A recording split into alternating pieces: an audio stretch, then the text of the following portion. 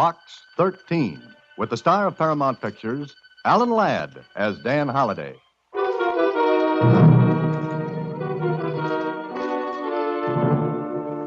My dear Mr. Holliday, I do not address you as Box 13 because, having seen your advertisement, I was intrigued and found out who you are. You write mystery stories. I am a professor of criminology at the university. I think I have something of enormous interest to both of us. The perfect crime. I am going to commit it. Won't you be my audience? If it pleases you, come to my rooms. If it pleases you, come to my rooms at the university. Sincerely, Dr. John Dobbs. At first, I wasn't sure whether the letter was on the level or not. Then, when I saw Dr. Dobbs, I was sure it was. And he did commit the perfect crime. Almost.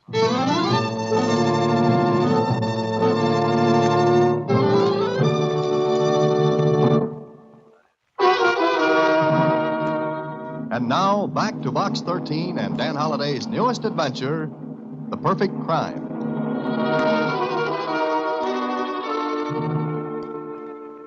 John Dobbs? Dr. John Dobbs. I never heard of him, Mr. Holliday. Well, here, read this. Who's Who in American Education. Uh-huh. Our Dr. Dobbs is quite a personage. Dobbs, John H., Professor of Criminology and Abnormal Psychology. Author of over 15 volumes on crime and the criminal. That's enough, Susie. And now Dr. Dobbs says he's going to commit the perfect crime. Is there such a thing? Susie, any unsolved crime is perfect. Oh, maybe he's just kidding. He's a professor. He wouldn't do anything like that. That's exactly what I'm going to find out. At least I'll have an interesting evening. Dr. Dobbs was waiting for me when I got to his rooms. He was a harmless, pleasant-looking man of about, 65. He smiled shyly as he greeted me. Hi, I'm so glad you came, Mr. Holliday. How long can you stay? All evening, my time is yours. Wonderful. Oh, you think I'm a little crazy, don't you? Well, aren't we all? Oh, I suppose so. But let's discuss the perfect crime. Now, what is a perfect crime? One that isn't solved. Yes, of course. But 9 times out of 10, the crime isn't planned. I'm speaking about a planned murder, perfectly executed and perfectly hidden. Dr. Dobbs, you're a great man in your field. Therefore, you should know that no one ever gets away with it. Oh, why not? Because there's always some clue, some minute trace that leads directly to the murder. Oh, true. But suppose there were no clues, none at all. But you're leaving out an important factor. And that is? The body. It's hard to get rid of a body. Dr. Crippen was trapped. Trapped because police found the body of his wife in the basement. Yes. But suppose a body could be destroyed altogether. Well, it's never been done. With today's scientific police laboratories, even the tiniest clue can be built up enough to convince a jury. Yes, that's very true. But suppose the body of the murdered person were never found. It always has been. Granted. But suppose it were not. There'd be absolutely no proof of murder. My point exactly. Now, just a minute. First, you have to find a victim. One who isn't even remotely connected with you. Then you have to kill him. Yes, go on.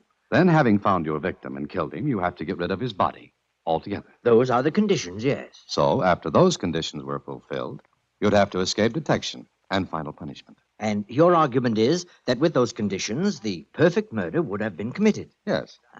Suppose I told you I can do it. You're asking me to believe the impossible. First, you're a famous man. It's hardly likely you'd risk everything you've worked for just to satisfy an insane whim. Go on. Secondly, I don't believe you're serious. But I am. Mr. Holliday, I'm a very sick man. My doctor gives me 3 months to live. Oh, I'm very sorry. It's no matter. Perhaps he's wrong. No, I know he's right. Then what does it have to do with what we're talking about? Perhaps nothing, except that I'm very tired. I've spent a lifetime with books and study and students. I'm a crusty old bachelor. I suppose now I want some excitement. Even my name is prosaic. John Dobbs. Dr. Dobbs, I still don't think you're serious. Maybe you're kidding me for some reason I haven't been able to see or even guess at.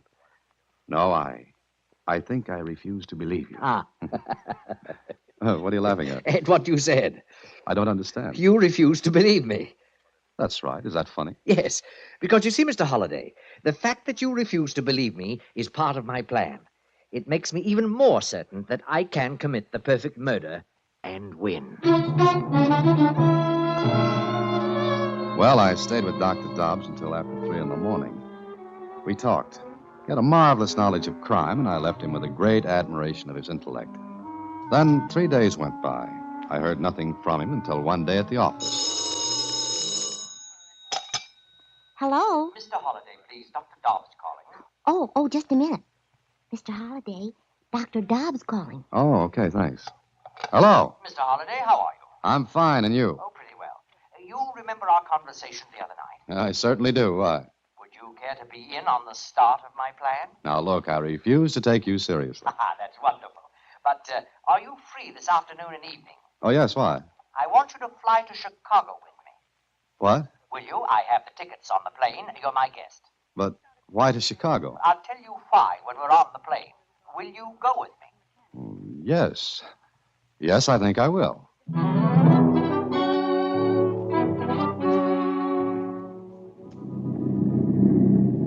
Do you like to fly, Mr. Holliday? Oh, I love it. Do you? Oh, yes. It gives me a great sense of exhilaration. I'm untouchable up here. Why are we going to Chicago, Dr. Dobbs? Here, read this newspaper account of a murder. Police are at loss for clues in the Caroline Standish murder case. All leads have come to dead ends, and why do you want me to read this, Doctor? Because I'm going to Chicago to confess to the crime. You're what? I'm going to confess that I killed Caroline Standish. I don't believe that. We'll be in Chicago in exactly 1 hour and 20 minutes. Half an hour after we step off this plane, you and I will be at police headquarters, and then you will see. But you couldn't have killed this woman. Oh, yes, I could have. She was killed the day before yesterday. That was Sunday. Sunday's a holiday. It's not too long a plane trip from our city to Chicago, and Caroline Standish is a complete stranger to me. And being a complete stranger, she satisfies the first condition of the victim, that he should not even remotely be connected with her. Exactly. Now settle back, Mr. Holliday. We'll be in Chicago very soon.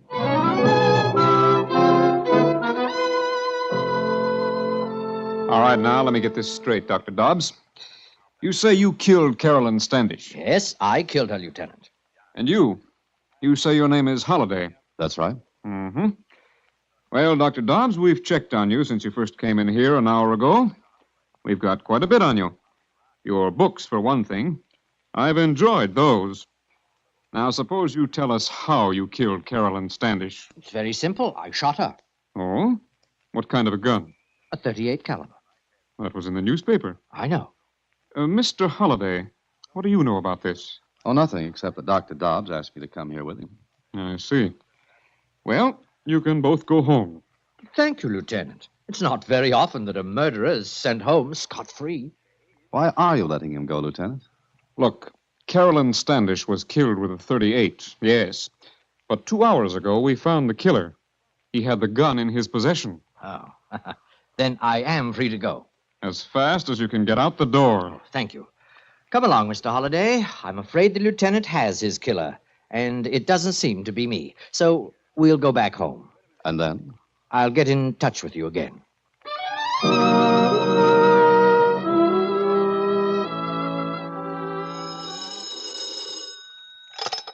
Hello. Mr. Holliday, this is Dr. Dobbs. Oh, you. You don't sound pleased to hear from me. Where are we going this time? So you guessed, eh? Guess. Guessed what? That I'm going to Philadelphia to confess to a murder there. You're going to do what? The same thing I did in Chicago. Will you come along? Oh, no, thank you. Very well, very well. But I suggest you keep reading the newspaper. You may see some very startling developments. Goodbye.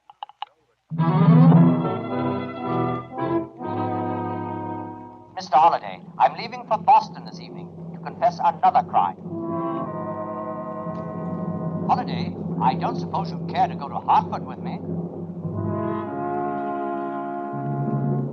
It's San Francisco this time, Mr. Holliday. I would like your company. Well, it went that way for 2 solid months. Dr. Dobbs confessed to every murder that hit the newspapers, and every confession was laughed at. His name gradually became as well known to the police departments of the country as those of the public enemies number 1 through 20. Then he came to see me at my apartment. Well, Mr. Holliday, what do you think now? Look, Mr. Dobbs, I don't know what you're doing, but please, why don't you cut it out? Oh, are you feeling sorry for me? Look, every one of these newspapers has your name in it. You've made a laughing stock of yourself. Oh, does that concern you? Yes, it does. I admire you. I've read your books, and I've talked with you. Why are you so intent on breaking up a brilliant career? Because I intend to go through with what we discussed that first night in my rooms. I don't know whether you're trying to make a fool of me or not, Dr. Dobbs. But I'd rather you didn't count me in on your little escapades. It's no fun committing a perfect crime without an audience. What? I need you, Dan. You're very intelligent. You could appreciate what I'm going to do. Look, Doctor, forget all this and go back to the university. Say you did it as an experiment. Oh, well, I've already been given a vacation from the university. What do you mean? The publicity was bad for the school. The president suggested that perhaps I'd been working too hard and needed a rest. Well, you brought it on yourself. Oh, yes, I know. Now, I want you to do me a favor. What do you want? There's a small city about 300 miles from here. Go there with me. So you can put in another phony confession? No. So I can point out my real victim to you. Say that again. I want to show you my victim, the man I am going to kill, the man whose body will never be found, and a crime to which I am going to confess, this time legitimately. I don't believe you. Please, now, go to the town with me. I'm now supposed to be a little cracked. Humor me? And if I do? Well, we'll have a little mental chess game, you and I. I'll give you the opening gambit, murder. From then on, it will be your job to checkmate me. Agreed? All right, Dr. Dobbs. I'll go with you. But this will be the last time. Understand? Yes, I understand. This will be the last time.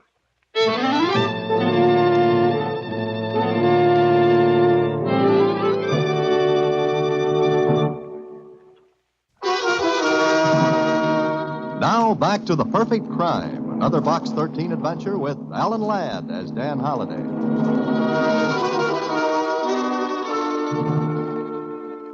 Well, I went with Dr. Dobbs to the small city, and he took me to a restaurant.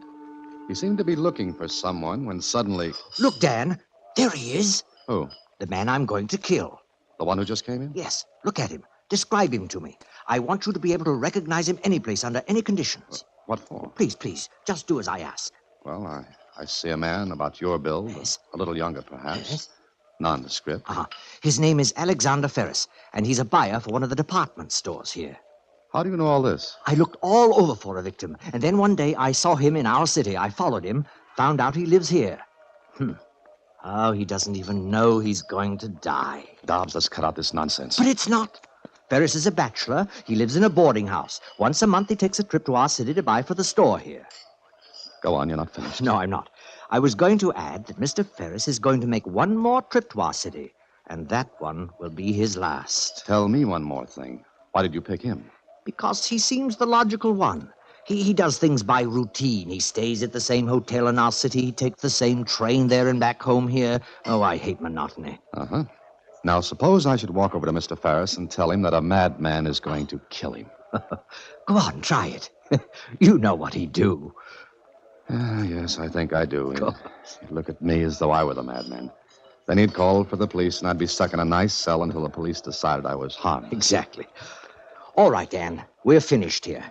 You've seen the victim. Now we'll go back home, and I'll let you know when the game begins.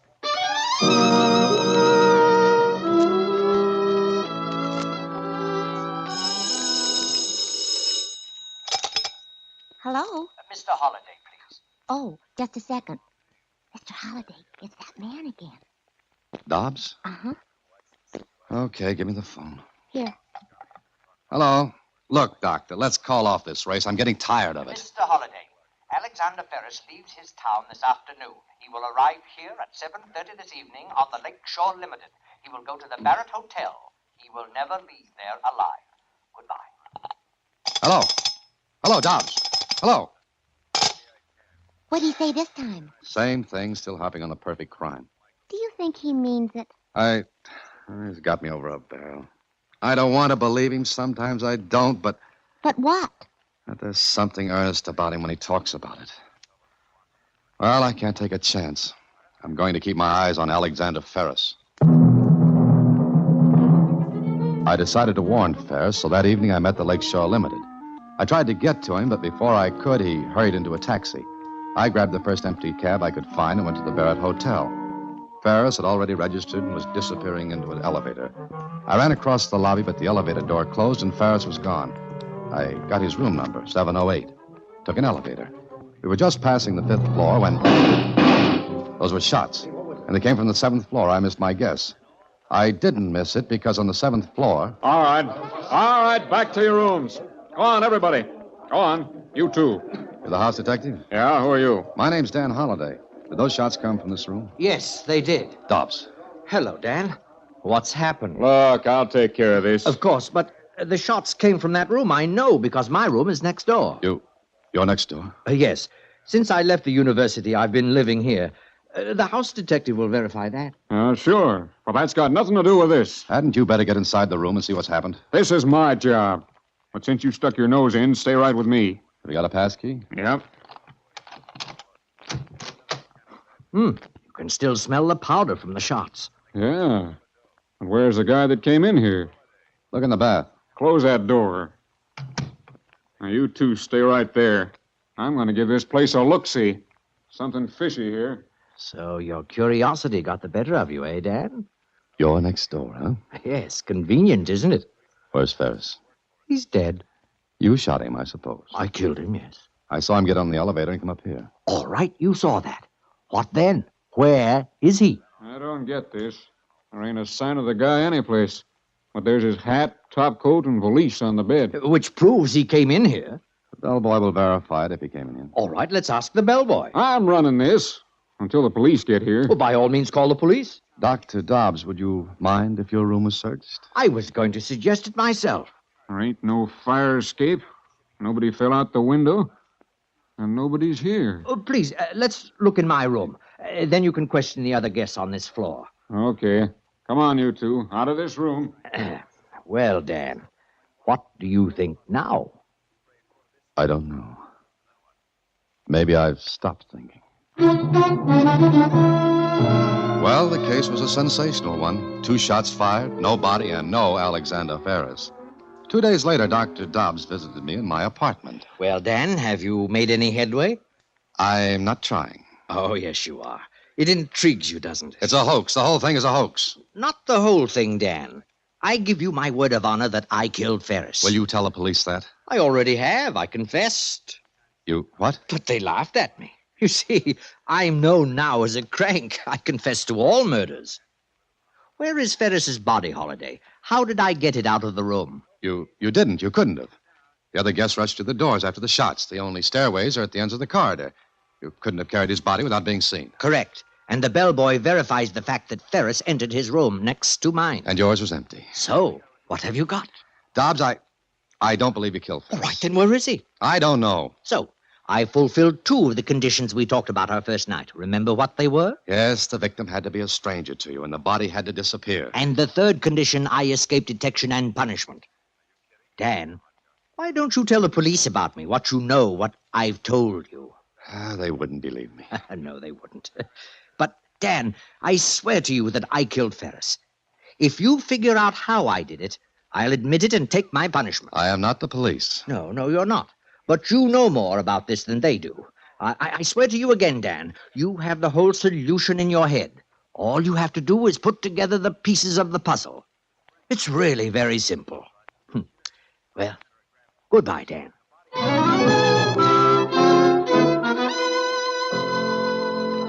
Mr. Holliday. Mr. Holliday. Oh, I'm sorry, Susie. I was daydreaming. About Dr. Dobbs? Dobbs. Gee, I think it's some kind of a joke.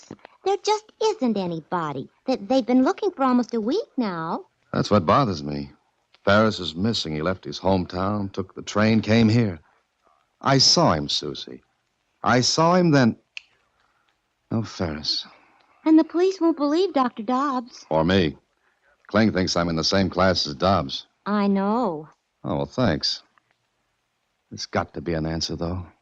No one, not even an admitted genius such as Dobbs, could kill a man and do away with his body. But there isn't a trace. Look, Dobbs had about 15 seconds to kill Ferris and then hide the body. Yes? What were you going to say? I'm Not sure. Dobbs said I had the whole solution in my head. Susie, ever see a magic act? Magic act? Oh, you mean a magician? Sleight of hand? That's right. Sleight of hand, illusions. Now you see it, now you don't. Watch the little lady disappear from under your very eyes. Keep your eye on the magician and miss how the trick is done. I don't know what you're talking about. I'm not sure I do, but I've got an idea. Susie, we're going to send a telegram. Where to? To Alexander Ferris's hometown, to the chief of police. But that's been done. You know that. Sure I do. But the other telegrams were about and concerning Ferris. Well, what's yours going to be? About a perfect stranger.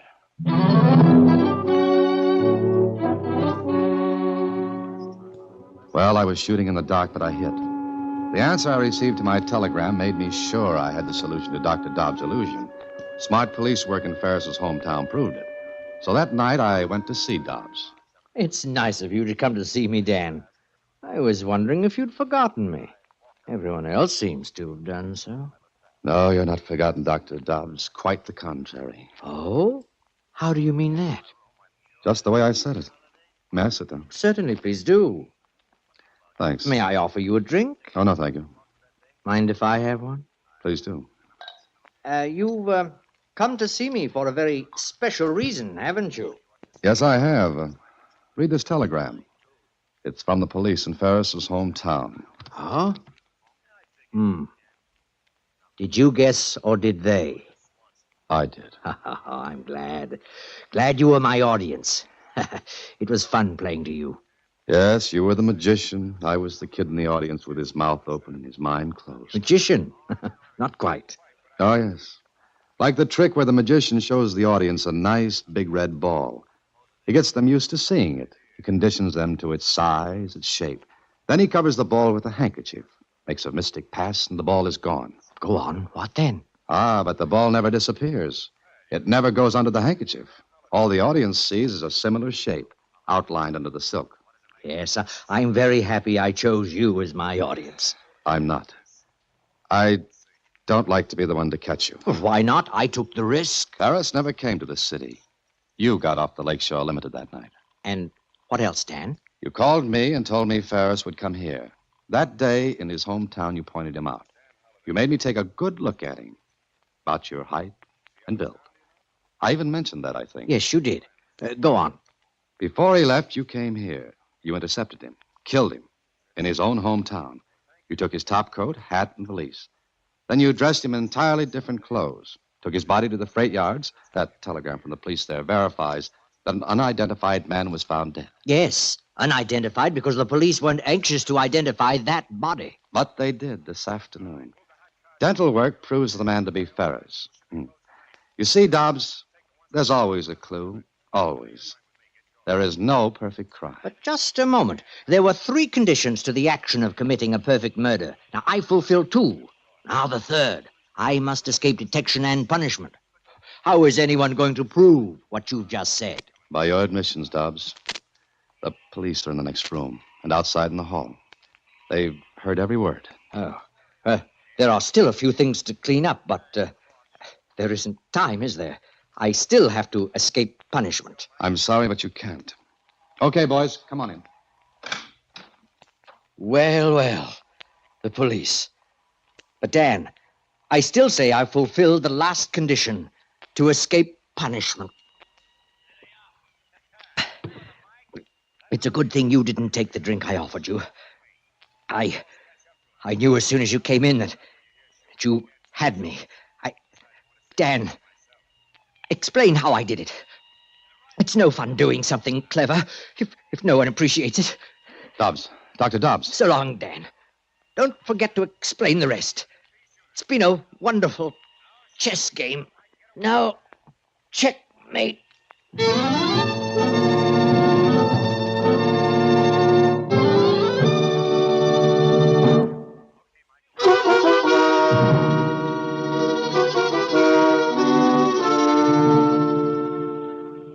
How did he kill Mr. Ferris in the hotel? I told you. He didn't, Susie. He killed Ferris in the man's own hometown. You see, I thought I'd followed Ferris to the hotel from the station, but I had followed Dobbs. And then? Very simple. Dobbs had reserved a room next to Ferris's. Then, disguised as Ferris, he went into the room Ferris had reserved. Dobbs took off the top coat, hat, put the valise on the bed, fired 2 shots, blanks, then slipped quickly into his own room. Do you see? Oh, sure. Leaving the other room empty. Right. So everyone was looking in the wrong place for Ferris. Everyone assumed he had really come to this city. Like the old trick with the ball, Susie. You think you see it, but you don't. So you look in the wrong place. Gee, he was really smart, wasn't he? Susie, just remember this. No matter how smart you are, there's always somebody who'll trip you up. Everyone makes mistakes. But Dr. Dobbs didn't. Oh, yes, he did. He made the same mistake I did. He looked in the wrong place. What do you mean? You see, I had to trap him into a confession. He assumed that dental work would identify Ferris's body. But the man found in the freight yards had perfect teeth and no dental work. Good night, Susie. Listen in again next week when, through the courtesy of Paramount Pictures, Alan Ladd stars as Dan Holliday in Box 13. Box 13 is directed by Richard Sandville, and this week's original story was written by Russell Hughes. Original music is composed and conducted by Rudy Schrager, and the part of Susie is played by Sylvia Picker. Vern Karstensen is in charge of production. Box 13 is a Mayfair production from Hollywood. Watch for Alan Ladd in his latest Paramount picture.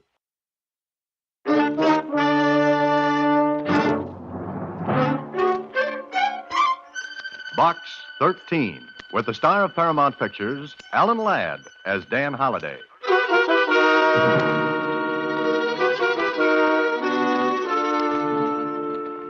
Box 13, care of the Star Times. Dear Box 13, please come as quick as you can because I think there's something wrong. Nobody will listen to me because they think I don't know what I'm talking about. But I know there's something wrong and I think it's bad. My name is Marty Kennedy and I live at 203 Webster Street in Collingwood. Come to the address and walk past whistling Yankee Doodle.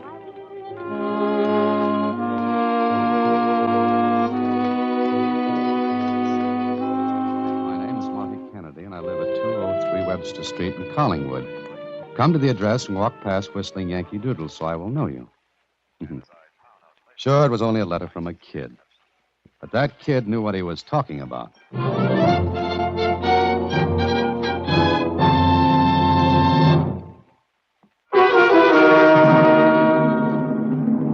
And now, back to Box 13 and Dan Holliday's newest adventure, Archimedes and the Romans.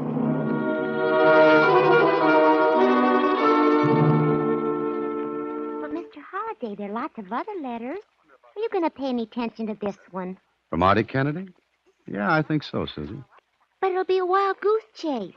You'll go all the way to Collingwood, then find out there's nothing wrong. Which might be a welcome change for me. Yes, I think I'll go, Susie. After all, there might be something in this. But, Mr. Holliday, look at the handwriting. It belongs to a kid. So? So, it'll be a wild goose chase. Okay. Charge it off as a little vacation. Besides, sometimes kids have problems, Susie. Big ones. So maybe I ought to give Marty Kennedy a hand. So long, Susie.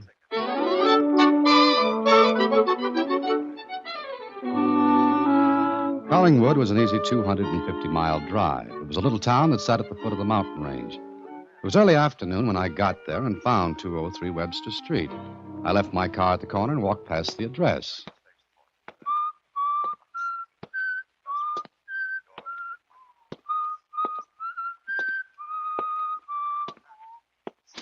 Box 13? Mm-hmm. Marty Kennedy? Yeah. Look, keep going down the street and I'll meet you around the corner. Don't let on like we know each other, huh? Gotcha, Marty. See you around the corner. The tow-headed kid made it look like good old cloak and dagger stuff. He trailed me to the corner of the street, and once we were out of sight of his home... This is okay. Nobody can see us now. Okay, Marty. What's on your mind? You got some got something that'll show me who you are? I think I can arrange that. Here's your letter to me. Okay. You, private eye? No, I'm not a private detective. You a policeman, then? No, I'm afraid not. I'm a writer. Oh. Doesn't that sound romantic enough to you? Romantic? I mean, isn't it mysterious enough? Yeah, I guess so. But we gotta go someplace where we can talk. We don't want to be overheard. Oh, certainly not. Where do you suggest we go? Well, I guess the rest of the kids ain't in the clubhouse. We can go there. Clubhouse? What kind? Just a shack we built. Can you climb a tree? Do I have to? Well, the shack's in a tree, but nobody'll hear us there. Okay, Marty, lead the way, and I'll go climb a tree.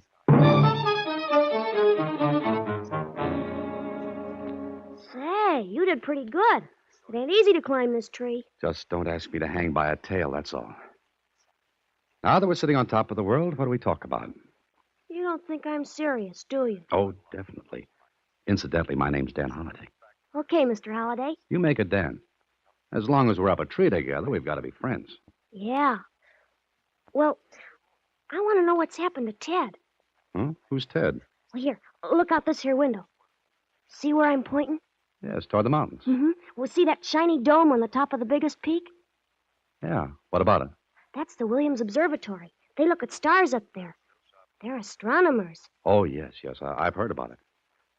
Well, what of it? Ted's the assistant up there. He helps Professor Irving. All right, and then what? Every week, Ted comes down for groceries and things. And when he does, he gives me a lesson.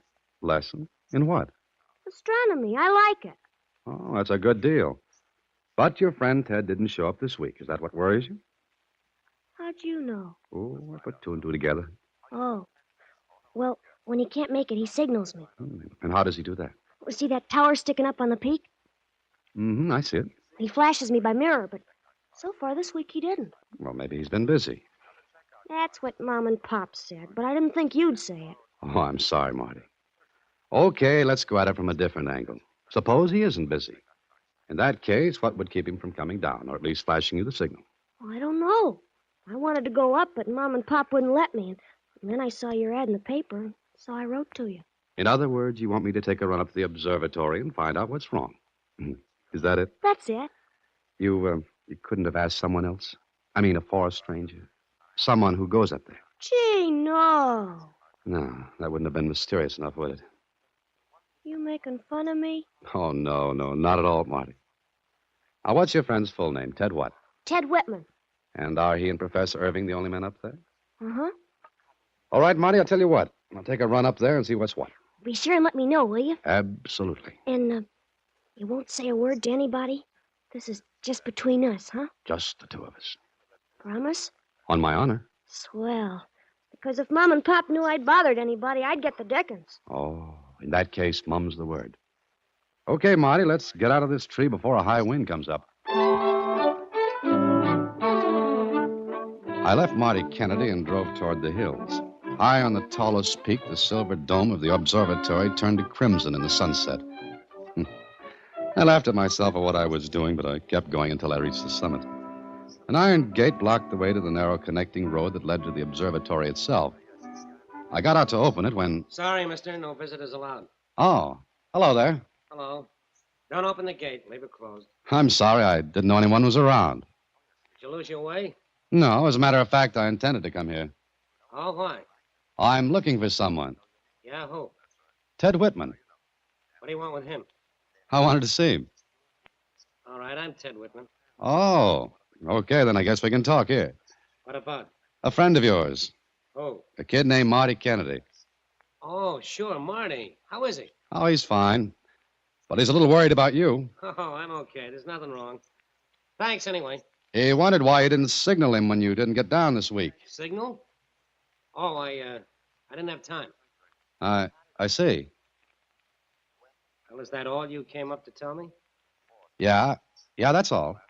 Okay. It's pretty dark on the road at night. If you don't know the turns, you can get into trouble. So if you leave now, you can make it back down in time. Oh, thanks. Any message for Marty? Tell him I'll see him next week. All right. Well, is there anything else, mister? No, I guess that's all.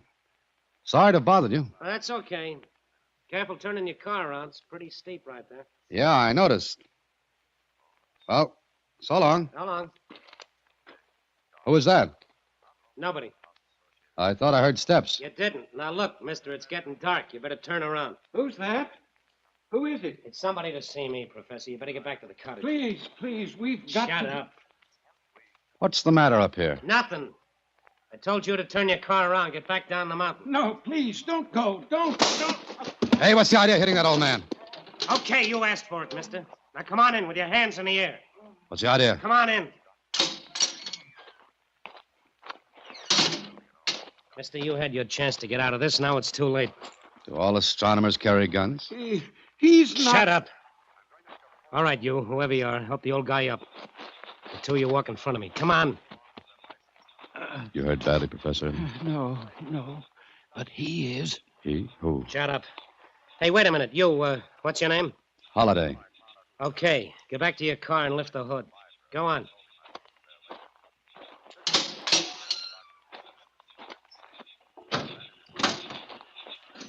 Take out the distributor cap.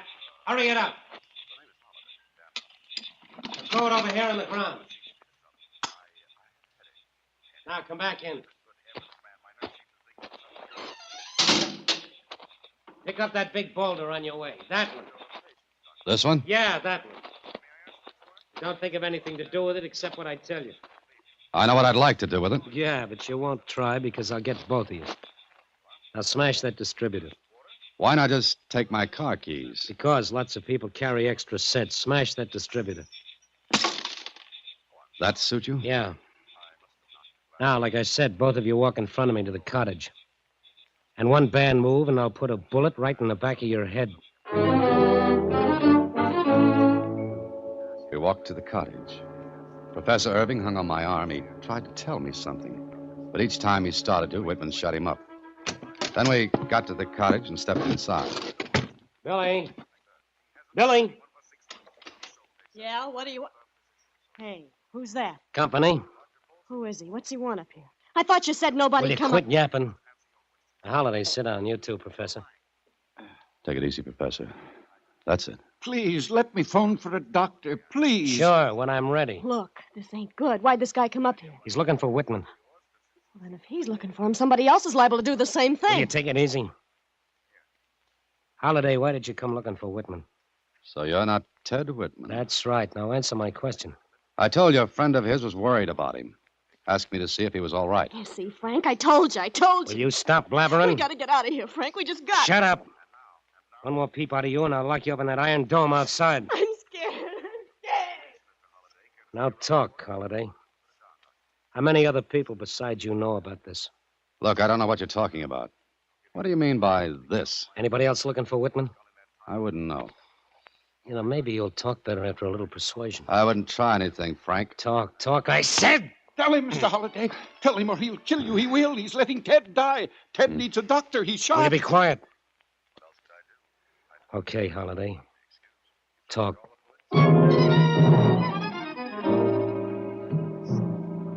I had to talk. I told Frank about the letter from Marty Kennedy. He knew I was telling the truth, and he seemed satisfied. But I still didn't know what the game was, or who Frank was, or what he was doing there. Then, later that evening... Billy, What? turn on the radio. It's just time for the news. Boy, you know what it's gonna say. Turn it on. I don't like it up here. For the last time, will you please get a doctor for Ted? He'll die. I did the best I could, but he needs a doctor. Too bad, isn't it? Let me see. Maybe I can do something for him. You can't let a man die in cold blood. Quiet. News tonight. The daring single-handed jewelry store robbery holds the spotlight. The clerk who resisted the robber died this morning. The car in which the killer escaped was found abandoned about 5 miles north of Collingwood, and... And now you know, don't you, Holiday? Yeah. Now I know. It's funny, huh? Yeah, it is. How do you think you're going to get away from here? In Billy's car. She met me after the job I pulled. My car's abandoned. I stay up here where no one will think of looking for me. And after the roads are cleared? After the police think you've left the state, what then? What I said, I get away. Clean. Mm-hmm. And what about us? What do you think? Want me to tell you? Well, go ahead. You'll have to kill us, too, won't you? You've already got one murder on your slate. A couple of more won't make any difference. Not as long as you can save your own dirty hide. You talk big and brave, but it doesn't worry me. Now I'll tell you something, Holiday. Yeah, what else? You hit the nail right on the head. I gotta kill you and the professor because I don't want anybody left to tip the cops when I leave here. And Holiday, just as soon as the radio tells us the roads are clear, that's when you get it.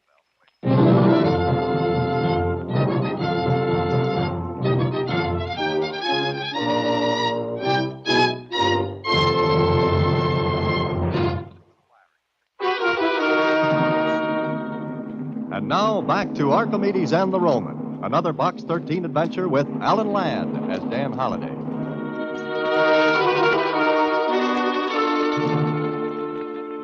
Frank meant what he said. He'd kill us when he felt it was safe for him to leave. He watched Professor Irving and me every minute. Finally, I talked him into letting me take a look at Ted Whitman. Professor Irving was with me. Is he going to die? He's in bad shape. The wound needs cleaning and redressing. More than anything else, he needs a hospital and a doctor's care. Is there anything we can do? Listen, Marty Kennedy. You know him? Yes. He told me Ted signaled him from the observatory here. How was it done? With a mirror, Morse code. Look, Marty will be watching for a signal. But you can't get up there to signal. That beast won't let you. Yes, I know, so I won't even try to do it. But it's the only way. No one ever comes up here. No visitors? No, this is just an observation station. Our work is routine, photographic spectroanalysis. Nothing to interest the casual visitor. Doesn't anyone in town think of anything when you don't get in? No. We often lose contact for several weeks at a time. But how about supplies? We got them last week. They'll think nothing of it if we don't show up for another 5 or 6 days. That's great, just great. But you said you weren't going to make an attempt to signal. That's right. If Marty doesn't hear from me, maybe he'll talk. Maybe someone will be interested enough to come up here.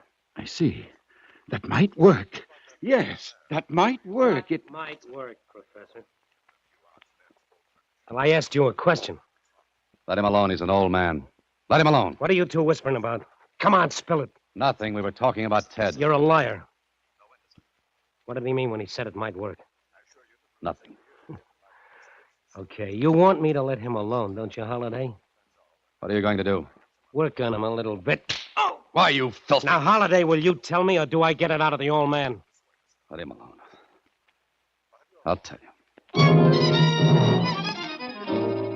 Once again, I had to tell the truth. Frank would have recognized the lie. He was a trapped rat, and his instinct made him sharp. The next morning, he made me go to the sun tower and signal. And what I was to say, he'd written down. And he had a book of Morse code handy. I didn't have a chance to trick him. Lidayhere. Have been busy. Holiday here. Good. Now we'll see if the kid answers. Look, why don't you give the professor a break? Tie him up, do anything, but don't kill him. I take no chances with anybody. Well, take me with you, but give the old man a break. You both get it. I take no chances. I'm looking the electric chair right in his face, and I don't like it. Hey, look, the kid's flashing back. Take it down when I give it to you. Dot, dot, dot, dot. Dot. Dot, dash, dot, dot. Dot, dash, dot, dot. Dash, dash, dash. Dash. Dash, dot, dash, dash. That's a Y, and that's the last letter. Okay, let's see what we got. Hello, Ted and Mr. Holliday. This is Marty.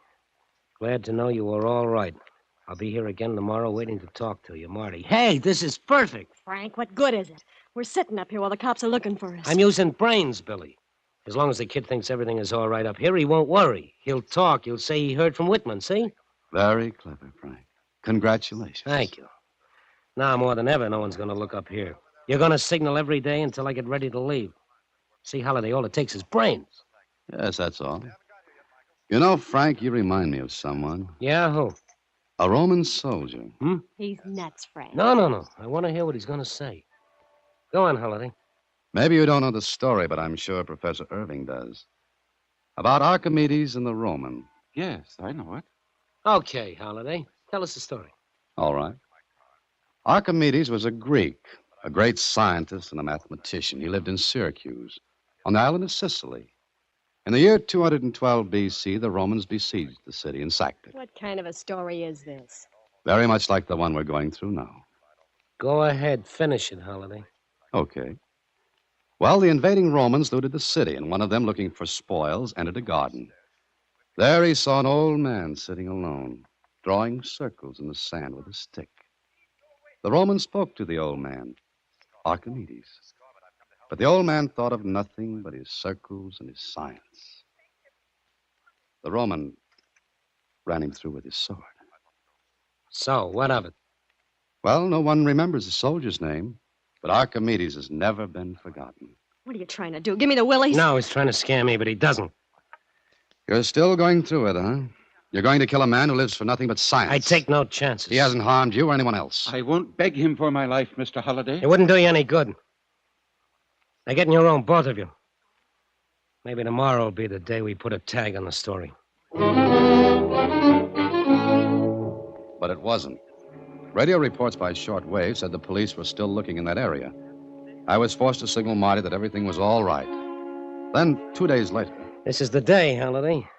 It's too bad the old guy's name isn't Archimedes. You still don't want to give him a break, huh? Stop yapping about it. Ted's worse.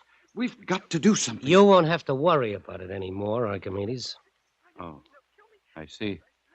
I'm sorry, Professor Irving. Maybe if I hadn't have come up here, you wouldn't It have... would have been the same, Halliday. Billy? Billy? Yeah? What's the matter? Get the things packed. We're pulling out tonight. Honest? Yeah, honest. But, is it all right? I mean, the cops, they're off the trail? Yeah, I picked their calls up on the shortwave. Everything is just ducky, baby. Brother, I'll be glad to get out of this place. Maybe it's doing these guys a favor. What'd they have up here, anyway? A whole life. A whole life deep in the immensity of space. Dan, I'm sorry you have to be in on this. Me, I'm an old man, so... It's all right, Professor. Here we are. 4 little people in the limitless well of the universe. 4 tiny lives. It does seem odd, doesn't it? All the billions upon billions of miles out there, and we're just a speck. For crying out loud, that talk gives me the creeps. Frank, make him shut up. Yeah, shut up. Oh, scared a little, Frank? Tonight, when you leave here, look up into the sky. Just remember how tiny you really are. Swallowed up in the immense stretches that are so huge that 1 billion miles is only a speck. The Roman soldier, huh? Yeah, that's right. What about Ted Whitman? He'll die anyway. You shouldn't have gotten in my way when I first came up here. Just push anybody out of the way, kill him if you have to. I take no chances. I use my head. Oh, stop arguing with him, Frank. I'm getting nervous. We ought to get out of here right now. We'll get out tonight when it's dark. Okay, Halliday, let's go to the tower and signal that kid. Why should I? You're going to kill us anyway. Why should I give you a break? If I don't signal, Marty will get suspicious. You'll signal. Can you make... Yeah, I can. Go ahead, beat me, then I'll be in great shape to signal. Look, either you do it or old Archimedes here takes it for you. Do it, Dan.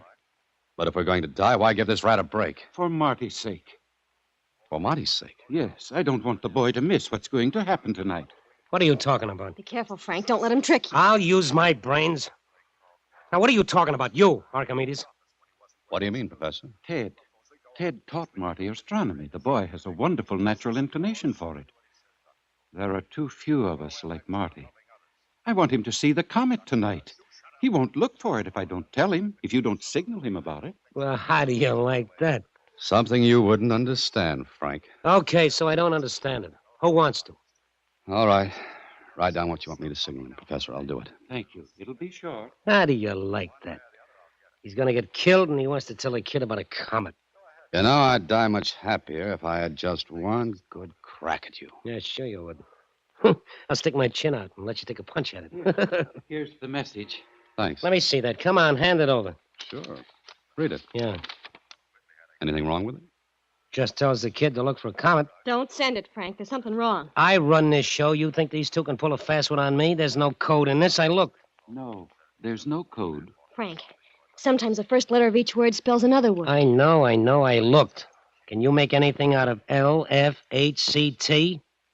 No, I guess not. Okay. Come on, Halliday. Let's go. I signaled Marty. He answered. I prayed that the kid would understand. Then we went back to the cottage. The afternoon passed, and it was early evening, and in the cottage. It's about time we went, ain't it, Frank? No, not quite. The sun's not all the way down yet. But the longer we stay, the worse it's going to be. Will you stop yapping? We've been here all day. Nothing's happened. That's right. Nothing's happened. I wonder if Marty's looking for the comet. I guess he is. I bet there ain't no comet. But you're wrong. There are over 900 comets recorded, and 5 or 10 more are discovered every year. Save it, Archimedes. You're not teaching a class now. And you, Billy, take it easy. It's been over 7 hours since we flashed the message. All the same, we better go. Yeah, the sun's down now. It'll be dark enough. Okay, Halliday, Archimedes, on your feet. For the last time, take me along with you. Tie the professor up, but don't kill I him. take no chances. On your feet, both of you. Don't you try that again, or you'll go out the hard way, little by little. Now move. Get in the next room and face the wall. Right in the back, huh? Sure, unless you want to see what you're getting. Okay. Hey, what's that? Sounded like a car. Douse the light fast. Something unforeseen, Frank? Frank, who is it? Don't worry. Can't be anybody that knows anything, even if it is. Frank. I can see by moonlight. They're rangers. They've got guns. And they can use them. There's a kid with them. Marty Kennedy. That kid. Okay, he asked for it. I take no chances. Don't shoot that kid. Shut up.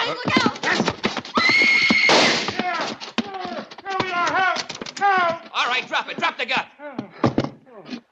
Well, Frank, this time Archimedes wins. You dirty...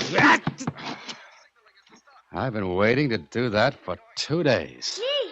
Gee, Mr. Holliday, Professor, where's Ted? He'll be all right, Marty. As soon as we can get him to a doctor.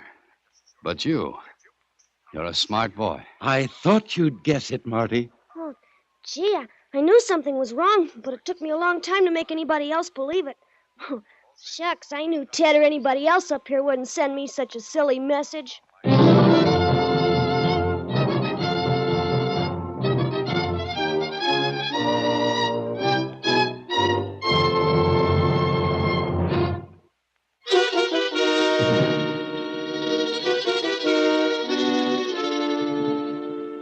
And is Ted Whitman going to be all right, Mr. Holliday? Sure, he'll be all right. But what was the message that made Marty think something was wrong? To watch for a comet that night? Well, if there are over 900 comets and 5 or 10 new ones discovered every year, what was silly about it? This was a particular comet, Susie. A very particular one. Well, gee, tell me, what was it? Remember the first letters of each word? L, F, H, C, T? Yeah? Look for Halley's Comet tonight. Well? Halley's Comet has a big orbit. It takes 75 years for it to get around. And it isn't due until 1985. Good night, Susie. Listen in again next week when, through the courtesy of Paramount Pictures, Alan Ladd stars as Dan Holliday in Box 13. Box 13 is directed by Richard Sandville, with this week's original story by Russell Hughes. Original music is composed and conducted by Rudy Schrager, and the part of Susie is played by Sylvia Picker. Vern Karstensen is in charge of production. This is a Mayfair production from Hollywood.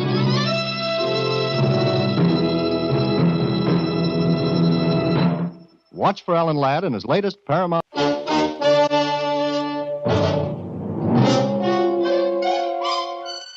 Box 13, with the star of Paramount Pictures, Alan Ladd as Dan Holliday.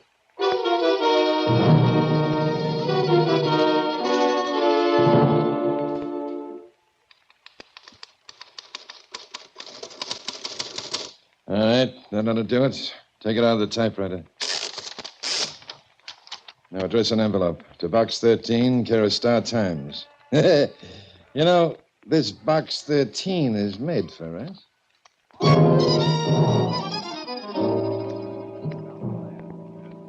The letter was typewritten. There was no signature, and it read, "Enclosed is an invitation to the Garden Charity Bazaar at the Arthur Mannering Estate this coming Thursday. Use it, and maybe you'll get adventure. Anyway, take a chance. And wear a red carnation in your lapel." That was all. 4 lines. But, brother, what was in between the lines that I couldn't read then?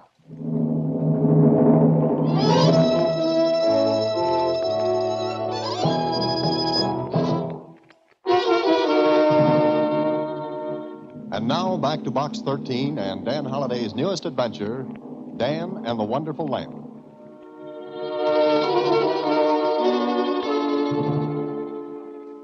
What kind of adventure could you find at a charity bazaar, Mr. Holliday? That, Susie, is why the letter interests me. Sounds dull. Some of the dullest letters I get through Box 13 have led to some of the biggest headaches. But fun. It was probably written by some huckster. A what? Huckster. Uh-huh. That's what I thought you said. I did. I know you did. Was it wrong? Could it be right? A huckster is a person who plays jokes. Oh, could you have meant hoaxer? You know what I meant. Takes a little while, but I get there. And I think I'll go to the charity bazaar.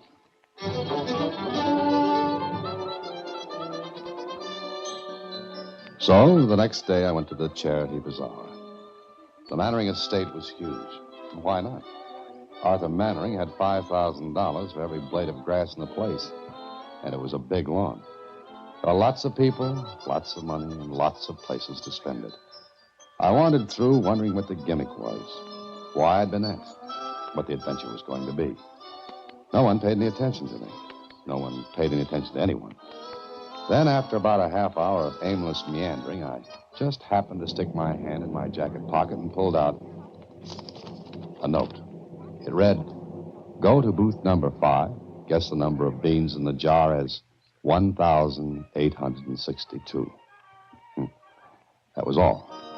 Somebody had put that note in my pocket. Easy to do in that crowd. Well, the adventure that looked as though it wouldn't amount to anything was amounting to a jar of beans. Hello there. Oh, hello. This is booth number 5, isn't it? That's right. Do you want to make a guess? Yes, I think so. It's $5 a guess. Make as many as you want. $5 a guess?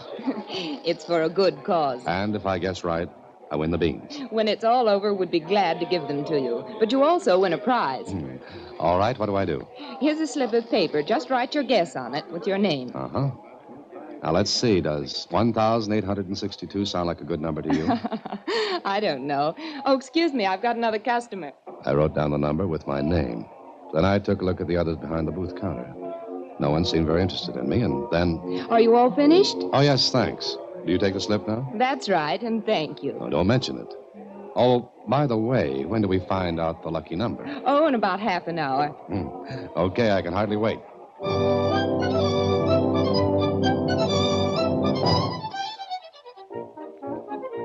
I waited another half hour, and during that time I paid $27.50 for a nickel fan, a nickel ice cream cone, and a 3-cent brass ring I won at the fish pond. Then...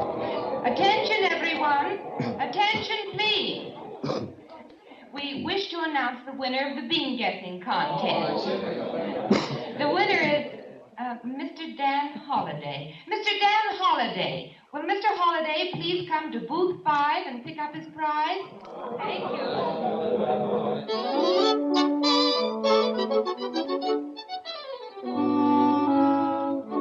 Well, I went and picked up my prize.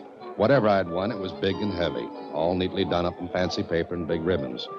So I'd come to a charity bazaar to win a prize for guessing the number of beans in a jar.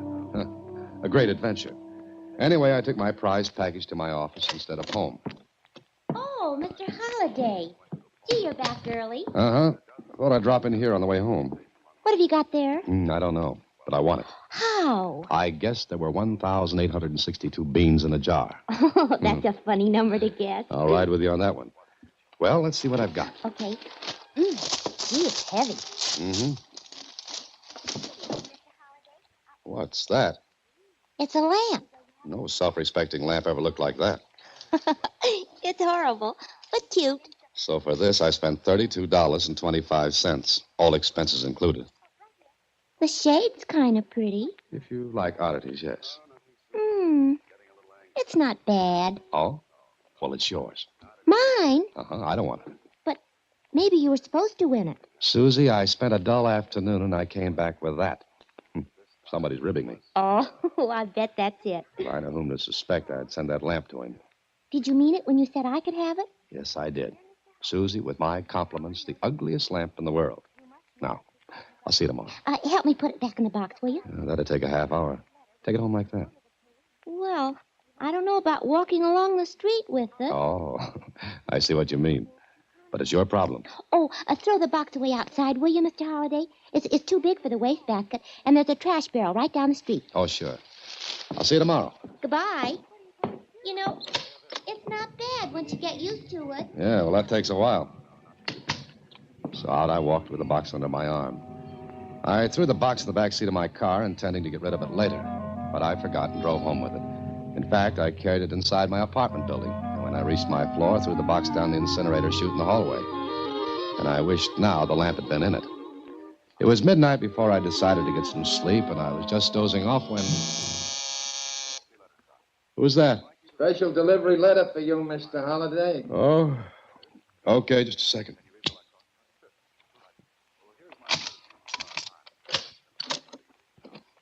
Hey, sorry to get you up, Mr. Holliday. Oh, that's all right. Here's your letter. Sign here, please. Yeah, sure. Oh, sorry, I dropped the pencil. Here it is. I'll get it. Roll inside. Go back to sleep. Mr. Holliday.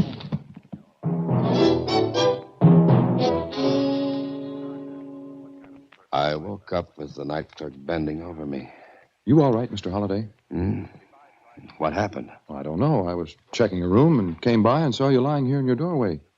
You're sure you're all right? Do you want a doctor, sir? No, thanks. Here, I'll help you up. Dizzy? I've been steadier on my feet before. Hey, somebody went through your apartment. From the looks of it, with a steam shovel. Burglars. Yeah. I'm going to call the police. No, wait a minute. Close the door. But the police, Mr. Holliday. Well, let's see if anything's missing. Yes, sir. Well, there's your money. And your watch over on the night table next to the bed. And that's all that's worth stealing in here. Well, that's funny. Is it? Sure. You sure there's nothing missing, Mr. Holliday? No, not a thing. Well, gee, Look, it's all right. You better get back downstairs. I'll call the police later. Sure. Well, maybe you'll find something missing after a while. Maybe. Thanks. I'll see you later.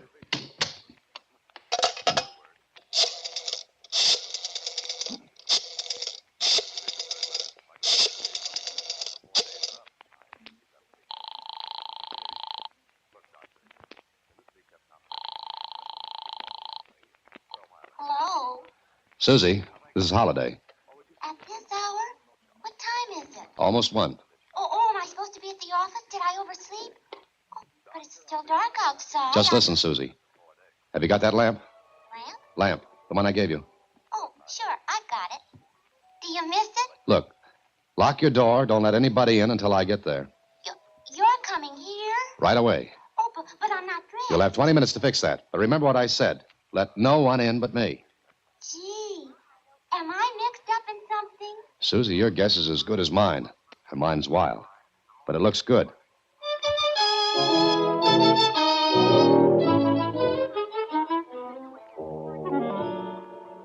Mr. Holliday? Did anyone see you take it out of the office? No, I don't think so. Then they thought I had it because I carried the empty box home. What's all the fuss about that lamp? I don't know. I wonder. What do you wonder? Have you got a screwdriver? Screwdriver? A screwdriver or a knife. Anything we can use to take that lamp apart. Oh, sure. Take it apart? Uh-huh. I think I've got a screwdriver someplace. I remember using one to fix my wristwatch. Oh, good. Let's have it. Is this one? That's good enough. Now, let's turn off the lamp and disconnect it. Gee, I don't understand all this, but it's fun. There's a knot on my head that says you're wrong.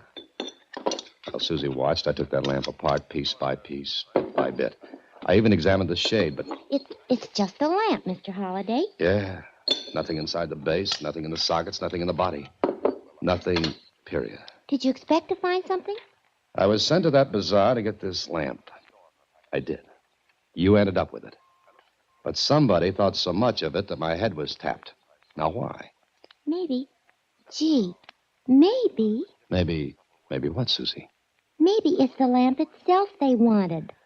Susie, maybe you've got something there. But why? What's there about this lamp? I don't know. Look, the Mandarings are wealthy. Now, it stands to reason they've got a lot of valuable objects in their home. And the lamp could be worth a lot of money. We'll find out tomorrow. You're gonna leave it here? I have to, Susie. Meanwhile, don't let anyone in. Tomorrow, we'll see what's so wonderful about this lamp.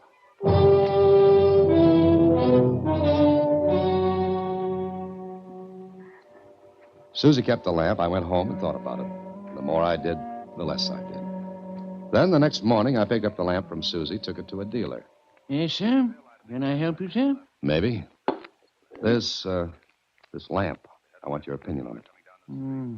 Why? What's it worth? How much would you give for it? Well, if I were in a good humor, $2. 2? 2 1/4. But I'd have to be hysterical. You're sure? Positive. How much did you pay for it? Nothing. That's fair enough. Please, take another look at it. Must I? As a favor. Oh, all right. Well, I'd say it was the product of a factory that turns out about $2 million a year. It's nothing but plaster Paris and cheap common glaze. And the brass base and standard bring about 50 cents. Wiring's fairly good. And Well, that's enough. You've convinced me. I hope you didn't think it was an antique, sir. No, just a lamp. Exactly. Do you want to sell it? No, thank you. Thanks for your trouble. Well, no trouble at all. Come in again, sir. Without the lamp. I was about to leave the store when I saw someone across the street. And if my eyes were good, and they are, it was the fake who got me up at midnight only to put me back to sleep. He had followed me, and he was watching the store. He couldn't see me, so I turned back to the dealer. Yes, sir. Something else, sir? Do you want to buy this lamp? Why? I want to get rid of it. That's an admirable ambition, but why to me? It's yours at any price you want to pay. When I said $2, that was a guess, you know. In fact, I don't want the lamp. Oh, would you take it if I gave it to you? I beg your pardon? The lamp is yours. I don't want it. Well, this is very peculiar. Look, you pay me what you want, but take the lamp, huh? $1.50. Sold. I don't know why I do these things. Neither do I. Well, there's your money. Thanks. And good luck. With that lamp, I'll need it. I can use the wire and the sockets, though. I left the store. I paid no attention to the man who loitered across the street. I walked to my car, got in, and drove up the street and around the corner. Then I got out. I peeked around the corner and saw my man go into the shop. A minute later, he came out with the lamp, got in his car, and drove away. I hurried back to the shop. Good morning, sir. Oh, you again. The lamp. Yeah, what about it? You sold it. Yes. Don't tell me you want it back. Did you know the man who bought it? Mister, anyone who buys a lamp like that, I don't ask questions. It's his. For how much? $10. Oh, that was a quick profit. Oh, I didn't set the price. He came in, looked around, saw the lamp, said $10 for it. I recovered my sanity and sold it to him. And no questions asked? None. Why? Mister, you don't know it. But there are a million questions that could be asked, and I don't know one answer. Yet.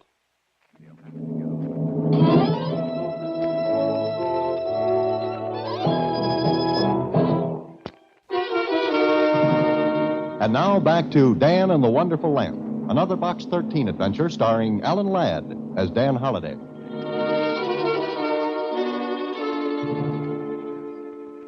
So there it was. A lamp worth $2, a hit over the head, and a big, big puzzle. That same afternoon, I bought all the papers, took them to the office, and looked through them to see if there was a report of anything stolen from the Mannering place. Nothing.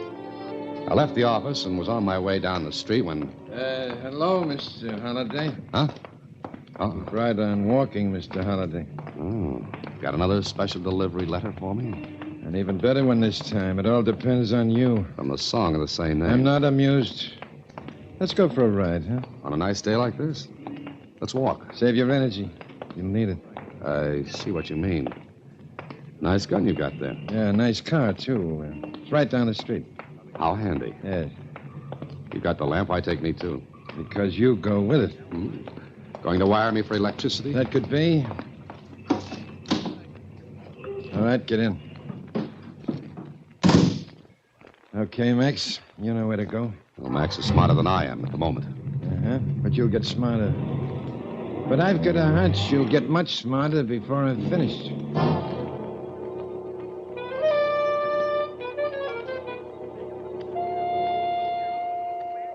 All right, Mr. Holliday, sit down. Oh, thanks. Nice room.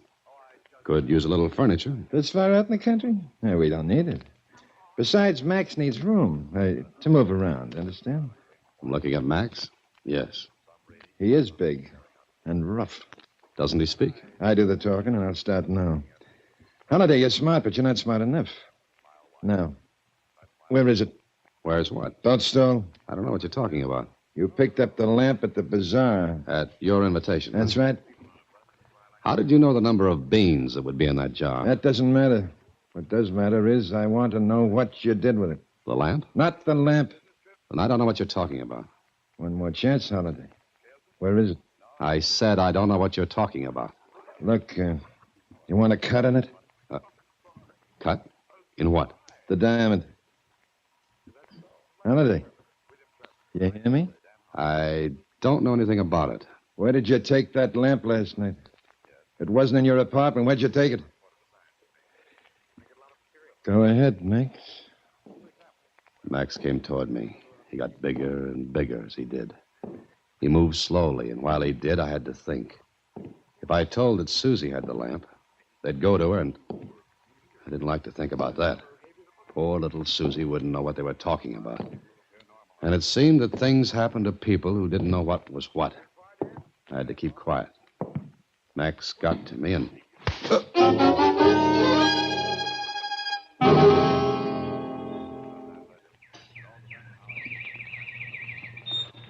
Well, how you feeling? Oh. Better? Had an accident, huh? Where am I? I guess that's what everyone says in a case like this. Found you lying in the road here, mister. Had a pretty bad accident from the look of you. I don't like to think about that. Can you get me back to the city? The hospital'd be better. Never mind, I can still breathe, I think. I want to get back into the city. Guess I can take you. Good, I want to go to the Arthur Mannering estate, and quick.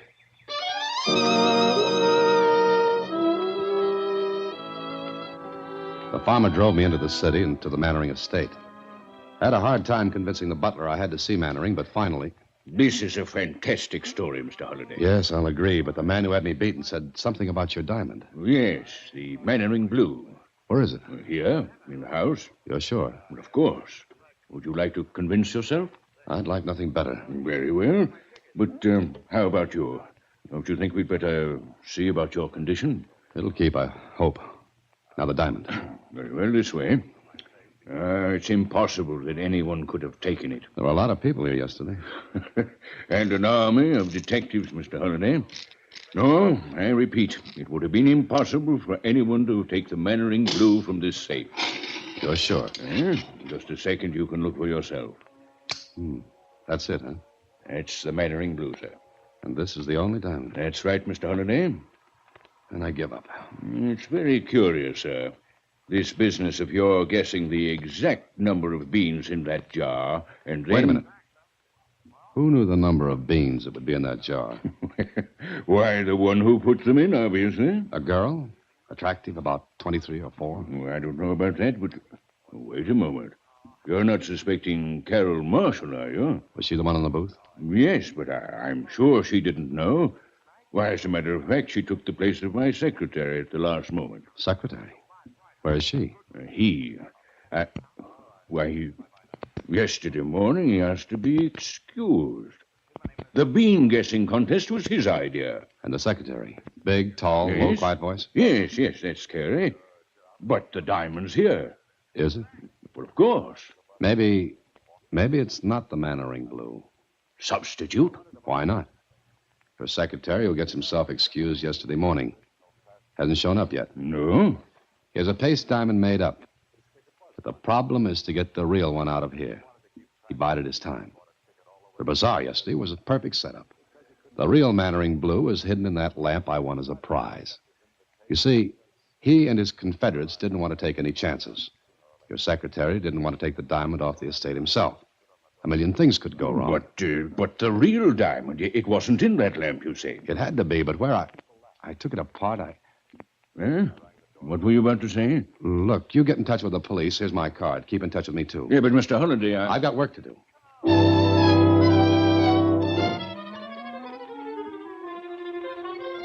Susie, think hard. You brought the lamp home here. Yes. What did you do then? I put it on the table where you saw it. Did anything fall out of it? No, Mr. Holliday. Think, Susie. Think. The diamond had to be in that lamp. You took it apart, Mr. Holliday. There wasn't anything in it. But there had to be. Or I wouldn't have taken the beating I did. Now think, Susie. Think. Gee, I am. I brought it home, put it on the table, connected it, and turned it on. And that's all. Sure. I remember because one of the bulbs wouldn't burn. One of the bulbs? Yes. I changed it because it was burned out. What did you do with the bulb? Threw it away. Why? Susie, 10-1, the diamond was in that bulb. But how could anyone get a diamond in a bulb? Don't you see? Take off the screw base. Take out the filament. Cement a diamond inside. Susie, where did you throw that bulb? Oh, in the wastebasket. Right there. But it's empty. Sure. The cleaning woman always empties it in the morning. Where does she empty it?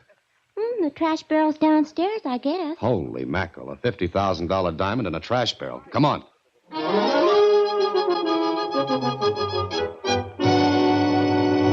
You say you emptied the stuff in the barrels? That's right. All the stuff I empty in them barrels. And then what happens? Well, the stuff's taken away. They come and got it this morning.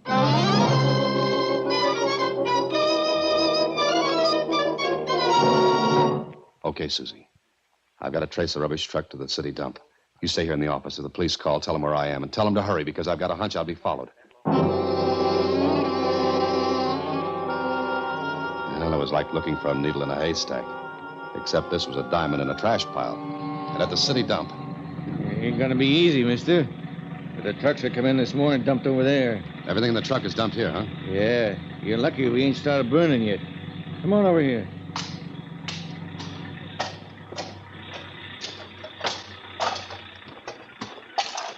This where you figure it might be? It's gotta be. Morning truck's here, afternoon truck's over the other side. I'm looking for a light globe. A bulb. Will you help me? Sure. What are you looking for the bulb for? Well, you won't believe this, but it's worth $50,000. Are you... 50? What are we waiting for?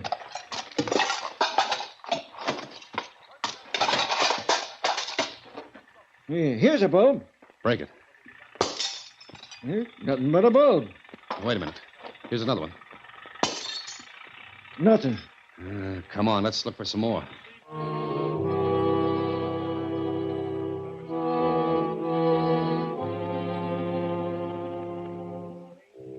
We plowed through everything in that pile of rubbish. Knee-deep in trash, we dug and dug. Until a half hour and 100 light bulbs later. Hey, look. Here's another one. Let me have it. Thanks. Holy mackerel, look at that. Yeah, I see what you mean. Now, let's get out of here. Hold it, Holiday! Come on, fast.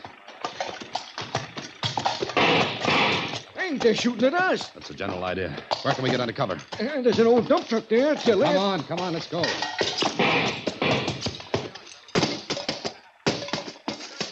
Duck down here. The metal sides of the truck will protect us. Phew. Hey, mister, I thought this was a quiet job when I took Holiday, come out of there! No dice. The police will be here in a minute. And you've got less time to live than you thought! He's coming this way. Hey, you got a gun? No, I never touch a thing. Keep down. Holiday, one more chance. Throw that diamond out. Them's police sirens. Throw it out, Holiday! We're going to hold out as long as you can. Longer.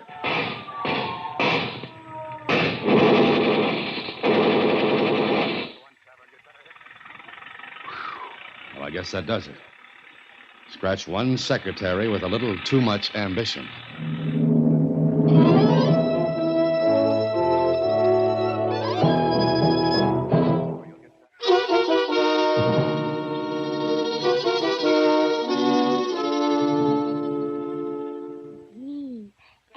Mixed up in it, too, wasn't I, Mr. Holliday?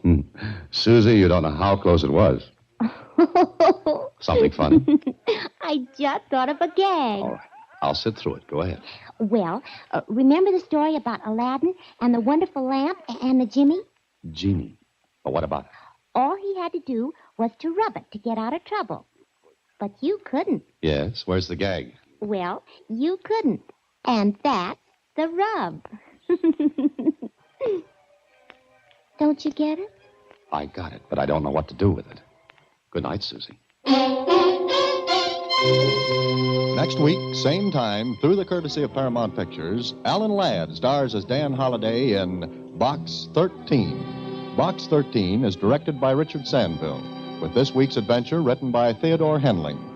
Original music is composed and conducted by Rudy Schrager. The part of Susie is played by Sylvia Picker, and production is supervised by Vern Karstensen. Box 13 is a Mayfair production from Hollywood.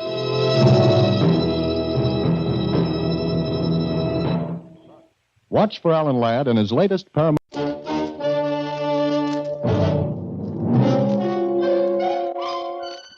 Box 13, with the star of Paramount Pictures, Alan Ladd as Dan Holliday.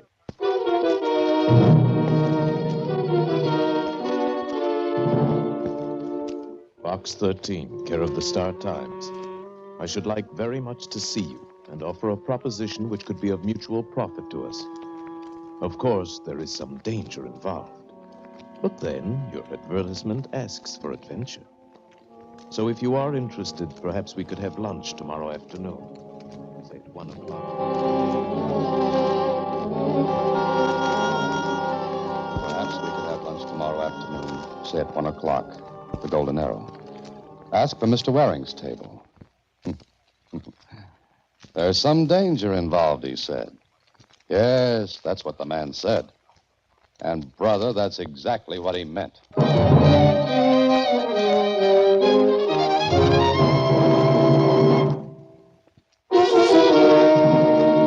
And now back to Box 13 and Dan Holliday's newest adventure, Daytime Nightmare. Well, at least this letter invites you to lunch, Mr. Holliday. Uh-huh. Lunch, and then what? Danger, it says. That sounds exciting. It always does. You know, Susie, someday I'm going to walk into one of these things and not walk out. Then follow up one of these other letters. There's one that asks for a babysitter. The woman says her children are an adventure. Oh, no, thanks. I'll take Mr. Waring's letter and his proposition. Then you'd better hurry. It's almost 12:30 now. Oh, don't push, Susie. Don't push. What time will you be back? Probably this evening. But don't wait for me. Just lock up the office and take off. So long, Susie. The Golden Arrow was one of those ultra dining and luncheon spots where you can get a swell dollar lunch for $5. I asked for Mr. Waring's table, and the waiter showed me to a nice secluded corner. A small orchestra was playing. A couple were dancing. And Mr. Waring was just sitting there. I took a good look at him before I sat down. He was big and handsome, maybe about 50. And the diamond he flashed on the little finger of his right hand was spelled with 1,500 capital dollars. He looked up, saw me standing there. How do you do? You're Box 13? Yes, that's right. You're Mr. Waring. And you're right. Please, sit down. I've ordered lunch. I hope you approve. Oh, thanks. I'm sure I will. You're younger than I expected. Oh, disappointed? No, please. Tell me, is Box 13 the way you make your living? Well, not quite. Yeah, I read your advertisement several times. Adventure wanted, go any place, do anything, write Box 13. Is that said with disapproval? No, not at all, Mr. Dan Holliday. Oh, no, not disapproval, Dan, just regret. Regret that I hadn't the nerve to do such a thing when I was your age. Well, sometimes the regrets are mine. Huh? Oh, I see. You mean once in a while you get something that's hard to handle? That's it. But you've always come out on top. Well, I've had a lot of luck. Is there any of it left? Do I need some? If you do what I ask, you will. All right. What's on your mind, Mr. Waring? First, we'll have lunch. Then we'll talk. Will that be all right with you? If you say so, yes. Good. Charles, you may bring our lunch now. Now, let's enjoy ourselves. There's lots of time to get serious after lunch.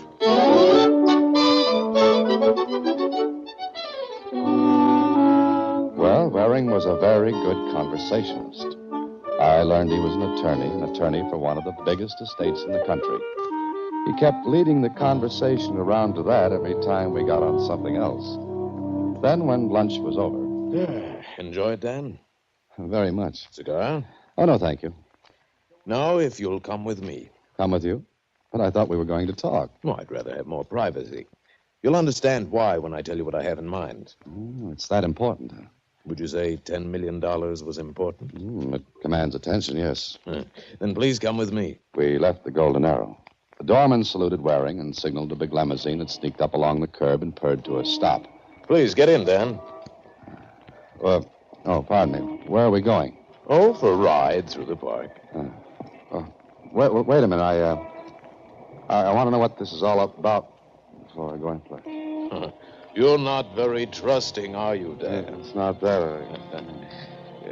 Something wrong, Dan? Yeah. Get in the car, Dan. A little air will make you feel better. But Go on, get in. All right, Bert. You know where to go.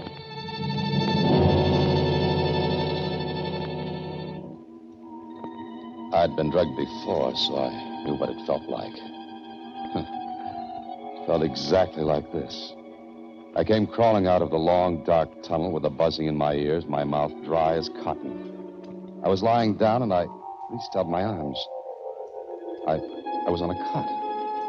A nice white cot in a nice white room. I sat on the edge of the bed, looked around. There was a window, but there were bars over it. I went to the door. Hey, open up. Open this door. Open this door, somebody. Come on, open the door.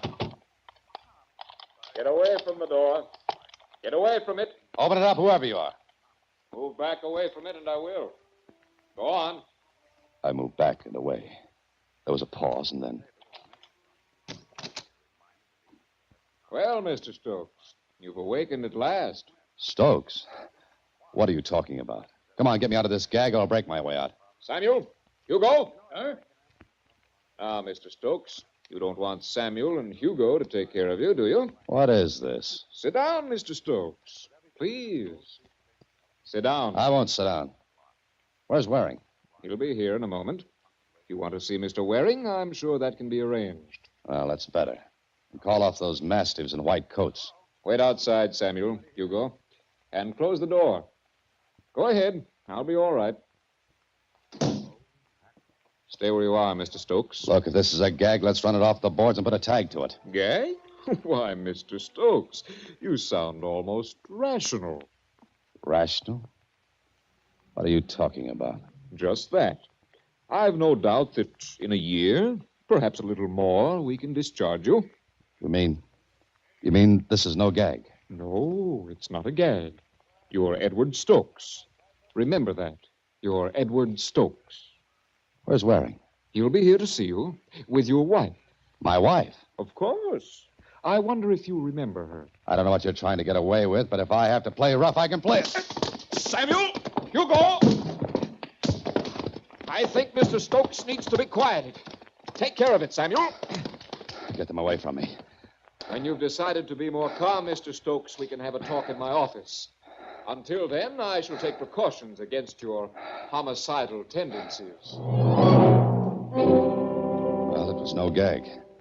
Samuel and Hugo were too big for games, and they played rough. Samuel left, and Hugo sat beside the bed to watch me. I knew now where I was. In a sanitarium. But why? Now, why was I called Edward Stokes? I had to find out, so I turned to Hugo. What? Oh, Hugo, these straps are hurting me. No dice, Mr. Stokes.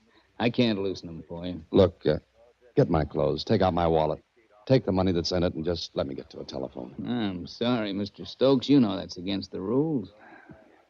Who was the man who spoke to me before? That's Mr. Cordell. Mister? Not a doctor? Well, yes and no. This here's a kind of a rest home. Does everyone get as much rest as I do? Hey, you're all right, Mr. Stokes. That's pretty funny. Yeah, I'm dying. Where are my clothes? No. We'll get them for you later. Look, I'm not Edward Stokes. I'm Dan Holliday. Get it? My name's Dan Holliday. I'm a writer.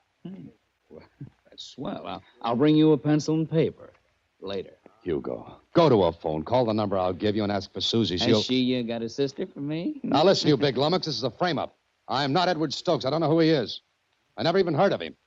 I'm Dan Holliday, a writer. Yeah, okay. I believe you. Once I took care of a man who was Shakespeare. I believed him. I also took care of Michelangelo, Dante, Spinoza. Why, Look, I want to see Cordell. What for? I want to talk to him. What about? Does that make any difference? Yeah, because if it's not important, he'll get mad at me. All right. Tell him I remember now that I'm Edward Stokes. It all comes back to me. Now, will you go to him? Yeah, okay, but please, Mr. Stokes, don't try what you did before. I hate to get rough. All right, I promise.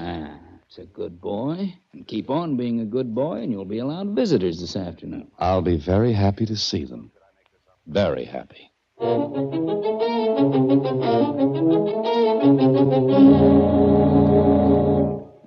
right, Mr. Stokes. I brought you to see Mr. Cordell like you asked. Now, promise you'll take it easy? Oh, sure. Thanks, Hugo. It's nothing.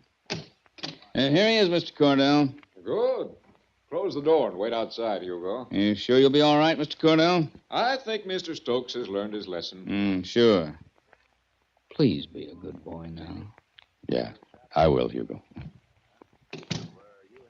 So, you've become reconciled, Mr. Stokes. I know I can talk myself blue in the face to Hugo or anyone else around here and not get anywhere. But I want you to tell me what this is all about. I'll be glad to. You're Edward Stokes. You're here for a rest. You were formerly at the Millhaven Sanitarium, but your wife thought this would be a better place. Don't you remember? Remember? Oh, of course I do. You've made it all so clear. Good, good. Oh, by the way, you're looking so much better than when I saw you last, Mr. Stokes. Would you like to see how much better? What do you mean? There's a mirror on the door of that closet to your right. Open it and see how you've improved. I looked in the mirror. I didn't see Dan Holliday. I saw a stranger. Cordell's voice came to me from 1,000,000 miles away. There's some gray in your hair, of course, but that's to be expected. As a whole, it's still a nice, deep, rich black. My hair's been dyed. Has it? I'll bet you think it was once blonde. I imagine you think your name was once Dan Holliday. Take a good look at yourself, Mr. Stokes. Get acquainted with your new personality. You'll be with it for quite a while. Cordell smiled at me. Then I knew for certain this was no joke. I was Edward Stokes. My hair dyed, clever touches of makeup here and there.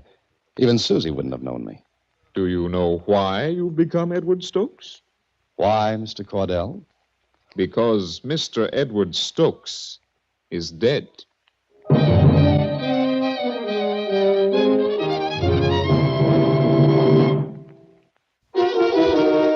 And now back to Daytime Nightmare, another Box 13 adventure with Alan Ladd as Dan Holliday. Well, there was a twist. I was a dead man, yet I was alive and being kept alive. But for what? Later in my room, I thought of making a break for it. But there was always Samuel and Hugo. Then later, I was taken again to Cordell's office. This time, Hugo went in with me. Cordell wasn't alone. With him were Waring and a woman. The woman looked at me as I entered. Edward, darling. Would you mind just calling me Dan? Please, Edward. You remember me? Of course you remember your wife, don't you, Edward? Oh, hello, Waring. I must buy you lunch sometime. Lunch? Oh, of course, of course. I told your wife and Mr. Waring that you were so much better, Mr. Stokes. But now you've disappointed me. Oh, I'm so sorry, Mr. Cordell. Hugo, please wait outside. I'll call you if I need you. Sure, Mr. Cordell. Well, he does look like Edward. Must you say it so loud, Philip? Oh, sorry. How long does this go on? Not much longer. Of course, it all depends on you. Yes, how? We'll leave that until later. Clarice. What? You've got to sign those transfer papers. They're all right? Of course. Oh, Edward, it might be interesting for you to watch yourself being committed. I'm warning all of you. I'm going to get out of here. And when I do, And when you do, what? Where's the real Edward Stokes? How does he know about Edward? Cordell, did you open your mouth? What's the difference? He can babble his head off and no one will pay any attention. Suppose something goes wrong. How can it? It's all too perfect. Of course it is. Sign the papers, Clarice. Get it over with. Good. Now let's go. Nothing can go wrong. Not unless you double-cross me. You've got your money, and you're in as deeply as anyone. You better see that everything goes all right. It will. Fine. Now, goodbye, Edward, and good luck. Come along. Well, Mr. Stokes, you're now officially in my care. That should make everything just ducky. Oh, it will. If it's not asking too much, what happens now? My dear Mr. Stokes, if you knew, you wouldn't like it. What's to prevent me from reaching across this desk and knocking your head off, just for the fun of it? This gun will prevent it. You wouldn't dare use it. No, not directly. But suppose you did try something. Suppose we struggled and the gun went off accidentally. Suppose it did? And killed you. Who would be your witness? Not you. You'd be dead. Not Hugo, because he saw you attack me this morning. Cordell leaned back in his chair and grinned. Then he laid the gun on the desk. It was so close to me. So close.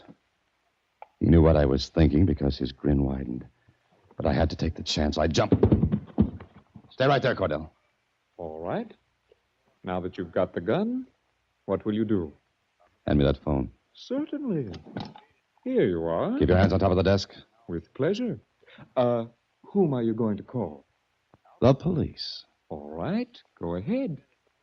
Hugo! Hugo! What's the matter? Mr. Stokes. Be careful, Hugo. He's raving. Hugo, you've got to believe me. I'm not Edward Stokes. I'm Dan Holliday. Give me 2 minutes to put through a phone call. No, Mr. Stokes. You don't want to do anything with that gun. Better give it to me like a good boy. Hugo, please. Please stay back. Careful, Hugo. He may shoot. Stay back, Mr. Cordell. I can handle him. Hugo, listen to me. Listen to me. Give me 2 minutes on that phone. Just 1 minute. Mr. Stokes, give me that gun. Come on, give it to me. Wait, Hugo. Wait, I don't want to shoot. But I'll have to do it if you come any closer. Better not. Hugo, I'm in a spot. The real Edward Stokes is dead, Hugo. He's been killed by his wife and his attorney. Listen to me. Stand still and listen to me. Easy. Easy, Mr. Stokes, easy. The real Stokes has been killed. He was taken from the first sanitarium and killed. I was brought here, Hugo.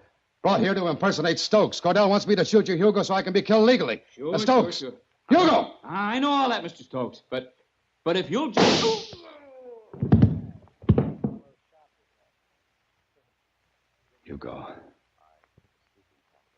Hugo. I'm afraid you killed him, Stokes. Cordell, you shot the poor devil.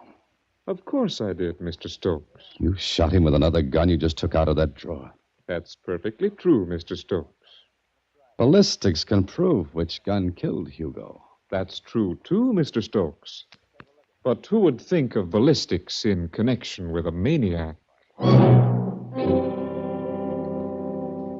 Cordell stood there, a smoking gun in his hand. Oh, it was a beautiful frame. In a second, the rest of the people in the place would crowd into that office. What chance would I have?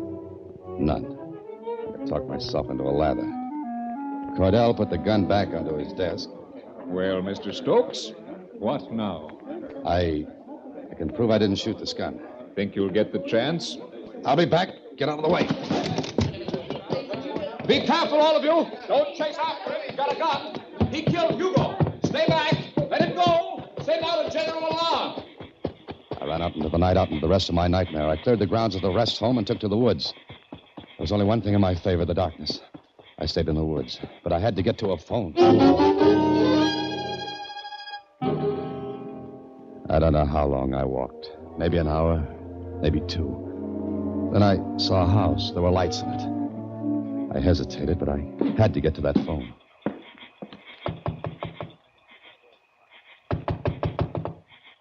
That you, Wally? Yeah, it's me. Just a minute. Don't scream, please. Get back. Please don't. Look, I'm not going to hurt you. I want to get to a phone. Have you got one? No, there's no phone here.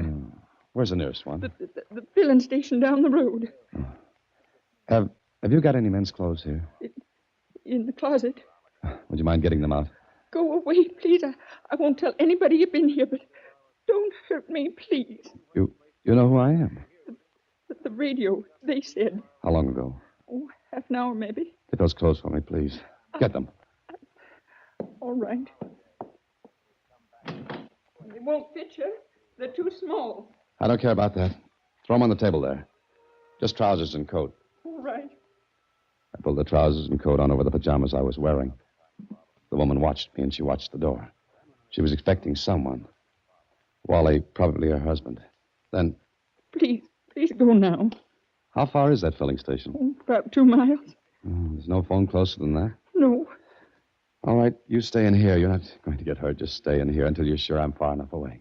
You get that? Yes, I won't move. Good. I'll return the clothes later. She screamed. I could hear her screams fading into the night as I ran. I had 2 miles to go, 2 miles through the brush and woods. I couldn't risk getting to the road. Then I heard something. I ran. I ran until my legs were torn by the brush. I ran until my breath choked in my throat. Then I saw the station, but I couldn't get to it.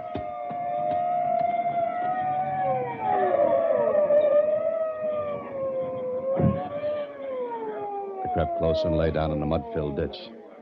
I knew then what a fox must feel like with the hounds tearing at his heels. I listened. I heard Cordell's voice. To begin with, He's dark-haired, wearing pajamas. But he may have picked up some clothes somewhere. I haven't seen anybody. Better be careful of him, Clay. He's got a gun. Already killed a man back at the home. Don't take no chances. Shoot to kill. I will, Sheriff. Thanks for warning me. Okay, Clay. Oh, got a gun? Sure, always keep one in the station. Good. Keep your radio turned on, too. We're running bulletins on the air. That way you can tell if he's headed this way. Sure. See you later, Sheriff. Remember, he's dangerous. A homicidal maniac. Take no chances. Okay, Mr. Cordell, thanks. So long. So long, Clay.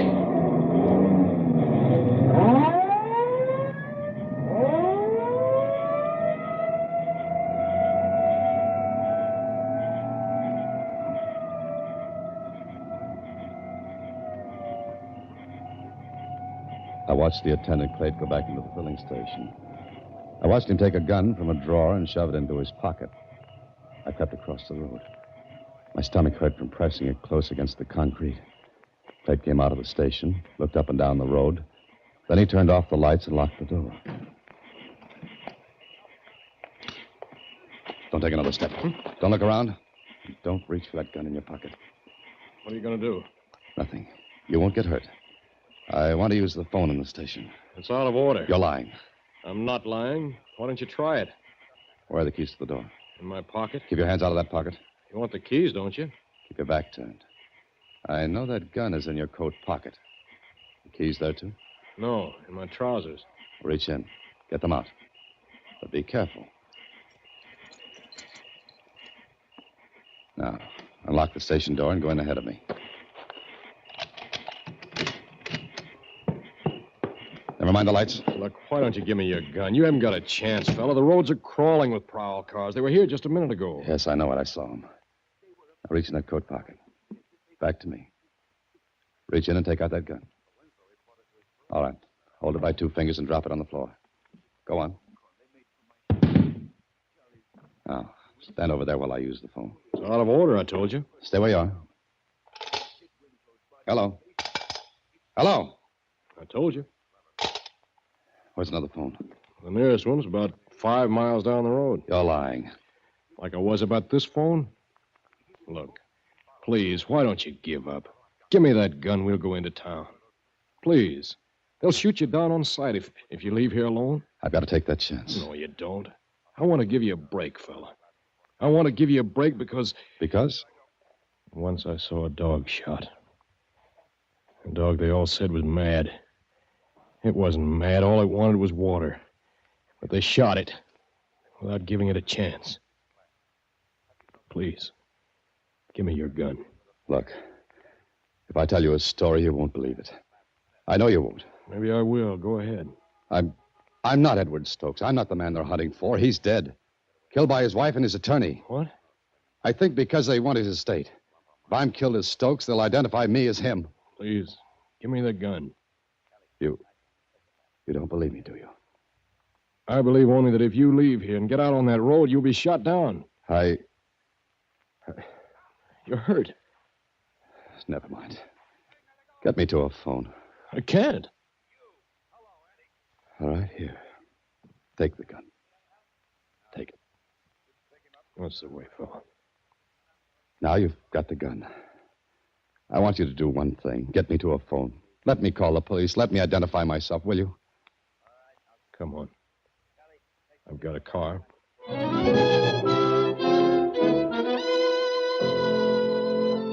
Clayt got me to a phone. I called Lieutenant Kling and told him the story. And less than an hour later, the sheriff, his men, Clayt, and I walked into Cordell's office. Ah, you've got him. Good work, Sheriff. Yeah, we got him. I'm surprised you took him alive. Yeah, so are we. Mind stepping over here a minute, Mr. Cordell? What for? Get over. What is this? You'll find the gun that killed Hugo in that drawer, Sheriff. What? Well, this man's mad, Sheriff. I heard different from the city. Look out.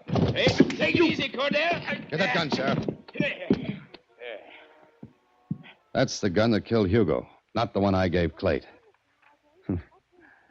You were right, Mr. Cordell. No one would have thought of ballistics to see which gun had killed Hugo. Now I think I need a bath and a nice long rest.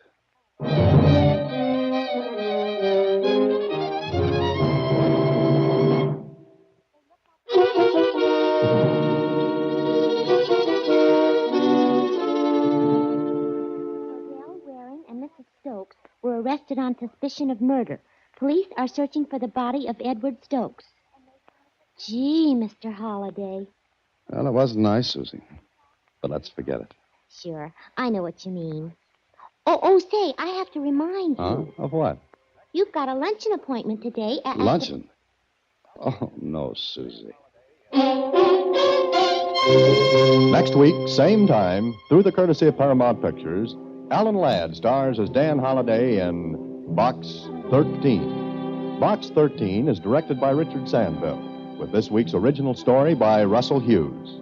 Original music is composed and conducted by Rudy Schrager. Part of Susie is played by Sylvia Picker, and production is supervised by Vern Karstensen. Box 13 is a Mayfair production from Hollywood. Watch for Alan Ladd in his latest Paramount picture.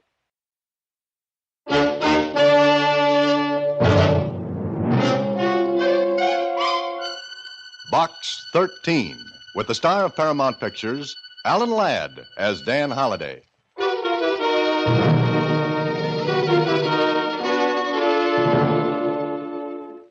Box 13, care of Star Times. I don't know quite how to begin this letter except to say that it may sound fantastic to you, perhaps even a joke. But please believe me, I am serious, and the situation is serious. A man is dying, yet he has nothing wrong with him. He believes he's going to die 5 days from now, and so Bart LaFay is dying. A strong, healthy man is dying because of witchcraft. I know this sounds incongruous, anachronistic. In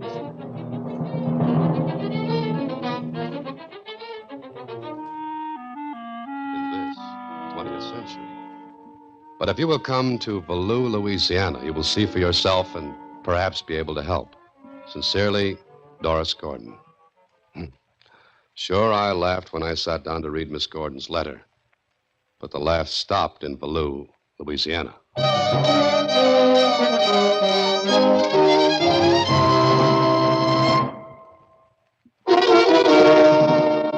And now, back to Box 13 and Dan Holliday's newest adventure, Death is a Doll. But, Mr. Holliday, you don't believe this, do you? Susie, as my old grandfather used to say, there's no such thing as a sure bet or a sure loser. I don't get it. Well, to quote the time-worn passage from Shakespeare, there are stranger things in heaven and earth, Horatio, than are dreamed of in your philosophy. Who's Horatio? That's beside the point. But, Mr. Holliday, she says witchcraft. Now, that's just, it's imposterous. Atta girl, Susie, you never let me down. You had to hunt for it, but you found the wrong pronunciation. That's beside the point. Yeah, it could be. But something tells me that Valoo, Louisiana offers interesting possibilities. Before I took off for Louisiana, I went to the Star Times and did a little research. You know, it's surprising what a person can find out about things he thought went out with the oil lamps, horse cars, and witch trials. But look at the bustle. Everybody thought it was dead. But now look. Well, just look. Anyway, what I learned made me change my mind a little about that letter from Doris Gordon, who met me at the station at Valoo. 5 minutes after I got off of the train, we were driving along a dusty back road in her little car. I didn't think you'd come, Mr. Holliday. Well, I never refuse a chance to get mixed up in something that sounds different. Or insane? Well, what's the difference? Automobiles and radios were different when they came along. Before that, they were insane. But this is different. We're in the 20th century. Salem and the witch hunts are history. History? Well, to bat a cliche into center field, history repeats itself. I know. Oh, by the way, no one must know why you're here, Mr. Holliday. Yes? Why not? Because these people are fine and honest, but they're liable to resent a stranger. Oh, so what happens? I want you to pretend to be my cousin. Glad to. But won't they know you haven't got a cousin? No. I teach school here. I've been here only 6 months. No one knows much about my personal life. They've come to trust me and like me, I think. And they'll accept you because of it. Fair enough. Now, I board with the LaFays. LaFay? Oh, your letter mentioned a Bart LaFay. Yes. He's the youngest son. And he's dying, so you said. Yes. In 1 month, he's become almost a dead man. Why? What did the doctor say? He said there's nothing wrong with Bart. But there has to be. That's what I told myself. I told it to Bart. But Mr. Holliday, he knows he's going to die because someone has told him. Who? Who told him? I don't know who started it, but now everyone in Baloo knows it. It's been like a snowball. Building, building, building. You're in love with Bart. Yes, I am. All right, but, well, I don't see what I can do to help. You've got to. It was only by chance that I saw your advertisement in the Star-Times, a newspaper published in a city hundreds of miles from here. Remember? Adventure wanted. Will go any place, do anything. Write Box 13. I had to write to you. Just a minute, Miss Gordon. Let me ask you one question. What? Have you gone to the authorities? The sheriff, for example? Of course I have. And? Mr. Holliday, the law can't help when you're fighting something you can't see. So I was taken into the LaFay home as Doris Gordon's cousin. There was something about the house, an aura of fear that hung over it like a deadly pall. Bart's mother, his father, and his 2 older brothers seemed to have accepted the fact that Bart would die. Die when he said, in 2 days. That night, Doris arranged for me to be alone with Bart in his room. The house was located near the edge of one of the big bayous, and somewhere outside in the night, a strange, eerie animal sound seeped through into the room where I sat with the sick man. How do you feel, Bart? Not fit, Mr. Holliday. Oh, now look here, Bart. The doctor says there's nothing wrong with you. Ain't nothing he knows. Ain't nothing he can know. Now, look, a man just doesn't die without something being the matter. I got just 2 days now. Oh, Bart, that's nonsense. Now, snap out of it. You just don't believe it, do you, mister? No, I don't. And why don't you ask down in the village? Ask anybody. About what? About what's happening to me. People see it happen before, and there ain't nothing nobody can do. Ain't nobody can help. There ain't nothing. Doris! Doris, get some water. We can't swallow when he's like this. No. Here, Bart. Come on, sit up. Sit up. Let yourself breathe. It's getting worse. It's like somebody tightening a rope around my neck. And soon it'll get so tight I can't breathe no more. Bart, you mustn't say that. Ain't nobody can help. Nobody. Doris. What, Dan? Where's the doctor? In the village? I'm going there. You stay here with Bart. All right, take the car. There's only one doctor? Yes, Dr. Brennan. All right. Now, don't leave Bart. I'll be back soon. I'm sorry, Holliday, but there's nothing I can tell you. There's nothing wrong with Bart LaFay. You're sure of it? Look, anything that drags a man down from 200-odd pounds to 150, I'd know about. Maybe I'm just a village Oh, I didn't mean it doctor, that but- way, Dr. Brennan, but as you say, a man can't lose over 50 pounds and look as Bart does without a cause. I know that as well as you do. Yes, well, better than I do. So let's be honest with each other. Honest? What do you mean? Because you're a doctor and because you're rational, logical, and reasonable, you won't let yourself accept the only explanation of Bart's illness. I can't listen to any such nonsense, Holliday. Is Bart's condition nonsense? You're supposed to be an intelligent man. Yes, and so are you. Because I am, I won't think about it. You've never seen it happen before. No. But you've heard about it. Anybody who lives among people who believe in it has heard about it. All right. Now, Doctor, let's say what we're thinking. I'm not thinking anything. Bart LaFay is dying because he's the victim of witchcraft. You don't believe that. If you mean witches, charms, potions, and that stuff, no. I'm as hard-headed as you are. But Bart believes it. Why, it's so ridiculous. To you and me, yes. Maybe a hypochondriac is, too. But to him, his imagined illnesses are real. You don't laugh at him and send him away, do you? Why, of course not. And I'll tell you why not. You know his illness is in his mind, so you play along, comfort him. Because if you didn't, you know he'd become worse, simply because he'd think he was. Well, all right. Supposing you're right about Bart. What can we do about it? You've told him there's nothing really wrong. 100 times. There's nothing else I can do. But I might be able to help. How? Find out who started this thing and why it continues. If we destroy the cause, Bart will get well. Do you expect me to help? Won't you? Halliday, I'm a doctor, a physician, a member of the association. If I poked around in something like that, what effect do you think it'd have on my reputation? Yes, I see your point. And it's up to me alone. I'll help you, up to a point. Beyond that, well, it's all yours. Fair enough. Now I've got to talk with the people here. You won't get very far. Why not? Because not one of them will say anything or lift a finger. Because they're scared too? That's it. Doctor, Bart LaFay has only tomorrow and the next day to live. Unless I can lick this. And I'm going to try. I left Dr. Brennan and went back to the LaFay place. I had to talk to Doris alone, and later in the darkness outside... Dan, it's too fantastic, too weird. Now listen to me, Doris. I did a lot of reading before I came down here. Know what I found out? No, what? In the last 10 years, there have been over 100 cases of so-called witchcraft. As recently as 1939, a man on trial for murder claimed self-defense on the grounds that the person he killed had charmed him, hexed him.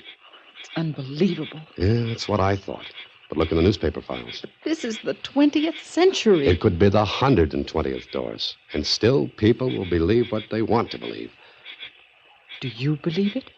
No. No, there's no power on earth that can kill like that. The only power lies in the victim's mind, in his will to believe. And Bart? Believes it so strongly that he's dying. He can't die. He just mustn't. Look, who started this? There had to be someone that planted that suggestion in his mind. No one. There isn't a person in the village in this whole parish who doesn't like Bart. But there has to be, Doris. It must be some horrible, malicious joke. The joke would have been called off before this. Then I don't know. If I'd go into the village tomorrow, what would I learn from the people?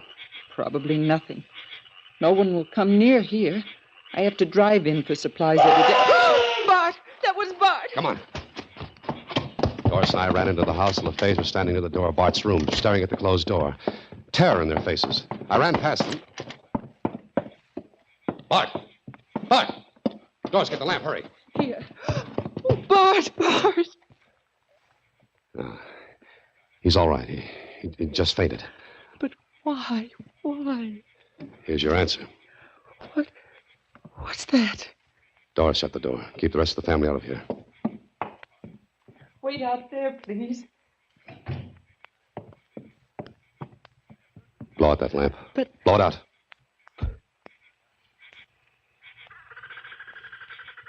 What are you looking at? Is there somebody in the clearing outside? No. No, not a soul. I didn't expect to see anyone. You didn't expect? Look. This charm that made Bart scream was tossed in through this window, Doris. And nothing supernatural or magical about it. It was a human being who tossed it in. But why?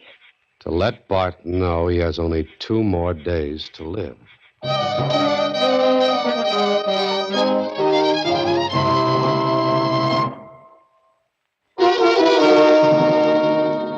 And now back to Death is a Doll, another Box 13 adventure with Alan Ladd as Dan Holliday.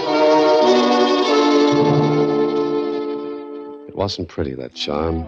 The way it was made with feathers and leather and bits of bone gave me a cold chill. I stuck it in my pocket and then took it out again. It was silly, but I didn't want the filthy little thing near me. Bart came to. We made him comfortable, and I spent the rest of the night sitting by his bed. Then, the next morning, Saturday, Doris drove me into the village. While she did some errands, I went into the general store. Morning, mister. Oh, good morning. Can I do something for you? Well, Stranger here, ain't you? Yes, I just came in yesterday afternoon. I'm Miss Gordon's cousin. Oh, sure. Fine girl, Miss Gordon. Yes, she is. Boys, this here's Miss Gordon's kin. Cousin. Them's Ed Masters. Hello, how are you? John Latouche. How do you do? Tuck Wilson. Hi. And the rest of them. Hiya. Staying in Value a spell, Mr. Name's Dan. Just call me Pop. Everybody else does, though Tuck here's about 10 years ahead of me. Oh, okay, Pop. As I was asking, staying long? Well, I don't know. Vacation? Sort of. Oh, staying here at the hotel? No. Oh, renting the old Gerard cabin, huh? Folks do for vacations. No, I'm staying with the LaFays.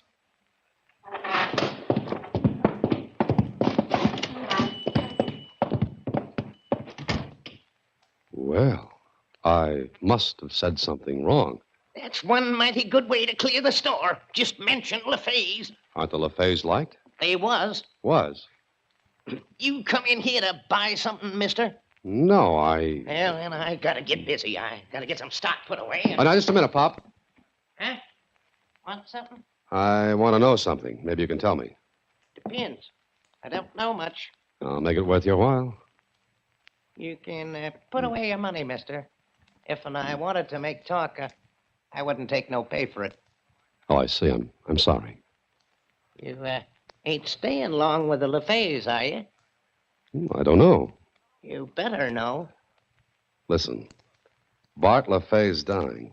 Is he? You know he is. He's been ailing, not been fitting. Pop, who's doing it to him? I ain't got no idea what you're talking about. I think you have. You can't stand by and see a man die like that. Sooner or later, we all got it. Pop, if you can tell me anything that... Ain't no use of asking me. But effing you want advice, mister, don't stay no more at the LaFays. I gotta get back to work. Oh, now, wait a minute, Pop. Well, it was useless to try that anymore. I went outside and stood there for a moment. Then I glanced back at the store, and staring out at me from a window was the face of a girl, about 18. And if ever a face showed fear, there it was. Before I could move, she pulled back and away. Outside in the street, little groups of people stared at me, and when I looked back at them, they walked out of sight. Farther down the street, I saw Doris, and she was talking with a big, husky fellow, and I walked toward them. Dan, what did you find out? Oh, nothing. Oh, I knew it. Oh, Dan, this is Didge Lawson, Bart's best friend. Didge, this is Dan Holliday, my cousin. How are you, Didge? Fitting. Them yellow livers was scared, huh? Looked like it. Look here, mister. I ain't scared. If you want any help, I'll give it to you. Thanks, Didge. But can you help? Maybe. I got an idea. An idea, Didge? About what? Look here. Someplace out in the bayou is what's killing Bart. In the bayou? Yeah. I know that there bayou like the back of my own hand. Some funny things can go on out there, mister. Like what? I see the doll once, hanging from a tree. Dressed up like a man it was. Dressed up like Bill Dakin. Ain't long after that, Bill took sick. Pretty he died. You saw that, Didge? Why didn't you do something? Me? I ain't gonna touch nothing like that. Them that touches it, they get sick and die. You think that's what's happening to Bart? Is that it, Didge? Maybe. I see. Well, thanks for offering to help. That ain't nothing. We better be getting back now, Dan. Huh? Oh, yes, sure. Glad to met you, Dan. See you, yeah? Yeah, I'll see you later. Bye, Didge. Bye. Doris, Yes? how good a friend is Didge to Bart? Why, they grew up together. And would he tell us if he knew who was doing this to Bart? Oh, I'm sure he would. Yeah, then we have someone to help us. But I think he's really afraid, too. He'd never admit it. Do you think he'll be able to help? That depends. But what he said about that doll and Bill Dakin, did you believe it? Yes, I did, because it's happened before. Dan, you can't mean it. You can't mean it, because it's impossible. So is the fact that Bart's dying with nothing wrong with him. But he is. Then how can we stop it, Dan? Well, I don't know yet. But we've got to find out today. Tomorrow may be too late. Let's get back to Bart. When we got back to Bart, I tried to get him to tell me who had told him he was doomed to die. But he wouldn't say. Bart had one more day to live unless we could find the evil thing that was preying on his mind. It was later that night, close to midnight. I couldn't sleep. I was lying on the cot when I heard a noise at my window. Who's that? Who is it? What the... Shh. Don't talk loud, mister. Who are you? My name's Melissa. Please, mister, I gotta tell you something. If you want to help Bart... Wait, I'll come right out. No, you just gotta listen. I heard you talking in the store to my pop. You want to know about Bart. What do you know? Come on, tell me. Didge put the death on Bart. Didge?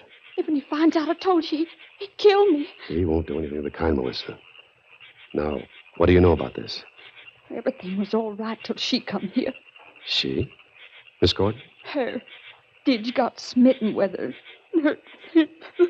Oh, now, Melissa, we'll fix all that up. But you've got to tell me what you know, quickly. When Bart took sick, I knowed it was something Didge had done. I followed him out to the bayou. And? 5 times I followed him to Grandma Juno's place out there.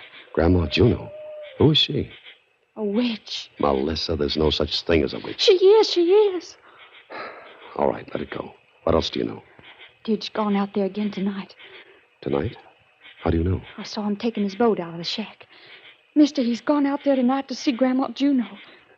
This'll be the last time. They'll twist the thread around Bart's neck, and tomorrow he'll be dead. Melissa, can you take me out there? Me? No, I ain't going no more. I ain't. I'll take sick and die. Wait right there. You and I are going into town. What for? Never mind, just wait there.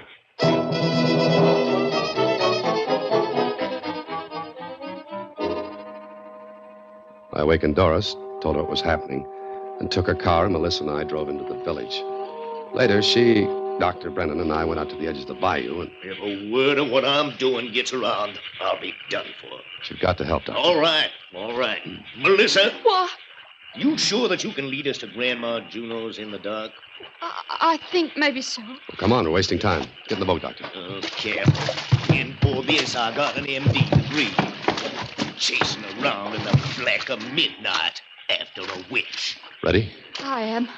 Go straight ahead until we come to the turn. Then go left. Oh, good. Ready, Doctor? I gotta be. All right. Now, no lights. And be as quiet as you can. Let's go.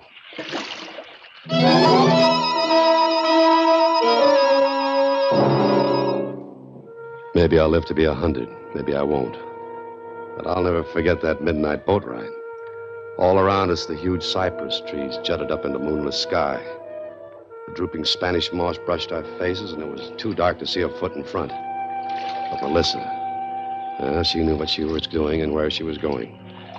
Once or twice, a dark shape in the water bumped against our rowboat and slithered away. Then... It's right up ahead. I can't see a thing. Melissa, you're sure? I know it. You can believe I can. These people know their way around these bayous with their eyes closed. Shh. Look.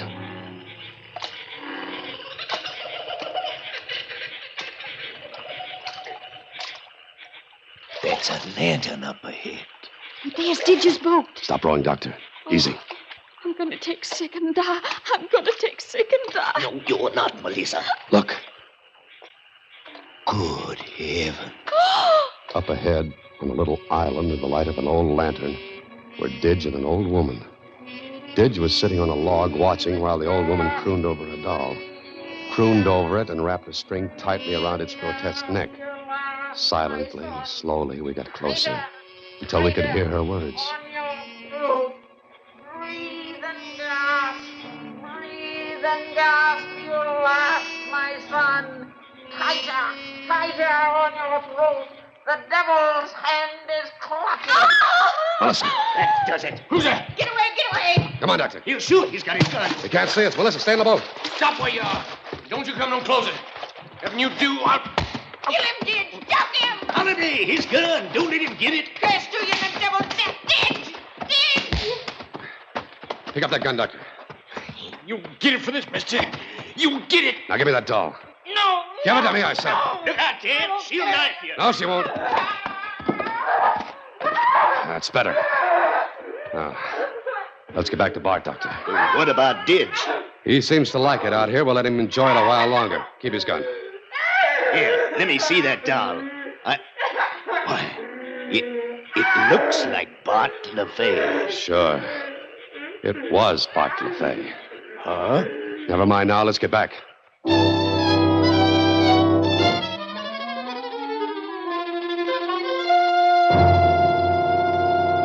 See, Bart? This doll, it can't harm you now. Things like this can never harm anyone. It's in your mind. Look, I'll unwrap the string from his throat. You'll be all right. That thing was doing it to me? No, your mind was doing it, Bart. That's all. You'll get better now. But what about you? What about me? Grandma Juno will get you. No, she won't. Bart, believe me, there's nothing in the world like this can hurt you. So I'll go back home, and the worst that can happen will be my own fault. Sure. Where's Doris? Oh, I'll send her in when I leave. I can't thank you rightly, Dan. Yes, you can. Just remember what I told you, Bart. No harm can ever come to you unless you bring it on yourself.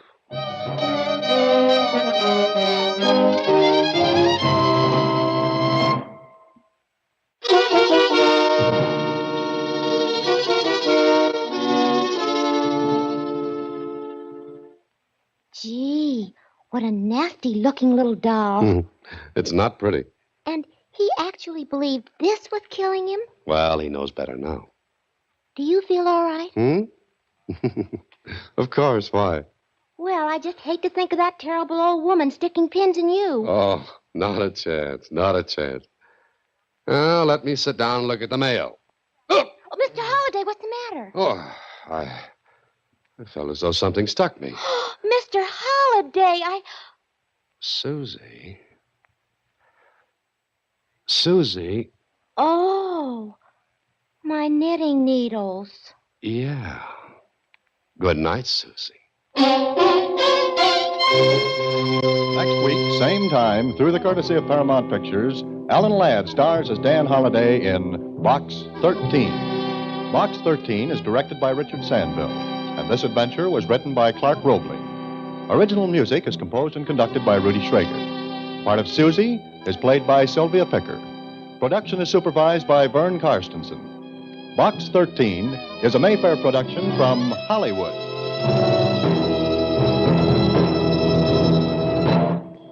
Watch for Alan Ladd in his latest Paramount.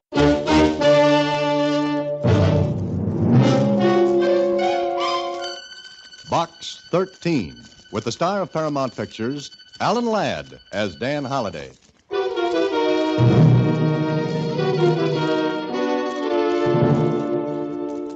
Dear Dan, knowing your Box 13 angle, I hope what I have to offer is intriguing enough to tempt you. At least I think it can be interesting. As a matter of fact, Dan, this thing has got to the point now where it's becoming downright vicious, and it scares me a little. What the thing is, I'll tell you when and if I see you. If you can drag yourself away from town for a few days...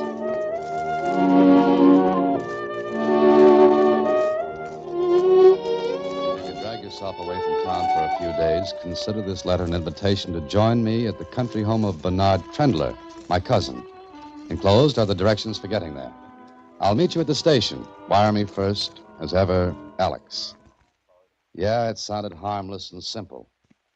2 words I'd never apply to murder.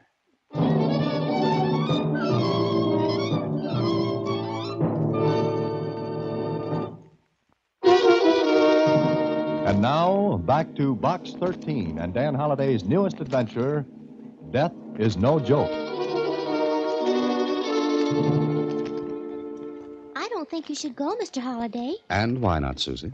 Well, every time you accept an invitation like this, something bad happens to you. Susie, every time someone reads that ad in the Star Times, it means trouble. But here I am, still alive and kicking.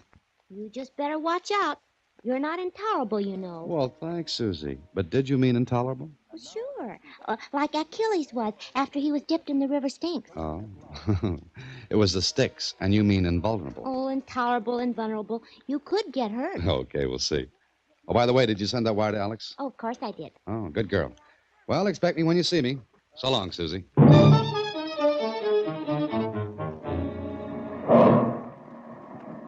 Dan! Alex, how are you? Dan Holliday. So you're still alive, huh? Oh, why not? It's a good idea. Is this your luggage? Oh, yes, just that flat stuff. Good. My car's just around the other side of the depot. This way. Am I supposed to ask what your letter meant? Or Or do I wait until you get ready to tell me? Wait till we get into the car. That's it. Blue convertible. Well, you've done all right. There's no motor under the hood. Hop in. How's Ruth? Oh, great. Any children yet? No, not yet. Oh, now look, I thought you'd have about 5 by now. Maybe. What's on your mind, Alex? You're worried about something. Yeah, I don't know whether I am or not, Dan. Look, maybe asking you to stick an oar in this was, well, presuming upon friendship. That's what friendship's for? Yeah, it's up to a point. Okay, let's get to the point. Well, it's practical jokes. I knew you'd look blank at that. I'm glad I didn't disappoint you. Well, what's the angle? Practical jokes. Go ahead. Ruth and I are guests at Bernard Trendler's. He's my cousin. You ever heard of him? Oh, yes. Showed up not too long ago to claim a fortune, didn't he? Yes, that's right. He ran away from home when he was 17. He was gone 15 years. Recently, his father, that's my uncle, he died and left the entire Trendler fortune to him. If he hadn't been found, it would have been divided among the rest of us. But he showed up and claimed it. So, where do the practical jokes come in, and why? Ruth and I have been here for a week and a half now. Every day, there have been 2 or 3 practical jokes played. At first, they were ordinary, not very funny, just amusing. But what? Now they're getting vicious, mean, contemptible. How do you mean that? Just that way. Who's the funny man? We don't know. Any idea? Nope. That's why I've asked you to come up. Oh, and look, Dan, don't let on I told you. Let me do the talking when I introduce you and take your cues from me, huh? I see. I'm to be the silent observer, is that it? Well, figure it out for yourself. Could I or anyone else call in the police? No, because no one's been hurt. Yet. Hey, you say that as though you expect trouble in large chunks. I do, Dan. I do. Somebody's going to get hurt. And badly. Alex drove on to the Trendler place. There was nothing else he could tell me about the practical jokes. Then we pulled up before we got to the house, because a tall, thin man was walking down the drive. Alex stopped the car and spoke softly to me. There's Bernie Trendler coming down the drive. What do I say or do? How do I explain my presence? Now, leave that to me. Just take the cues as I throw them. Bernie! Hey, Bernie! Alex? Is that you, Alex? Yeah. We'll get out of here. Pick up your bag later. I've been looking for you, Alex, and, Oh, I beg your pardon. Bernie, I'm afraid I'm guilty of a guest's worst crime. Dragging in a friend. Oh, nonsense. Don't talk like that. Dan, this is my cousin Bernie Trendler. Bernie, Dan Holliday. How do you do? Fine. You? I'm sorry I barged in like this, but I haven't seen Alex in quite a while. Dan's a writer, Bernie. I thought he might, stop over a day or so. He's going away soon. That right, Dan? Oh, yes, I'm going away. Oh, of course it's all right. Plenty of room. Oh, well, thank you. It's very nice of you. That's all. Now, if you'll excuse me, I've got to see the gardener about a couple of things. Alex, have Elsie show Dan his room. Sure thing. Thanks, Bernie. Not at all. Glad to have you, Dan.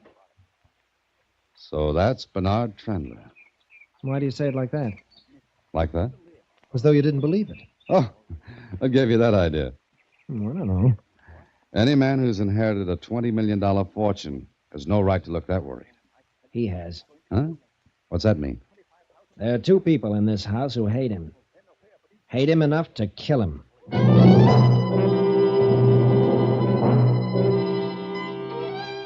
Well, with that, Alex took me into the house. The maid showed me to my room, and, well, I saw no one else until later that afternoon.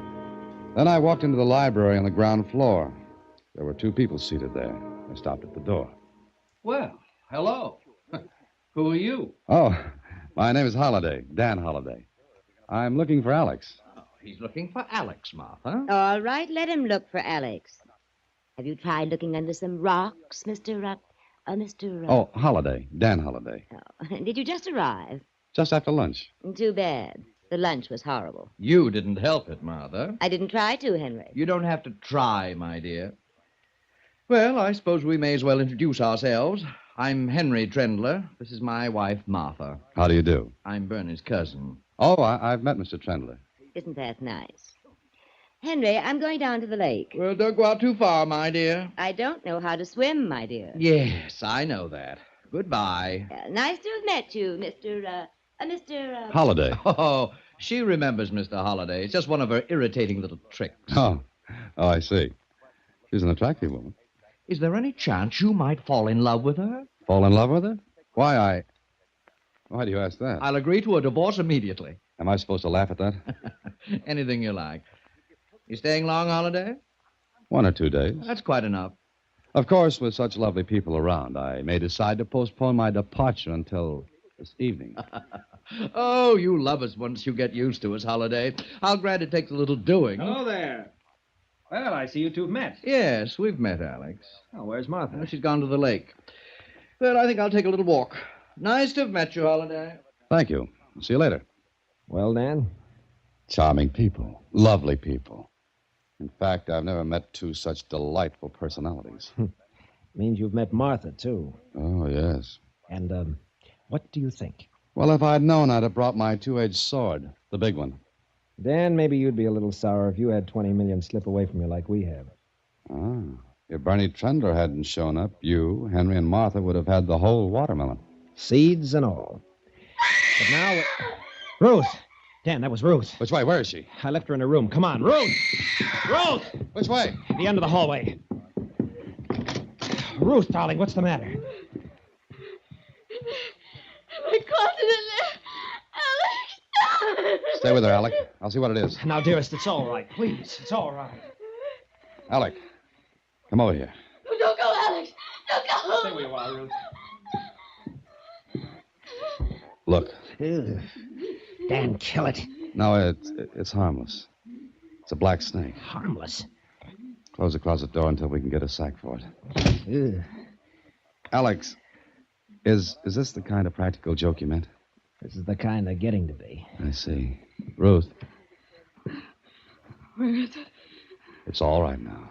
Come on, let's get out of the room. Well, what's all the fuss? Take a look in that closet. Alex. Let her look. I'm willing to bet she put it there. You're more incoherent than usual, Alex. Mr. Holliday, What? what's in the closet? A snake. Really? Well, how nice for Ruth. I'll slap that smirk off your face. Bravo, Alex. I've been thinking about it for years. Well, Henry, this is the first indication I've had that you could think for years. Stop it. Stop it, Alex. Get her out of here, Alex. Hurry. Come on, darling.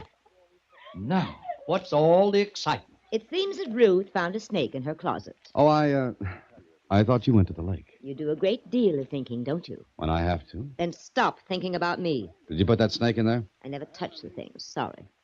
Were you at the lake? That, Mr. Holliday, is none of your business. I'll leave you to your snake. Oh, did something strike you funny, Henry? Yes. You should feel really flattered, Holiday. Flattered? Why? My wife remembered your name. Oh, it was a lovely household. Hate dripped from the rafters. I could feel it. Oh, why should anyone take it out in stupid, vicious pranks such as that snake in Ruth's closet? Why? It was before dinner that I decided to take a walk with Alex. He talked, I listened. First, it was amusing. A frog in one's bed, clothes missing from the bathhouse at the lake, wild, incredible phone calls for all of us. How long has this been going on, Alex? Just about a week now. Have you any idea who it is? None. But why, then? Why should anyone want to frighten Ruth out of her wits? Does Martha hate Ruth? Martha hates everyone. Martha's a chronic congenital hater. Well, what does she have against Ruth? That's it. Not a thing in the world. Has everyone been a victim of these pranks? Yes. Dan, they've got to stop. Yeah, I can see what you mean. Oh, how's Ruth? She's all right. We changed rooms. She won't go near the one we had. It was a harmless snake. Obviously, no one meant to harm Ruth. Oh, no. Just frighten her half to death. Why don't you leave, Alex? As a potential heir, that'd be a little ridiculous, wouldn't it? I see. What about Henry and Martha? They won't leave. Not as long as they can stay here free. Well, look, you say these things started about a week ago. Are you sure? Yes. They started just like that. No warning, no talk of pranks or jokes. None. And they're getting worse. Vicious. I give up. No, Dan, please. Well, what do you want me to do? Obviously, the person or persons doing these things won't admit it. Apparently, he or she intends to go on with it until... Go on? Until what? Until the person gets to the real reason. The real objective of his viciousness. Who, Dan? Who? The person he or she means to kill.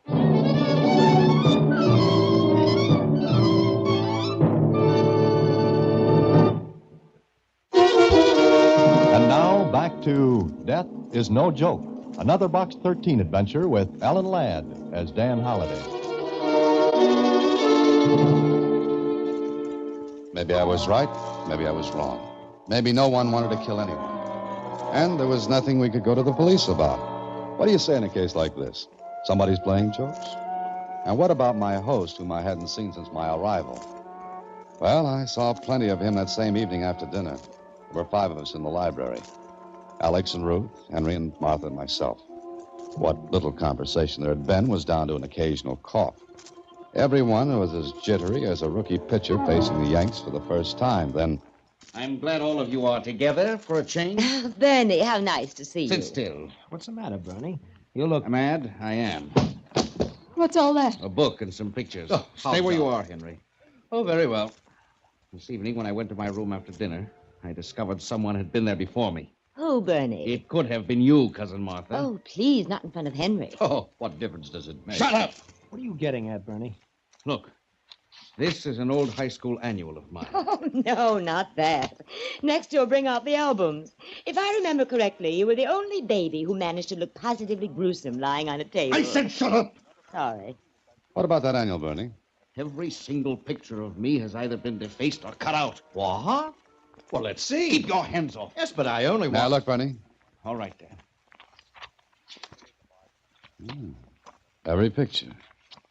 Cut out or defaced. That's right. And these pictures that were hanging in my room and in the study. Look. Why, you've been cut out of all of them. And I want to know who did it. I'll speak up. Which one of you was it? I swear if I find out, I'll tear his throat out. No one moved or said a word. Bernie Trendler's face was as white as a sheet. His eyes crinkled into slits that glared from one of us to the other. I looked at the others. They were scared. Yes, even Martha was afraid to open her mouth. Then, after a few seconds... I warn you, whoever's doing this, unless it's stopped and stopped immediately, I'll do something about it. Do you hear? I want it stopped! Bernie, please, you're frightening me. I'm sorry, Ruth. I think I'm going to bed. If you're doing these things, Martha, take my warning seriously. If I were doing them, Bernie, they'd be worse than they are. Good night. And if I find any snakes, I'll let you know. Alex, I want to get out of here. I want to go home. Ruth, everything will be all I right. can't Now, stand please. any more of this. I want to get out of here. All of them hating each other. Ruth. It's true. Maybe she's got some. I have. You hate Bernie. You hate Martha. Ruth, stop it. Stop it. Take her upstairs, Alex. Go ahead, please. All right, come on, Ruth. Come on. Well, I guess the party's over. I'll turn in, too. Just a moment, Henry. Yes? I hope you know I meant what I said. Why, look at me. Get out of here. Go to your room. Thank you. I will. Good night. And close the door after you. I'm sorry for that display of temper, Holiday. This nonsense has been too much. I don't suppose you have any idea who's behind it. No, but this is the last straw. I wonder if there'll be any more. Huh? Why do you say that? I wonder if this is the last joke. It had better be. Suppose it's not. Then I'll send for the police. And tell them what? That someone's been playing jokes? Defacing and ruining these books and pictures is vandalism. They meant quite a bit to you, didn't they? Of course they did. High school annual and photographs. Oh, when were the pictures taken, Bernie? Oh, years ago, 15, 16 years ago, when I was in high school. Why? I was just thinking. It's very strange that only those photographs of you in athletic costumes should have been destroyed. What? Let me see. You're right. That's odd. Very odd. Oh, here's one of you that hasn't been destroyed. Well, let me look at it. 17 years old. What happened when you were 17, Bernie? What do you mean? Just that. Nothing. Nothing that I can remember. But something that someone else could remember. What the devil are you talking about, Holiday? I don't know yet. Maybe I'll find out. Not being able to sleep, I went for a walk in the moonlit garden. Suddenly, I heard voices. A man's and a woman's coming from the garden house. I walked closer.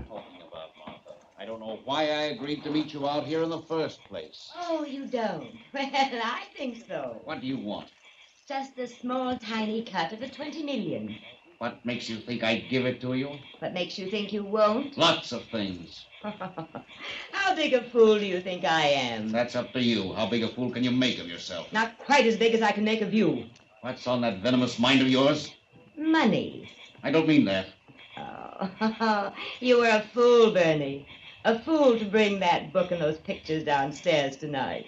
So I was a fool. Why? Don't forget that I used to visit this house as a child. I remember lots of things my stupid husband doesn't. And things other people don't remember. Such as? Well, let's put it this way, Bernie. Let's say, in those days you were more gauche than you are now. Why, you... I could kill you for that. You would try to kill me, wouldn't you? With pleasure. But don't try it, Bernie. Because if you do, you'll be found out. What do you want? I told you. Think it over, cousin. You have until tomorrow morning. She left the garden house and passed me. I stood in the shadows and watched her. There was a little smile on her face. Then I looked toward the garden house. Bernie Trendler stood in the doorway. A shaft of moonlight struck across his face. And if ever a face showed murder, it was his.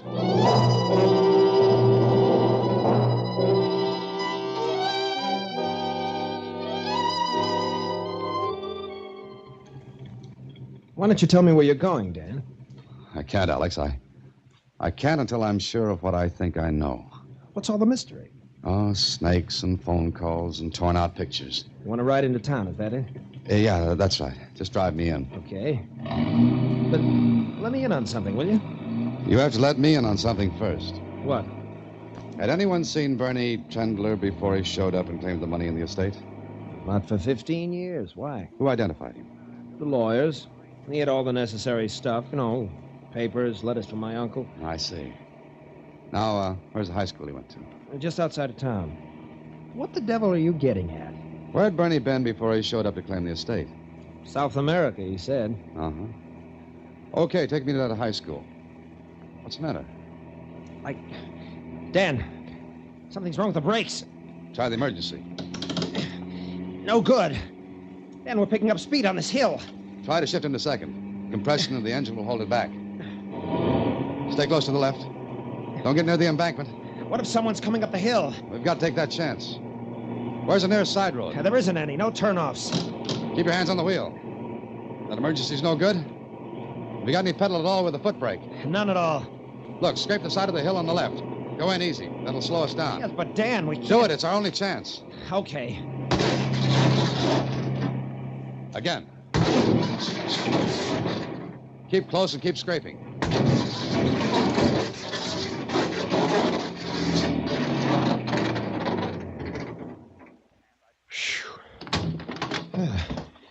Dan, where are you going? Look. Someone cut through the brake fluid lines. What? Well, Dan, you're crazy. Why should anyone want to cut through Did you tell anyone we were coming into town? Sure, everyone knew it. Oh, that's great. Alex, you stay here and warn people away from this. Where are you going now? I'm going to high school. Well, I was right. I had to be right. After I left the high school with the information I'd found, I went to the sheriff's office, told him my story, and piled into his car. I picked up Alex on the way back, and then the Trendler house. There's Ruth. Ruth! Ruth! Better sit close, Sheriff. Alex, you were gone so long. Never mind that. Where's Bernie? Bernie? Well, I don't know why. Hello, everybody. What's all the fuss? Hiya, Sheriff. What are you doing here? Henry, where's Bernie? Bernie? He and Martha went out on the lake. The lake? Yes, they went rowing. She can't swim. She's in a boat. She doesn't have to swim. That's what you think. Alex, is there a boat we can use? There's a speedboat tied up at the wharf. Well, come on, let's go. You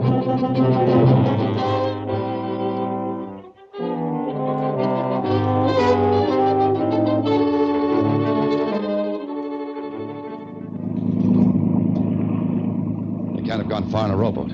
Dan, are you sure of what you told me? I'm positive. We've got to get to them before there's a murder. A murder that'll look like an accident. There they are. Get more speed out of this. I can't, Dan. Bernie? Bernie! Look, he's rowing for shore. Cut in ahead. I'll try to.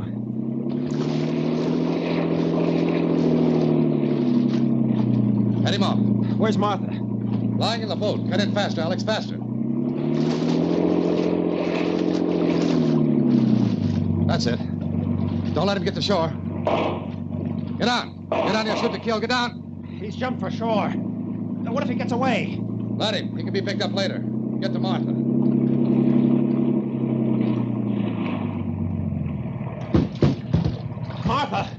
Martha! Keep this boat alongside. She all right, Dan? Yeah, it's just knocked out. He got away. Now, you can't get far. Bernie, don't. I won't tell. It's all right, Martha. He's gone. Oh, Martha, you're all right now. he was going to kill me. Yes, I know he was going to kill you. Because you knew he wasn't the real Bernie Trendler.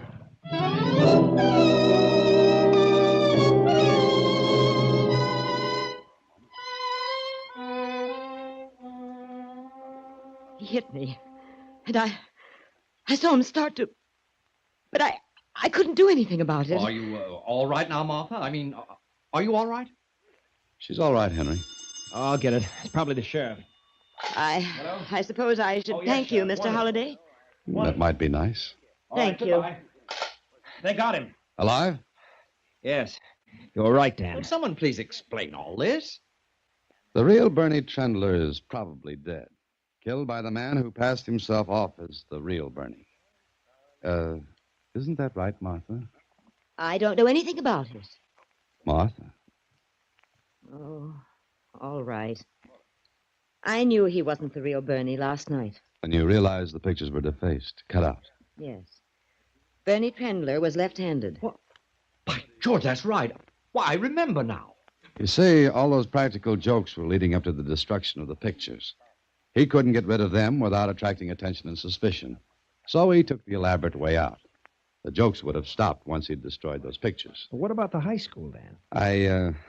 I saw pictures there of the real Bernie in a baseball uniform, with a baseball glove on his right hand. Well, how could he hope to get by with a fraud? Well, he did. Remember, the real Bernie was missing for 15 years. But what made you think of it, Dan? I mean, the left-handedness. Well, let's say the real Bernie was gauche in those days. Oh. What's the matter, Martha? Why, nothing. Nothing at all, I hope. Oh, gauche is French for left, isn't it, Martha? Yes. Yes, it is. Well, is there anything else to tell? Why are you two looking at each other like that? Well, I was just wondering how much I have to thank Mr. Holliday for. Well, let's say you've already thanked me for everything.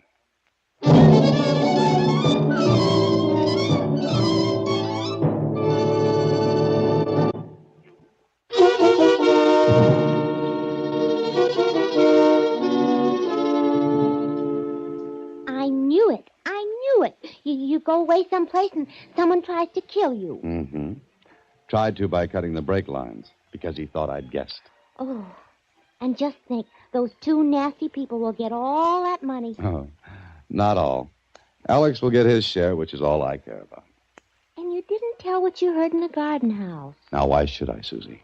Well, I think that's carrying Chevrolet too far. Chevrolet. Oh, good night, Susie. Next week, same time, through the courtesy of Paramount Pictures, Alan Ladd stars as Dan Holliday in Box 13. Box 13 is directed by Richard Sanville, with this week's original story by Orrin Blackstone. Original music is composed and conducted by Rudy Schrager. Part of Susie is played by Sylvia Picker, and production is supervised by Vern Karstensen. Box 13 is a Mayfair production from Hollywood. Watch for Alan Ladd in his latest Paramount.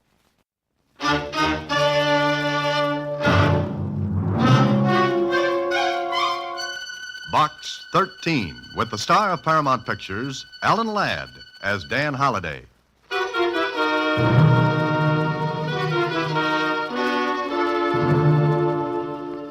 Box 13, care of Star Times.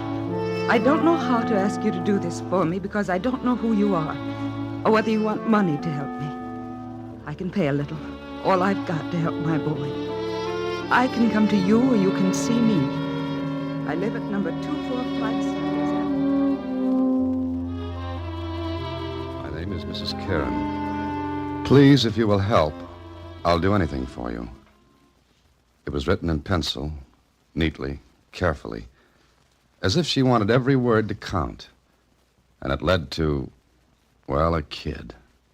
A scared kid. And murder.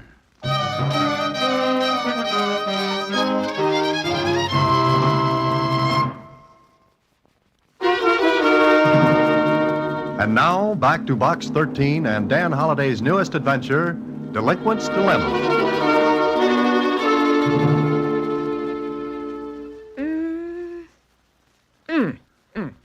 That's a great observation, Susie. What brings it on?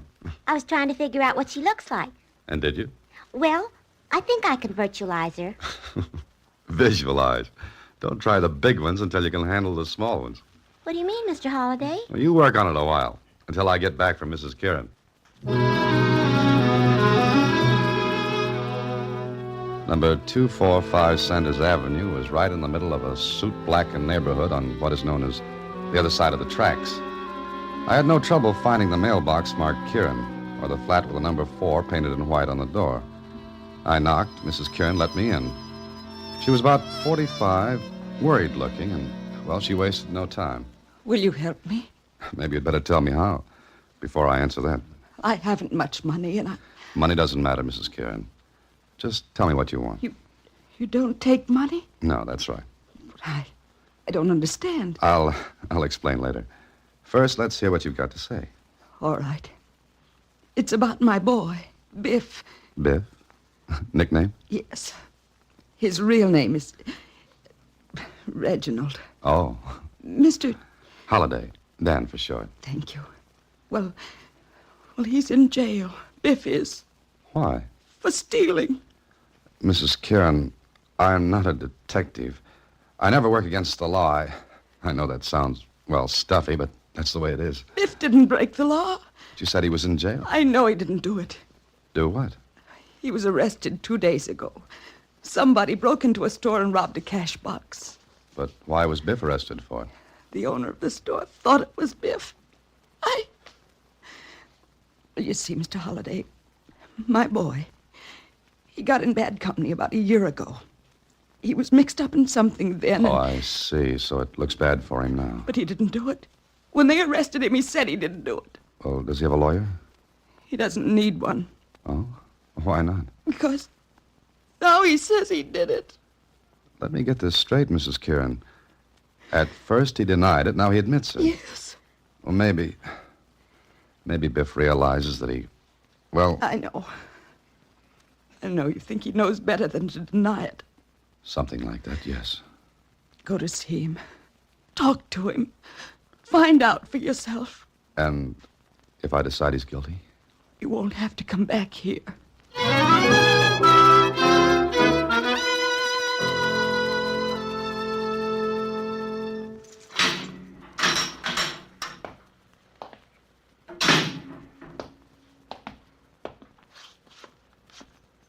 Hello, Biff. Huh? Who are you? I'm a friend of your mother's. Ma? She's all right, ain't she? She's okay? Sure. I just came from her. Oh. Who are you? Your mother asked me to help. My name's Holliday. Dan Holliday. Never heard of you. I guess not. Sit down, Biff. You a mouthpiece? Lawyer's the word you're looking for. Well, I don't want none. Well, I'm not. Now, listen. Let me alone, will you? Oh, now, take it easy, Biff. Yeah, what's your racket, mister? If it makes any difference, I'm a writer. Writer? Books and stuff? Uh-huh. I don't get it. What do you want with me? Story of my life or something? Maybe I'd like to write something good about it. Blow out of here, will you? Biff, I told you I just came from your mother. She asked me to help you. Yeah, I guess you would. You see, she doesn't think you broke into that store. Well, I said I did. After you said you didn't. Hey, look, I get a better rap saying I did it. It's always easier on a guy when you don't put up a squawk. That's why I said I didn't. And then I did. You know, I think you're lying, Biff. All right, so you think I'm lying, so go ahead and think it. And get out of here. And stay away from Ma, you hear me? You just stay away from her. Now, just a minute, Biff. I said get out of here and don't come back no more. Don't come back!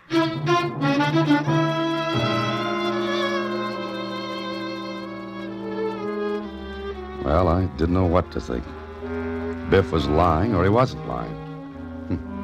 That's a great thought. A big help. Then I called Kling and got him to find out a few more things for me, which I mightn't have been able to get without him.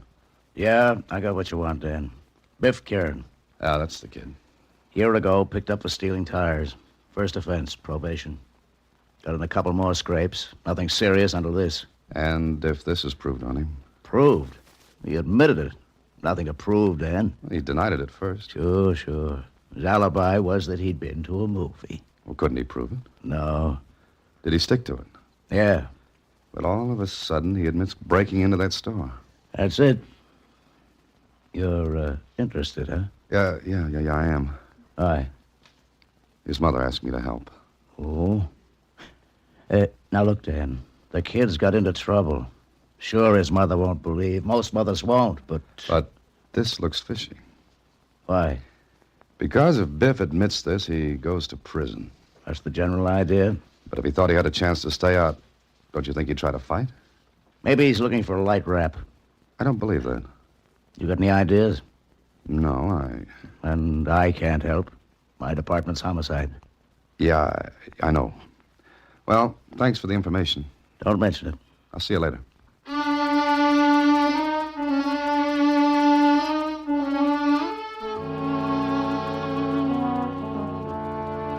I thought about it some more, and the more it went around in my head, the more it looked phony.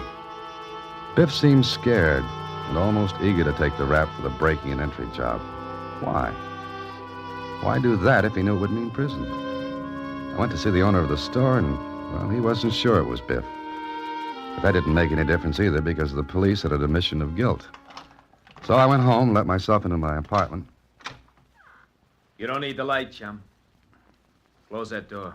There's a draft. I catch cold easy. If we're going to get better acquainted, we should see each other, don't you think? I don't want to make any more friends. Well, you haven't. Okay. Sit down. Thanks. Now, look. Cigarette? Don't light no match. Ashamed of your face? It'll get by. Just make sure that yours does. Oh. Am I supposed to figure that one out? You already did. Yeah, I guess I did. Uh-huh. Now, look, I want you... How'd you get in here? Ain't you ever gonna let me talk? I'm just curious, that's all. Okay, I got a pass key, a skeleton key. Mm-hmm. You're satisfied? Oh, sure. You mind if I talk now? I'd be charmed. What do we talk about? You? That's a very interesting subject. I was born of poor but wealthy parents in a small, large town Look, back I'll of come the... back in a couple of days and we'll kill each other. Oh, fine. I'll have a cake baked. What do you want? Nothing. I'm a very easy guy to please. It's a virtue, and I take it you don't have many of those. Oh, you're awful impolite, Holiday. Oh, you know me. Uh-huh. Lay off the Kieran kid. So, that's the purpose of this charming visit. The other two guesses you don't need. I suppose not. Okay. Just remember, lay off the Kieran kid. And if I don't want to? Answer me a question, will you? Gladly. Is a guy's books worth more when he's dead than when he's alive? Certainly. Production stops, limited supply greater than the demand. Okay.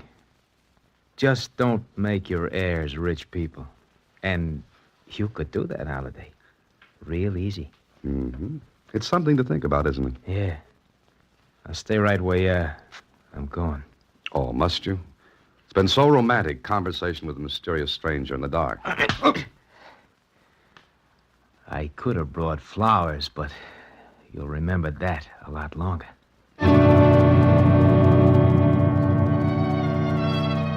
Okay, that did it. Now I knew Biff had a motive for admitting the robbery.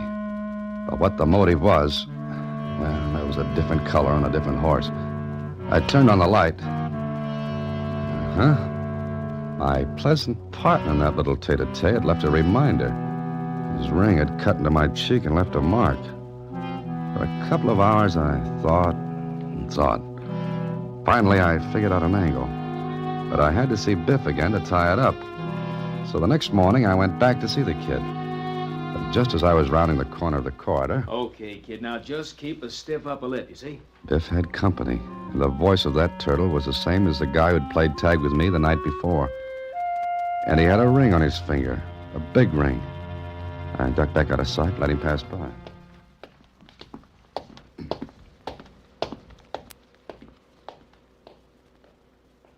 Then I went to Biff. You again. Uh-huh. I want to talk to you. But I don't want to talk to you, mister. Had company, didn't you? Company? No, I didn't. Come on now. Who was he, Biff? Pal, a friend of mine. Now, get out of here and mind your own business. I am. Your pal gave me this. Okay, so we hung one on you. And I didn't like it. So you should learn to mind your own business, I told you. Listen, Biff. I was asked into this by your mother. She don't know what she's doing. I mean, let her alone. Biff, you're trying to be a tough guy, and it just doesn't hang right on you. So I'll grow into it. Sure, that's what I'm afraid of. That's what your mother's afraid of. Shut up and beat it.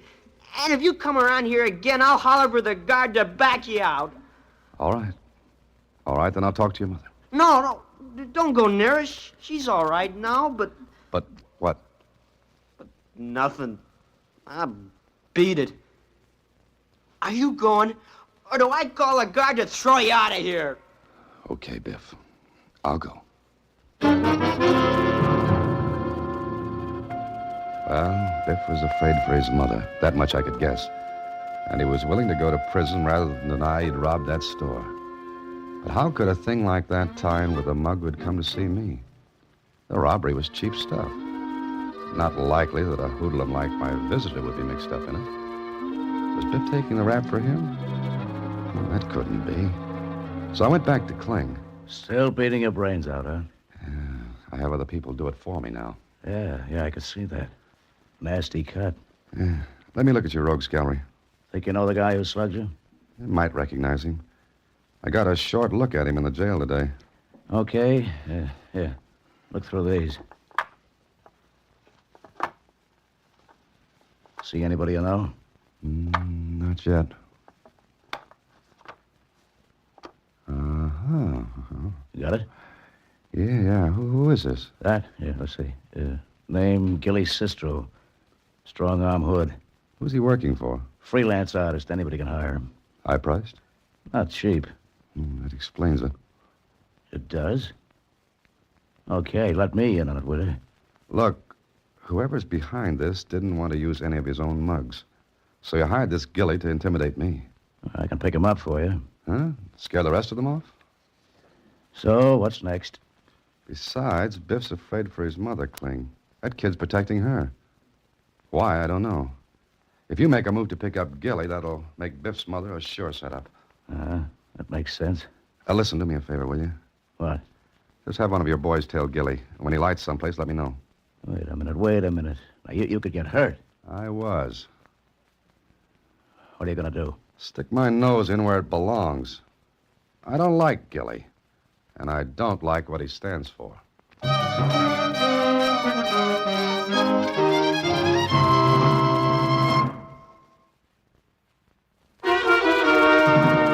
And now back to Delinquent's Dilemma, another Box 13 adventure with Alan Ladd as Dan Holliday.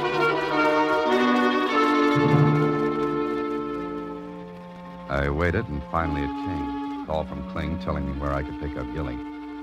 I did and followed him. Maybe I was being followed, too, but I had to take that chance. After all, there was nothing we could pin on Gilly, just entry and assault. But that wouldn't get to the thing that was putting Biff in a vice.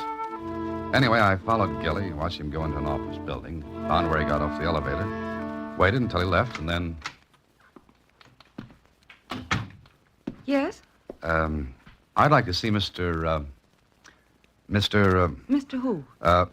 Mr. in the inner office. What's your name? Cecil Holling. Holling? Yes.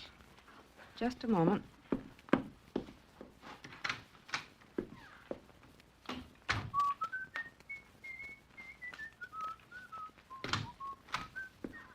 you come in, please? Oh, thank you.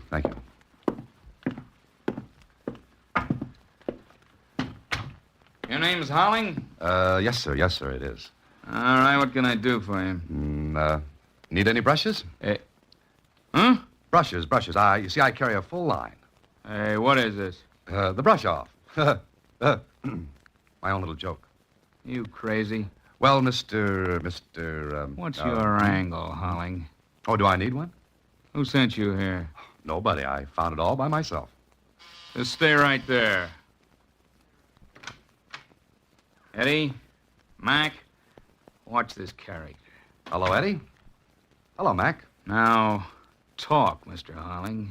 Okay, oh, this is a gag. Is it? Yeah, I guess I'm in the wrong office. I was supposed to pull a rib on somebody, and I guess I got in the wrong office. Well, sorry to bother you. Just a minute. Yeah? Who sent you here? Nobody. I told you, this is a gag. I guess it backfired. You must have tried the gag too often. Somebody pasted you. Oh, no. Beat it. Well, thanks a lot. Whew. I wondered if I'd talk myself out of that one. I didn't, because when I got downstairs to my car, I noticed a man following me. But I'd found out something. Gilly was working for the character in that office. And who was he? It took me 2 hours to shake the shadow, then I got back to Kling and told him.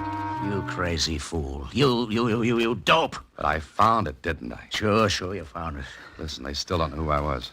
How do you know that? He wouldn't have let me out of that office, Kling. You sure you ditched that shadow? Yeah, I'm sure. But if Gilly gets back, he'll find out, and he knows you. Before that happens, what's the lineup? The man you saw is Pete Voslin. Racketeer, gangster. Has he got a record? None that we could pin on him. He's smart, Dan. Little guys take the rap for him. He pays off when they get out. And what's his angle in all this? How's he tied up with Biff Kieran? That kid certainly isn't a member of his gang. No, at least I don't think so. There's got to be an angle. Wait a minute. Huh? What have you got?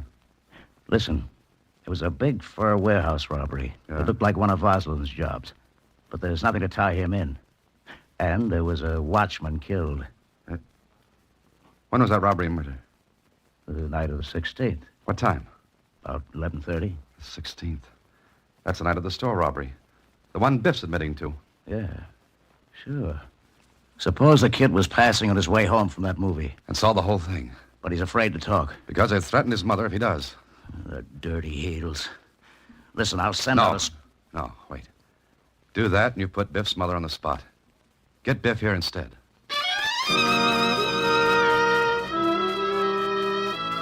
I didn't dare go to Biff because, well, I might be followed. But Kling sent for him, and in Kling's office.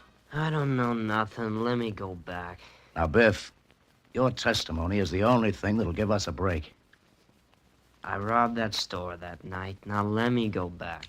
Biff, listen to me. I ain't gonna listen to nobody. What are you trying to do? I told you I robbed the place.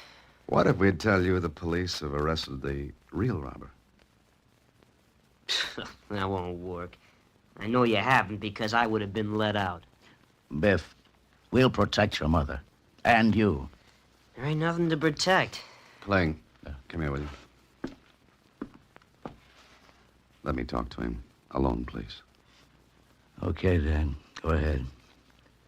I hope the day comes soon when kids will realize that the police aren't their enemies, but their friends.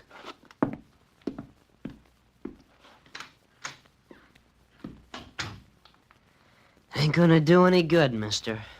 It's got to, Biff. Now listen. Don't say anything until I've finished, will you? Good. Now, you're protecting your mother, but you're also protecting something else. Huh? Mm-hmm. A gang of vicious men. You're protecting them from the law. You're protecting murders, Biff. You're giving them the chance to go out and do the same thing all over again. Don't you see that? I ain't gonna say nothing. All I want to do is be let alone. I want to go back to the jail. Now, let me go. Oh, please, Biff. You're about 16, and you've got a whole life ahead of you. But if you go to prison to protect crooks, what will you have? A record. Oh, sure, they'll say you didn't talk, you didn't squeal. They'll make a great guy out of you. But what'll it make of the men you're protecting? A bunch of arrogant, cocky parasites who got away with this? You shut up! You shut up and leave me alone! I ain't gonna say nothing! I ain't! Kling. Kling. Yeah? I'm finished. Okay. Sergeant, take the kid back.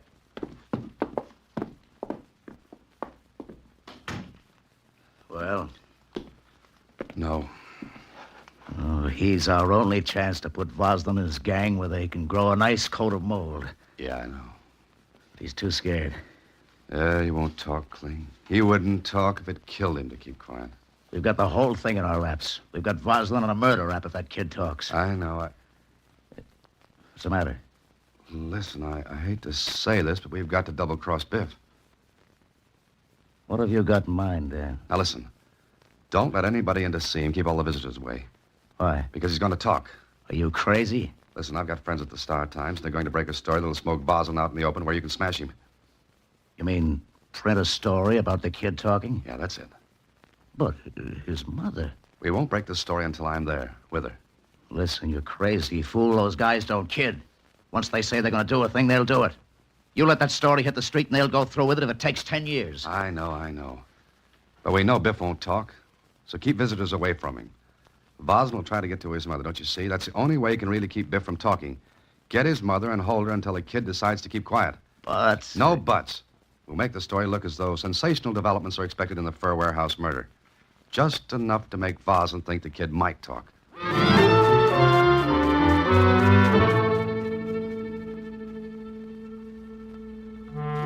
I went to the Star Times and fixed up the story by promising the editor that the whole thing would be his front-page scoop, and on the level. I waited until the proofs were run. The story was just what we wanted. Only a hint that developments were expected. Then I drove to the neighborhood where Biff and his mother lived. There were no police around. It had to look legitimate. Then I went up to Mrs. Kern. My boy.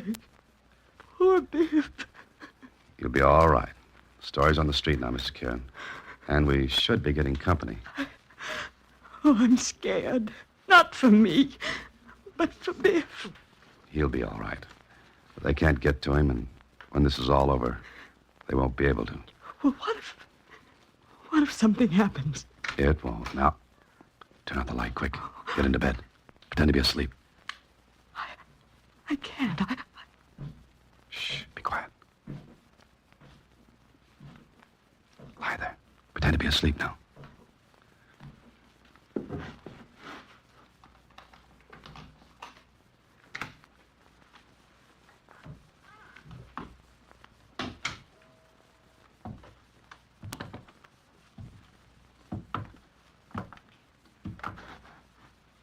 You, wake up. Come on, wake up. What do you want? Never mind. Get up, get dressed. Come on. Who are you? I said never mind, get dressed. My clothes are in the other room. Get them. Turn on the light. You don't need light. Go ahead, get your clothes. Yes. And don't close the door between the rooms. And stay in the light from outside and step on it. Still standing in the draft, Gilly? Nice meeting you again in the dark. Try it again, Gilly. Oh, no. Drop it, Gilly, drop it. All right, don't shoot. You all right, Dan? Sure, as long as I had his gun hand. He was a little handicapped. Turn on the light, will you, Clee? Right. Hey, Sergeant. Let the kid come in. Biff! Oh, Biff, Mom. baby. Mom, are you all right? Are you? Yes, baby, I'm all right. Oh, Mom, please don't call me baby, please. I was so worried about Oh, Mom, it's so good to see you. Cling. I know you don't. Cling. What? Yeah, what's up? Are you all right? Me? Sure, but why? You're smiling.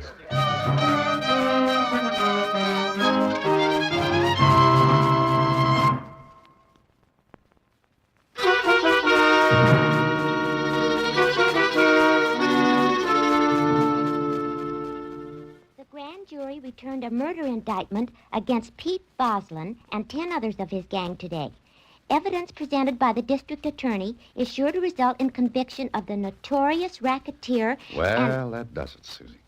Gee, how did it feel to be alone in the dark with that awful man, Mr. Holliday? I didn't have time to think about it, Susie. How would you have felt? Well, Was he cute, Mr. Holliday? Oh. Good night, Susie. Next week, same time, through the courtesy of Paramount Pictures, Alan Ladd stars as Dan Holliday in Box 13. Box 13 is directed by Richard Sandville, with an original story by Russell Hughes, and original music composed and conducted by Rudy Schrager. The part of Susie is played by Sylvia Picker, and that of Lieutenant Kling by Edmund MacDonald. Production is supervised by Vern Karstensen. This is a Mayfair production from Hollywood. Watch for Alan Ladd in his latest Paramount picture.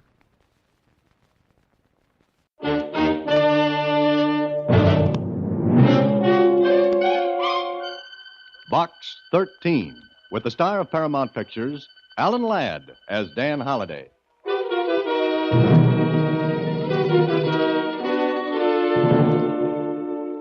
Box 13, care of Star Times. I need your help desperately. Johnny Tide was released from the state penitentiary this morning with murder in his heart. I don't know any of the details, but I'm sure that he'll be back here in Watertown by nightfall at the latest. If you mean what you say in your ad in the Star Times, be at the waterfront tonight.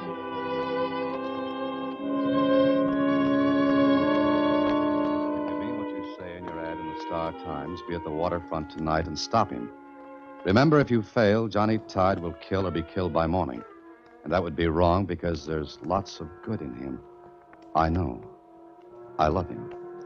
Janice Reed. Yeah, that's the way it started. Just a girl worrying about a boy. But before it was all over, a lot of people were worrying about that boy. They had to, if they wanted to live.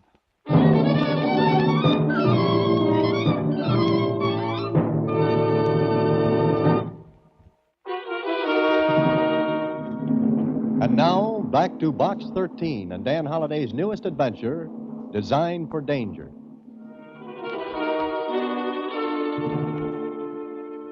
Jeepers, Mr. Holliday. An ex-convict on the prowl in the toughest section of the city. Uh-huh. That part of the city doesn't get the carriage trade, as the expression goes. Well, do we accept the challenge, Susie? We? Oh, hey, I'm only your secretary, Mr. Holliday, and I was using the editorial we, Susie. Oh. Well, in that case, Mr. Holliday, I don't know what to say. Frankly, I'm trumped. Susie, the word is stumped. The word is stumped. But maybe you've got something. What? I don't know. But tell you what, suppose I get down to Watertown and nose around a little. Why? Oh, I don't know. Maybe to see what's doing.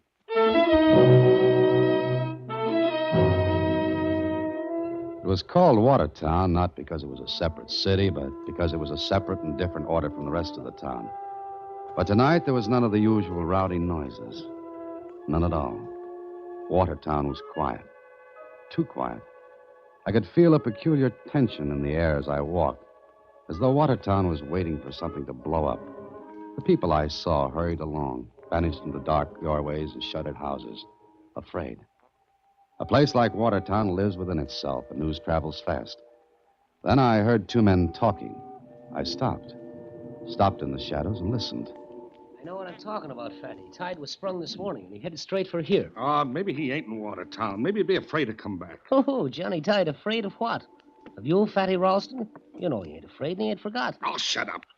You talk like I had to be afraid of Johnny. Don't you have to be? You guys make me sick. That punk's headed for someplace else. He ain't coming back to Watertown. Well, just the same, if I was you, Fatty, I'd pull a blanket over me and hole up some. Go on, beat it. Get out of here. You ain't afraid much. Oh, not much. I ain't afraid of Johnny Tide. I ain't. Why not, Fatty? Or why should you be? Who are you? What are you doing here? I just wanted to ask you a question, Fatty. You don't know me. I don't know you. That's right. Then run along and mind your own business, mister. I've got business here. I just want to know, who is Johnny Tide? And... You had your ears open, didn't you? Yeah, wide open. So you want to know who Johnny Tide is, huh? That's right. Oh, okay. You want it? Here it is. I'll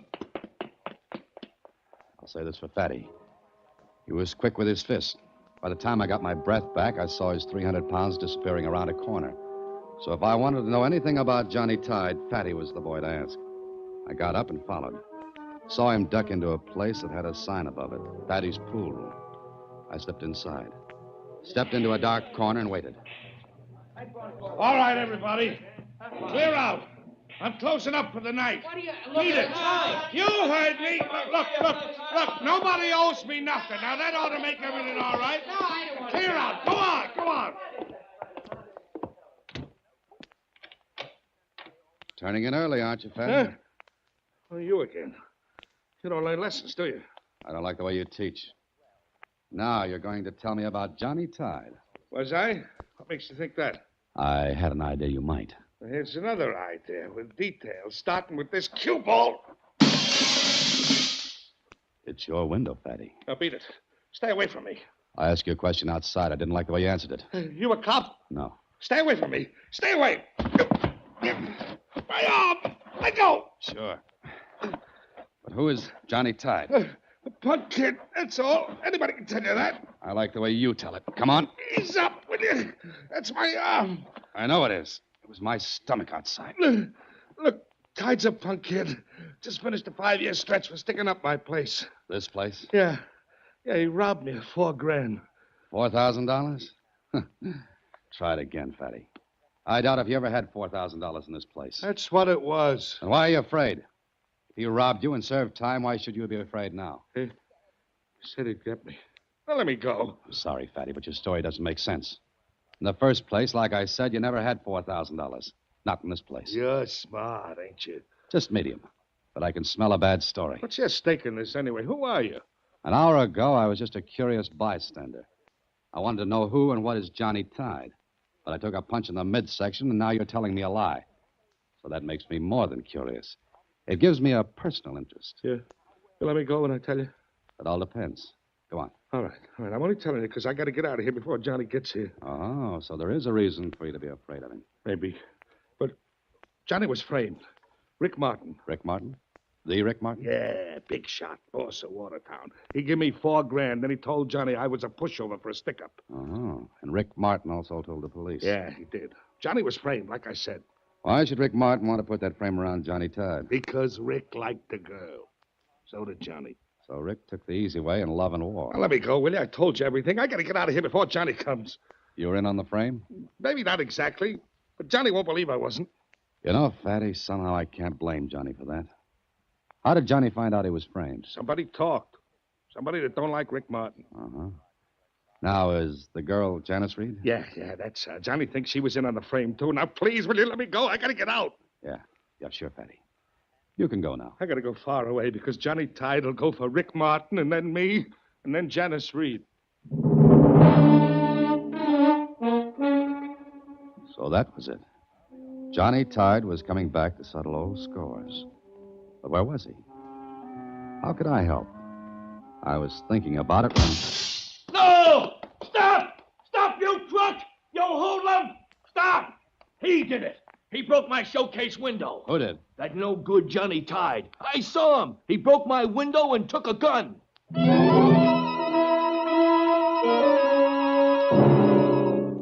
So, now Johnny Tide had a gun, and he was close. Very close. But it was also out of my hands and into the hot little hands of Lieutenant Kling. Now, look, Holliday. I know that Tide was released from prison this morning. I know that he's in Watertown tonight. I know he intends to kill Rick Martin before morning. But I also know that all of this, including that pawn shop he just knocked over, is none of your business. How do I make myself clear? Yes, you do. But before I go back to my typewriter, one question. What do you know about a girl named Janice Reed? Very little. Only that she's a singer over at the Blue Chip, Watertown's most exclusive nightclub. Now, anything else, Danny boy? No, nothing else, Lieutenant. Good night. Maybe I made a mistake when I asked Kling about Janice Reed. Because up until then, I was convinced that the lieutenant was right. I didn't belong in this mess. But now, well, I couldn't just step out and forget the whole thing. Not without talking to the girl anyway. I got a table at the Blue Chip without too much trouble, and 10 minutes later, Janice joined me. She was younger, prettier, much more upset than I had expected. Mr. Holliday, what have you found out about Johnny? Well, rumor has it that he intends to commit a few murders tonight. Oh, and incidentally, you're on his list. I don't believe that. Look, Mr. Holliday, I know Johnny. I grew up with him right here in this neighborhood. Why, Johnny and I and Tyler Bennett were inseparable. Please, Mr. Holliday, you've got to believe me. Maybe I do, Janice. But let's start off slowly. First of all, who's Tyler Bennett? My boss. He owns this place. He and Johnny and I used to play together as kids. Why, we even had a secret clubhouse under the pier. All that kind of stuff. And how Johnny loved it. You know, that kid used to climb the old water tower over the clubhouse every day and pretend to sight pirate ships on the horizon. He'd get mad if we said they were just barges. Which adds up to what, Janice? That Johnny was never really a bad boy, Mr. Holliday. He just craved excitement, that's all. But what about Rick Martin? How do you explain that? Well, Rick meant action and fast money. And Johnny liked both. He was young and he made a mistake, but he's paid for it. He served his time. Don't you see, Mr. Holliday, he needs help. He needs it badly. You certainly got a lot of faith in him, Janice. But what about you and Rick Martin? Go out with him? Once in a while. I have to keep my job. Don't forget, Rick Martin runs Watertown. That might be hard to explain to Johnny Tide. No, it won't. Believe me, Mr. Holliday, if you can find him, you can talk sense into him. I know that. Well, I'm not so sure. But you'll try. Okay, I'll try. Oh, thank you. Thank you so much. Pardon me, but you're on in a minute, Janice. All right, Tyler. Oh, Mr. Bennett, Mr. Holliday. How do you do? Hello, how are you? Excuse me, I'll only be a few minutes. Janice was telling me how you two grew up with Johnny Tide, Mr. Bennett. Oh. Have any idea where he might be? Well, if I did, I'd go directly to the police with the information. Johnny was a good kid once, but that was a long time ago. He's dangerous now. He's very dangerous. Janice won't buy that. I know. She was in love with him 5 years ago. She can't believe he's changed. But mark my word, Johnny Tide will kill before this night is over. I only hope he doesn't get to Janice.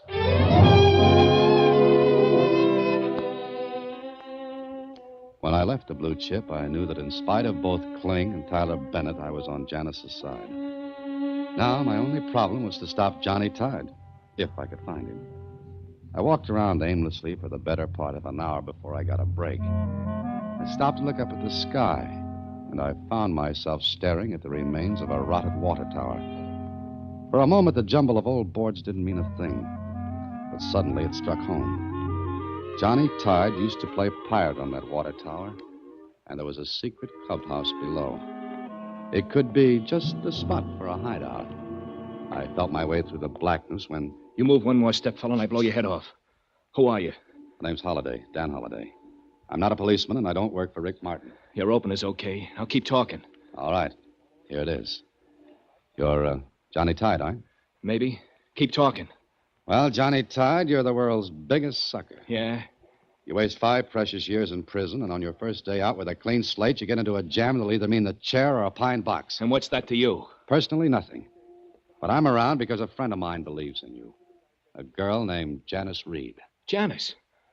You've seen her? That's why I'm here leaning against that .45 in your hand. Tide, why don't you get smart? That girl's in love with you. But what about Rick Martin? Oh, forget him. Sooner or later, the cops will catch up with Martin. They'll put him away for keeps. Sure. Meanwhile, what's to keep Martin and his boys from coming after me? I'll do what I can about that. But to play it safe, why don't you get out of town, away from here for a while? What's that? Holliday, if this is a trap, you'll never leave here alive. Then we've got a deal. Because that was probably a stray cat. Now listen to me, Johnny. Do what I say, will you? Forget Rick Martin. Get out of town for your own sake and for Janice. Yeah, sure. Forget the whole thing. Forget I was framed and went up for 5 years. That's a long time, Holliday. An awful long time. I know it, Johnny. But it's done now. Yeah, done. Me with a record. You can't wipe that away. Suppose we fix it so that everybody finds out about the frame. How? Well, first give me that gun. Then get out of town and let the police take care of Rick Martin. Fatty Ralston can be made to talk. How? He talked to me because he was afraid of you. He'll talk, Johnny. And when he does, that record of yours will be wiped off. Come on, now, what do you say? Well?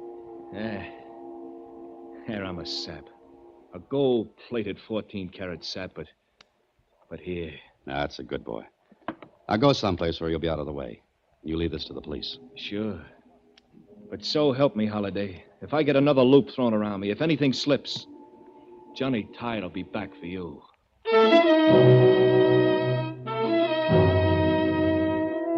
When I left Johnny, I was sure everything was going to be all right. I put his gun in my pocket and started up the street for Rick Martin's place. I wanted to be sure that Martin would let Johnny get out of town under his own power. I took a shortcut through an alley. Brother, how foolish can you get?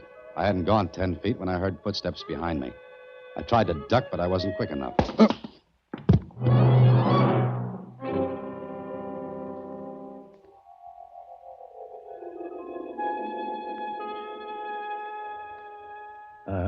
Mr. Dan Holliday in his usual position after sticking out his neck. Come on, see if he can get up. Oh, Kling, they ought to do something about these buildings around here. They fall on people. Yeah, somebody slugs him. You know, I gathered that. That isn't all you gathered. Hmm? What are you talking about? 3 guesses. Just take only one. That's all you'll need. I still don't know what you're talking about. But I know one thing. And that is? Don't worry about Johnny Tide anymore. I had a talk with him. So you talked Johnny Tide into being a good boy. You let that fast-talking little... Holiday, while you were lying here asleep, Tide got to Rick Martin and killed him.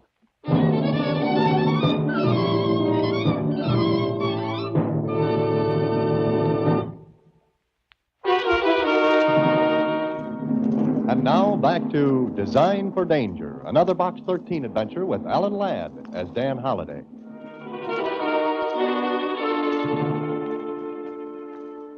The moment Lieutenant Kling told me that Rick Martin was shot to death, I plunged my hand into my pocket for the .45 I'd taken from Johnny Tide. But it was gone. Looking for this, maybe? The gun? Yeah, we found it next to Rick Martin's body. Holiday, you've been taken in by a fast-talking punk. Any way you look at it, your name spells sucker. Yeah, you're right. Johnny Tide sang a pretty lullaby, and I went to sleep. But get this, Kling. Before the sun comes up, I'm going to plant Rick Martin's murder right in your lap.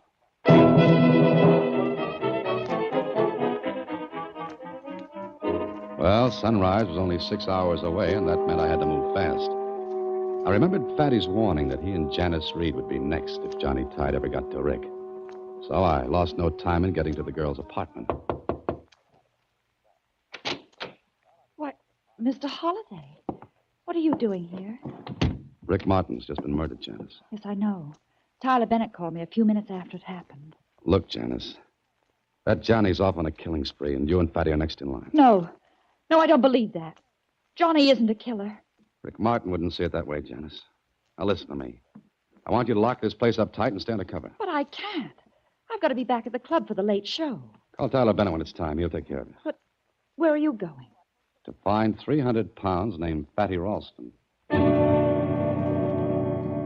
It cost me a $50 bill and a lot of legwork, but I finally located Fatty out on an old oil barge anchored off the end of a deserted pier. So I took off my shoes, stripped to the waist, and quietly swam out to the barge.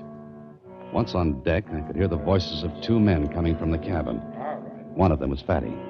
I couldn't see the other man. I edged closer, and then I banged against the steel drum, and the noise it made shattered the silence. The light in the cabin went out. Who's that? Come on, who is it? Just an old friend, Fatty. Huh? You again. Let's go in the cabin, Fatty. I'm a little wet. Sure, why not? Come on. Light the lamp. Anything to oblige. See better now? Not yet. Who was with you? Nobody. Where's Johnny Tide? I said, where's Johnny? He ain't here. Don't give me that. Why don't you look around? Put down that gun first. You're mixed up, fella. I give the orders. I got the gun. That's right. Give me a cigarette, will you? I don't smoke. No? Not even Egyptian cigarettes? Huh? This cabin's thick with smoke from Egyptian cigarettes. Maybe you better go. Now. Hand me that towel, Fatty. I'm a little chilly. Yeah. Thanks. Drop that gun, Fatty. Drop it. Hey, you're breaking it. Drop that gun. All right. Move back. Okay, now I give the orders. I've got the gun. Listen, don't do nothing. Don't, please. No, I'm not. I'm going to stand perfectly still and listen to you talk. Okay, I'll talk.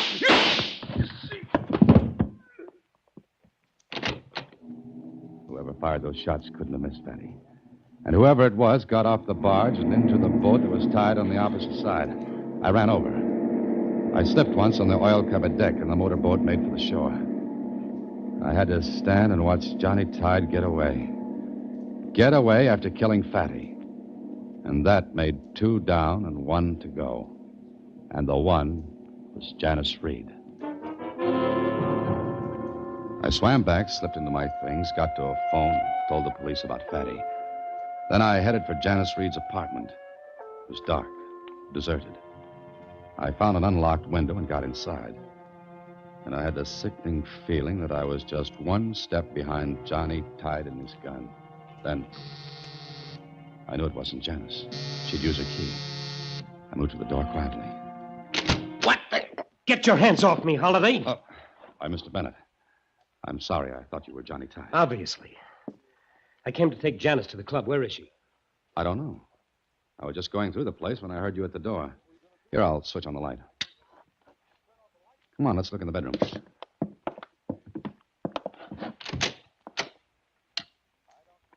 Well, there's nobody in here. I guess I'm too late again. Wait a minute. This memo pad. Here, near the phone. What about it? What does it say? It's written with an eyebrow pencil. Pier 42 at 1:30. Sure, that girl's just crazy enough to keep a rendezvous with Johnny Tide. What time is it now? 10 after 1. Why? What are you going to do? Maybe three's a crowd, Mr. Bennett, but I'm going to be there when Johnny Tide and Janice get together. I'm going to... What is it, Holiday? What are you staring at? Look. They're on the rug. Those smudges. That's oil. Oil? I don't follow you. What does it mean? The Tide's been here already. Those are his tracks. What? Yes, you see, he was out on the oil barge an hour ago, and the deck was slick with that stuff. I know. I slipped myself. Well, then, couldn't those be your footprints? No, I left my shoes on the pier. I swam out. But why would Johnny make an appointment with Janice and still come up here?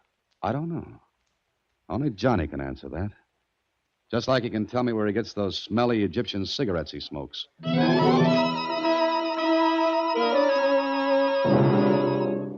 I took a cab to within the block of Pier 42. Then I got out, walked quietly to the rendezvous spot. Janice was already standing in the soft light of a street lamp waiting.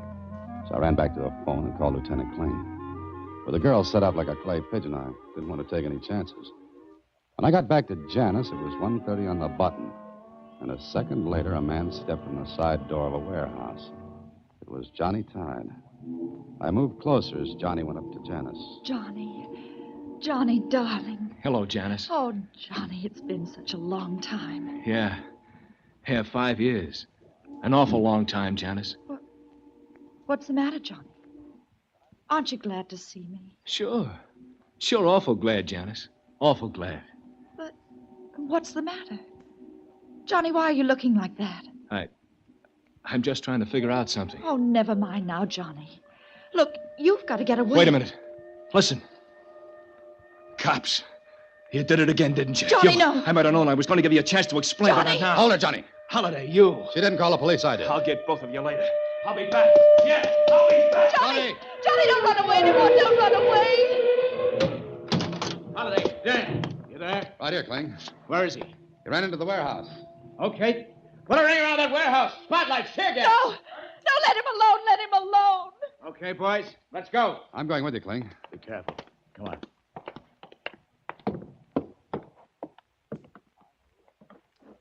It's no use, Johnny. The police are here. You're licked, kid. Come on, give up. Not me, Holiday. Me and the law just don't seem to get along. But, Johnny, it's your only chance. Will you give up? Answer me, Johnny. You hurt, Dan? Just in the shoulder, I'm all right. There he is. Up there on that rafter. Kennedy, your light. Shine it up there. There he goes, Lieutenant. Get it. No, don't, Kling. Don't shoot. Stay out of this, Holiday. You crazy, Holiday? Not quite. Kennedy, shine your light up behind you. Yes. Up there. Higher. There. There's your man, Kling. What? Well, who is that, Holiday? That, Lieutenant, is the man who killed Rick Martin and Fatty Ralston and tried to frame Johnny Tide for the whole thing. The name is Tyler Bennett.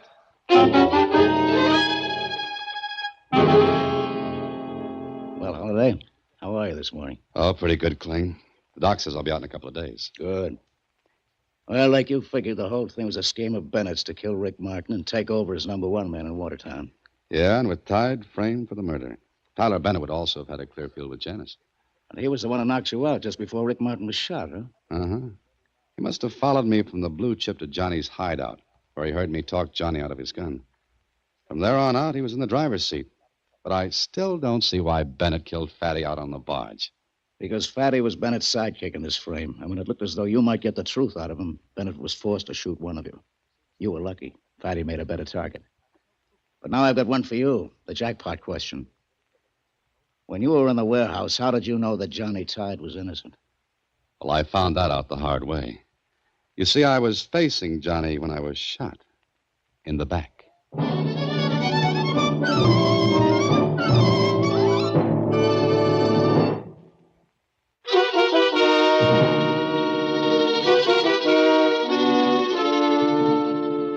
Gee, Mr. Holliday, you certainly had a long night in Watertown. But there's one thing I don't understand. And what's that, Susie? Why did Tyler Bennett follow you down to the pier? Oh, he had to because of the oily footprints in Janice's apartment. You see, once I got to Johnny Tide and found out that he didn't have oil on his shoes, I would have realized the footprints couldn't have come from anyone but Tyler himself. Oh. Besides, I would have also found out that Johnny didn't smoke Egyptian cigarettes. But what about Johnny? Now, I mean. Oh, he's on probation for stealing the gun. Everyone knows he was framed for the other deal. Gee, you know, Mr. Holliday, I wonder if I would have thought of that Egyptian cigarette thing. Nope, I guess I wouldn't. Why not? Because I don't know a single Egyptian. Oh, good night, Susie. Next week, same time, through the courtesy of Paramount Pictures, Alan Ladd stars as Dan Holliday in Box 13. Box 13 is directed by Richard Sandville, with this week's original story by Gene Levitt and Bob Mitchell. Original music is composed and conducted by Rudy Schrager. The part of Susie is played by Sylvia Picker, and that of Lieutenant Kling by Edmund McDonald. Production is supervised by Vern Karstensen. Box 13 is a Mayfair production from Hollywood. Watch for Alan Ladd in his latest Paramount...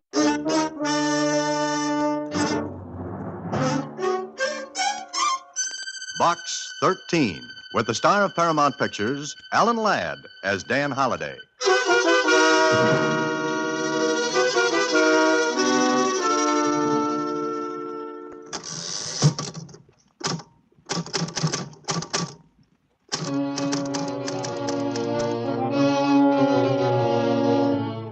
Box 13, care of Star Times. If you're interested in preventing a murder, come to 327 North Greeley Street in Edgemont. It should take you only 3 hours by train to get here. But you must come at exactly 3:30, or it may be too late. The whole letter was typed. Even the signature at the bottom, Pat Kennedy. I didn't know if Pat Kennedy was a man or a woman. But as it turned out, it didn't matter. Even though I got there before 3:30.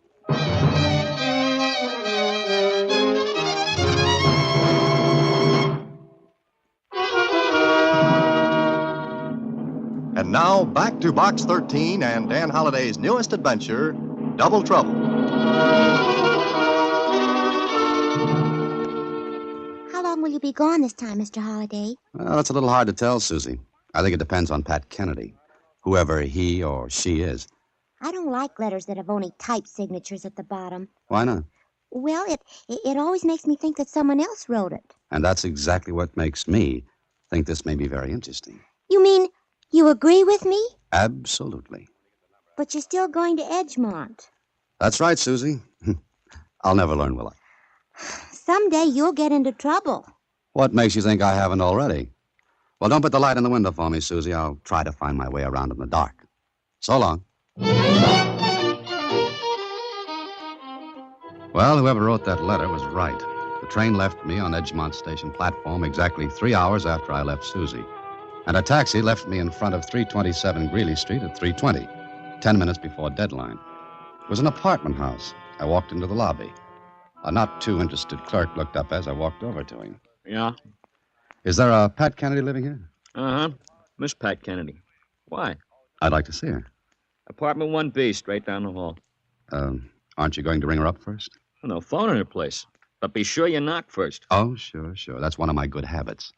1B, you said, huh? Yeah, 1B, I said. Thank you. Sure, anything. I got to apartment 1B. I knocked. Then I tried the door. It was open, and I walked in. Miss Kennedy? Pat Kennedy? I walked into the apartment a little farther. The clock on a table ticked away. Its hands at 3:23. There was a window open in the room, and I walked to it. The The window faced a court. I turned away from it, walked into the bedroom, and I stopped. Miss Kennedy. Miss Kennedy.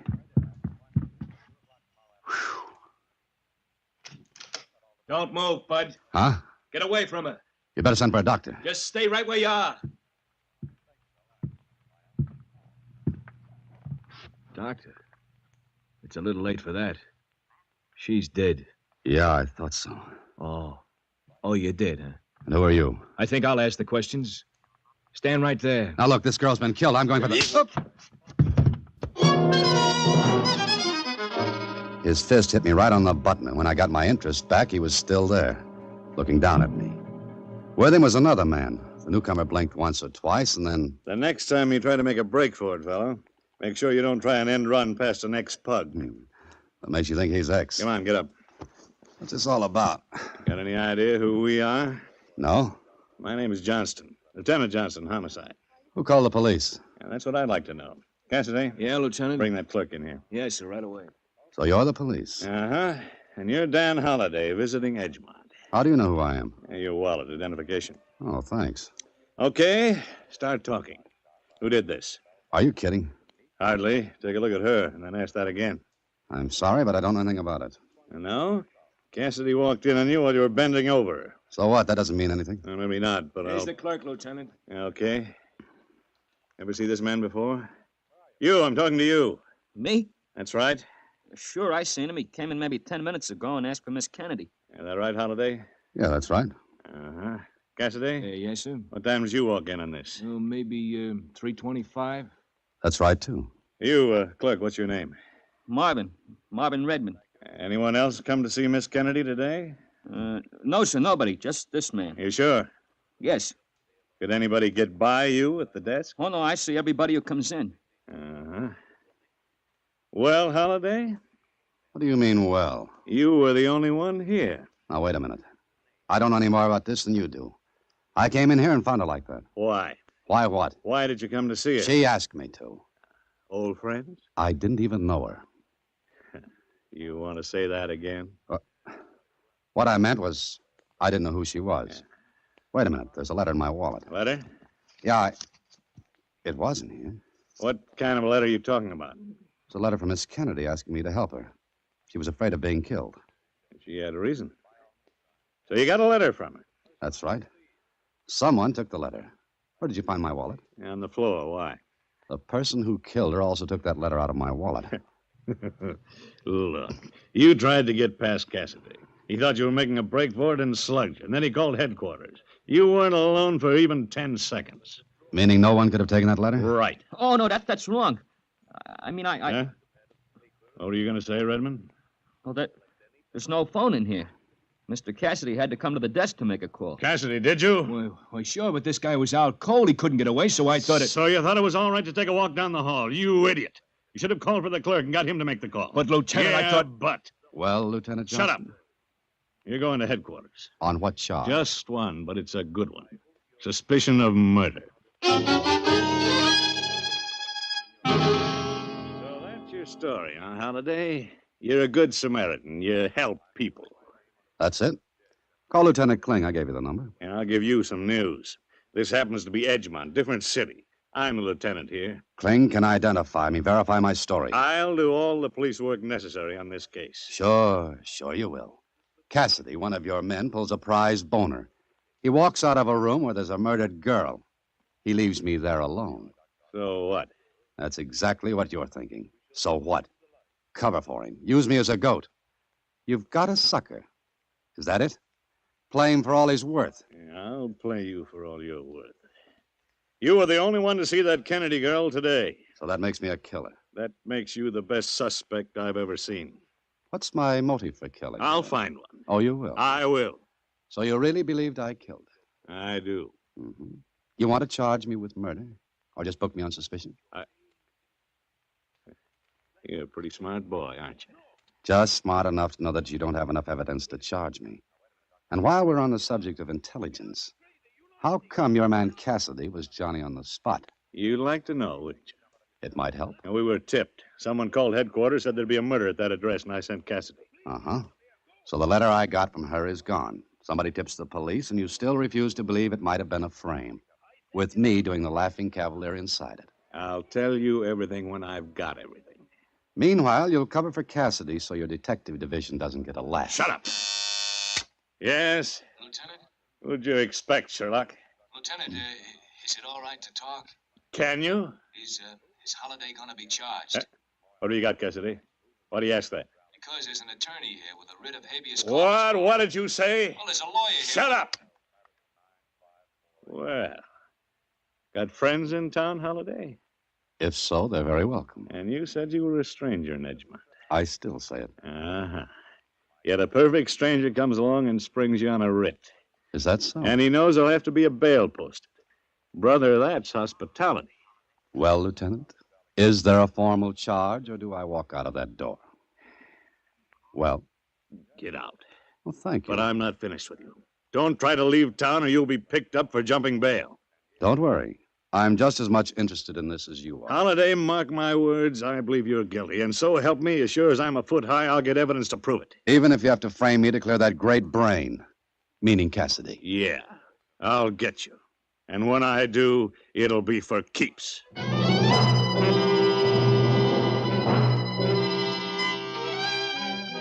Well, Lieutenant Johnson was burned. He knew his department was in for a roasting if Cassidy's mistake got out. Meanwhile, I looked very funny as a goat. And I didn't even know who had had me released. The lawyer brought the writ and put my bail up, wouldn't say a word. He left me, and it was dark when I walked out on the street. I couldn't leave Edgemont, and I didn't want to, not yet. I got into a cab knowing I'd be followed by one of Johnson's men, and went to a hotel and registered. I was just sitting down to think when... Yes, who is it? Is that Mr. Holliday? Yes, who are you? Please, I must see you. Please let me in. Oh, no, thanks. Not until I know who and what you are. Look, I will slide something under the door. You look at it, then you decide that you should let me in or not. All right? Go ahead. Did it come through? Yeah. You are satisfied, Mr. Holliday? This is a receipt for my bail bond. Yes. I'm the one who got you out. Please, I can come in now. You're Philip Duval. Yes. Now, please to let me in before it is too late. Okay, come on in quickly. Mr. Holliday, you know that you are followed here. Sure, Johnson's watching every move I make. Yes. Why'd you bail me out? What do you know about Pat Kennedy? I knew her 10 years ago, maybe. We were dancing partners. Wait a minute. Were you followed up here? Oh, no, I am sure that I was not. How do you know? Because the police do not know me. Well, how do you know I was here? I was watching Pat's room. Yes, go on. Then I waited outside the police station. I see you come out. I see the detective follow you. I make sure I am not followed. Then I come here. Uh-huh. And then what? I come to this hotel and take a room. I looked at the register. I see your name. Then I wait, and then come here. Mr. Duval, you seem to know quite a bit about how to evade tacklers and slip away from enemies. Because I want to know who killed her. How was she to you?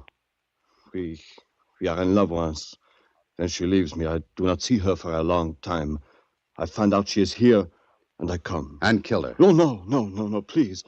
Please, would I do all this for you if I kill her? Why? Maybe I'll find an answer. What do you want with me now? I want to give you this. This is a letter addressed to Box 13. Yes. You will please to read it. Box 13. By accident, I saw your ad in the Star-Times. I must have your help because I cannot go to the police. Please come to me as soon as you can. You see, she is afraid. The one time I see her, she tells me she is afraid. Of what? Of whom? I do not know. How did you get hold of this letter? She gave it to me to mail. I laugh at her. I think she is being foolish. But now... So you didn't mail it? No.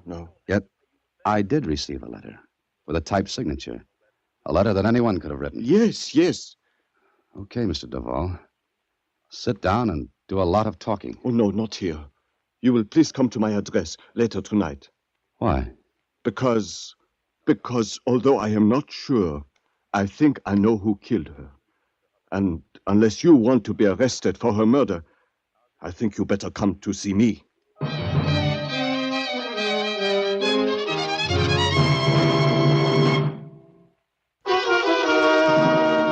And now back to Double Trouble, another Box 13 adventure with Alan Ladd as Dan Holliday.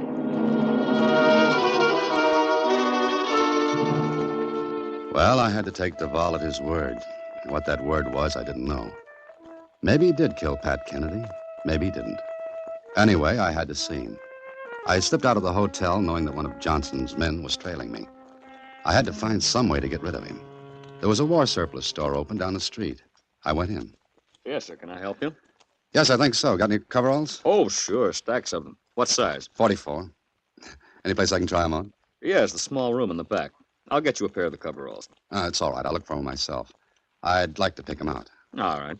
They're all on the racks there. How much are they? $3.95. Okay, here you are. Thank you. Even change. Just take your pick. Yeah, thanks.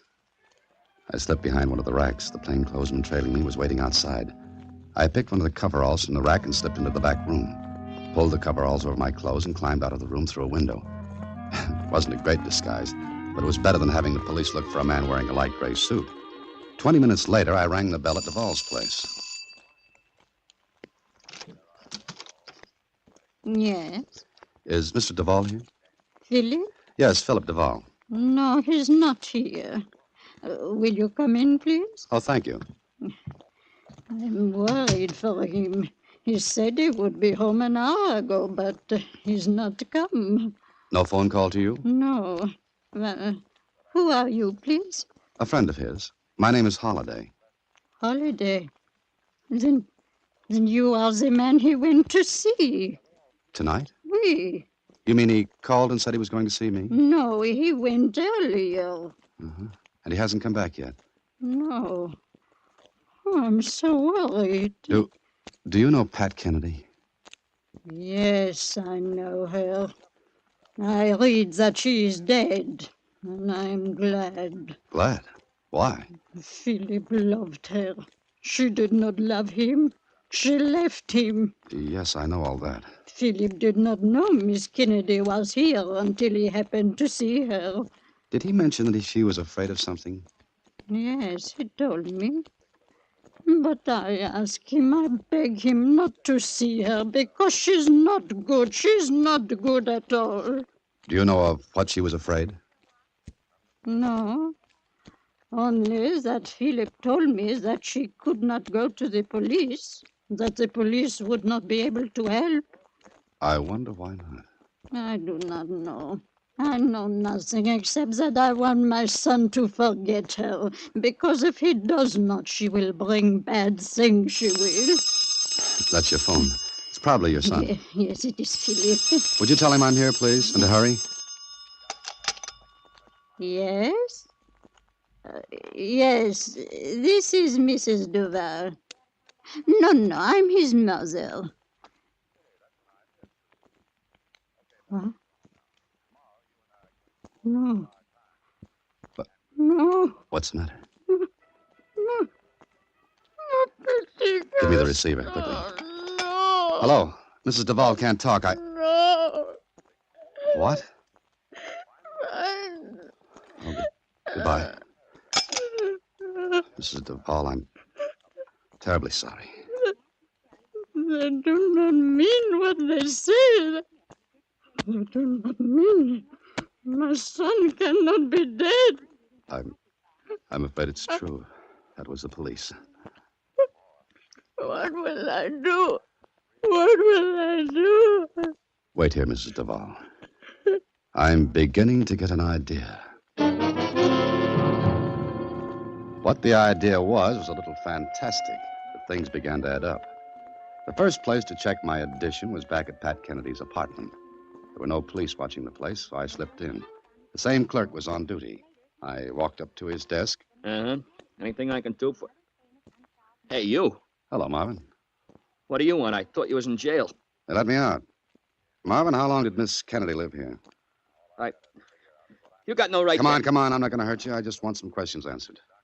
I don't know nothing about it. I think you do. Who came to see Miss Kennedy when she was alive? Listen, I don't want no trouble. You've got it. Answer me. Did anyone come to see Miss Kennedy often?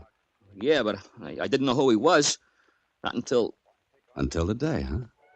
That's right. I didn't know. But that don't make no difference. But it makes a lot of difference now. Thanks, Marvin. You've helped me a lot. You ain't gonna get me in no trouble. No, no trouble at all for anyone, except me. Now, I want to go into Miss Kennedy's apartment. You can't go in there. I think I can. Come on, Marvin, let me in. You said there wasn't gonna be no trouble. Marvin, you'll get up off of that chair and let me in Miss Kennedy's apartment, or I'll... Okay. But you're making me do it. If the police ask, you're making me do it. That's right. Come on. Come on, then. That's the boy. Straight ahead.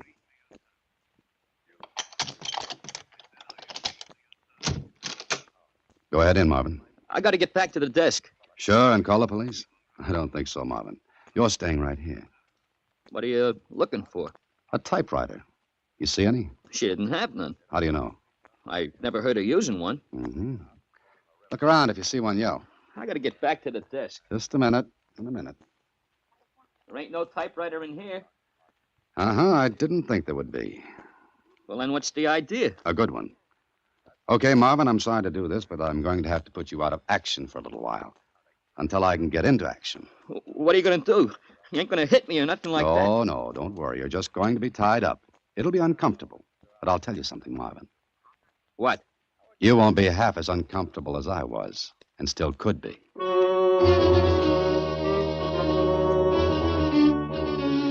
So, Miss Kennedy didn't have a typewriter. And the letter Duvall had shown me proved that she wrote a letter to me by hand. So it was a frame to get me for her murder.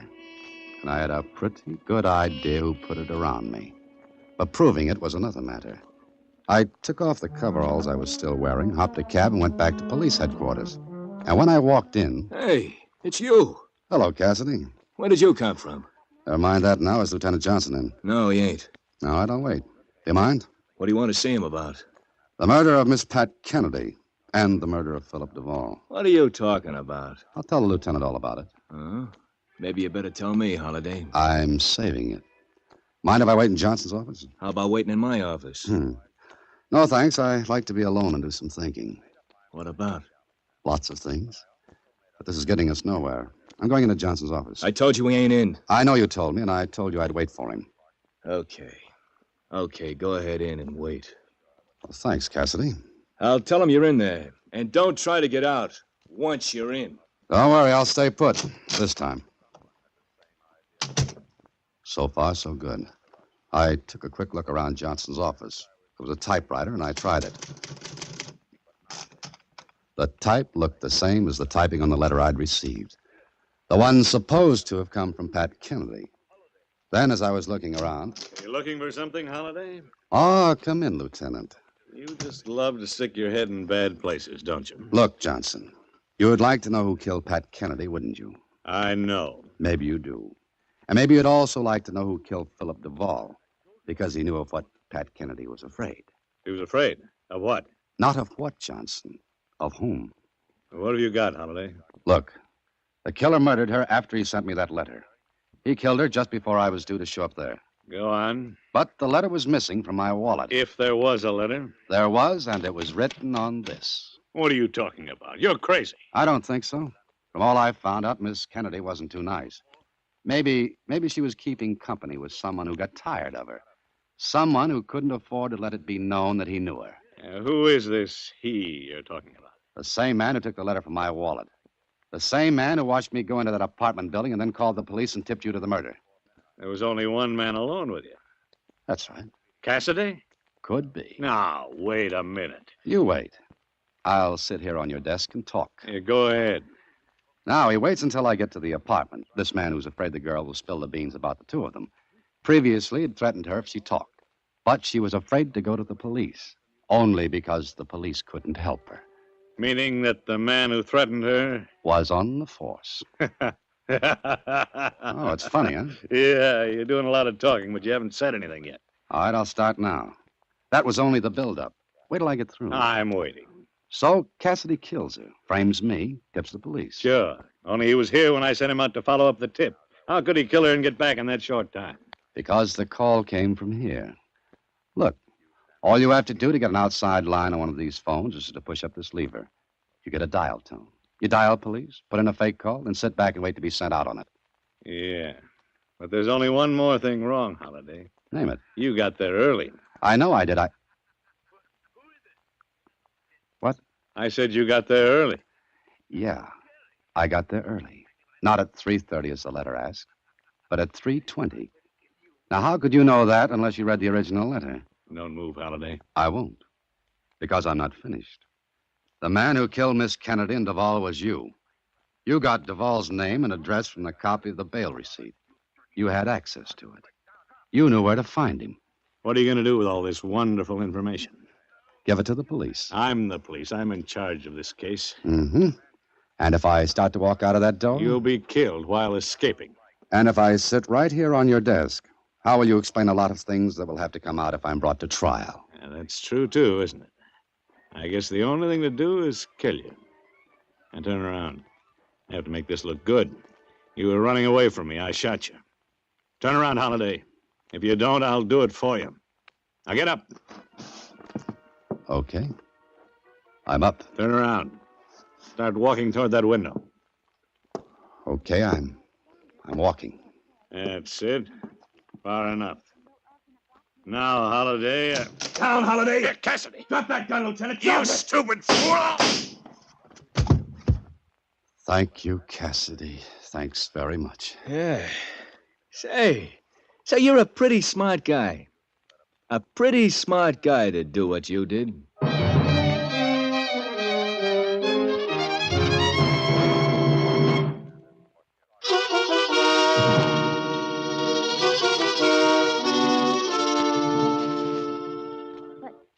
Mr. Holliday, it was a policeman that did the murders? Don't let that throw you, Susie. You see, there's a bad apple in every barrel, no matter what the barrel is.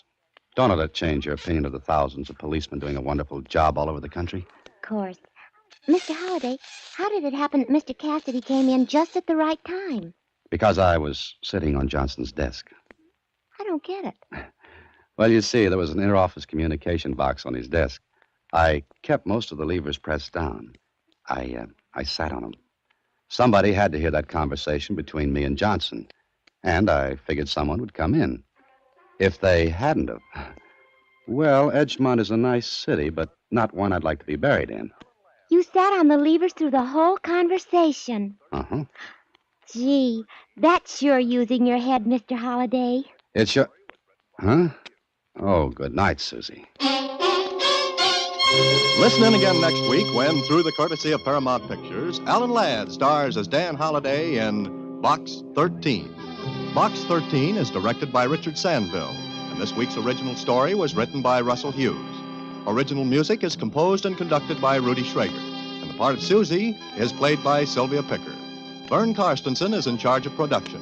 Box 13 is a Mayfair production from Hollywood.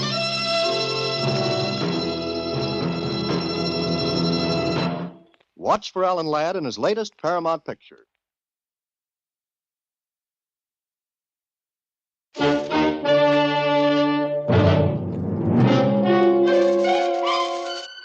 Box 13, with the star of Paramount Pictures, Alan Ladd as Dan Holliday.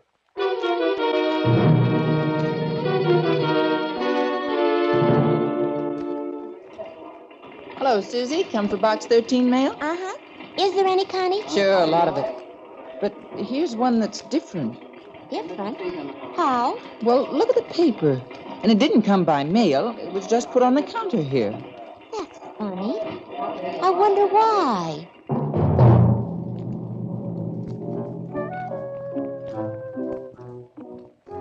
Yeah, it was funny, all right. That was the letter that said, Box 13. I've been watching your ad appear in the Star Times day after day. You want adventure? Very well, I think I can offer that. I'm going to find out who you are. And when I do, I'm going to kill you within 4 days. That gives you 4 days to find out who I am. If you learn that, you may stop me from killing you. But if you don't, at least you will have 4 days of different adventure.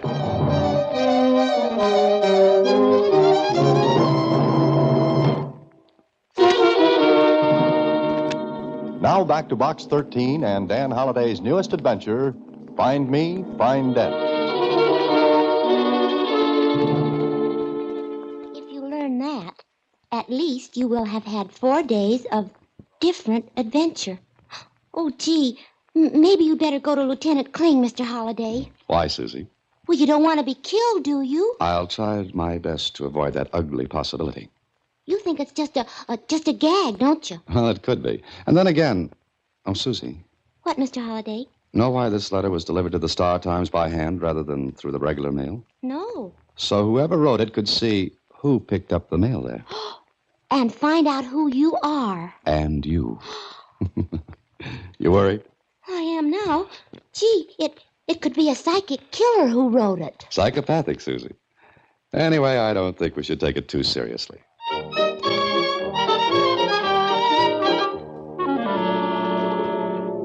Yeah, that's what I said.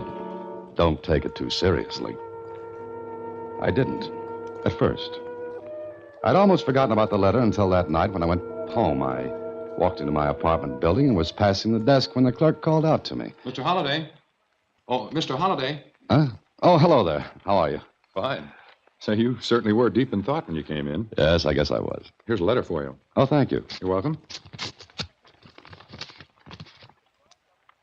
Is anything wrong, Mr. Holliday? I don't know. Who gave you this? No one. No one? What do you mean? Well, it was on the floor just inside the lobby door. I thought maybe you dropped it. No, I didn't.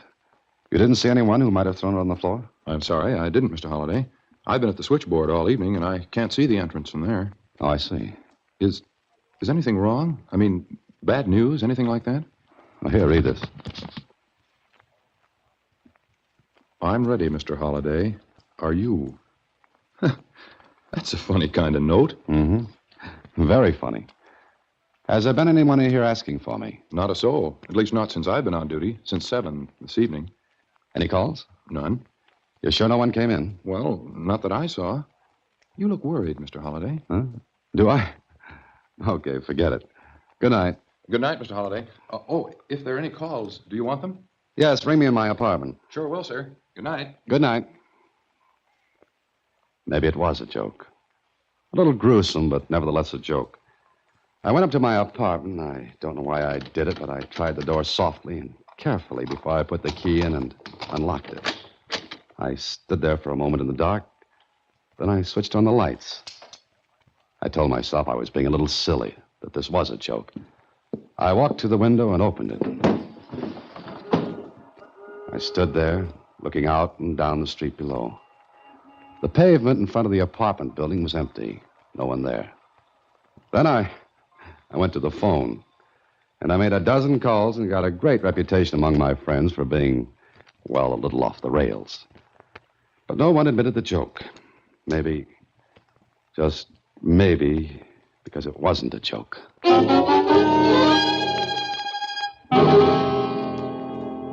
Good morning, Mr. Holliday. Gee, you look as though you haven't slept. You look tired. Oh, I slept, but badly. Oh, did you have couldn't you sleep? Where's the mail, Susie? Oh, right here. Oh, thank you. What's the matter, Mr. Holliday? Oh, nothing, Susie. I'm just getting a little angry, that's all. At me? Oh, no, Susie. Not at you. What is it? Same paper, same handwriting. Huh? What is?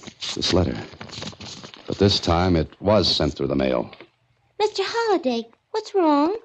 Here, read it. Oh, sure. Dear Mr. Holliday, now I know who you are. You must know it because you got my message last night. But what I didn't tell you in my last letter was that if you go to the police, you won't get 4 days. I'll kill you as soon as you make a move to contact them. Play the game fairly, Mr. Holliday, and you'll have 4 days. Good luck. Let me have that letter, Susie. What are you going to do? Pay a visit. To the police? Oh, but Mr. Holliday... No, not to the police. I'm just going to satisfy myself about something. Will you come in, Mr. Holliday? Oh, thank you, Doctor. Please sit down. Thanks. Now, the nurse said that you seemed rather anxious about something. I don't usually see people without appointments. I know it. I appreciate this. Oh, here are 3 letters, Doctor.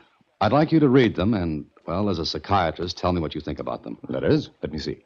Can you read while I talk? Certainly. Go right ahead. Well, here's my advertisement in the Star Times, the one mentioned in the first letter you're reading now. Mm-hmm. I'll explain about the letter later. But first, would any person be liable to write such letters as those? No. No normal person, Mr. Holliday. But an abnormal person might. Have you thought of the possibility of a prank, a joke? No, I have. No one admits it. Well, no one would if it is a joke. Doctor, what kind of a person would write letters like those? Leaving out the gag angle, I mean. Mr. Holliday, if I tried to, well, go into motives thoroughly, you'd be here all day listening to me. However, there are people who, to all appearances, external appearances, seem perfectly normal. Yet those same persons, once the stimulus is applied, the motivation furnished, will do terrible things. Even commit murder? Yeah. Our records are full of such case histories. Why? Mr. Holliday, what little we know about such things tells us that these persons need, even actually crave, a bolster to their egos. Now, if the person who wrote these letters really kills you, as he says, then he'd feel superior to you and the rest of the world. That's oversimplifying it, of course, but basically that's it. Yeah, but why pick on me? Well, look at your advertisement, Mr. Holliday. Box 13, adventure wanted. We'll go any place, do anything. You mean that ad is a challenge to the person who wrote the letters? Exactly. You supplied the stimulus, the motivation to this person. In other words, barring a joke, I'm in trouble. Why don't you go to the police? You read the third letter. If I go to the police, I'll be killed before the 4 days are up. I think you've got to take that chance. Maybe. Look, Doctor, can this be kept confidential? Well, if you want it that way, yeah. For a while, anyway. Now, thanks very much. Or would you send your bill to my office? Oh, no charge. On one condition. Condition? What's that? Come to see me after 4 days. Doctor, I'll be very happy to see anyone after 4 days. That night, I tried to sleep, but I couldn't. I told myself 1,000,000 times that it was stupid and silly to let this get me. It was a joke. It had to be. But I heard Susie reading that letter. Now I know who you are. I'll kill you. Those same persons, once the stimulus is applied, the motivation furnished, will do terrible things. I'm going to find out who you are. And when I do, I'll kill you within 4 days. Look at your advertisement, Mr. Holliday. That ad is a challenge to the person who wrote the letter. Kill you within 4 days. Do terrible things. Don't go to the police. Why don't you go to the police? I jumped out of bed as though I'd been shot. I thought I had. But it was a car backfiring in the street below. Well, that made up my mind for me. I was going to the police. I got dressed and went downstairs. Oh, going out, Mr. Holliday? Yeah, for a little while. Can't sleep? It's a little tough. Yes, sir. It's pretty noisy outside. That car backfiring woke me up. You were sleeping? Well, just dozing, that's all. You're supposed to stay awake. Anyone could get in or out. Well, I'm sorry, Mr. Holliday. I just... No, I'm sorry. I'm jumpy, I guess. Forget it. Oh, if there are any calls, I'll be back in an hour. Yes, sir, Mr. Holliday. Good night, sir. Good night. I walked out of my apartment building. There were a lot of people on the streets, coming home from shows, maybe going out for a bite to eat, or to the store for a package of cigarettes. I looked at their faces. They were the same kind of faces I saw every other day. Except now they were different in a subtle way. I wondered which one might be. Hey, Bud. What? You got the time? I scared you, huh? You looked like you was 1,000,000 miles away. Oh, I wish I were, mister. I wish I were. Oh, here you are. Hey, I asked for the time, not a handout. It's all right. You're welcome. Hey, cab. Take me to the nearest police station. Make it fast.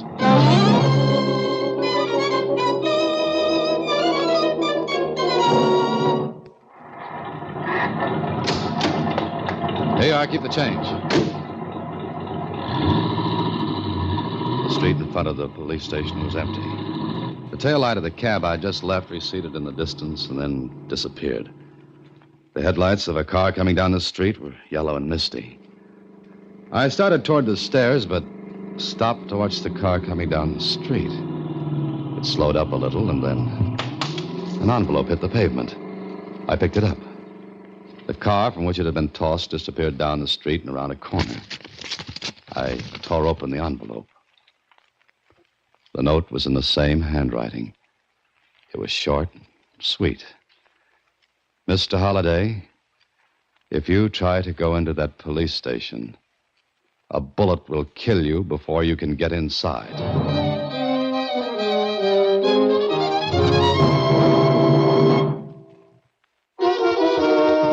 And now back to Find Me, Find Death, another Box 13 adventure with Alan Ladd as Dan Holliday. I didn't go into the station. Somehow, I believed that note. Then the next day at the office, Susie and I talked it over. Please, you be careful, won't you, Mr. Holliday? Careful. Yeah, sure. But how? Look, Susie knows where I live. He knows every move I make. But I haven't got the slightest clue as to who he or she is. You've got to find out. Yes, I know, but how? I'm no Superman, Susie. And I've only got 2 more days. Maybe if you left town, Mr. Holliday. Oh, that wouldn't do any good. He'd be sure to follow. He'd be... What's the matter? Did you think of something? No, you did. I did. Yes, you. Susie, leave town. That's the answer. But you just said he'd follow you. If it's not a joke, he will. Now, wait. Let's think this out. By train? No. Too many people to check on the train. I'd never be able to narrow the choice down. Go by bus, Mr. Holliday. Bus, that's it, Susie. Bus. Not a big one, but one of those small lines that make only about a 300 or 400-mile run. How many people can get on one of those? Maybe 20 or 30 at one time. Sure, 20 or 30. And I've got an idea. Come on to the station with me, Susie. Me? What for? You'll see. Hand me that small bag. Oh, you gonna pack? No, the bag will be just a prop. Now, come on, let's go.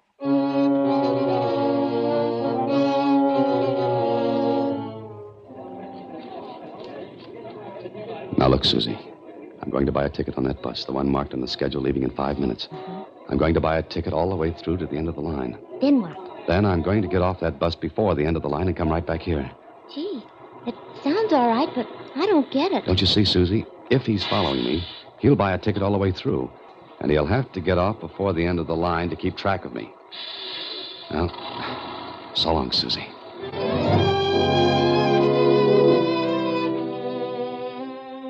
I took a good look at my fellow passengers on the bus. It wasn't crowded. There were only 10 beside me.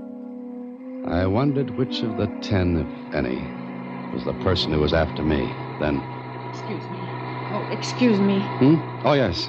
Would you do me a favor, please? Oh, if I can, sure. What is it? This is my little boy, Harold. All the seats next to the windows are taken. He likes to look out. I wondered if you'd mind if you just... Oh, certainly not. Here you are, Sonny. Climb in. Oh, thank you. Harold, be careful of your lollipop now. Don't get it all over the nice man. Like to ride, Sonny? Hey, it's pretty out there, isn't it? Kid don't talk much, does he? Oh, no, not much. Going all the way? Yes, all the way. And you? Mm-hmm. All the way. You want one of these books to read? Help pass the time? Oh, thank you. No, it's nothing. Here's a good murder mystery. You like murders? Nothing like them.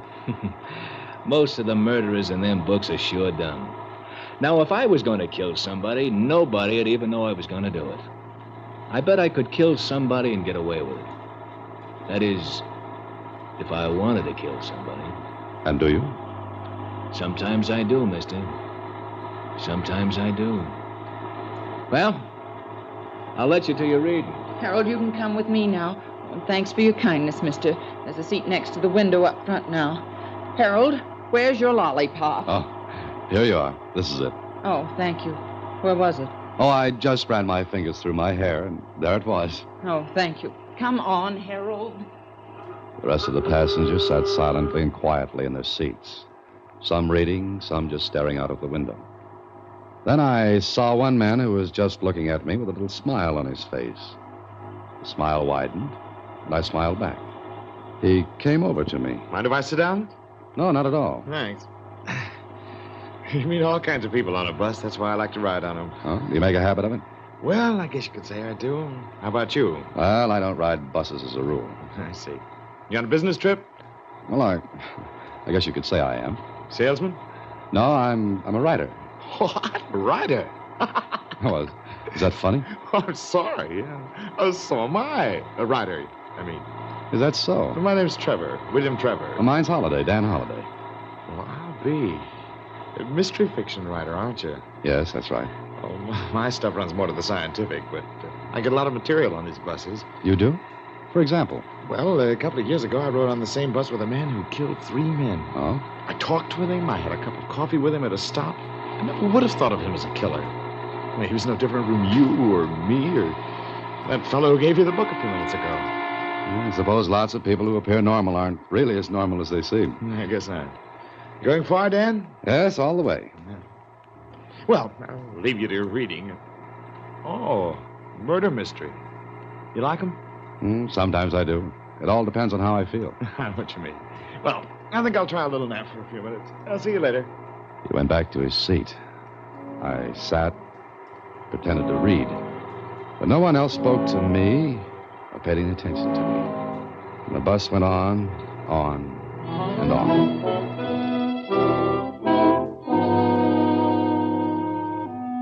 The bus made its first stop after an hour's ride. I got off, as did the rest of the passengers. Everyone took a stretch, and then... Aboard! All aboard, please! All aboard! I ducked behind a post and waited. Waited until the bus pulled out. I looked around. I was just going to board a return bus Hey, Dan! I thought you were going all the way. Oh, I changed my mind, Mr. Trevor. Oh. I thought you were going all the way. Did I say that? I don't think so. I may have imagined it. That could be. I know I didn't say it. Look, it's the stub of my ticket. It's punched as far as this stop. He was right. His ticket was punched only as far as his stop. I looked at him. He must have seen the expression on my face because... Hey, don't you feel well? Yes, I'm all right. Why? You had a kind of funny look on your face, as though you expected something to happen that didn't. Or maybe I'm imagining things now. You going back to the city? Yeah, sure. Come on, there's a return bus. Looks like we'll be able to get a seat.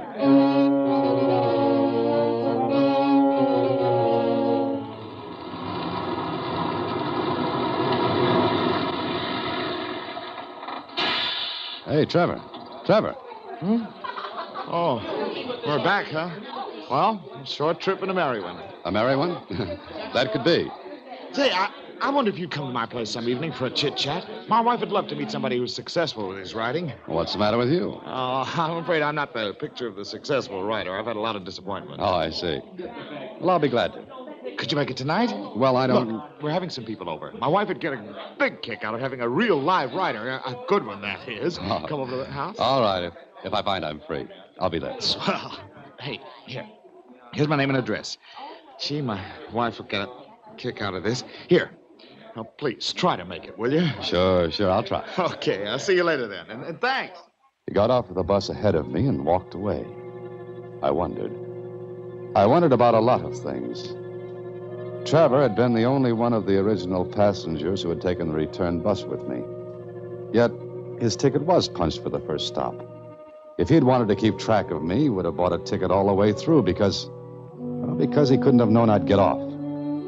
I decided to accept his invitation because, well, I had to find out sooner or later. And so that night, I stood on the doorstep outside Trevor's home. Inside, a radio was playing. I could hear people laughing, talking. I rang the doorbell and waited. Hey, Holiday, you did come. Oh, are you surprised? Oh, sure I am. You know how those invitations usually work out and nobody goes anyplace. Come on in and meet the gang. I'll be glad to. Look, old man, if those goons in there start chewing your head off with questions and you get bored, you just give me the high sign. We'll break it off, okay? Mr. Trevor, you have no idea how glad I am to be among people. Huh? What do you mean? Oh, nothing. Nothing at all. I just like people, that's all. I see. In here, Holiday. Surprised, Holiday? Your wife. And some guests, huh? I'll turn it off. That's an excellent record. It's used for sound effects and radio, I believe. Open that door. No, not yet. Sit down, Holiday. Trevor, listen to me. You're a fool even to try to get away with this. Oh, I've gotten away with it before. 5 times, to be exact. Now, don't force me to shoot you yet. Sit down. 5 times? Yes. But this one is the most exciting. Sit down, Holiday. That's better. Now, I must say that bus trick of yours was very clever, Holiday. But my trick was a little more so. You actually bought a ticket as far as the first stop. Of course. If you'd gone on, it would have been a simple matter for me to pay the difference in fare. But you are clever. Trevor, listen to me. You're not well. Now, let's stop this Not nonsense well. right now. Not well. I'm well, all right. The rest of the world is made up of fools and idiots. But I like you, Holiday. So much so that I'm going to give you a chance. Chance? What kind of a chance? You sit at one end of that long table. I'll sit at the other. Go ahead. Now what? Now, neither of us can reach the other. I have 2 guns here. One for you and one for me. You're going to give me a gun? Exactly. Did you ever hear of Russian roulette?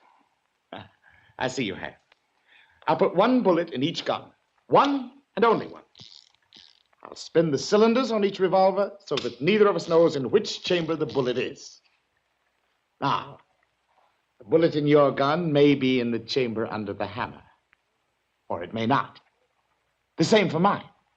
Here, catch. Trevor, for the last time, let me out of here. No! You'll play the game. Point the gun at me, Holiday, as I point mine at you. So, if your bullet is under the hammer, you'll kill me. If mine is under the hammer... Ready? Squeeze the trigger, Holiday, because I'm going to. Trevor, stop it. I'm rather tired, Holiday. This may be the end. When I count 3. 1, 2, 3. They're both lucky. All right. Once more. There was one long chance. To my right was the only light in the room, a student lamp on a small 2. table. I waited until Trevor counted to 3, then dived 3. for the lamp.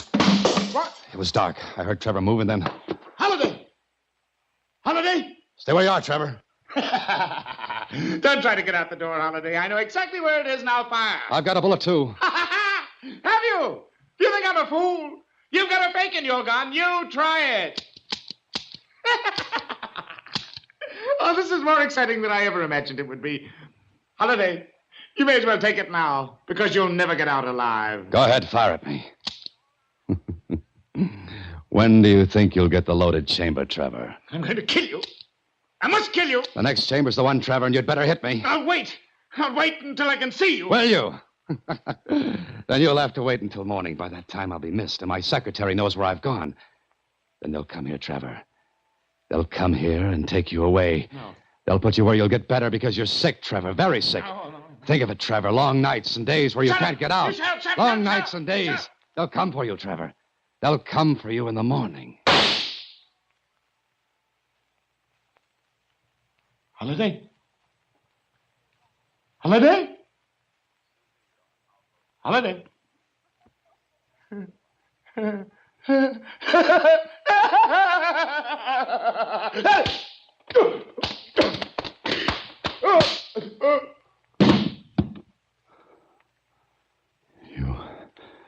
You poor devil.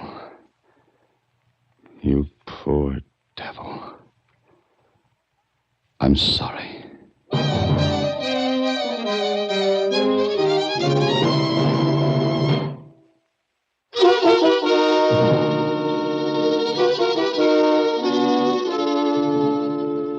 And you were locked up in that dark room with him. Yeah, Susie. It wasn't nice. But now he's locked up, where he can't harm anyone or himself. You know what, Mr. Holliday? You need a nice long rest. Oh, say it again, Susie. Say it again. You sure do. Why don't you take a nice bus ride someplace? But... Good night, Susie. Next week, same time, through the courtesy of Paramount Pictures, Alan Ladd stars as Dan Holliday in Box 13. Box 13 is directed by Richard Sandville, with this week's original story by Russell Hughes. Original music is composed and conducted by Rudy Schrager. Part of Susie is played by Sylvia Picker, and production is supervised by Vern Karstensen. Box 13 is a Mayfair production from Hollywood.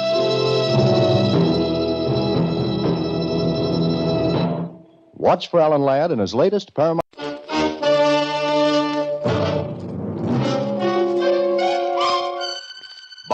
13, with the star of Paramount Pictures, Alan Ladd, as Dan Holliday.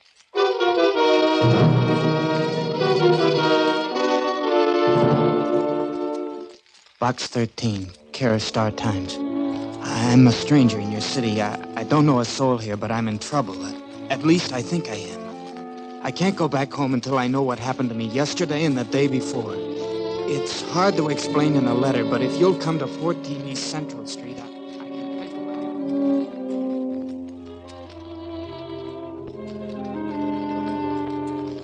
But I do know. Believe me, I need help. And maybe you're the one. Jerry Fuller. He needed help, all right. At first, I didn't think he did. I went at the whole thing with my tongue in my cheek, but I put it back where it belonged. Fast.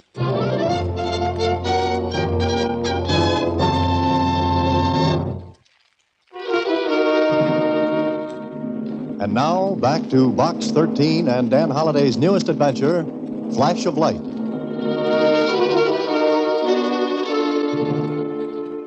But I think it's silly, Mr. Holliday. Why can't he go back home? And what does he mean until he finds out what happened to him? Just that he's lost 2 days out of his life. Huh. Nobody can do that. You know, you should go to the movies more often, Susie. Sometimes you get an Academy Award for losing a weekend. Well, if you ask me, this Jerry Fuller sounds pretty silly. 2 days are hard to mislay. Besides, maybe he's just making a mountain out of a moleskin. I was wondering when you'd finally kick one around. Now I can leave. For number 14 East Central Street and Mr. Jerry Fuller. East Central Street ran through the part of town where the kids played tiddlywinks with manhole covers. And number 14 was no Ritz, cheap, shabby rooming house to which paint was just all lang syne. Finding Jerry Fuller was no problem. The landlord pointed down the hallway, and 15 minutes later, Jerry Fuller finished telling me his story. Maybe I looked skeptical because... You don't believe me, do you?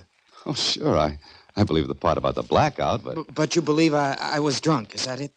Well, you admitted having a few. But not enough to knock me out for a couple of days. Okay. I'll tell you, and you see how it sounds. You had 2 cocktails before dinner. After dinner, you wandered into the Red Swan and... Say, why did you pick the swankiest spot in town? Well, just to tell the folks back home I'd been there. Uh-huh. So you had another drink there. Maybe 2? All right, 2. 3? 2, I said. Okay, take 2. They're small. But were you alone at the Red Swan? Well, maybe I talked to somebody, like people do at bars, but I was alone. Remember to whom you talked? No. Remember anything at all? Well, I don't know, but I kind of remember a flash of light. It sticks in my head. Flash of light? I've got another flash for you. That was your second drink. Look, I can't go back home until I know what happened. Maybe you'd better tell me why not. Well, all right, I guess maybe it's better if you do know. So Jerry told me a story that had happened a million times before. A small-town kid in a big city. And a few drinks that were like dynamite to a kid who never had anything stronger than malted milks. And there was a girl he couldn't remember. And another girl back home, the girl he was supposed to marry. I listened and knew every word that was coming. I could have even added a few that he had left out. But when he finished... And that's why I can't go to the police. If I did, they'd have to wire back home for... Verification of your identity? Well, that's it. And everybody back home would know, find out. I know this is throwing cold water in your face, Jerry, but don't you think you'd better take your medicine? Chalk up the experience to experience. Oh, now, wait a minute. Look, my wallet. What about it? Every cent I had, even my ticket back home, is gone. You did a good job. Listen, if you or anybody else can prove I was robbed, then I've got an explanation. I've got a reason. Okay, I'll give it a whirl. But I think it's cut and dried before we get around to it. Now, the first thing to do is to get you out of this fire trap. But where can I go? My apartment. I'll lend you the money to get back home. I won't go back home until I know what happened, how I got here, and why. All right, Jerry. Leave it at that. Now, come on. Hey, wait, where's your baggage? I checked it at the depot before I went to the Red Swan. Oh, I'll pick it up for you. Now, come on, let's get out of here. Sure, I humored him. The poor kid was scared stiff, and like any frightened kid, was building up a big thing in his mind. But there was one thing that bothered me. The place Jerry said he had been in before he blanked out, the Red Swan. It wasn't a hangout for cheap crooks and nickel snatchers. It was ultra swank, and the odds were heavy against anyone taking him over the boards in there. Okay, maybe he went somewhere else afterward. We got to the front door, and I sent Jerry to the car to wait for me. Hello. Well, hello. What's your name? Dan, what's yours? Kitty. Okay, Kitty. Is your daddy in? Uh-huh. What's the matter? Who are you? Remember me? Yeah, you find the guy? Yeah. He was with a real pretty lady. Shut up, Kitty. Go back in the kitchen. All right. She's a cute little kid. So? That what you come to tell me? I didn't come to tell you anything. I want to ask. What? Who brought Jerry Fuller here? Dame? Sure of that? Yeah, sure, I'm sure. That all you want to know? That all you can tell me? What else? Was he drunk? Mister, I didn't ask him. Who was the girl? I didn't stop to get introduced. Look, she brings him here, says she's his wife, gives me a couple of days' rent, that's it. Did she leave right away? What do you want from me, a quiz game? Did she leave right away? I don't know. I showed him the room, I got my dough. I don't push questions, see? She gave you 2 days' rent, huh? So long, mister.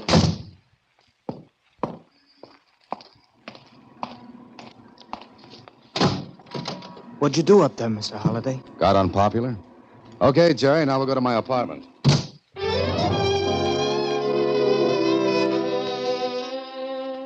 Feeling better? Yes, a lot. Thanks. Now, we'd better see about shipping you back home. Oh, but you said you were going to help. I am, and the best way I do that is to ship you out of the big city. You come back in, say, 10 years. You think I'm just a kid that got in bad, don't you? Well, you were at the church social for 2 days, Jerry. And I'm telling you, I was robbed. So you were. What can I tell the folks back home? What you told me. Oh, you don't understand, Mr. Holliday. Mr. Simmons. Mr. Simmons? Who's he? He's Millie's father. Oh? And Millie, I take it, is the girl back home. You're making fun of me. No, I'm not, Jerry, not at all. But the best thing you can do is face the music. You won't be able to dance to it, but, well, it's the best way. I don't know. Now, you wait here. I'll run to the depot and get your baggage. Here, yeah. Got the check for it? Yeah. It's the only thing they left me. I had it in the inside compartment of my wallet. All right, Jerry. Now that we've got it figured, you'll feel better. I'll see you later. You'll feel better, I said. Huh. Everybody makes mistakes, but just how big can they get? I went to the depot, picked up the one valise Jerry had left there, and hurried back to my apartment. The automatic elevator was just coming down to ground level and... Oops. I'm sorry. Yeah? How sorry? I beg your pardon? What for? Keep your eyes in front, pal, and you won't run into people. Now, just a minute. You came out of that elevator a little too fast. So? That's the way I always move. Objections? I might have. Like what? You don't live in the building, do you? Nah, I own it. So long, punk. I mean, so long, Holiday. Holiday? I didn't know him, but he knew me, and he came from upstairs. Something told me that character had been in my apartment. I got in the elevator, pressed the floor button. I never realized until then how slow those things can move. Then...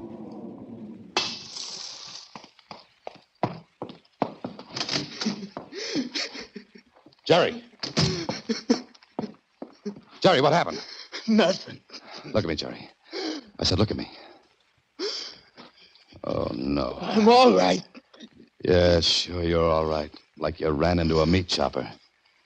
Jerry, who was that man? There wasn't anybody. Now, listen to me. There was somebody here. He just left. I tell you, there wasn't anybody. Give me my police. Come here now. Sit down. Let me go. Be quiet now.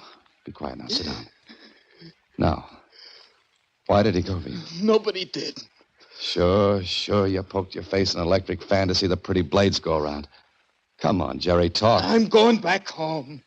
Whoever that was saw us at the place I picked you up. Followed us, waited until I left, then came up here.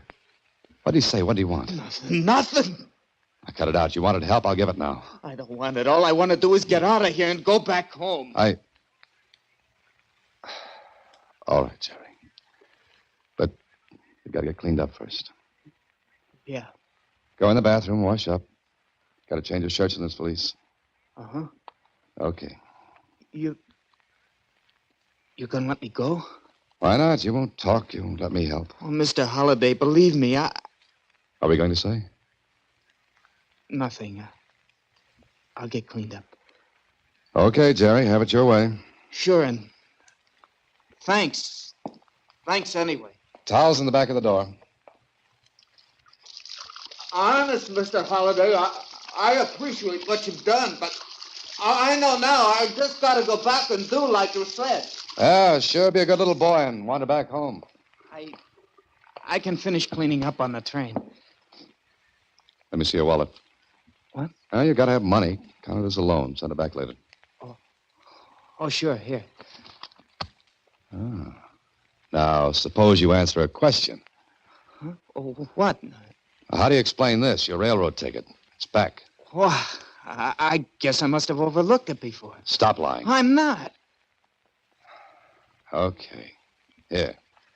$10, your wallet, your valise. Now, there's the door. You're mad, huh? So long, Jerry. Goodbye.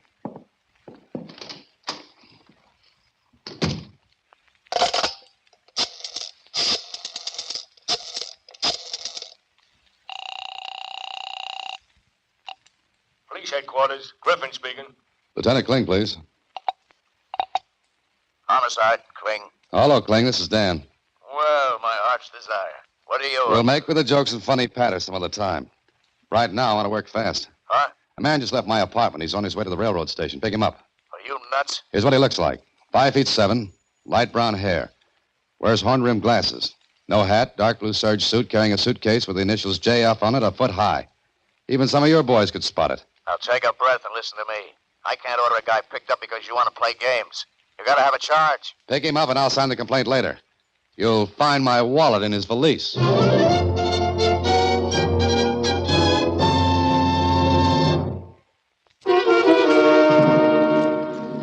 And now back to Flash of Light, another Box 13 adventure with Alan Ladd as Dan Holliday. It was a nasty way to keep Jerry in town, but it was the only way to keep him and still tuck him away where he wouldn't be the target for the night. Kling and I asked him questions, but if he'd been scared before, he was twice as scared now. And the second scare was big enough to make him forget what he wanted to find out. Why he had been mickeyed and packed off into that boarding house on East Central. But I was real curious about it, and because Kling had nothing to work on, I was on my own. I went back to East Central Street. I knew I wouldn't get anything out of the landlord, but I spotted little Kitty. And I remembered something she had said, so I asked her. Uh-huh. And there was a real pretty lady. Well, did you hear her name, Kitty? Uh-uh. Do you remember if she left right away? Uh-huh. She did. In a car? Oh, it was a taxi cab. Why? I want to find her. She had red hair and a real pretty fur coat. Oh, well, that's nice. But when she got into the taxi, Kitty, were you near her? Uh-huh. I like to look at her red hair and her pretty coat. Now, think carefully, Kitty. Did you hear her say anything to the driver of that taxi? Uh-huh. What? She told him where to go. Where? Where she told him. Oh, I know, but where did she tell him? What did she say? 245. 245 what? Well, that's the number of the street, I guess. Did you hear the street? Uh-huh. What was it? It wasn't a street. She said avenue. All right, Kitty, that's fine so far. Now, what was the name of the avenue? 245. That's the number of the avenue. Uh-uh. You just said it was. Oh, no, I didn't. I said 245 Avenue. What avenue? 245. Look, Kitty, I gotta go play now. Goodbye, Miss. Kitty, wait, Well, that was that. Dead end. And I was 10 minutes and 2 miles away when it hit me. Kitty was right. The number was 245th Avenue. A half hour later, I was there. And it took $10 to bribe the clerk in the apartment house to give me the name of the real pretty lady with the red hair and pretty fur coat. And a couple of minutes later... That you, Marty? Yeah, Beth? What's the idea of showing up this late? Hey, And a hi, nani. what's the idea? Oh, pardon the intrusion. You get out of here. Who are you, anyway? I'm the man who makes the survey. Survey. What survey? Are you listening to your radio? What do you want? Answers. Have you got any? He ain't a cop. Expecting one? Get out. Sit down, Beth. I've got questions to ask about a kid named Jerry Fuller. Nobody could call you Little Poker Face. Meaning what? Meaning that name was a direct hit. You're crazy. Now you get out of here before I call a cop. Okay. Alexander Graham Bell was a great man. He saved us a lot of steps and bother. Go on. Call the police. Oh, you don't think I will, huh? Maybe. But when they get here, they might ask questions about Jerry Fuller and why he was drugged, framed, and holed up on East Central. I said you're crazy. Oh, yes, I know you did. Well? Listen, I don't know who you are or what you're doing here, but I'm going to give you a break. You don't look like a bad guy. Maybe a nut, but you can go and we'll forget this. I don't want to forget it. I'll take it from here, Beth. Well, hello. If it isn't my elevator friend. How did you get here, Holiday? I drove. Why? I thought maybe you crawled, because that might be the way you get out. Marty, don't start nothing here, Shut please. up. What did you do, leave a trail, dope? No. I don't know how this guy got here. What are you doing here, Holiday? I want to know why that kid Jerry Fuller was framed the way he was. Just curious, Holiday? Maybe. You don't know, huh? Okay. Okay, so you don't know. That's nice and healthy for you, Holiday. Because if you did know, well, you forced your way in here, and I have a perfect right to use this. I could find out. Maybe from your pal Fuller, huh? Mm-hmm. Could be. Okay, go ask him. But get out of here and don't come back again, or I might not be so nice about it. Come on, beat it. I might be back. I might be waiting. Maybe you let me in on a secret, Holiday. Just where are you heading? Kling, I want to talk to Jerry Fuller. Fuller? You kidding? We let him out. Out? I told you I'd show up and sign the complaint. Sure, then Susie walks in and tells us you've decided not to sign a complaint. No charge. Susie? Yeah, Susie. Let me use your phone. Why not? You've used the whole police department. Why stop at a phone? Hello? Susie? Oh, hello, Mr. Holliday. Where are you? Never mind that. Did you go to the police and tell them to drop my charge against Jerry Fuller? Well, yeah. Why? Because you told me to. I told you to. Susie, what's the matter with you? But you did. That I should go to the police and tell them you didn't want to. Oh, okay, Susie. Did I do something wrong? Or right? It doesn't matter now. Well, didn't she? Yeah, but it's not her fault. It looked like a legitimate message from me because she knew I got that letter from Jerry Fuller. Oh, now I get it. Box 13 again. I'm not superstitious, but I'm going to be if I know you much longer. Listen, somebody wanted Fuller out of here. Out of the way because that somebody is afraid of what Fuller knows. Now what? How do I know? I just got off the bench to come in the game. Kling, that kid's in danger. We've got to find him. Maybe you better start from the beginning so I can at least look intelligent about it. All right. Fuller sent a letter to Box 13. He wanted me to help him because he was afraid to go back home before he knew what had happened.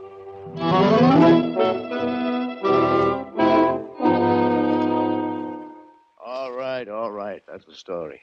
But Fuller can't know anything because he said he was blanked out. We've got to find him. There must be something he knows. Okay, hold on.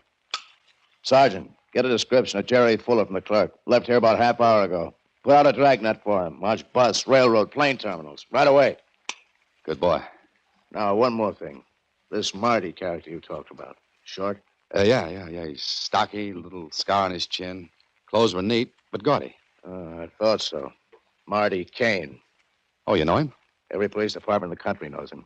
Killer, hired by anyone who can pay his price. Killer? Got anything on him? No, Stooley's tipped us off he was in town. 2 days after he gets here, Billy Dufresne was killed. Dufresne? Yeah, he was going to be state's witness against Billy Farn. We thought nobody knew it. Oh, we gave Dufresne protection, but not enough. Kane got to him. And you lose the fraud case against Farn. Yeah. But if we can get Fuller back, you'll have a case against Kane and Farn. If Fuller talks. What do we do now? If you got any fingernails left, start working on them while we wait.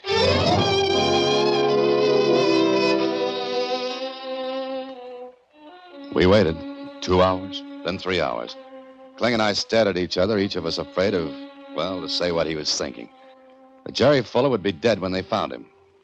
There was one point against that, though. The fact that it must have been Marty Kane who went to Susie with that fake message from me. She could identify him. And if Fuller was killed. Let me go. I tell you, let me go. I didn't do anything. That's all, Sergeant. I'll take over. Come on in, Fuller. What have you got me back here for? Mr. Holliday. Look, Jerry, you're a very lucky boy you're not decorating the bottom of the river right now. You're safe here, kid. Nobody can get at you here. What do you want? I don't know anything. Maybe you do. I told you I don't. I was on my way home. Why Jerry. don't you let me? Jerry, that night in the Red Swan. What did you see or hear that put Marty Kane after you? I don't know any Marty Kane. I never even heard the name before. He was the man who beat you up in my apartment. I didn't know him. I never saw him before in my... But you did. Why did you stop talking just then? I don't know. Maybe I talked to him at the cocktail bar at the Red Swan. I don't know. You talked to him at the Red Swan. Did he tell you anything about a man named Dupree? Free? No, I tell you, it's all hazy. Look, Dan, a guy like Kane wouldn't pay to anybody. Just doesn't make sense. And why is Kane anxious to get Jerry out of town? If this kid knew anything, Kane wouldn't let him live 10 seconds. And what's the angle? Jerry, did you ever hear of a man named Billy Farn? No, I didn't. And I don't know why Kane's after me. All I want to do is go home. Wait a minute. Fuller, when did you get into town? What about that, Kling? Everything. Because Dupree was killed on the 5th. 5 days before this kid even got near this town. That made it better than ever for people who like puzzles that don't fit together. But there had to be a reason for the whole thing, and because I believed that, I headed for the Red Swan. I went to the cocktail bar and looked around. I didn't know what I expected to find, but, well, maybe nothing. Then there was a flash of light. A flash of light. A flash bulb set off by a camera girl, one of those who take pictures in nightclubs. And that was it. 2 flashes of light, one from the bulb and another in my head when the idea hit me. It took me 10 minutes to find the man who owned the concession. Yes, sir. We keep all negatives. They're numbered and dated. Got the ones for the night of the 12th? Sure, but I can't show them to you. Oh, look. Check first with Lieutenant Kling, police. He'll tell you it's okay for me to look through those negatives and find the one I want.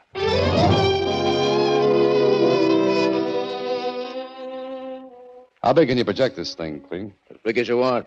The lab made a positive from the negative you got. You ready? Yeah, go ahead. Big enough? Plenty. Jerry, recognize that picture? Yeah. I had the girl take one of me at the bar for a souvenir to take back home. But you haven't got that picture, though. Well, no, I forgot all about it. Jerry, at the bar, you were a little tipsy. You got talkative. You showed the picture to somebody. Was it Kane? Oh, I don't know. It could have been. So what, Dan? What's this picture got to do with it? Don't look at Jerry, Kling. Look at the figures in the background. Enlarge it a little more. That what you want? Hey, that's Marty Kane. Yeah, taking money from someone. And that someone is Billy Farn's leg man. Well, you got your case, Kling. Farn's leg man paying off Kane for killing Dupree. Better look at it in the light, Dan. This picture shows Kane getting money. Okay, so what? A smart lawyer could make up a dozen reasons. Kane won it from Farn. He was getting change from the leg man. But coupled with this business about Jerry Fuller, it would stand up in court. Fuller hasn't been hurt. Kane was smart that way. Yeah, hey, listen. You want a case. But how? Let me have that negative and listen to your Uncle Dan for a few minutes.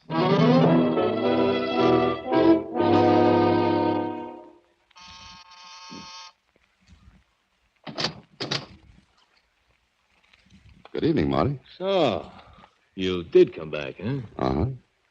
Want to talk to me? Sure, come on in. Oh, leaving town, Marty? I see you're all packed. Maybe you better do the same. I like it here. You must. Now beat it. I thought you were smart, Marty. What? You got the picture from Jerry Fuller, but there's always the negative. You've got a much better poker face than your girlfriend. But you've batted an eyelash. Marty, who is it? Oh, you. Sit down and stay out of the way, Beth. Well, Marty? So you got the negative, huh? Maybe. You should have thought of it. But that's the trouble with you smart boys. You play ring around the rosy and get yourselves dizzy. What's your angle? Nothing. Oh, and before you pull that trigger, there are cops all around this place. Marty. Shut up. This guy's pulling a bluff. So? Now, why don't you be smart this time, Marty, and go along quietly? The police could use your evidence. Turned stooly, huh? Nothing doing. Marty! Marty, come back! You'll see him again, Beth. Let him run. Don't kill him. They did. They killed him. They killed him. Oh, no, Beth. Kling's too good a shot to kill his best witness.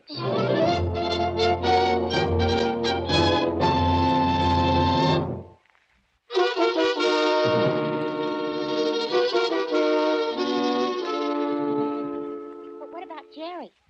Did he go back home? That he did, Susie. And right now, he's probably a hero in his hometown. Gee. And all because of a flash in the pan. Huh? I made a joke. Get it? Face, pan. Flash in the pan. Oh, good night, Susie. Next week, same time, through the courtesy of Paramount Pictures, Alan Ladd stars as Dan Holliday in Box 13. Box 13 is directed by Richard Sandville, with an original story by Russell Hughes. Original music is composed and conducted by Rudy Schrager. The part of Susie is played by Sylvia Pickard, and that of Lieutenant Kling by Edmund MacDonald. Production is supervised by Vern Karstensen.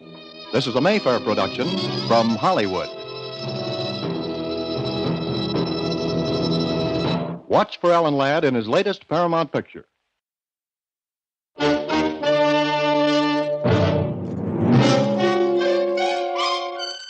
Box 13, with the star of Paramount Pictures, Alan Ladd as Dan Holliday.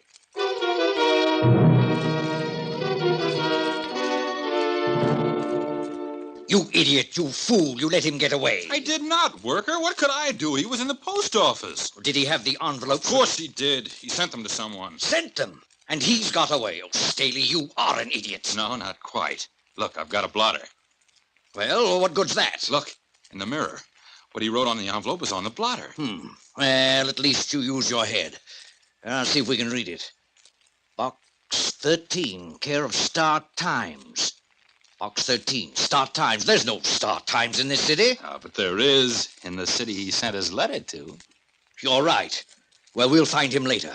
But first, I think I can get what we want from this Box 13.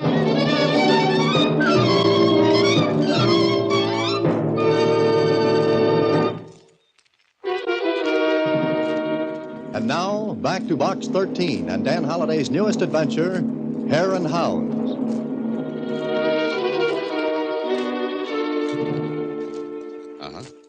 Okay, I'll see you later then. So long. Hello, Mr. Holliday. Oh, hi, Susie. Got the mail?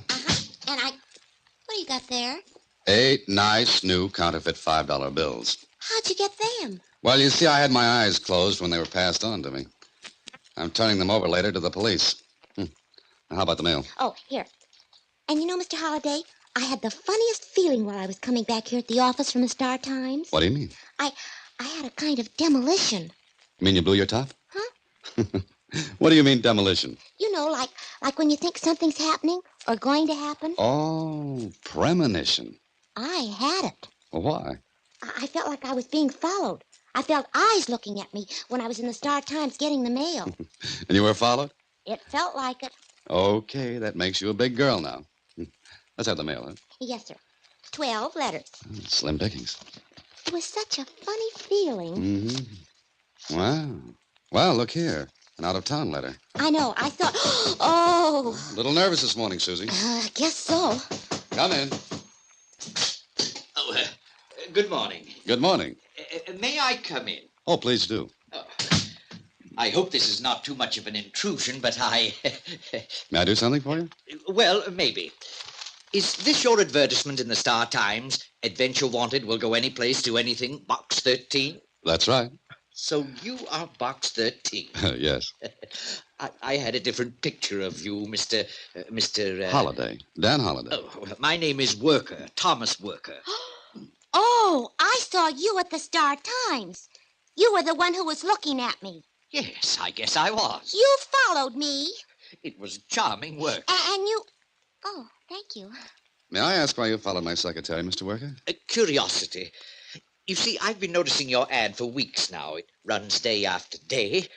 Actually, I wanted to see you, what you look like, and why you put the ad in the paper. Oh, is that all? Yes, that's all. Foolish? No. Tell me, Mr. Holliday, do you get the adventure you advertise for? Sometimes. Do you receive many replies to your ad? Usually, yes. But you cannot follow them all. Well, no. Do you have any particular reason for asking all these questions, Mr. Worker? No, but I lead such a prosaic life myself that your ad intrigued me. I finally got up enough courage to go to the Star-Times and wait for someone to collect the mail from Box 13. I see. And now that you found me, Well, perhaps you'd care to have dinner with me some evening and tell me some of your adventures. Oh, I'd like to hear them very much. I'm very lonely and... All right, Mr. Worker. I'd be glad to. Oh, thank you. Now I must be going. Sorry to have troubled you. And I hope I didn't frighten you, young lady. Oh, no. It was kind of fun. Oh, my umbrella. One can never tell when it might rain. Well, good day, Mr. Holliday, and thank you so much. Don't bother to get up. I'll look you up in the phone book and call you. Please do. Goodbye. What a nice man. Uh-huh. Funny old duck. Well, let's open the mail, Susie, and... Hey, Huh? What's the matter? where's that letter from out of town? It's right on top of the pile where you put it. But it's not a... What's the matter, Mr. Holliday? He's gone. What do you mean? Sure he's gone, and And that letter went with him.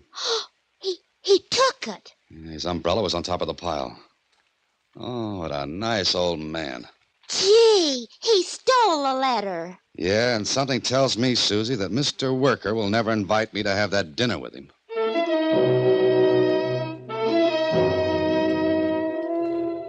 Sure, Worker took the letter. But why? What was in it? Why was it so important? And who sent it? Well, I kept asking myself those questions, and then 3 days after that little visit from Worker, Susie came bursting into the office. Oh, Mr. Holliday, look. Here's another letter from the same place. I mean, it looks like the same handwriting. Yeah, it does. Hey, Susie. Huh? You weren't followed this time, were you? I made sure. Oh, good. What's it say, Mr. Holliday? Now, listen. 3 days ago, I sent you a letter containing a sealed envelope. It contained half of something which is very important to me. It was imperative that I get rid of it until I could get to safety. Gee. I'm all right now, so send the sealed envelope to 243 Marlowe Avenue, Bridgeport. Arthur Holmes. Now what are you going to do, Mr. Holliday? Do? Well, I can't send him the envelope because I haven't got it. And I can't find Mr. Worker because I've got a sneaking hunch that he'll be a little scarce. Maybe you better write to Mr. Holmes. Oh, no, Susie. This looks too good to be handled by a letter. I'm going to find out a few things by seeing Mr. Holmes in person. I went to Bridgeport, found 243 Marlowe Avenue. It was an apartment house. There was no clerk at the desk, but there was a tier of mailboxes. One of them belonged to Arthur Holmes in apartment 6B. So, a couple of minutes later... Mr. Holmes? Oh, Mr. Holmes? I tried the door. It wasn't locked. The apartment was dark. I was fumbling for the light switch when...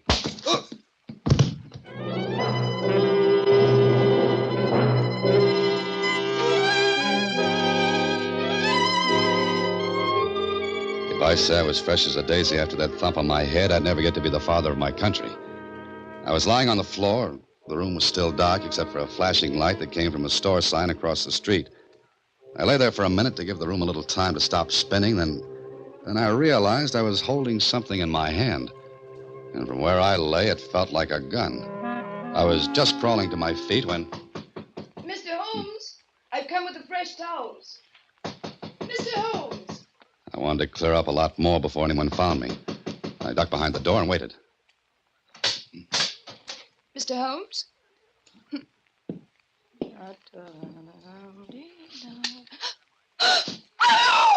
Why did you scream? Well, who wouldn't? The room was a shambles. Someone had searched it. And lying on the bed in an alcove was a man who certainly would have no further interest in me. Or anything else. There was a hole in his forehead. And I was sure I held the gun that put it there. Sure, I was innocent. But I'd have a hard time proving that. Figure it out. I received the letter from Holmes. Instead of writing, I went to him. I didn't wait for the clerk in the building to call up first. I ducked behind the door when the cleaning woman came in. Maybe I should have gone to the police right away, but I was innocent. And I wanted to learn a bit more. Besides, the cleaning woman reported the murder. So a half hour later, I was drinking a cup of coffee in an all-night hamburger stand. That winds up the late news for tonight. The next edition of the new... Oh, just a moment, ladies and gentlemen. We have a last-minute flash. A murder was committed tonight in the Roxmore Apartments. Police are looking for a man who answers this description. Medium height, light hair, wearing dark gray flannel suit, blue and white striped necktie, black shoes, carrying light tan topcoat. The description of the wanted man was given to the police by the clerk, who remembers this man asking for the apartment of the murdered man, Arthur Holmes. And that's all for tonight. The next edition of the news... Another murder. Hear it, mister? Yeah, Getting so a person can't feel safe no more. you're so right.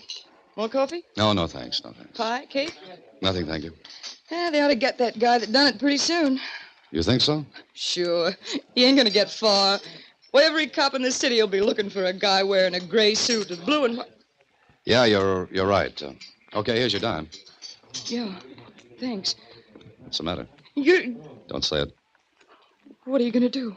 Walk out of here. Sure. You stay right where you are and you won't get hurt. Just keep talking to me. Mister, I ain't got nothing to say. And don't say it. Sure. If it makes you feel any better, I didn't kill that man. I ain't said you did. The police said it. They could be wrong. Sure, they could be wrong. Yeah, that's right. Now stay right where you are. Don't say a word to either of the other two in here until I'm out of sight. Understand? Sure. Good night, mister. Come again. Hey, that's him. That's the guy. Somebody call the police. Hey, taxi. Know where the park is? Yeah, sure. We'll drive to it fast. Yeah. Hey, stop that guy. Somebody let that get in the cab. Stop it. What's all that noise about? I haven't the least idea. Park, huh? Okay. I'd sure like to know what all that noise was about. And they're playing a game. Huh? Mm-hmm, sure. Hare and Hounds. Ever hear of it? Oh, yeah. I played it when I was a kid. Huh. Then I've got news for you. It's no longer a kid's game.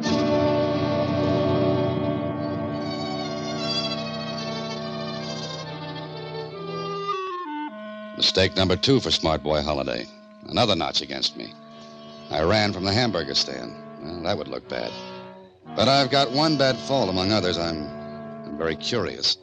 And I was so curious to know how and why the clerk at the apartment house identified me when he didn't even see me. But if somebody paid him off to enlarge this beautiful frame around my neck, well, we'd see. Hey, mister, I've been thinking. Ain't that Hare and Hounds game a little young for grown-ups? I told you it wasn't a kid's game anymore. The whole world's gone nuts. We agree. Say, pull up here, will you? I thought you wanted to go to the park. It's dark there. Huh?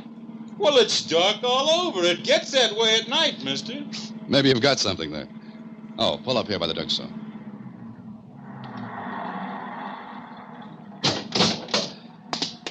Here you are. Keep the change. Hey, a $5. Well, thanks, buddy. No, don't mention it. I won't. Not even to the missus. When the cab drove away, I then went into the drugstore to the phone booth. I looked up the Roxmore Apartments in the book and dialed the number.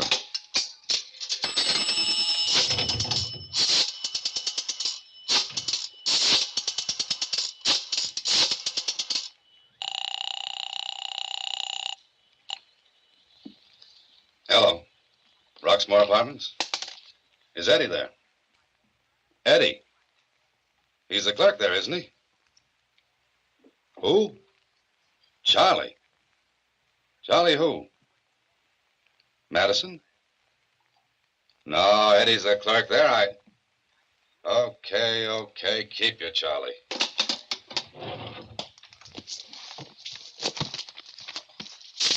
Madison. Charles Madison. There were 3 Charles Madisons in the book. Okay. Maybe one of the 3 was the one I wanted. I left the drugstore and went back out at the street. And as I did, the cab I just got out of drove up. Hey, you, wait a minute. Well, this was it. Hey, you. So, you want to play hare and hounds too, huh? Well, I'm sorry, but I warned you. Now, wait a minute. It's no longer a kid's game, not the way I play it.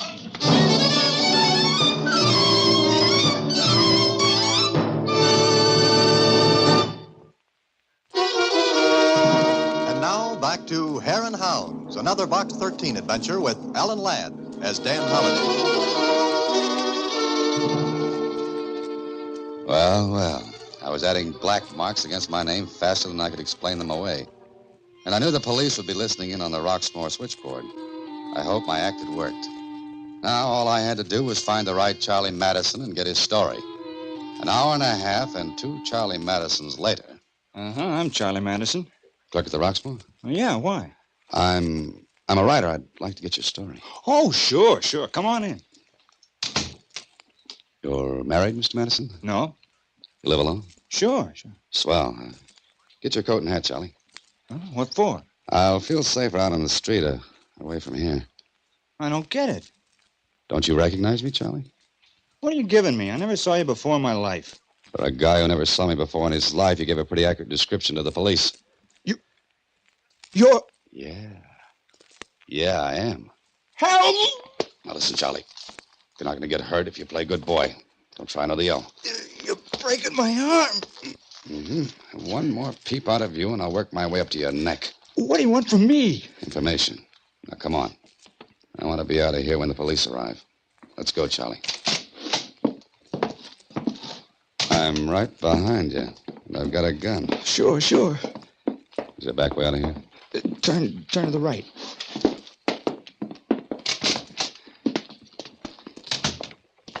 Where does this alley lead to? To the street. Then we go the other way. Oh, listen, maybe I made a mistake. Maybe you ain't the guy I saw. I know that, Charlie. There are other things. All right, stop here. It's dark enough. What are you going to do? Nothing. You're going to talk. Now, what do you know about Holmes? Nothing. You only lived at the Roxmore 2 days. Just moved in? Yeah? Now, who paid you to identify me? Nobody. No? Who paid you? I don't know who he was. Was his name Worker? I don't know, honest. I don't know. Is he short, gray hair, little mustache? Yeah. His name's Worker, isn't it? I don't know his name. I guess you don't. But he paid you to say that you saw me go into the Holmes apartment, huh? Hey? Yeah. Now let me go. Oh, no, Charlie. We've got work to do. Where's the nearest payphone? Down the street on the corner. Okay, I'll furnish the nickel and you furnish the talk. I don't get it. What do you want me to do now? Help me smoke this work out into the open. What for? I told you, Charlie. I didn't kill Holmes. But I'd have a tough time making anyone believe that after the ring around the rosy I played tonight. Work is the boy I want. Now get moving. Now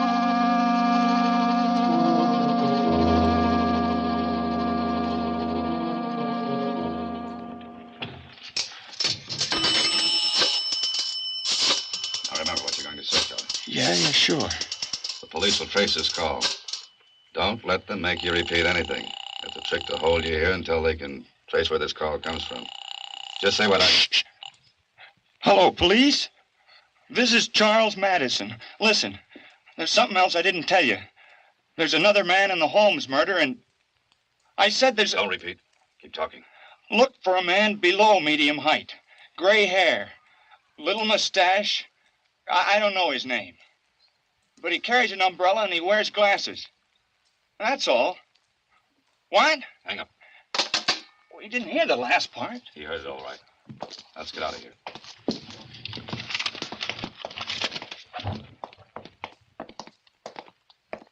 Can I go home now?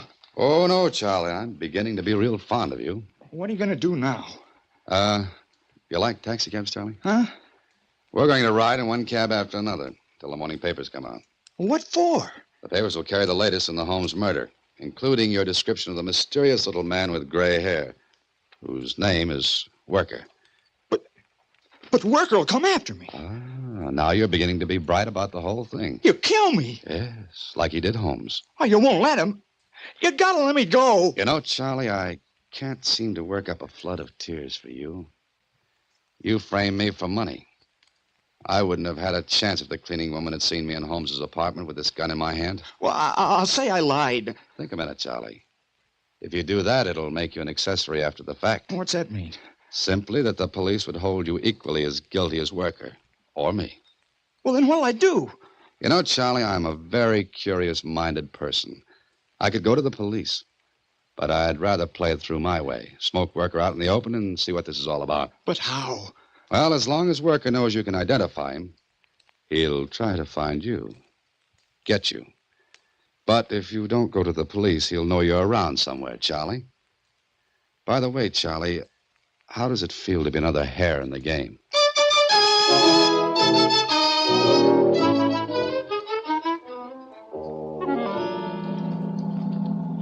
All right, pull up here, driver. Come on, Charlie, you tired of riding? It's almost day. Yeah. A stack of morning papers on the corner. Here you are, driver. Keep the change.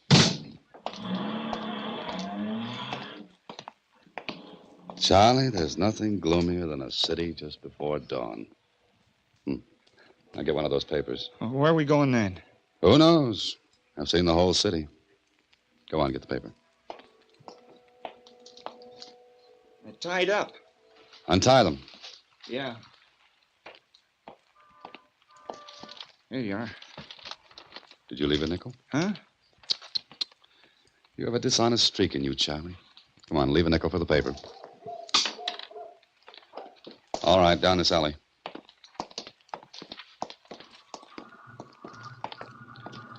Okay, in this doorway. Now we'll see what the papers have to say. Well, you're in, Charlie. Listen. Mysterious disappearance of Charles Madison has led the police to suspect foul play. See, Charlie? What else does it say? Oh, here it is. Madison called the police late last night with another tip in the murder of Arthur Holmes. Madison volunteered the description of another man whose name he said he did not know. Meanwhile, police revealed Holmes... What's the matter? Why'd you stop? Meanwhile, police revealed Holmes' real name to be Albert Henning, former draftsman at the Bull Mill Aircraft Company. Henning disappeared over a week ago, and executives of the aircraft company stated that Henning was suspected of having taken micro photographs of plans for the Navy's new twin-jet fighter. He was a spy. Uh-huh. And that's what he sent to Box 13. He didn't want to be caught with the photographs on him, so he used me as a hideout until he could send for them. I don't know what you're talking about. All I know is we got to go to the police now. You're so right, Charlie. You're so right. Come on, I'm through playing games. This has grown a little bigger than Box 13. Both of you, stay where you are. It's him. It's Worker. Yeah. Don't try to use your gun, Mr. Holliday. It's not my gun. It's yours. The one you killed Henning or Holmes with. That's right. How'd you find us? Simple. You see, Mr. Holliday, when I heard over the radio that you had escaped from Holmes's apartment, I was a little worried. I knew you'd read or heard about this fool giving your description. I thought you might go to him and perhaps to the police. Yes, as I should have in the first place. That's right, but you didn't. I'm glad you like adventure. So, I watched Madison's place, and I've been following you all night to see what you were going to do. And now? Do you want to guess? No. You've made it perfect for me. As perfect as Henning did when he double-crossed us and tried to sell those photographs for a higher price. Perfect for you? Yes. Think of this. Here you are in an alleyway with the only man who identified you as the murderer of Mr. Holmes. Now, you still have the gun, and I'll take it. And be careful how you hand it to me. Please hurry. Thank you. Now, I shoot Mr. Madison first, and then you. And how does it look? Pretty smart, but it looks as though... It's my idea. Let me tell it. There was a struggle, shooting, and both of you are dead. Oh, it has flaws, but not glaring ones. Don't. I'll swear I lied to the police, Mr. Worker. I'll say Holliday killed Holmes. Honest, I will. Oh? Better still. I will give you this gun, Madison, and you will shoot Holliday while I stand in back of you. And then you will go to the police and say you got the gun away from him when he was going to kill you. Here. Now, Once you kill our friend, Mr. Holliday, you will be a murderer, and you will have to keep your mouth shut. So go ahead, Mr. Madison. Pull the trigger. Go on, pull it. Don't do it, Madison. Don't do it. Worker can't make two shootings look right. Either you pull the trigger, Madison, or I do. It's a little better to live than to die. Hurry, you idiot! You won't kill me? No. There would be no need for it unless you talk, and you won't. Madison, don't. Hey, you down there. Who's... It's the police! Hit the ground, Madison. Fast! You stop. All right, you asked for it.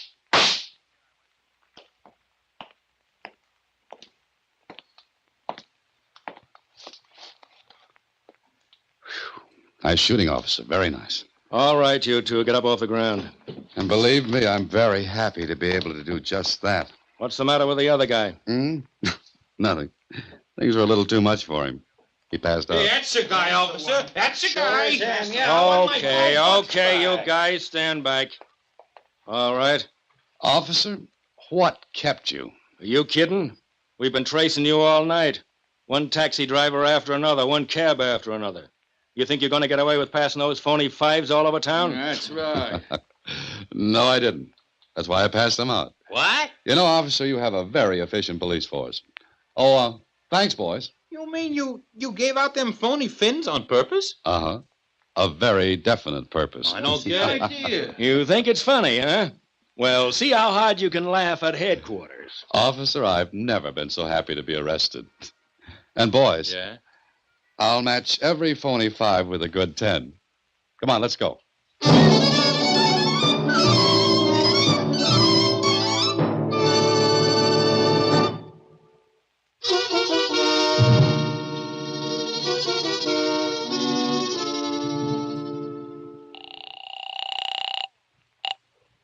Hello? Hello, Susie. Mr. Holliday. Gee, where are you? I was worried. You were worried? Now listen, Susie, I'm in jail. Yes, sir. You're what? Yeah, get hold of Lieutenant Kling. Tell him I've got to talk to him. But why are you in jail? It's a long story, Susie. I'll tell you all about it when I get back. But technically, the charge is passing counterfeit money. Mr. Holliday, you should be ashamed of yourself. All you had to do was open a charge account. Oh, no. Good night, Susie. Next week, same time, through the courtesy of Paramount Pictures, Alan Ladd stars as Dan Holliday in Box 13. Box 13 is directed by Richard Sandville, with an original story by Russell Hughes. Original music is composed and conducted by Rudy Schrager. The part of Susie is played by Sylvia Picker. Production is supervised by Vern Karstensen. Box 13 is a Mayfair production from Hollywood. Watch for Alan Ladd in his latest Paramount.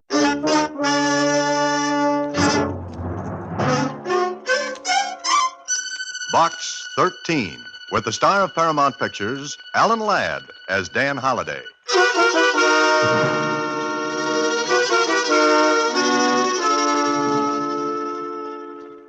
Box 13, care of Star Times.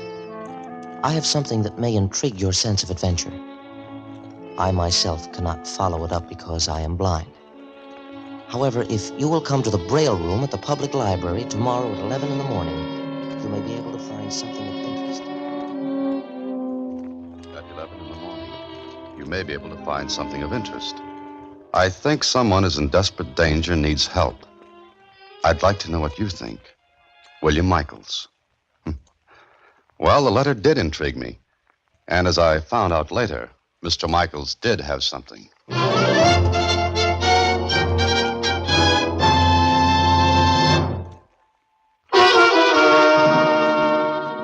And now back to Box 13 and Dan Holliday's newest adventure, House of Darkness.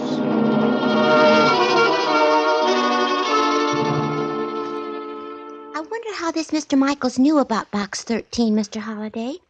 I wonder about that, too, Susie. He says he's blind. Gee, this is really one letter I'd follow up if I were you. You would? Why? Well, wouldn't you? Wouldn't I if I were you? Yeah. No, I mean, you know what I mean, don't you? Not now. I had an inkling before, but that's all gone. Never mind, though. What time is it?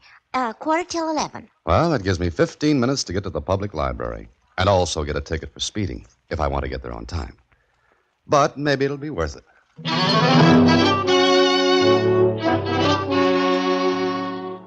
Well, I didn't get the ticket, and exactly 15 minutes later, I walked into the Braille room at the library. There were only two people in the room, a man and a woman. The woman was busily running her sensitive fingers over a book. But the man was facing the door with a tense, expectant expression on his face. I walked over to him and sat down. He turned his face toward me and then... Box 13? That's right. You're William Michaels? Yes, that's right. I didn't know whether you'd come or not. As a matter of fact, I half wish you hadn't. Your letter mentioned adventure. I never turned that down. What have you got, Mr. Michaels? This?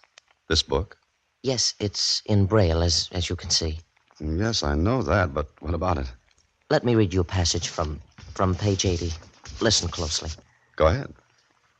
And the terror of the night is hidden in the dark corners of my mind, and the shapes and phantoms that live in fancy are become real.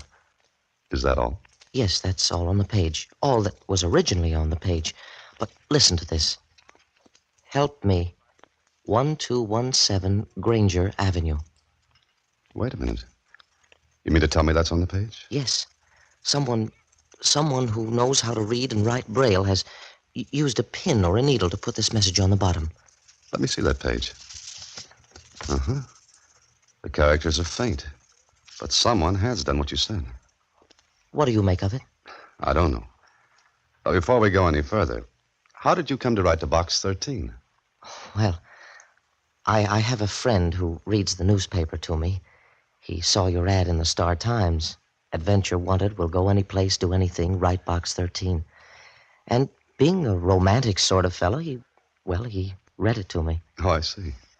We sat and conjectured a lot of things, what you might get into through that ad. Oh, I managed to get into quite a lot of trouble, Mr. Michaels. But let's go back to this Braille message.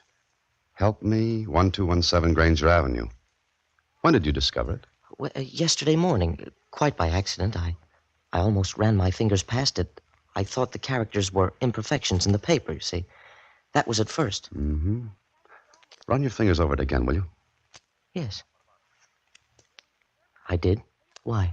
They're still sharp enough for you to read the characters. Yes, that's true. Therefore, they haven't had time to be pressed down, make them illegible, so to speak. And what does that mean? That they were made quite recently. Yes. Yes, of course. That's clever. No, it's just common sense. Do you think I should have taken this to the police? I don't know. It may be a joke, a prank. Yes, I thought of that. Let's find out, shall we? Are you going to that address? Oh, no, not yet. Not until I find out the name of the person who had this book out at the library. How can you learn that? You see, every library book has a checkout card in the pocket on the inside of the front cover. Yes. Now, the checkout card has the number of the borrower's card on it. And the borrower's card has the name and address of the person. Now, let's go to the main desk, return this book, and see what the checkout card says. And that we did. We waited until the book was returned to the Braille room. Then we looked at it again. Well, does it tell you anything? The checkout card, I mean. Let me see your library card. Oh, yes. Here. Mm-hmm. Your card number is 9E4839. Now, that's the last card number written on this checkout slip.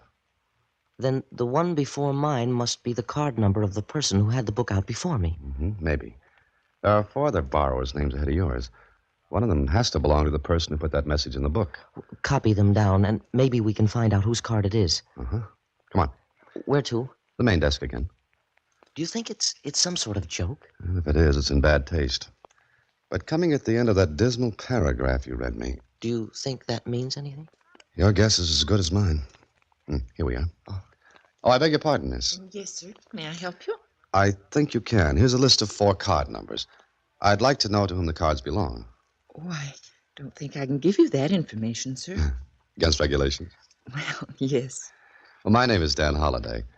I think you have several of my books here in the library. Oh, of course. I've seen your picture on the jackets. Oh, now don't hold that against me, please. Oh, I won't. But you wanted some names? Yes, you see, I'm doing a little research, and, well, it's for a story. Well, I guess in your case it'll be all right. May I have the numbers? Oh, yes, here you are. I'll be back in a moment. I didn't know you were a writer. In fact, I didn't even know your name. That's right. Now you know. Dan Holliday. Then this should be just your meat, Mr. Holliday. It all depends. If one of the card numbers checks with the address of the message, then maybe we've got something. I almost hope it does. And then again, Here she comes. Hold it. Here you are, Mr. Holliday. I hope you won't mention this because it is against regulations. I've already forgotten it. Are you writing a story about this? I don't know yet. But thank you very much. Not at all, Mr. Holliday. Well, what are the names? There are 4 of them, Mr. Michaels. And the last one on the list is Mrs. Martha Corbett, 1217 Granger Avenue.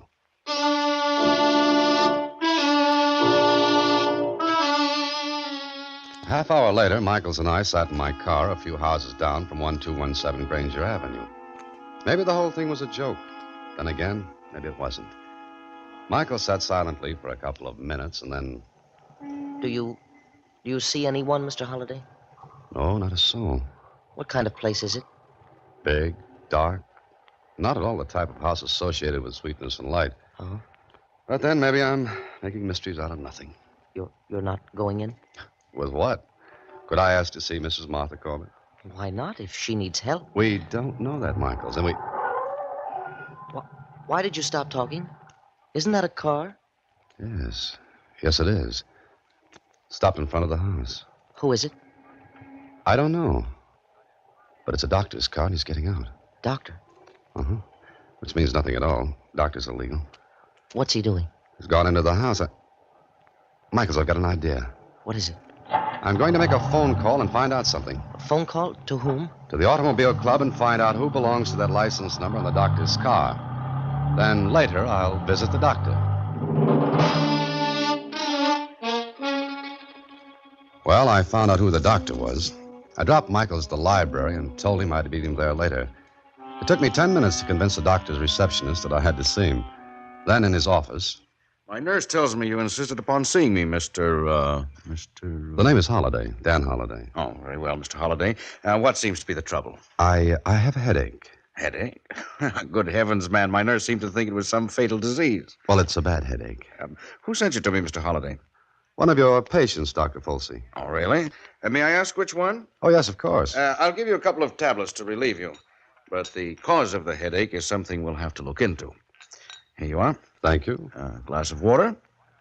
The patient who sent me was Mrs. Martha Corbett. Oh, I'm sorry. I must have knocked the glass out of your hand. Although I didn't touch it. Did I? I'm sorry. That was clumsy of me. No harm done. So Mrs. Corbett sent you to me, huh? Yes, she recommended you very highly. Is that so? When did you last see her? Well, not recently. Just what are you trying to pull, Mr. Holliday? Pull? I don't understand. Evidently not. Because I don't think you even know Mrs. Corbett. No? What makes you think that? She hasn't seen anyone for 6 months. Not a soul. Except you. I'm her physician. So you are. Dr. Folsey, what's wrong with Mrs. Corbett? Until you tell me what you're trying to do, I refuse to answer your questions. Suppose I told you she asked for help. You're lying. Maybe you are, too. Mr. Holliday, I want to show you something. I have no idea what business this is of yours, but since you seem to think it is, I don't mind showing you these. Here, look at these papers. These are commitment papers for Mrs. Martha Corbett. Exactly. 7 years ago, she was confined to a sanatorium. I see. And now... And now, this. Who's the phone call to? The police, Mr. Holliday. Care to stay around for it? Put it down, Doctor. You win.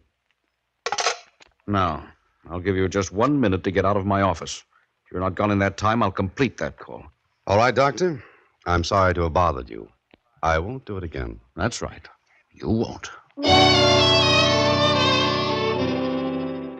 And you left his office, Mr. Holliday?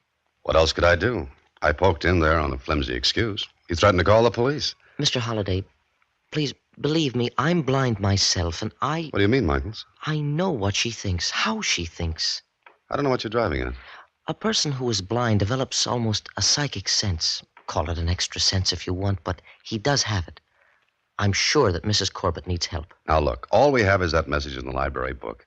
I told you Dr. Folsey showed me your commitment papers. But he didn't put through the call to the police. He... Oh, I see what you mean. A bluff. Yes, it could have been. Yeah, it could have been. I wonder if a person with nothing to conceal, with nothing to be afraid of, would have gone through with that call. Well, put yourself in his place. Would you? I think I would have. Maybe you're right, Michaels. Then what are you going to do? Well, I've gone this far. I may as well go all the way. Yes? Where? All the way into that house on Granger Avenue.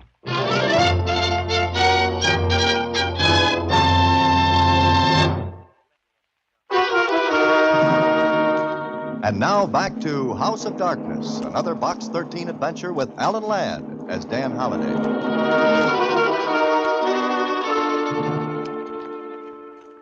Well, maybe it was a wild goose chase with no chance of bagging any game at the end. But it was worth a try. If Dr. Folsey was bluffing, then he put on a good act. If he wasn't, I had to play it straight anyway. So later that same afternoon, I walked up the stairs to the front door of 1217 Granger Avenue. I rang the bell and waited. Yes? Oh, how do you do? My name is Holliday. Yes, what do you want? I'm the inspector from the power company. I have to look over the wiring and fixtures in your house. No? If it's convenient, yes. Well, it really isn't at the moment. It'll only take a few minutes. I know it's a nuisance, but it has to be done. How long will you be? How many rooms have you got? Only 6 that we use. Oh, then it'll be about a half hour. Well, all right, come in. If you have something to do, I can make the rounds myself. I'll go with you. I'll show you the rooms we use. All right. Please lead the way. The library is here. One ceiling fixture, 2 wall fixtures. Any lamp outlets on the baseboards? 2, right here. Well, they look okay. Ceiling fixture seems all right. Ever have any trouble with shorts, blown fuses? No, none at all. Everything in the house is in perfect working order. Oh, that's good. Makes my job easier. All right, Mr. The name is Whitley, and didn't you know that? I cover about a dozen houses a day. Names don't mean a thing to me. Only fixtures. Oh. Well, come this way. The dining room is just off the library. Next to that is the kitchen. Then one of the bedrooms, and the baths are off to the right of the bedroom. There are several small pantries. We went through one room after They another. have no lights in them. Then we went upstairs, and Whitley led the way along a hallway that started at the head of the stairs and ran to a window at the far end. There were only 2 rooms off the hallway. We stopped at the first one. This room is merely a storage room. Would you care to see it? Oh, yes, I would. That is, if you don't mind. Not at all. Oh, just an empty room. Just an empty room. As you can see, the ceiling fixture has only 1 bulb in it. Well, it seems to work all right. And that's all. What about that room down there? We never use it. What's in it? Nothing at all, beyond a few odds and ends of old furniture. Mind if I look at it? It's locked. Don't you have a key for it? No, the key was lost. I'm having another one made. Perhaps if you come again sometime... It's an inside room, isn't it? No windows, I mean. Does that make any difference? I assure you the room is never used. The lighting fixtures were sealed up some years ago. Oh, I see. Now, if that's all, and if you don't mind, I have some other things to do. And what's that? This is an old house. The water pipes are defective. This way, Mr. Holliday. Oh, certainly. Oh, have you a phone? Why, yes, downstairs. I'd like to use it if you don't mind. All right, if you'll follow me.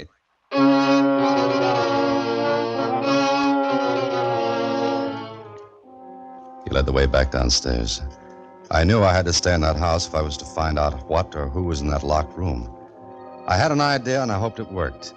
But if it didn't, well, I'd never get another chance to get back into the house. Then downstairs. There's the phone. Help yourself. Oh, thank you. I hope I haven't inconvenienced you, Mr. Whitley. But these things have to be done, you know. Of course. Hello? Hello, Michaels. This is Holliday. Holliday, where are you? What's happened? I've just made my inspection of 1217 Granger Avenue. Everything looks okay. I called to find out if there's anything else to do in this neighborhood. What? Uh-huh. Oh? Oh, hang on. I'll find out. Mr. Whitley? Yes? I wonder if you would mind looking out of the front window and see if any linemen are working the street. All right. I'll be back in a moment. Michaels, listen closely. Wait 10 minutes after I hang up, then call this number. Gramercy 8342. A man named Whitley will answer. Say you're Dr. Folsey, and you've got to see him immediately. Give him a phony address. Say you're calling from a phone booth. That's so Whitley doesn't have to check the call back. Sound excited, nervous. Then hang up with no explanations. Have you got it? Yes, I've got it. Good. Sure, Michaels. I'll go right over there right now. Oh, just a second. There are no linemen working outside at all. Oh, well, thank you. They haven't got here yet, Michaels. Yeah. See you later. So long. Now, if you're quite finished. Yes, I'm quite finished. Thank you.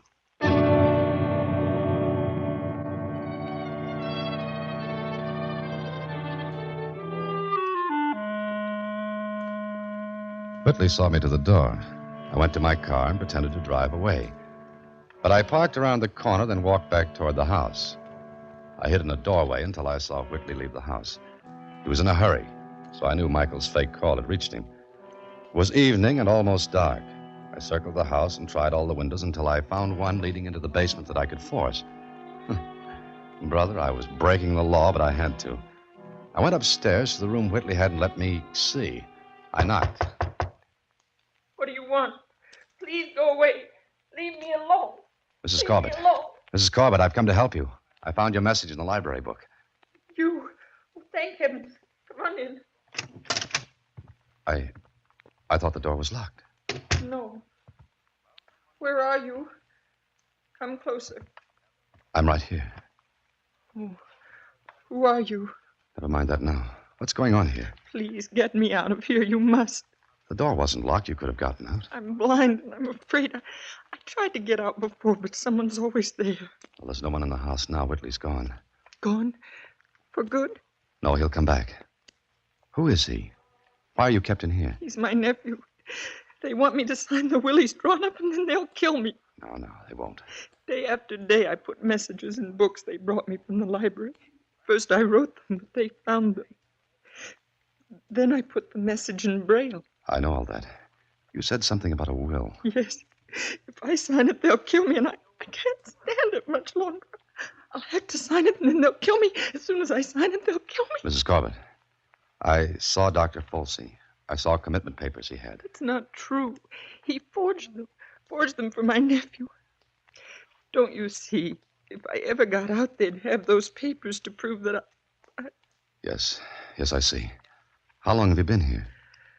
A year. Please, you've got to get me out.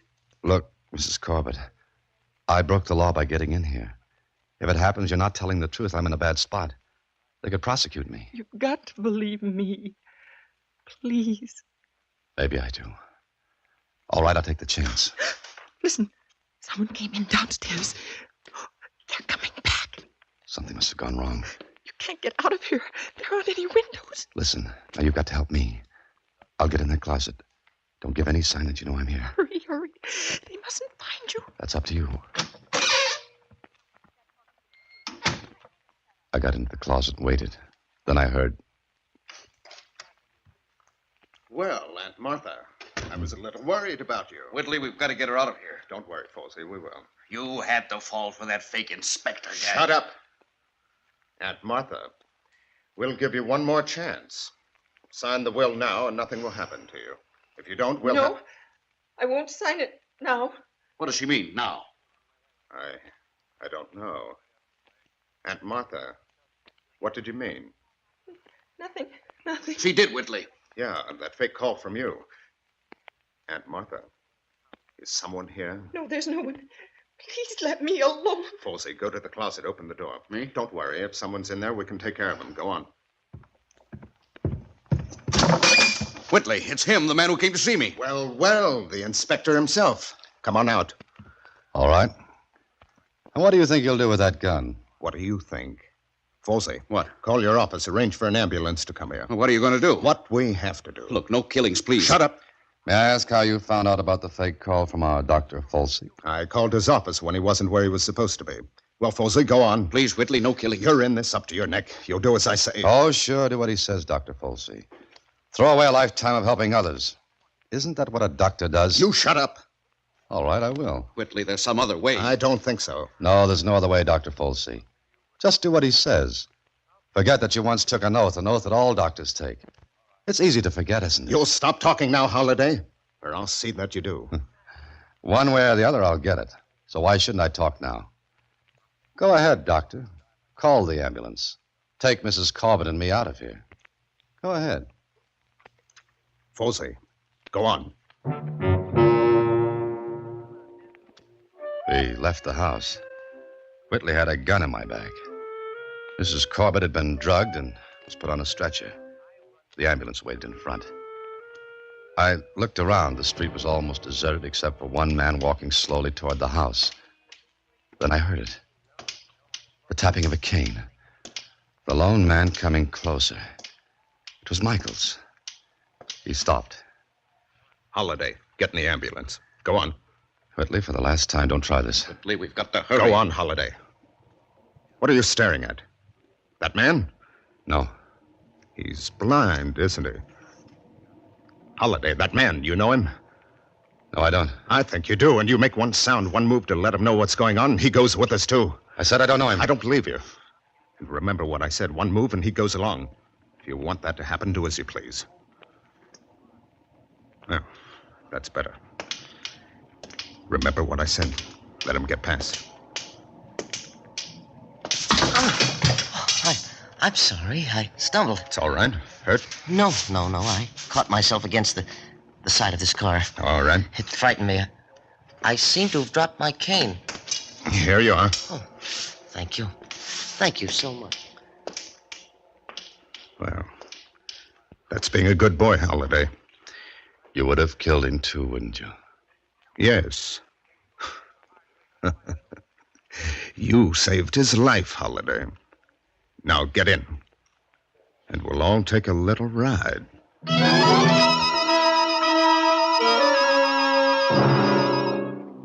Well, it looked hopeless. This was going to be a great ride. Our only hope was Michael's, but how could he help?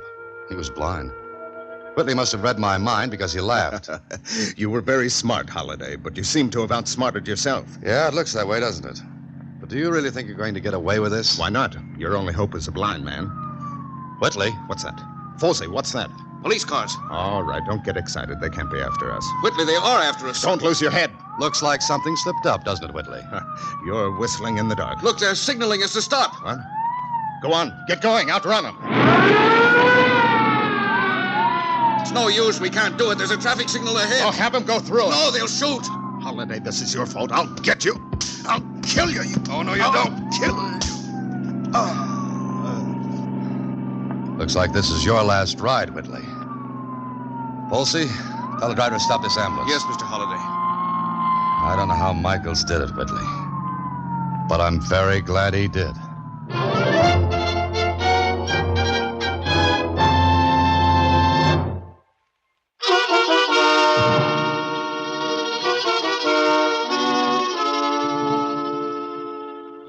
Jeepers. How'd you ever do it, Mr. Michaels?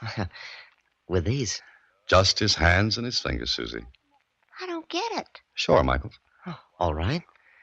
Now, look, Susie. Here's a coin with a date on it. Yeah? The date is 1935. You felt those numbers with your fingers? That's right, Susie. And it was simple for him to run his fingers over the license plates of the ambulance. When I stumbled, I dropped my cane. I ran my hands over the car. I knew it wasn't a regular automobile. Then I felt the license plate. Gee, and then you went to police. That's right. And that, Susie, is what you call using your head and fingers. Good night. Listen in again next week when, through the courtesy of Paramount Pictures, Alan Ladd stars as Dan Holliday in Box 13. Box 13 is directed by Richard Sandville, and this week's original story was written by Sam Walters. Original music is composed and conducted by Rudy Schrager, and the part of Susie is played by Sylvia Picker. Vern Karstensen is in charge of production. Box 13 is a Mayfair production from Hollywood.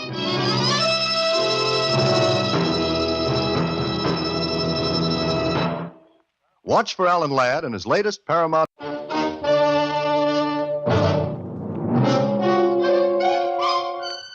Box 13, with the star of Paramount Pictures, Alan Ladd as Dan Holliday.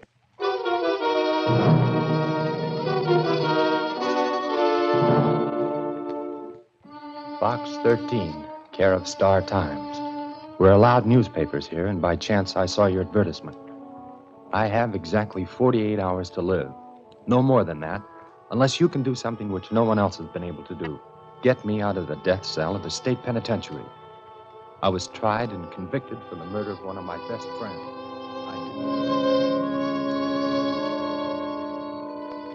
I was tried and convicted for the murder of one of my best friends. I didn't do it. Will you try to help? Martin Kirby. When I received the letter from Martin Kirby, I wondered how a man felt who had only a short time to live and knew it. Before the thing was over, well, I'd stopped wondering. I knew.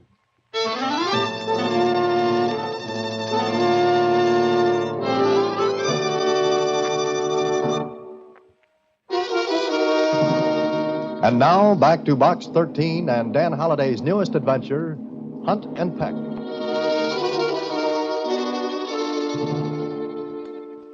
Gee, Mr. Holliday, what can you do about it? Susie, I wish I had an answer for you. You're going to see him, aren't you? Well, if I don't, I'd kick myself all over the city for not doing what I could. On the other hand, he was tried, convicted, and sentenced. But it could be wrong. I mean... I know what you mean. Susie, sentencing a man to death is a terrible thing. The evidence against Kirby must have been pretty strong. Uh-huh, I guess it was. You're on the horns of an Aunt Emma. Dilemma. This time, Susie, I don't laugh. What are you going to do? Well, the only thing I can do, see Martin Kirby and, well, at least listen to him.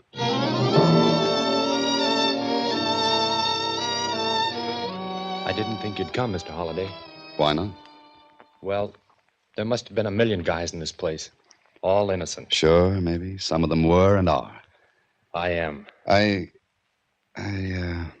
What time? I mean... I know what you mean. It's 1:30 now. I've got the rest of today until tomorrow night at 11:30. 34 hours. I know. I've counted them, too. All right, Kirby, what can I do? I don't know. Is there anything you can tell me, something that didn't come out at the trial? The only thing that didn't come out at my trial was the fact that I didn't kill Leslie Roberts. Oh, I kept saying it, but there was too much against me. At first, when I got here, I didn't care anymore. If they wanted to see an innocent man die for something he didn't do, then it was murder on their heads. But now, Mr. Holliday, I want to live. Sure. But there's nothing you can tell me. Anything that I can go to the police with and get a reprieve, a stay of execution? My lawyer's tried that 100 times. My case has been reviewed. Nothing doing. Then what you're asking of me is to do what everyone else has failed at. I guess that's it. You know, Kirby, it's at times like this that I wish I'd never put that Box 13 ad in the paper. Meaning there's nothing you'll do? No, I didn't say that. I'll try, but 34 hours is a short time. Look, maybe you'll go at this with a fresh slant. Maybe something will hit you that everyone else has missed. Yeah, maybe. All right, Kirby, it'll take me 2 hours to get back to the city, and, well, if I'm going to do anything, I'll have to do it fast.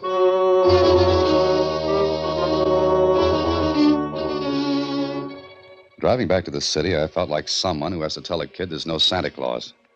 Because I was almost sure that Kirby had no chance. What could I do?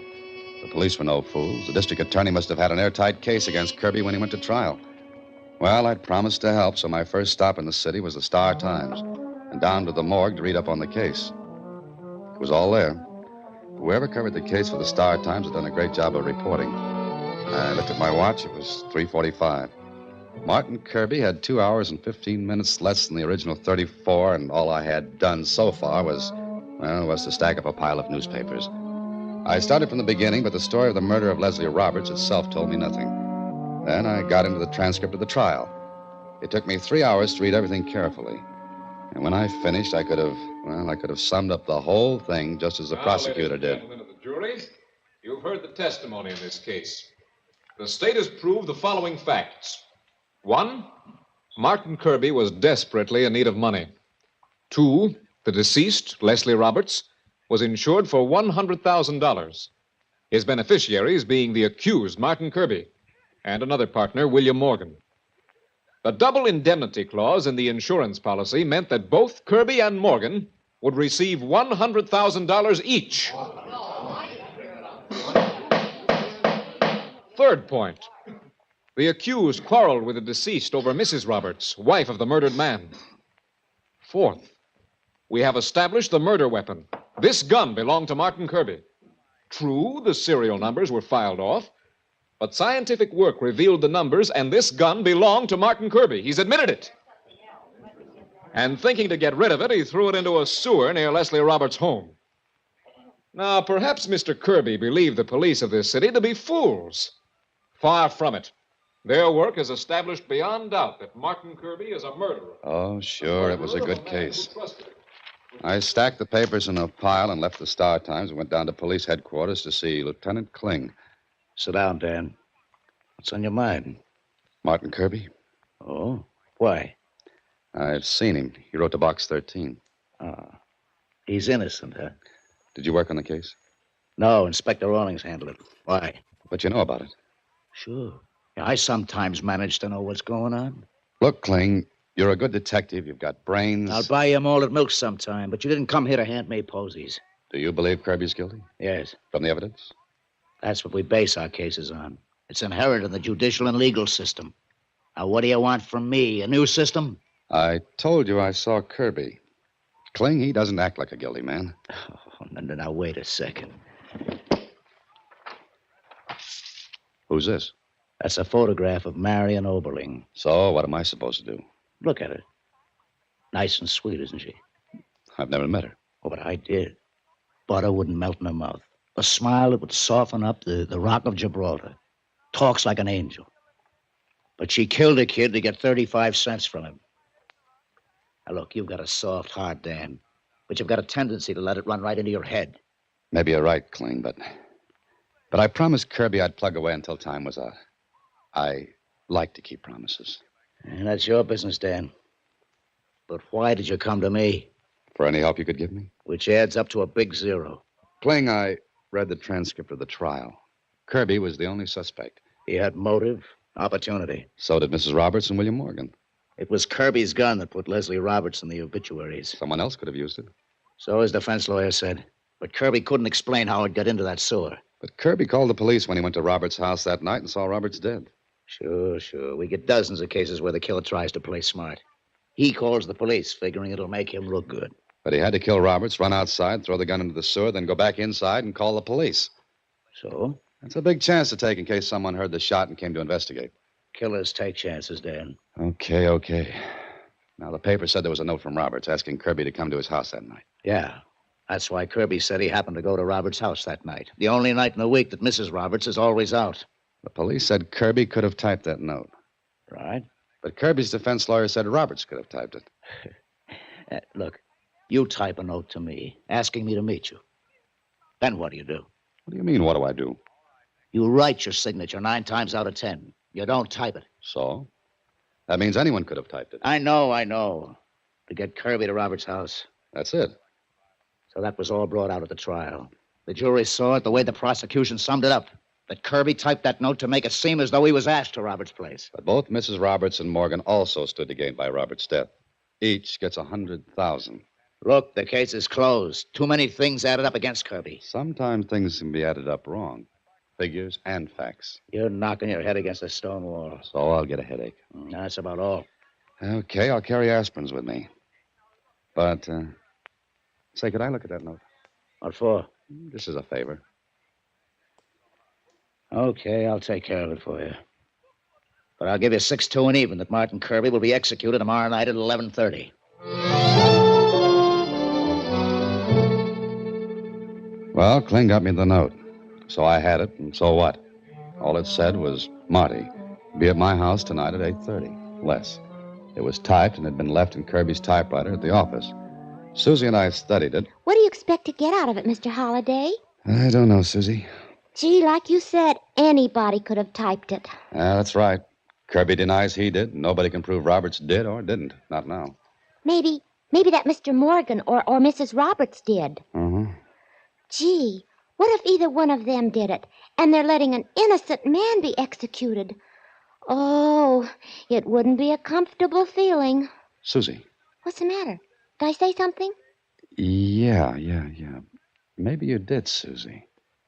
Maybe you did. What? Conscience. Whose? Mrs. Roberts and Morgan's. You mean both of them killed Mr. Roberts? Give me that phone book. Here it is. Thanks. Roberts, Leslie Roberts. What are you going to do, Mr. Holliday? Play a little poker. You're going to play cards at a time like this? Not quite, just a bluff. I'm holding a pair of deuces. I don't get it.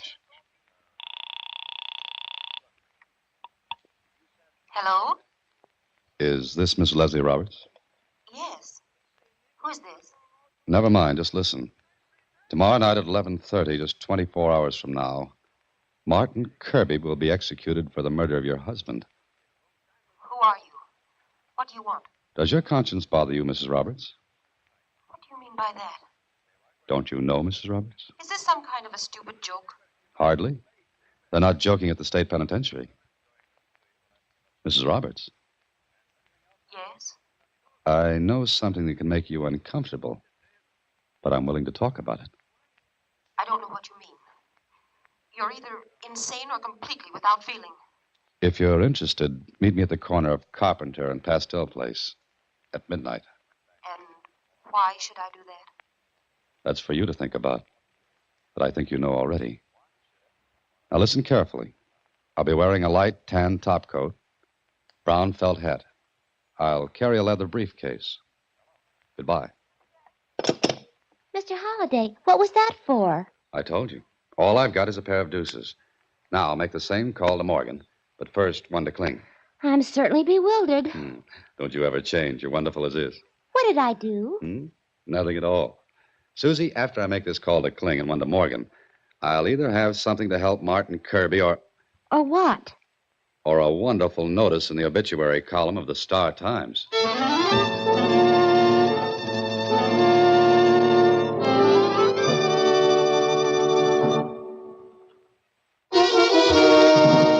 And now back to Hunt and Peck, another Box 13 adventure with Alan Ladd as Dan Holliday.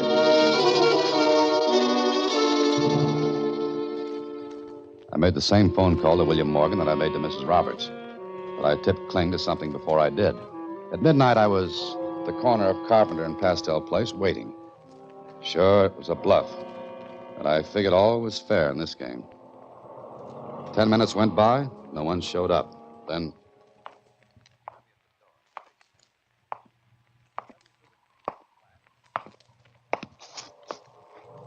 Got a light, Bub?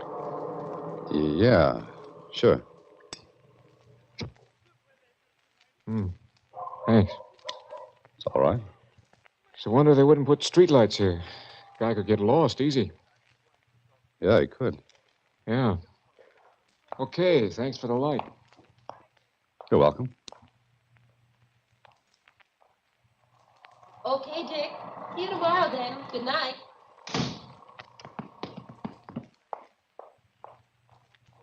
Maybe I played the wrong cards. Maybe no one would show up. It was 20 minutes past midnight. I stepped out of the shadows where I'd been standing. I felt pretty silly, and I knew what Kling would say. I was 20 feet away from the corner, walking slowly, looking up and down the street. There was no one in sight. The lights in the windows of the houses went out slowly, one by one. I was 30 feet away from the corner when... Dick, is that you? Hey, there was somebody shooting! Oh, the shot just been... Dan, where are you? Right here, Kling. Did you get it? Yeah, on the arm. Sergeant, listen. Get those people back. Keep them in their houses. And tell Thompson to take a couple of boys and scour this neighborhood. Find the person who fired that shot. Whoever it was is the one who should die on Martin Kirby's place. You're an idiot. You set yourself up like a clay pigeon. How bad's the arm now? It's not so deep as well or wide as a church door, but 'twill do. How do you like this guy? He gets winged and quotes Shakespeare. Okay, let's get you out of here.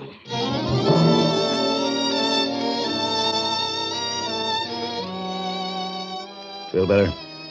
Yeah, thanks. What for? Who fired the shot? I don't know. No luck? Whoever it was in one of the buildings. And running somebody to ground in that neighborhood takes a squad of men. Yeah, I was afraid of that. Okay, so what have you got now? A bullet through your arm? Kling, Morgan is the real murderer of Leslie Roberts. Boy. Mrs. Roberts reported my phone call to you, didn't she? That's right. But Morgan didn't. I know that.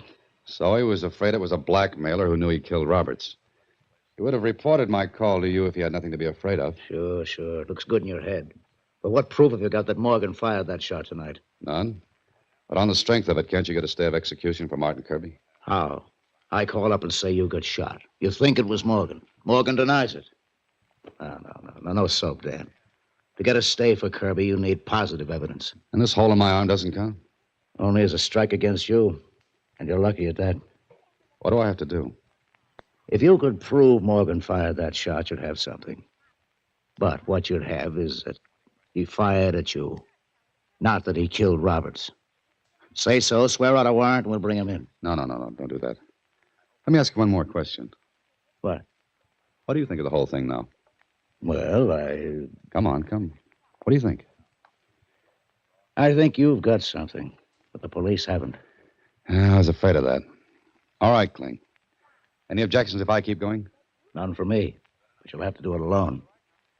As far as the department's concerned, the Roberts case is closed. I'd never get permission to work on it, Dan. Not even on your own time? That's different. Okay. Keep in touch. Yeah, I will. Meanwhile, you keep alive. Well, there wasn't anything more I could do that night. Took my punctured arm and myself home and got some sleep. Not much, though, because I knew I was right and Kling was right. Only two people knew I'd be at Carpenter and Pastel at midnight. Morgan and Mrs. Roberts. Mrs. Roberts had called the police to report my call. Morgan hadn't. All Morgan had to do now was to lay low until Kirby was executed. But he had been worried enough to take a shot at me. Then I thought of something else. The next morning in my office... Mr. Holliday? Oh, good morning, Susie. Your arm. It's in a sling. Becoming, isn't it? What happened? I was shot. Oh, who shot you? William Morgan, I'm sure. But never mind that now. I want you to help me. Well, sure, Mr. Holliday, but I won't get shot, will I? Here, sit down to the typewriter. All right. Now, look, I've typed out a bunch of slips with, "Now is the time for all good men to come to the aid of their party." With one arm? Good enough. Now, you do the same. Go ahead. I don't understand. I'll explain while you type. Go ahead. Okay. The note left for Martin Kirby was typed. What I'm trying to do is to find out if the style of typing can be definite enough to pin on one person. You mean I type differently from you? Mm-hmm. I use Hunt and Peck, and you use the touch system. Oh. You see, Mrs. Roberts used to be a secretary. She'd use the touch system of typing. Martin Kirby could type, and so could William Morgan. Then what good will all this do you? I don't know. Okay, Susie, that's enough. Now, mix up the slips and pick one at random. Then you tell me who typed it. All right. I typed that one. How do you know? It's smoother than yours. Is that the only way you can tell? Uh-huh. Oh. Then if I type touch system, it'd be pretty tough to tell the slips apart. Oh, sure. All touch system is smooth looking. The letters are, well, they're all about the same blackness. Okay, that's another lead shot. Gee, I'm sorry, Mr. Holliday. Look at that clock. 10 minutes past 12. Less than 12 hours left for Kirby. Susie, I'm as sure as I can be that Morgan's guilty. That he shot me last night. Then why don't the police arrest him? It's dangerous for a man like that to be loose. Yes, I think you're right, but Susie, Uh-huh. remember what you said about conscience? Mm-hmm. Well, look, if Morgan was sure of himself, he wouldn't have tried that stunt last night. All right, because he did, it means that a little more work on him might make him break, huh? You're not going to let him shoot at you again. Oh, not if I can help it. But I am going to see him. You will be careful, won't you, Mr. Holliday? Susie, I have only one life to give my work. But it so happens I like it.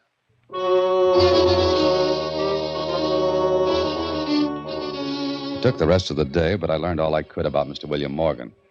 And there wasn't one thing that pointed at him as a killer. But I was sure he'd killed Roberts and framed Kirby. He knew Kirby and Roberts had quarreled. He could have taken Kirby's gun from Kirby's desk at the office. He could have typed the note leading Kirby to Roberts' house.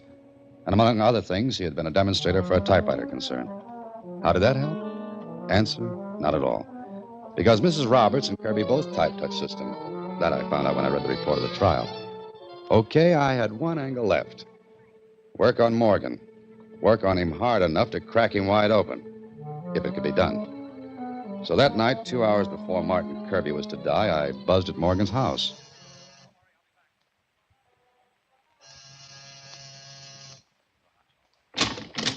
Yes? What is it? Mr. William Morgan? Yes. Who are you? I'm a writer. I have nothing to say. Excuse me. Get your foot away. Oh, just a minute. Did you receive a phone call last night? Come in. Thank you.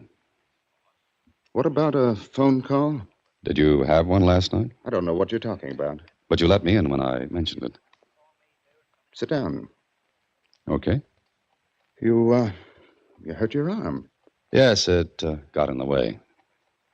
You mentioned a phone call? Yes, I did. Cigarette? No, thanks. That ashtray's awfully full. You must have been smoking a lot. So what? Nervous, Mr. Morgan? Now, look here. I've had enough of this. What do you want? And who are you? My name's Holliday. I called you last night. That was a gruesome joke, Holliday. One I didn't appreciate at all. I wasn't trying to amuse you, Morgan. Why did you make that call? Before I answer that, take a look at your clock.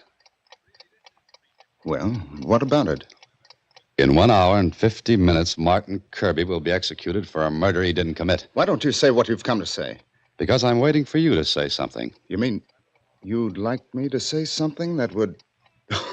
Oh, no. Why didn't you tell the police about that call last night? Big belly laugh, huh? Yes, so the police know that you made that call. Yes, Oh, that wasn't very bright of you, Mr. Holliday. No blackmailer would have told the police he made that call. If you knew anything and were planning to trap me, you'd have kept it to yourself, right? Morgan grinned at me. He knew I'd walked right into it. His nervousness seemed to just ooze away. He lighted another cigarette and kept grinning at me through the smoke. Then... Don't you think you'd better leave now, Holliday? Morgan, there was a note, typewritten. You typed it. Did I? Yes. Maybe you don't know this, but that note can put you in Kirby's place. Yes? How? Well, there's a way of telling who typed a note. Every typist has a different touch. And when enlarged, the touch of one typist will show up differently from another's. Kirby's defense lawyer missed that bet. But I didn't. You talk a great deal too much, Holliday. But it's interesting conversation, isn't it? I don't believe what you said. No? Here's the note. The police lent it to me, and... Yeah, that's all, Holliday. Stay sitting. You really wanted that note, didn't you? And I've got it. And that gun in your hand. It's the same one you shot me with last night. And this time it won't be in the arm. No, I suppose not. Look, Holliday, it's almost 10. In about 1 hour and a half, Kirby will be executed. Now, you settle down and wait until 11:30. What do you mean? 2 birds with 1 stone. Kirby and you at 11:30.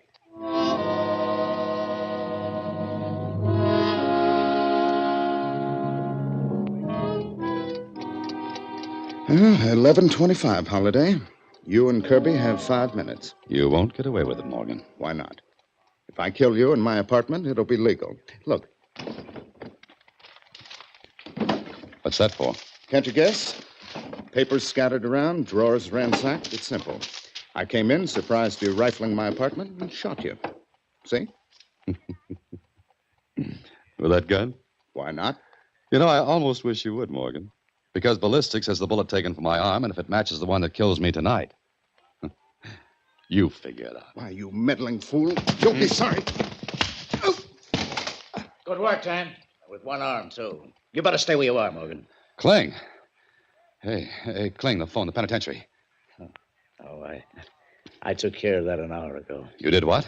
Sure. I heard the whole thing from outside the window. But you said the case was closed. You couldn't work on it. I've got news for you, Danny boy.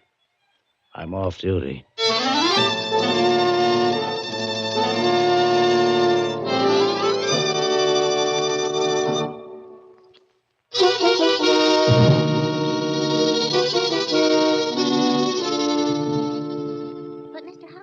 You said nobody could tell the difference between typists. That he did, Susie. And the bluff about the bullet. Well, any bluff in a poker game, Kling. Oh, by the way, Let me ask you one question. Yeah? What? Why did you hold off until the last minute? Oh, I had time. Morgan wouldn't dare kill you until after Kirby was executed at 11:30. So I looked at my watch and I figured I had time to get to headquarters, pull strings to stop the execution, and get back to you. Lieutenant Kling, What, Susie? look at your watch. It's stopped. Oh, that's nothing. It does that every once in a while. Just shake it and, Oh, holy cats. Oh, no. Good night, Susie. Next week, same time, through the courtesy of Paramount Pictures, Alan Ladd stars as Dan Holliday in Box 13.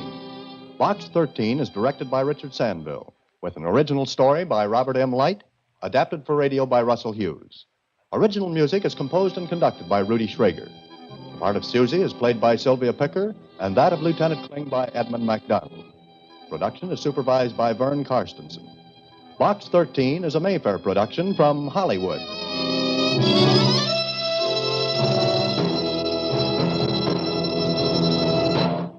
Watch for Alan Ladd in his latest Paramount picture.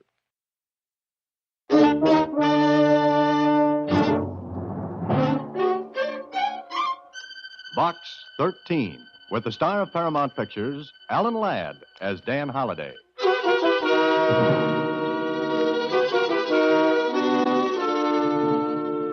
Box 13, care of the Star Times. If $50,000 is of any interest to you, come to see me. If it's adventure you want, this is it. Because I want you to kill me. At present, my address is 756 South Marvin Boulevard. Please come alone. And don't tell anyone about this. My address is 756 South Marvin Boulevard. Please come alone. And don't tell anyone about this letter. Simon Andrews. The letter was dated 2 days before I received it. And this was one time I wish sleet or snow or winds or anything had delayed the swift courier on his route.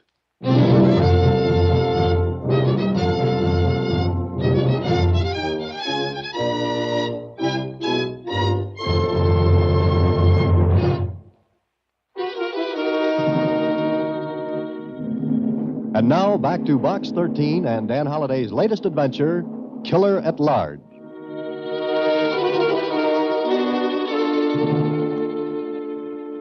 But this was written 2 days ago, Mr. Holliday. I know it, Susie. And you were out of town, so I couldn't get in touch with you. Well, it wouldn't have made any difference. I couldn't have made it back in time anyway. Gee, you're not going to follow up this letter, are you? It's obviously the work of a handle. A what? You know, one of those persons who writes letters and things. Oh, a crank. Oh, but you're not going. I sure am, Susie. Oh, no, you wouldn't kill him. Oh, of course not. But I do want to know why Mr. Andrews wants himself killed. And I'm going to try and talk him out of it.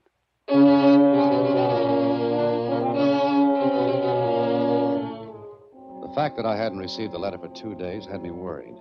A lot of things can happen in 2 days. So I went to the address of Mr. Simon Andrews. It was night. There wasn't a light in the big house. I walked up the front stairs, punched at the doorbell, and heard it ring inside.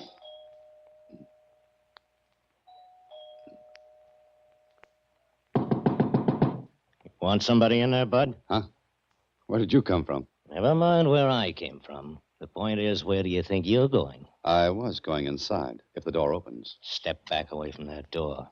With your hands up. What's the idea? It's not an idea, Bud. It's a reality. Awful real. Go on. Step away and keep your hands up. After you. Thank you. Straight ahead. Go on. I'd still like to know what the score is. About 10-0, and you're carrying the short end. Keep going, and stop at that door to the right.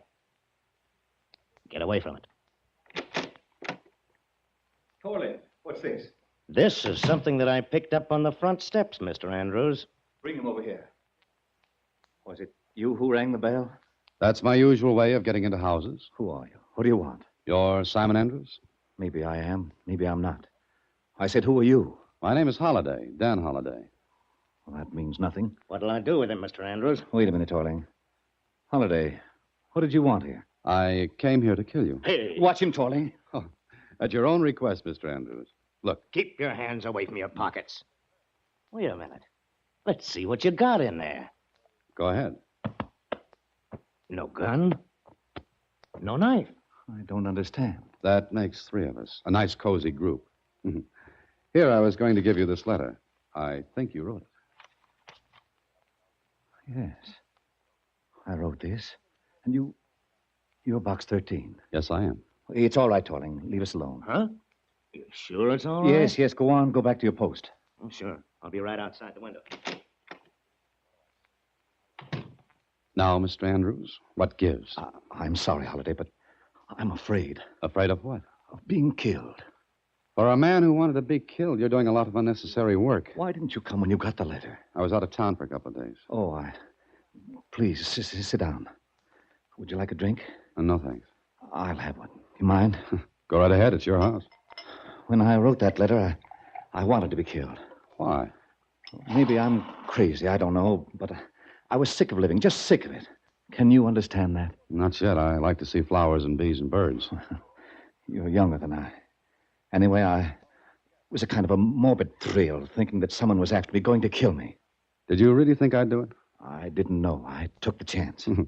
Well, don't worry. My only reason for coming here tonight was to see what prompted this letter and to talk you out of it if possible. I wish you'd come 2 days ago. Why? I want to live now. I've met someone, and I want to live. Well, go right ahead. I have already paid someone to kill me. You what? You're crazy. Not now. I was. You can't be serious. I am. I tell you, someone is going to kill me. Someone I paid $25,000 to do it. I don't know who, I don't know when or where, but he's going to kill me. You're a fool. Go to the police. I can't. Your life depends on it. I know, but I can't go. If I do, there'll be notoriety. I wouldn't have cared before, but I can't let that happen now. You know, I've met some strange people through my ad in the Star Times. But if you want the trophy, there'll be no argument. Put it on your mantle. Don't joke. I'm not. You've got yourself into this. Now get out. Maybe you can help. Sure, maybe you can. Oh, no, I'm sorry. Look, I'll pay you whatever you want. I can afford it. Oh, sure. If you can afford $25,000 to get yourself killed, you can pay more to stay alive. That's it. But not to me. Look, Andrews, all you have to do is call off the deal. Let the killer keep the money, but call it off. Don't you think I've thought of that? Then what's the matter? You didn't read this newspaper, did you? No, why? Look at the headline. Benny Franklin slain. Big shot of gambling syndicate killed in underworld slaying. So, who cries about this? Franklin was the man to whom I paid the money. I paid him to find someone to kill me. Well, you really locked the door on yourself, didn't you? Do something. Huh? Just like that, huh? Franklin was the only man who knew about our deal. I paid him in cash. What do you think I could do? Anything. Find the man who's going to kill me. I'll pay whatever you say. Look, Andrews, it isn't a question of money. It's a question of looking through the well-known haystack for the equally well-known needle. I wouldn't know where to start. Take my advice and take a chance on going to the police. Hire private detectives, anything. I can't. Please, Holliday, help me. Good heavens, you'd give help to a dog if it needed it. I'm grasping at straws. I'm afraid to leave the house. I hired Torling as a bodyguard. But sooner or later, the man who's out to kill me will get to me. Please, Holliday, please. All right, Mr. Andrews. But if at any time I find things getting a little hot, I'll go to the police myself. That's the only way I'll make the deal. All right, anything. Now, you paid Franklin. Franklin evidently knew someone who would be willing to pull a trigger or use a knife. But you have no idea who. None. Then we've got to find a starting point. And the starting point is Benny Franklin. He's dead, man. He's dead. Very. But he must have left a family. Of course. The paper says something about his mother. I'll try to see her tomorrow morning. Tomorrow? Why not tonight? Because the police will be questioning her, watching her house. You'll have to wait until tomorrow. Then I'll see her.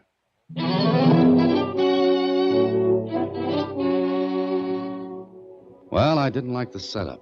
Andrews was a fool and obviously a psychopathic case. But he was in trouble. So the next morning, I saw Franklin's mother. I can't tell anybody anything else. I told all I knew. To the police? Yes. Yes, to the police 100 times. My boy's gone. What good is all this? I'm not the police, Mrs. Franklin. Then why do you want to know about Benny? Maybe I'm a friend of his. I don't know you. I never saw you before. Look, Benny once did me a favor. Call me a friend of his for that? I don't know your name. It's Holliday, Dan Holliday. Where did Benny know you? Well, let's not talk about that. What I want to know is, What did you tell the police? Everything I could. And what was that? What do you expect me to tell you? I don't know. Maybe who his friends were or weren't? He was killed. He was killed by somebody who hated him. There was a man named Scott. Scott? Did you ever see him? No, I told the police. Benny saw him often. He always went out to meet him. Why? I don't know. Was there anyone else? No one I knew. Benny never brought his friends here. No, I guess he wouldn't. Now, Mrs. Franklin, did your son recently come into, well, a pretty good sum of money? Money? He always had plenty of money. I never took any of it. I wouldn't touch any of it. No, of course not. But what did he tell you if he came in to say $25,000? No, he wouldn't tell me. Why are you asking that? I have my reasons, Mrs. Franklin. Maybe if we knew he had the money and if we could find out if he gave it to anyone, we might be able to learn who killed him. Don't you want to see his murderer caught? I don't know. He was your son? Yes. My son. I was ashamed of him for what he was, but I loved him. Yes, I know. But think, Mrs. Franklin, did he have that much money recently? No. No, I don't think he did. You're sure of that? When he had money, he spent it all at once. Then if he'd had as much as $25,000 recently, he'd have put on quite a show, huh? Yes. Yes, yes. But what good is this? I don't know yet. And you can't tell me anything more about this Scott. Well, Benny went to meet him the night he was killed. All right, Mrs. Franklin, it's all for now. And thank you. What are you going to do? Look for a man named Scott who has suddenly come into $25,000.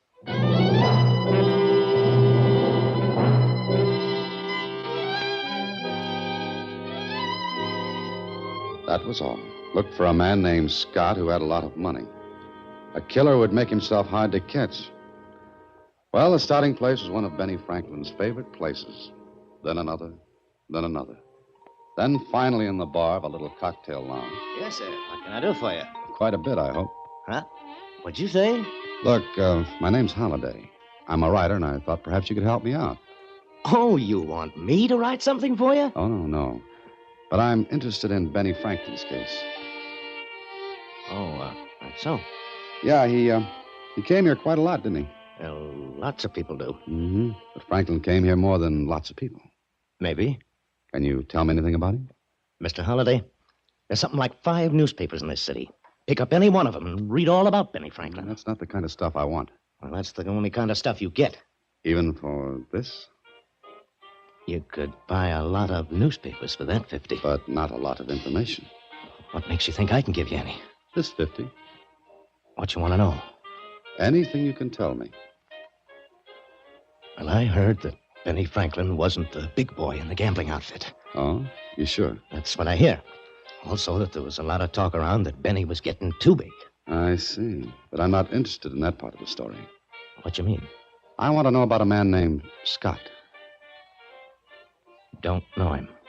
You never heard of him, huh? No. Who is he? Where is he? I don't know. I don't know nothing about that. Scott's a trigger man, isn't he? A killer. Does that make you hysterical? Well, yeah, kind of. But I'll tell you something, Mr. Holliday. Go ahead. You've got $75 to fill up. Sure. Well, you're looking for a guy named Scott. That's right. But you ain't gonna find him, ever. What? I'll tell you. And that's all I'll tell you. And then you leave here, Mr. Holliday. All right, go ahead. You ain't gonna find a guy named Scott, because there just ain't a guy named Scott.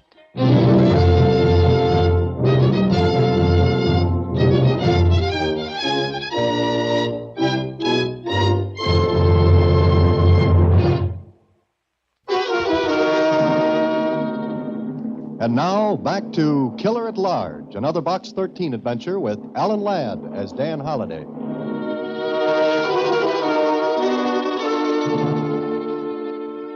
So there wasn't anyone named Scott. I didn't believe the bartender in that cocktail lounge. I didn't believe him because Franklin's mother had told me Scott saw a lot of Benny. But maybe Mrs. Franklin could be mistaken. I went home and thought it over. The more I thought, the less sense it made. According to the bartender, I was looking for a man who didn't exist. According to Simon Andrews, I was looking for a man who was going to kill him. Later that night, I decided to pay Mr. Andrews a visit.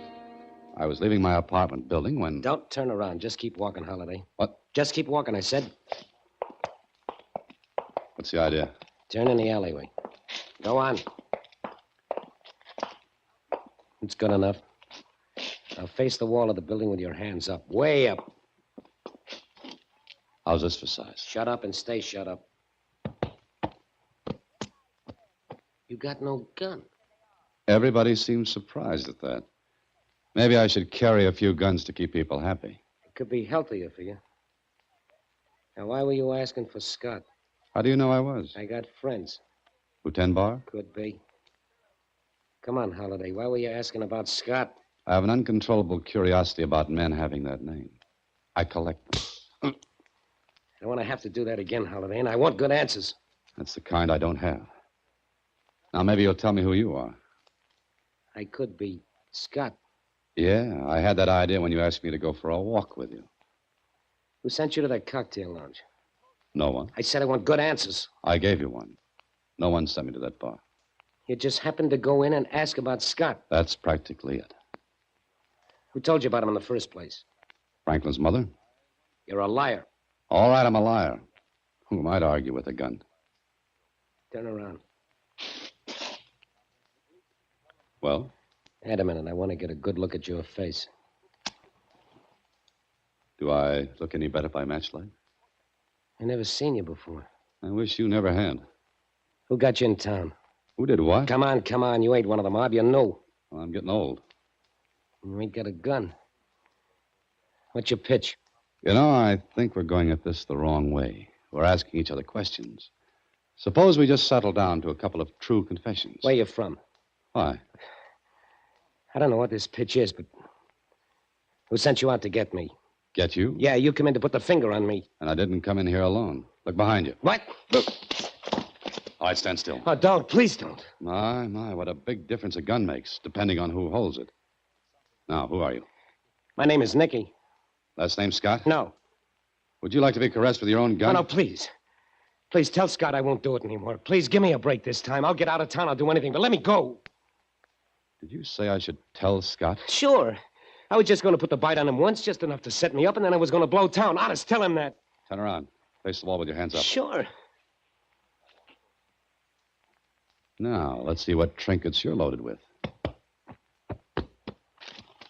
It's just a letter. Uh-huh. What are you going to do now? Well, since you invited me for a walk and I didn't really want to go, I think I'd better turn you over to the police. Oh, no, you won't. Stop, come back here. What's the matter? Nothing, ma'am, nothing at all. Just a friendly game of tag. What? And I'm it.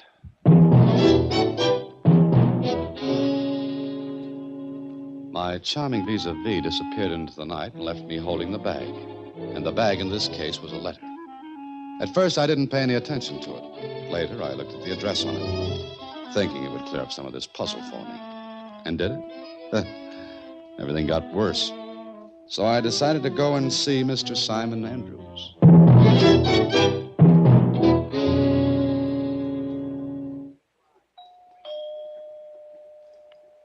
Back again, Mr. Holliday? Well, Mr. Torling, still the faithful watchdog? Let's go in. Go ahead. Where's Andrews? Same place he was last night. This way.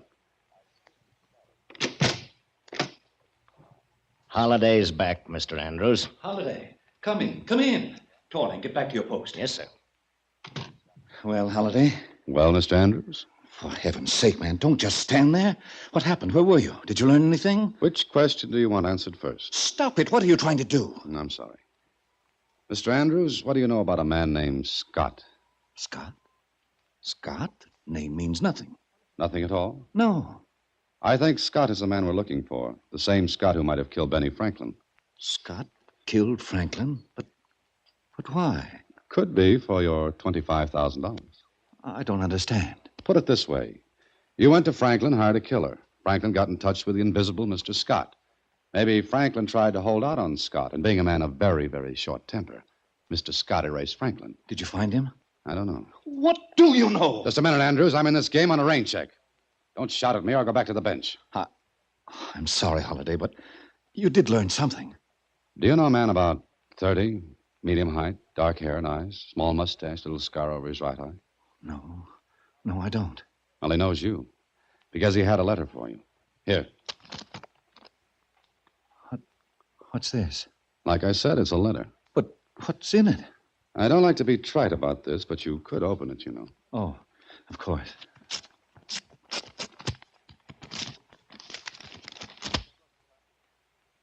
Well? Look. Read it. You got until midnight tomorrow. Midnight tomorrow. The letter's not signed. It doesn't have to be, Holiday. It's from the killer. Why should he send you a letter? Torturing me. That could be. Why didn't you turn that Nicky over to the police? Why didn't you do something? What's your suggestion, Andrews? You put yourself in this hole, now climb out of it. I'm pulling out. Oh, no, please. You're the only man who knows who's after me. Please, Holiday. Money's no object. Just find that man. How? You saw him. Only once. Yes, but you know what he looks like. Look, let's turn this whole thing over to the police. Let them find him. I can't. I told you before, I can't. Holiday, make one more try. Just one more. And spend the rest of my life without my head? Well, take Torling with you. And what about you? Oh, I didn't think of that. Oh, Mr. Andrews, you didn't think of a lot of things. One of them was how stupid can you be? I know, but will you help? On one condition. What's that? You paid $25,000 to have yourself killed. Probably because you couldn't take your own life. You wanted a thrill. Okay, you got it. You paid $25,000 for it. Now I'll pay $50,000. What? Make out a check for $50,000 payable to any charity I name. That's the only condition? The only one under which I'll try to find the man. All right. I'll do it. I'll write it immediately. Good. Oh, and Mr. Andrews. What? The check had better be honored, or I won't go through with this. I swear I'll honor it. Take it with you. Here. Deposit it first thing in the morning. Okay. Now, what are you going to do? To find Mr. Scott.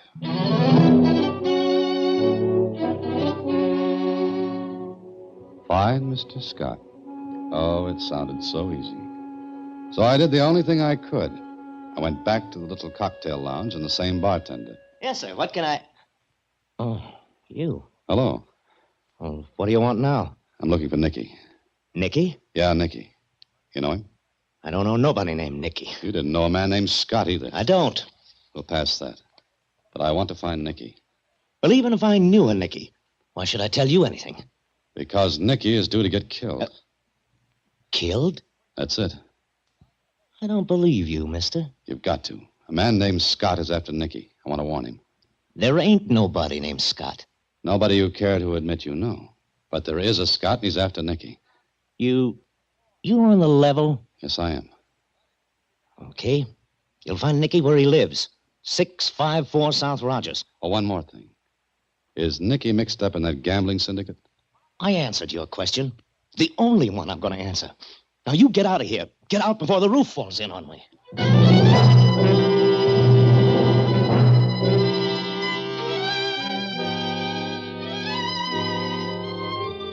Well, I was playing a hunch and playing it all the way through. I went to the address the bartender gave me, walked up the stairs, and came to a door that had Nicky's name on it. I started to knock. The door was open just a little. I pushed it all the way open and went in. I stood in the dark for a moment and walked toward a window. I stumbled over something on the floor. I lighted a match.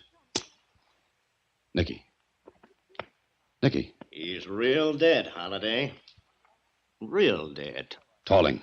Mm-hmm. Toiling. Scott. Oh, have it your own way.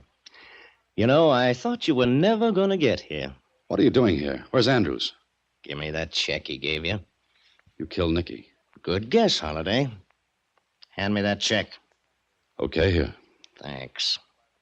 Now, Mr. Holiday, you're going to be very sorry you came here. Am I?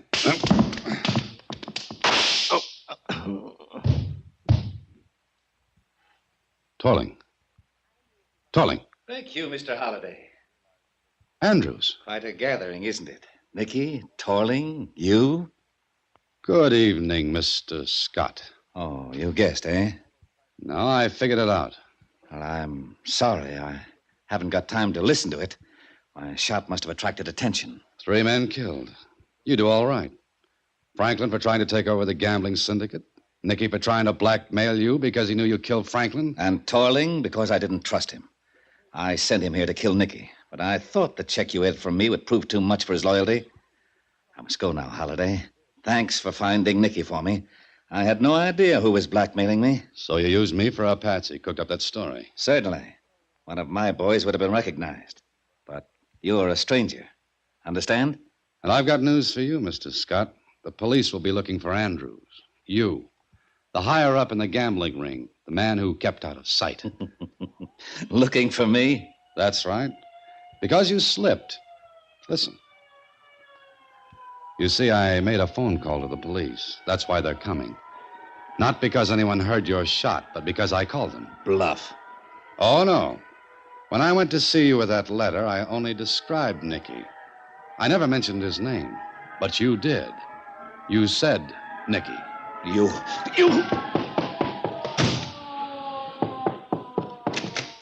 Look out, he's got a gun! Look out for him!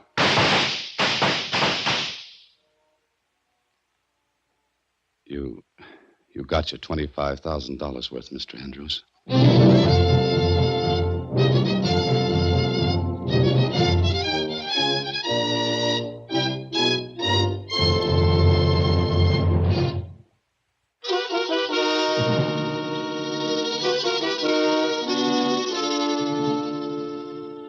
Gee, Mr. Holliday, you certainly were smart to figure that out. Ever play poker, Susie? Is it like gin rummy? No, not quite. But if you've ever played, you'll know how good it feels to draw to an inside straight and make it. I don't get it. Well, Susie, the police were not coming for Andrews. They were out on a call to stop a fight. Huh? Sure, I didn't think of that Nicky routine until I was talking with Andrews. But you said you called the police. Oh, I say a lot of things. Susie, a man has to say a lot of things when he's looking at his own tombstone. Do you mean to tell me that awful man actually brought your tombstone along? And I... What? Good night, Susie. Next week, same time, through the courtesy of Paramount Pictures, Alan Ladd again stars as Dan Holliday in Box 13. Box 13 is directed by Richard Sandville, and this week's original story was written by Russell Hughes. Original music is composed and conducted by Rudy Schrager. Part of Susie is played by Sylvia Picker, and production is supervised by Vern Karstensen. Box 13 is a Mayfair production from Hollywood. Watch for Alan Ladd and his latest Paramount...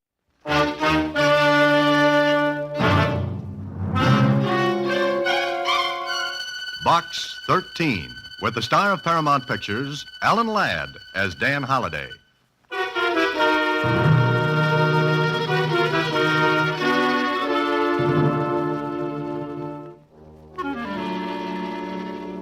Dear Dan, I'm inviting you up to Fair Oaks to spend the last weekend with me. Forget your Box 13 gag for a while and grab yourself a little vacation. There's not much I can offer in the way of excitement or adventure. But if you'll really go any place or do anything, you might like to see the crumbling grandeur of the last of the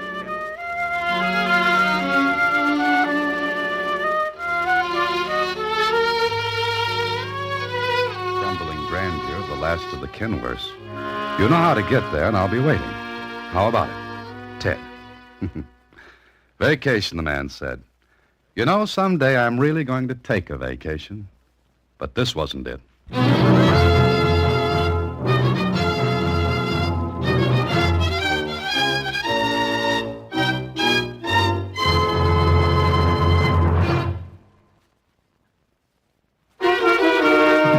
And now, back to Box 13 and Dan Holliday's newest adventure, Last Will and Nursery Rhyme.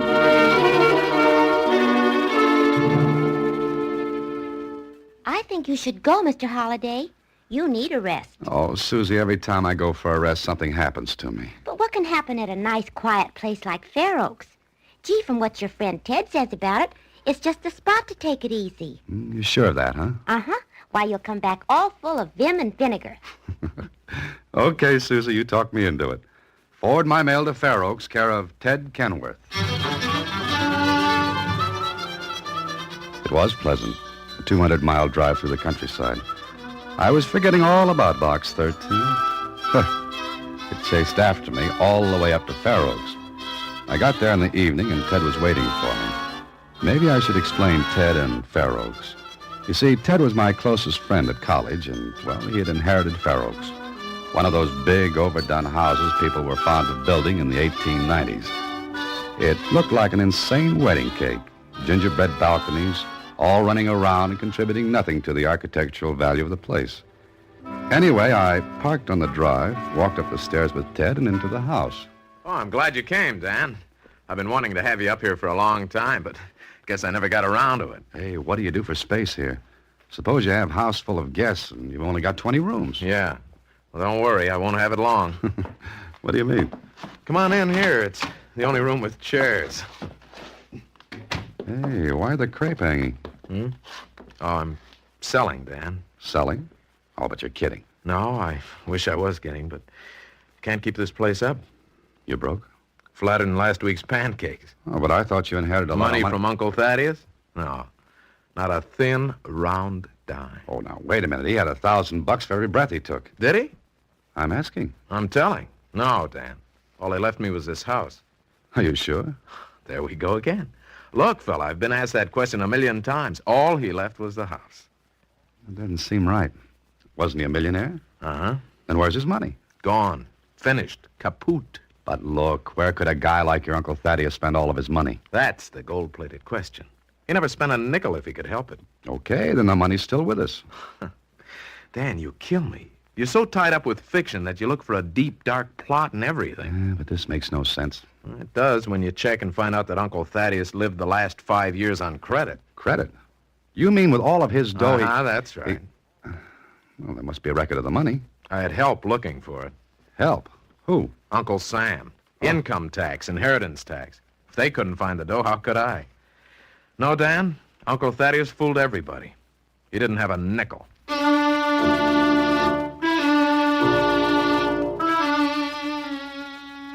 Well, it sounded offbeat to me. Uncle Thaddeus lived close to his vest, and he had money at one time, lots of it. He never went anyplace, did anything. But our cool $3 million or so just curls up and evaporates. Or did it? Anyway, I thought about it. Later that night... Oh, why don't you stop, Dan? You're supposed to take a vacation, and you're beating your brains out. Now, listen. Put it together, and what have you got? Uncle Thaddeus, practically a hermit. He's known to have money, but when he dies, all he leaves is this oversized lean-to. Dan, I've looked through the whole house. I know it like the back of my hand. I lived here when I was a kid after Mother and Dad died. What about the will? Uncle's? Yeah. Well, nothing about money in it. Excuse me, Ted. Oh, it's okay. Come on in, Helen. Well, I didn't knock or ring the bell. I didn't know you had company. Oh, it's all right. Helen, this is Dan Holliday. Dan, this is Helen Stark. How are you? Fine, thanks. Helen's clearing out odds and ends for me, Dan. Odds and ends? Well, I was Thaddeus Kenworth's secretary. That is, once in a while I was. When he got behind in cataloging books, I came in and did it for him. Oh. Sit down, Helen. Join the wake. Well, I haven't much time. I want to sort out some papers. You can look them over tomorrow, Ted. I don't want to. Throw them out. What papers? Mr. Kenworth kept everything. Yeah, he collected bills, receipts, pieces of twine, bits of paper. He wasn't that bad. Okay, just like to keep things. Including money. Yeah. What do you mean, Mr. Holliday? Where's his money? Well, he didn't leave any. That's what the man said. But he didn't, did he, Ted? No. Then where is it? Helen, let me explain. You see, Mr. Holliday has a complex. To him, the simple act of taking a drink of water is filled with mystery and dark meaning. Want to borrow my cloak and dagger? Well, you two argue about it. I'll be all finished tomorrow, Ted, and you can look over everything. See you later, Mr. Holliday. Oh, good. Nice girl. Uh-huh. What's the matter? Don't you like her? I just met her. What do you want me to do, start sending orchids? Hey, come on, let's take a walk, huh? I'd rather go over the house. Oh, you're kidding. Why? Oh, just to take a look. Oh. Expect to find $1 million tucked away in an old pillowcase? You never can tell, boy. Come on, just to satisfy my curiosity. Okay, I satisfied my curiosity. Ted knew the old place backward and forward. Almost all of the furniture had been cleared out. And if there was a hiding place for anything, we'd have found it. But it still bothered me, and it bothered me after I finally went to bed. Then, in the middle of the night, somebody was taking a walk in the house. I got out of bed, opened my door. Then I went to Ted's room. Ted. Ted, wake up. Huh? Huh? What's the matter? Oh, Dan. Be quiet. What's the matter with you? You walking in your sleep? I heard someone upstairs. Oh, large mice. Go back to bed. I tell you, I heard someone walking around. What's directly above my room? Your room? Yeah. Why, this is that old room I played in when I was a kid. What's in there? Oh, cut it out, will you, Dan? What's in that room? Nothing. You saw it. Trunk with some old toys in it, that's all. I heard someone walking around up there. Ah, you were dreaming. You've got your head so crammed That's full. a car. Huh? Yeah, so what? But you and I are the only ones in the house. That's what I said. But someone just drove away from here. That car was on the road, not on the grounds here. Drove away from here. All right, it drove away from here. Now go back to sleep. The next dream you have, tell Freud, not me.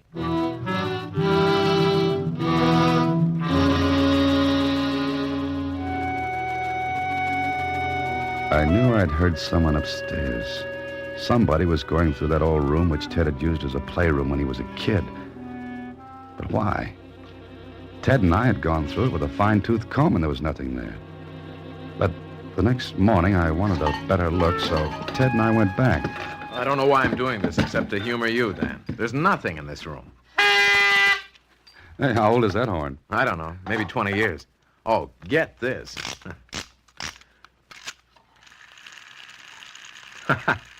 Uncle Thaddeus never threw away a thing. Not even his money. Oh, still harping on that, huh? Yeah. Hey, what else is in that trunk? Oh, baseball glove, dust, ball, bat. Gosh, this rabbit's almost as old as I am. Then, let's see, tops, strings. That's all. And there's nothing else in the room. Nope. Yet someone was up here last night looking for something. Oh, Dan, stop it. Huh? What's the matter? Nothing. Nothing, I guess. Come on. What were you going to say? Wait a minute. Lose something? I don't know. Why don't you know? Seems to me there's something missing from this bunch of junk. Well, what? I can't remember. But there's one thing. Toy?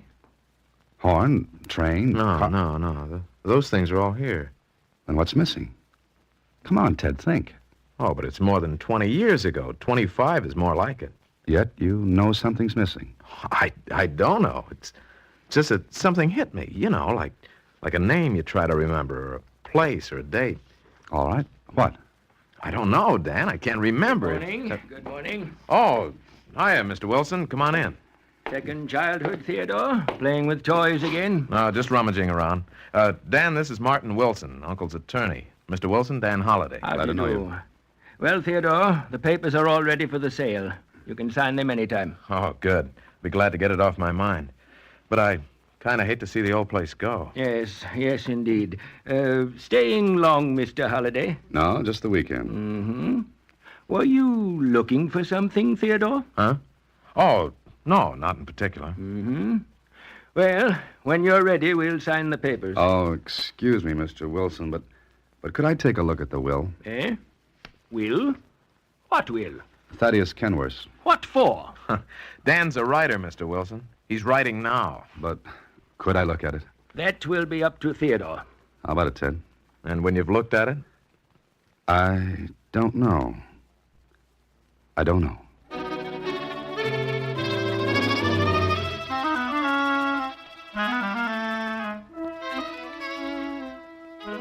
Is this the only will? Of course. It's the only one I've been able to locate. Well, Dan, what'd you find? Just the house and all that's in it. What? I said this clause states you to receive the house and all that's in it. Is there something curious in that, Mr. Holliday? Maybe. Here's a clause that strikes me as being peculiar. Which one's that? Oh, listen. The happiest days of all of our lives are those spent in innocence. If you would become happy, Theodore, then remember your childhood and those things that were dear to you. Yeah, maybe the old boy was right. Do you read any odd meaning into that, Mr. Holliday? Do you? Old Thad was a peculiar man, a very peculiar person. He had streaks and quirks. Yeah, and one of them was getting rid of a fortune in time to keep anyone else from enjoying it. Maybe he thought people should work for their money. What are you getting sore about, Mr. Wilson? I'm not.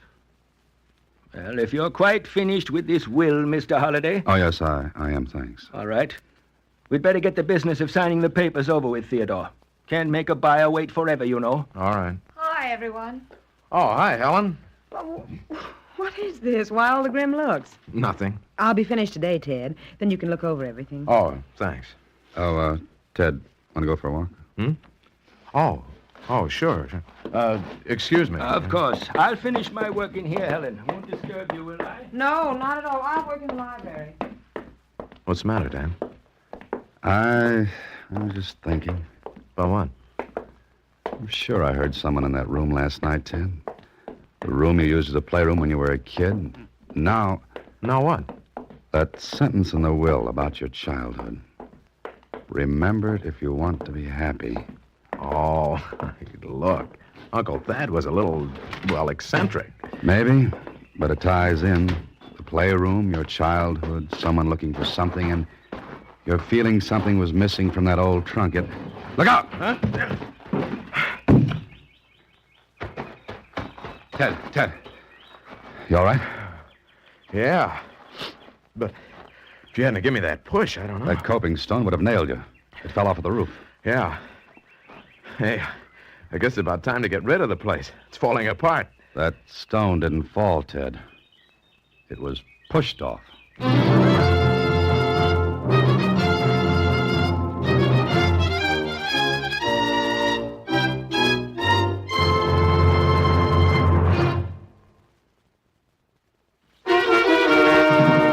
And now back to Last Will and Nursery Rhyme, another Box 13 adventure with Alan Ladd as Dan Holliday.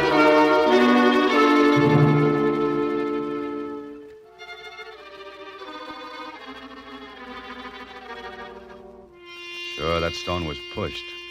Ted and I went to the roof, saw the marks made when the stone had been shoved forward. And it was meant to put the lights out for him. Why? That's what I want to know. Why? Because there's something in this house someone wants to get and keep you from getting. You know, you're almost making me believe this. You've got to. And you've got to think what's missing from that old trunk. Oh, I've tried, Dan. I can't. There was nothing in it but toys? That's all. Yet you say they're all there. Well, I think so. Now, wait a minute. Let's go at this logically. There were trains, bats, baseball mitt, mechanical toys, things like that. What are you getting at? Well, this. You wouldn't have missed another of those things, so the thing that's missing must be different from those. Different enough to make you realize it's gone. Yeah. You're beginning to make sense. Now, you try making some. Oh, Dan, I can't. Great. Look, would either Helen or Wilson know? Know what? Oh, the thing that's missing? Uh-huh. Well, maybe. Both Wilson and Helen were in the house when that stone almost put a part in your hair. Yeah? Either one could have shoved it off. It wasn't too big or too heavy. Yeah, but why kill me?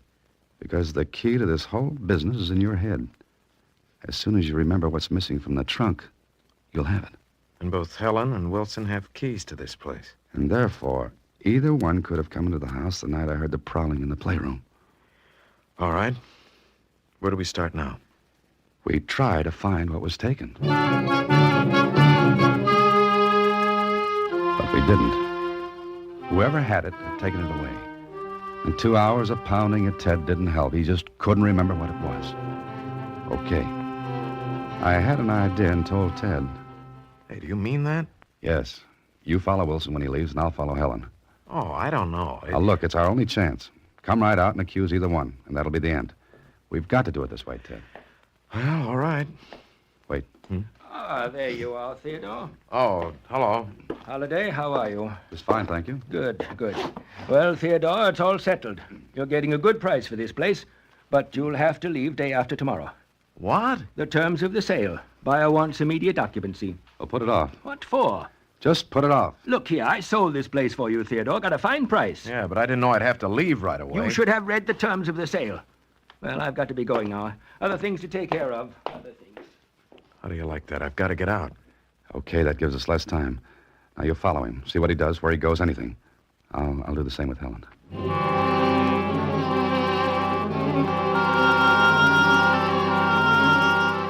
Helen didn't leave until that afternoon.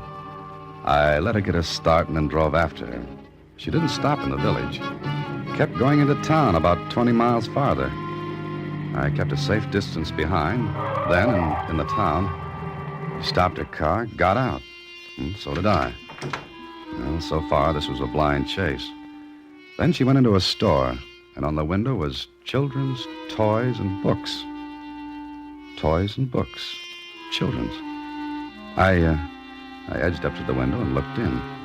Helen was talking with a clerk, and she had something in her hand. And from where I stood, it looked like one of those linen-covered kids' books. Then I saw the clerk go to a shelf of books and look them over. Helen followed her. The clerk shook her head. Helen turned to leave, and I ducked to keep out of sight. Helen went to every toy shop in town, but every place she got the same answer, a shake of the head. Okay. So it was Helen who had taken the missing item from the trunk. And it was a kid's book. But why? And what was in that book? It was dark when she finally headed back to the village of Fair Oaks. She didn't know it, but she was going to get company that night.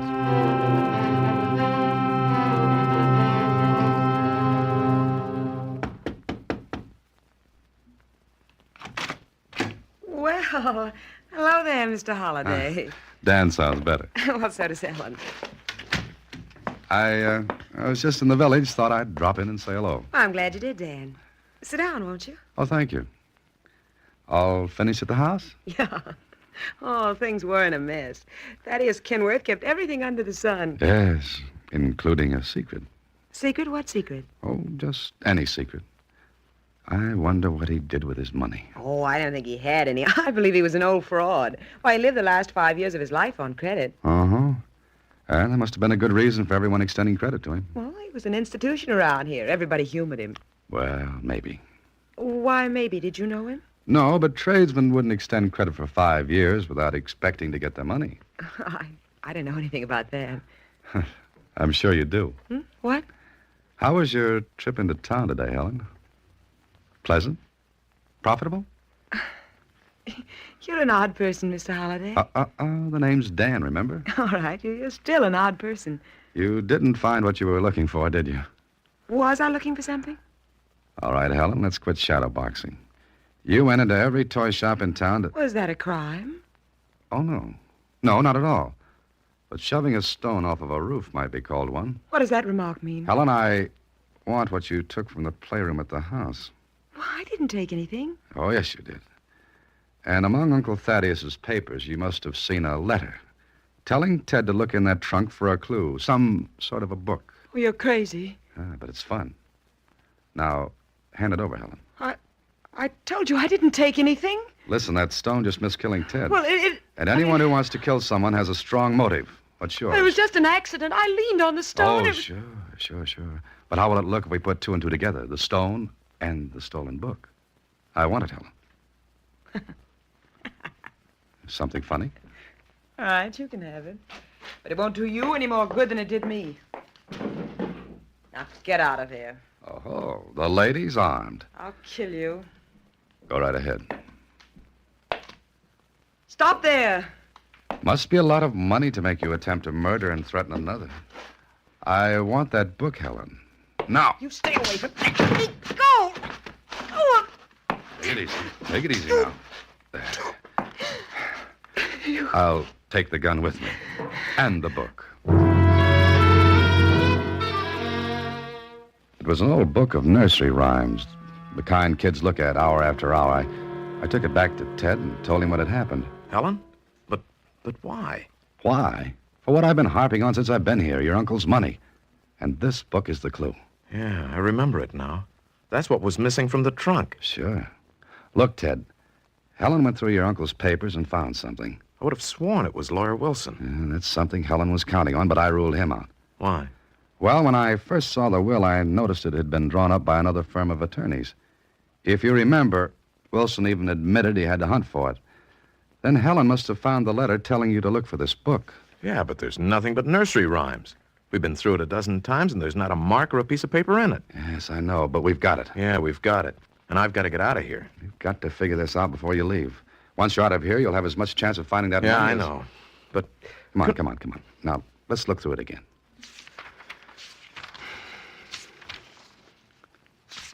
See anything? No. Well, keep looking at it. Wait a minute. What's the matter? Go back.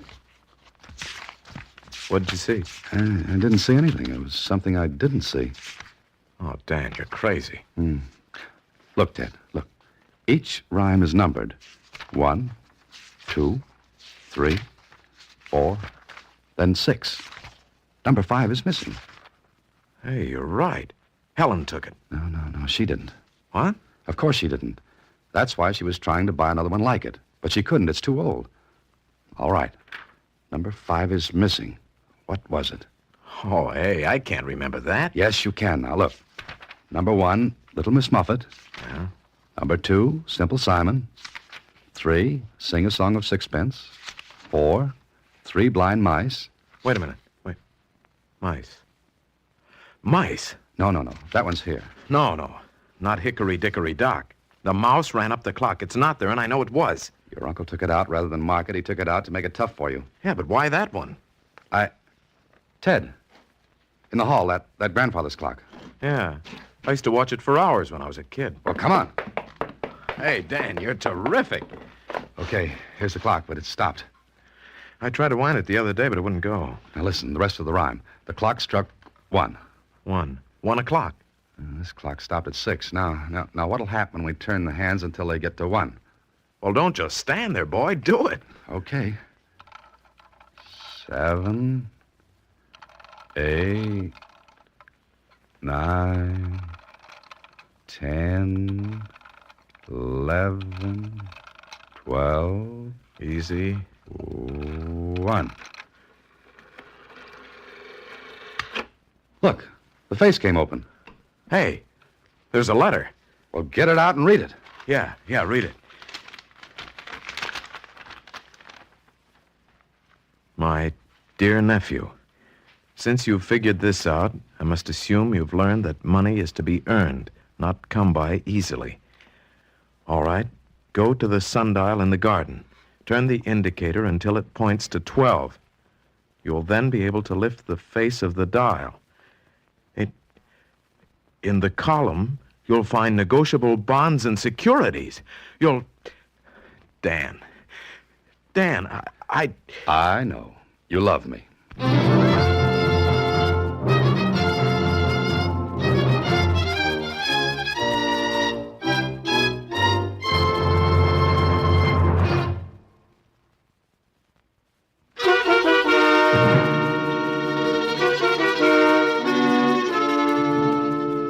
Did you have a nice time, Mr. Holliday? Great, Susie. Great. Do I look rested? Well, not exactly. That's what I thought.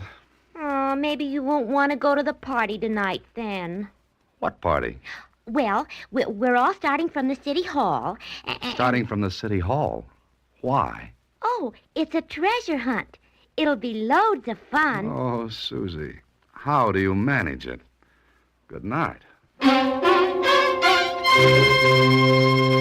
Next week, same time, through the courtesy of Paramount Pictures, Alan Ladd stars as Dan Holliday in Box 13. Box 13 is directed by Richard Sandville, with an original story by Russell Hughes. Original music is composed and conducted by Rudy Schrager.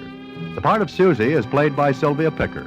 Production is supervised by Vern Karstensen. This is a Mayfair production from Hollywood.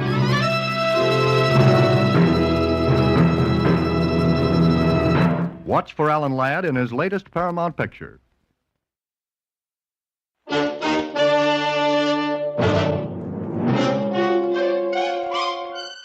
Box 13, with the star of Paramount Pictures, Alan Ladd as Dan Holliday.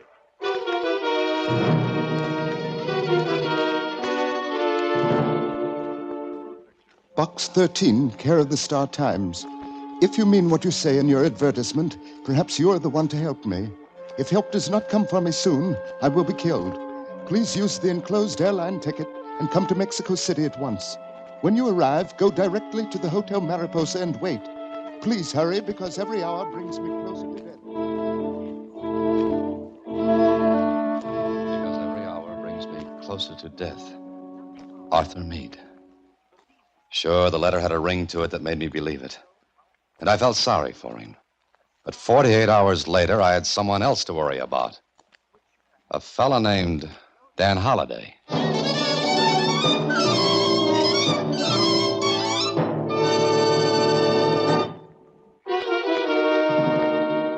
And now, back to Box 13 and Dan Holliday's newest adventure, Mexican Maze.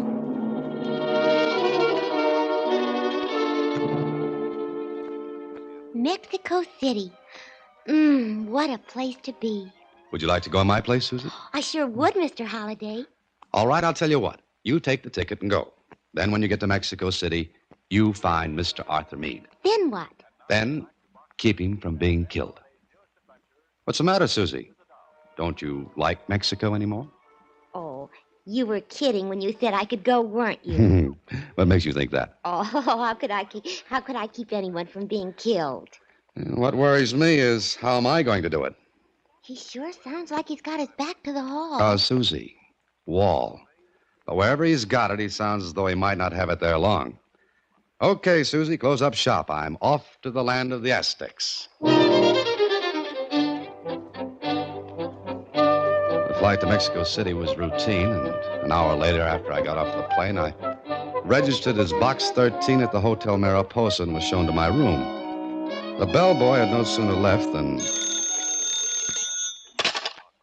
Hello? Is this the man from Box 13? Yes, I'm Box 13. Thank heavens you came. I was desperate, Mr. Holiday. Dan Holiday. Listen, I've only a couple of minutes, Holiday. I've got to talk fast. Are you there? Of course, go ahead. There's an importer here, an American. His name is Robert Lucas, and he... Hello? Hello? Hello? So there I was, with a dead telephone and a name, Robert Lucas. I had no idea where to get in touch with Meade, and the telephone directory had no listing for him. But it had one for Mr. Lucas. And it was with Mr. Lucas that I made an appointment for that afternoon. I got there a little early and approached his office. Then I stopped. The door was open, and I couldn't help overhearing. And if that's your idea of an explanation, we're through, Robert. We're finished. That's what you think, Marilyn. It's not quite that simple, my dear. Not at all. I'll make it simple. Very simple. You understand? I'm afraid I do. You didn't think I'd do that, did you? Maybe you'd like me to go to Meade. Goodbye, Mr. Lucas. I ducked back out of sight and let her pass. She didn't see me. What I saw was a woman of maybe 30 and very lovely. Her heels beating, a tattoo down the hall. I waited a couple of seconds, then... Yes, come on in. What can I do for you? I telephoned for an appointment, Mr. Lucas. Oh, yes. You're Mr. Holliday? That's right. Please sit down. Oh, thank you. Now, sir, you said over the phone that you were an importer. In a way, yes. In a way. You are or you aren't. Let's say I was imported. What are you driving at? Now, look, I'm a very busy man. If this is some sort of ruse to get in here and pester me for a job, I've no time. If you need financial help, go to the I don't American need help, consulate. Mr. Lucas. I give it. Will you come to the point? Certainly. The point is Arthur Meade. You said Arthur Meade? That's right. You know him? What business is it of yours? Mr. Meade asked me to come here. He said he was in danger of being killed. Killed? The same. He telephoned me about an hour after I got in. But we were cut off. Or he was. Where was he? I don't know. What did he say? He mentioned your name, that's all. Oh, that's all? He didn't have time for chit-chat. What's your connection with him? Let's say business. Mr. Holliday, I don't know where Arthur Meade is. I haven't seen him for days. What's he afraid of? I don't know. You don't seem to know very much. That makes us even. Yes, I guess it does. So you've no idea where I can find Arthur Meade? No, there are a great many places in Mexico City where a man could hide. What makes you think Meade is hiding? I assume he is, since neither of us knows where he is. Then I guess our little chit-chat is over. It would seem so, Mr. Holliday. Well, I May call on you again. Oh, please do. We'll talk about the importing business. Perhaps we may even talk about exports.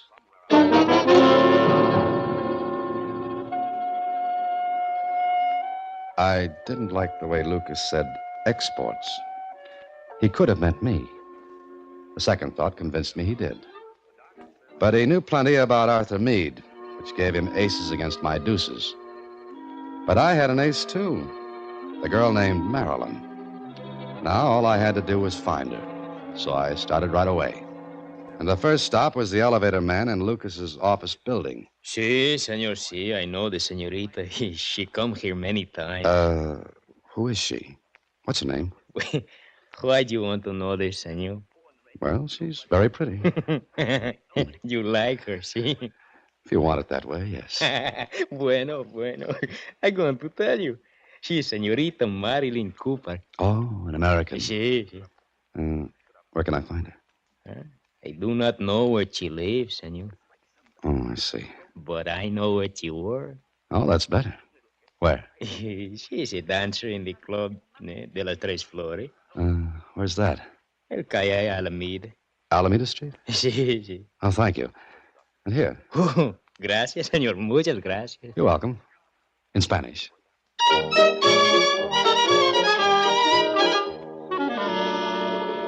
I went to the Club of the Three Flowers. It was closed in the afternoon, so I had to wait until evening.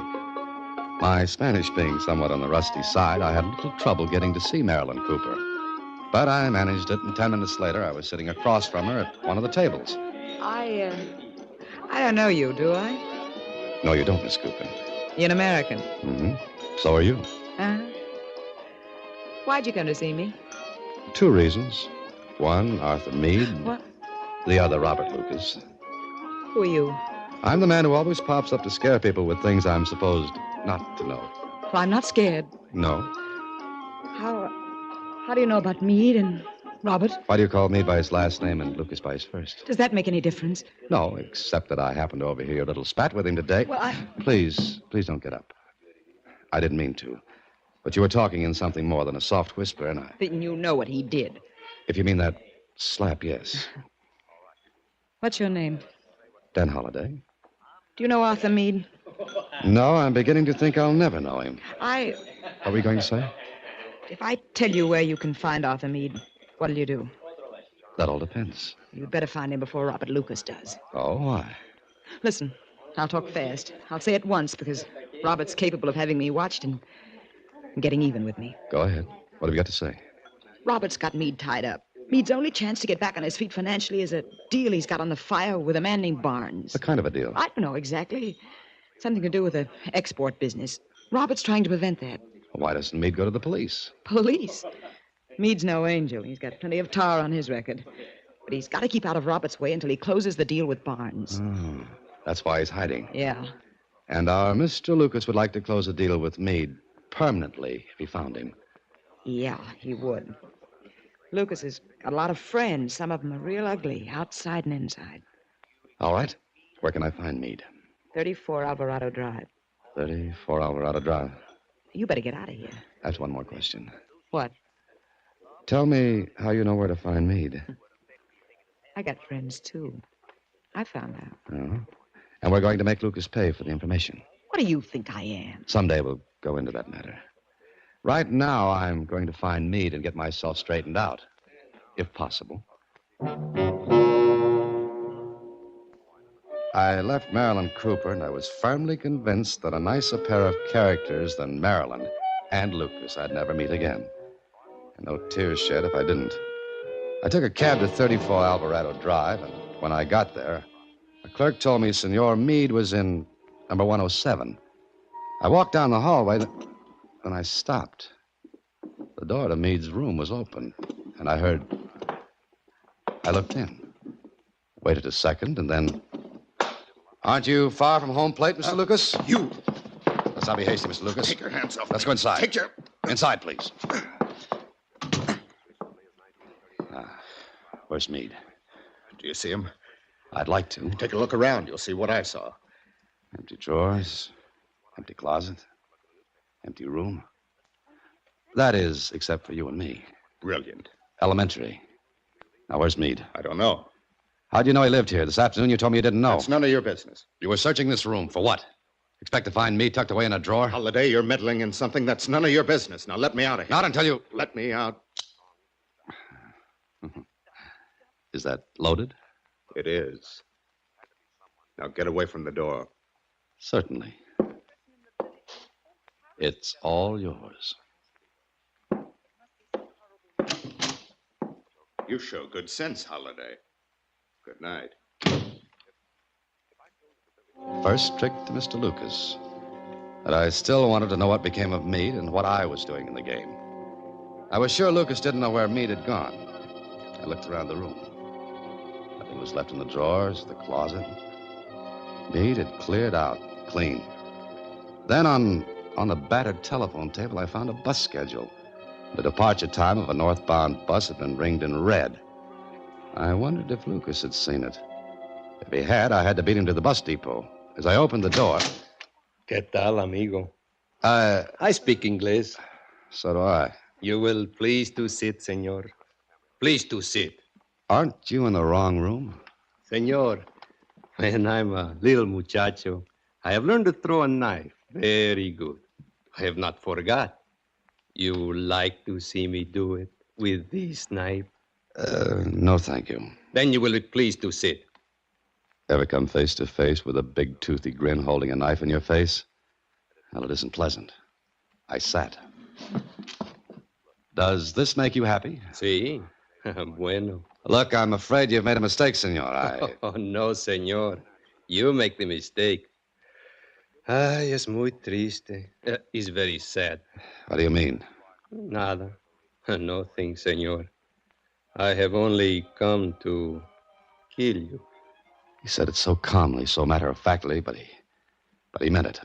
His grin got wider, and the knife that glinted in his hand looked very, very sharp. Then... I am paid to kill you, senor. I do not have something against you, but business is business. You will please to stand, amigo, with your back to me. Now listen, With your back to me, senor. I like your face, and I do not wish to see it when I do with the knife what I am paid to do.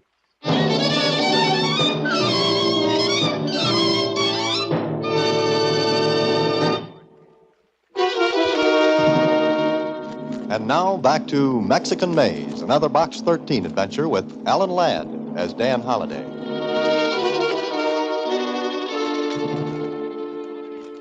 I turned my back on the grin.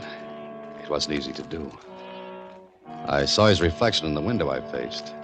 He came toward me. The knife held straight out in front. Then he did something I couldn't understand. Until later. Much later. He stopped and spoke.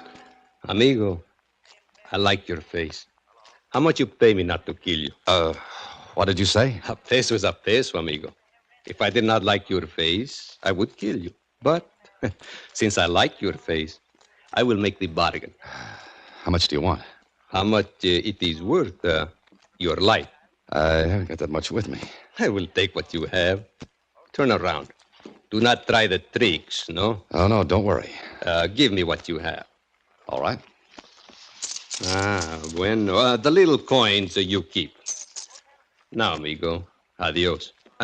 And por favor, do not try to follow me.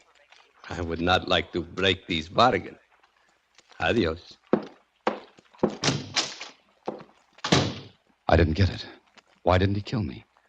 I stopped thinking about it because I had to get to Meade. It was too late to get to the bus terminal before Meade's bus left. The next best thing was... Bueno. Hello, get me the Mexico Central bus terminal. Sí, señor. Gracias. Hello. I want you to page one of your passengers leaving on the 10:18 bus for the north. His name is Arthur Meade. Gracias. I waited. I waited and wondered if Lucas had beat me to the punch then. Hello? Meade, this is Holiday. Where have you been? Never mind that. Why did you ring off this morning? I had to. Listen, Holiday, I've got to leave Mexico City. I think Lucas knows where I'm staying. I know he does. He was here. Here? Where are you? 34 Alvarado. He did know. Look, what's all this about? Holiday, I've got everything arranged. Go to the Hotel Del Grado, register there in my name. Your name? Please, I'll miss this bus and I've got to leave. Just listen to me. Go to the hotel, register in my name. A package will be delivered to you. Later, a man named Barnes will come to see you. Give him the package. It contains money.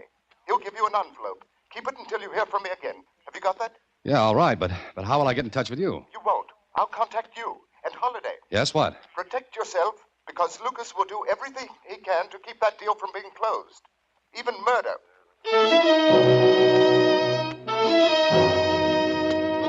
Meade hung up and left me hanging. Way out on a limb. Sure, I could have taken a plane back home.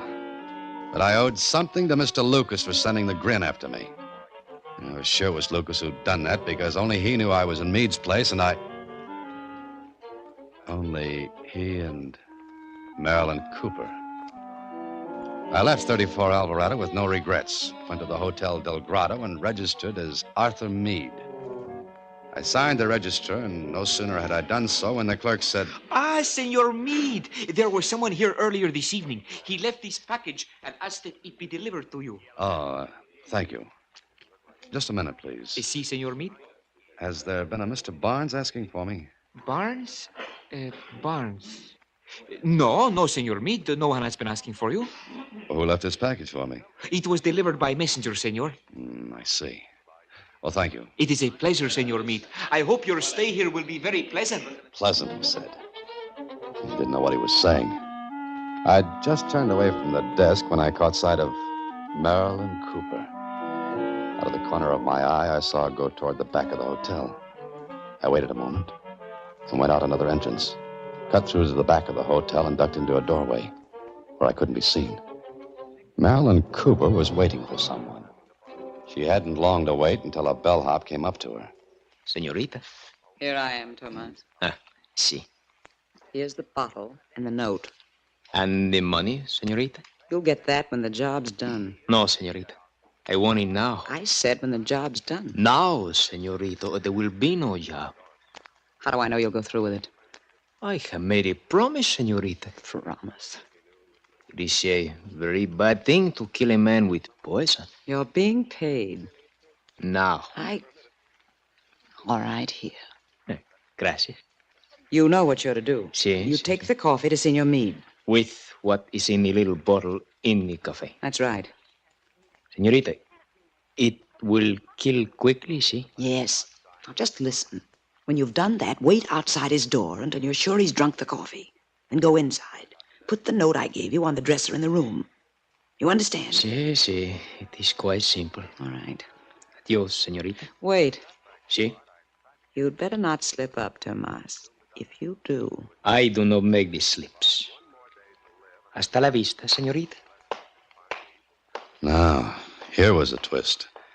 Marilyn Cooper paying to have Meade poisoned and a note left with his body. Then a cold chill hit me. I just remembered I was Arthur Meade. I went back to the front of the hotel and was just about to go inside when I saw Robert Lucas leaving a car. You come with me, Ernesto. Ernesto was none other than the Grin. He and Lucas went into a telegraph office next to the hotel. I looked into his car. There was luggage in the rear seat, lots of it. I sauntered toward the car, trying to keep one eye on Lucas in the telegraph office and the other on the car. I ducked back. But not before I saw something dangling from the key ring in the ignition lock. And what I saw made me blink. Then Lucas and the Grin came back out. I twisted away and out of sight. They drove off, and I went into the telegraph office. I found the pad of message blanks Lucas had used. I tore off the top, and 10 minutes later, I showed it to Lieutenant Casadro, Mexico City Police. But, Senor Holiday, I do not understand. You say you did not send this message? I did not, Lieutenant. Lucas sent it. That's the impression of the telegram he sent. Simple kid's trick. Just run a soft pencil over the sheet and the writing comes out. If the writer pressed hard enough when he wrote it. And Lucas did. Box 13, care of Star Times. That is a newspaper, senor? Yes. Read the message. Have finished work in Mexico City. Going to Criotas for vacation. Take care of things, Susie. See you soon. Dan. I happen to be Dan. But why should Senor Lucas send this? If we play out this little game, we'll know. He wanted this Susie to think you had gone to Criotas. That's it. But why? Lieutenant, if you'll send a wire to the United States asking about Arthur Meade, I think we'll have part of our answer. Oh, very good. I will send it. Then what? Then you'll be in the hotel later. I'm in room 512, and I'll be lying on the floor with an empty poison bottle and a suicide note. Senor Holiday, this is a Chinese puzzle. Senor Lieutenant Casadro, this is a Mexican maze. But I think we're going to come out of it on top. Now, here's what we can do. I need your help. Send the wire to the United States. Then come to Hotel...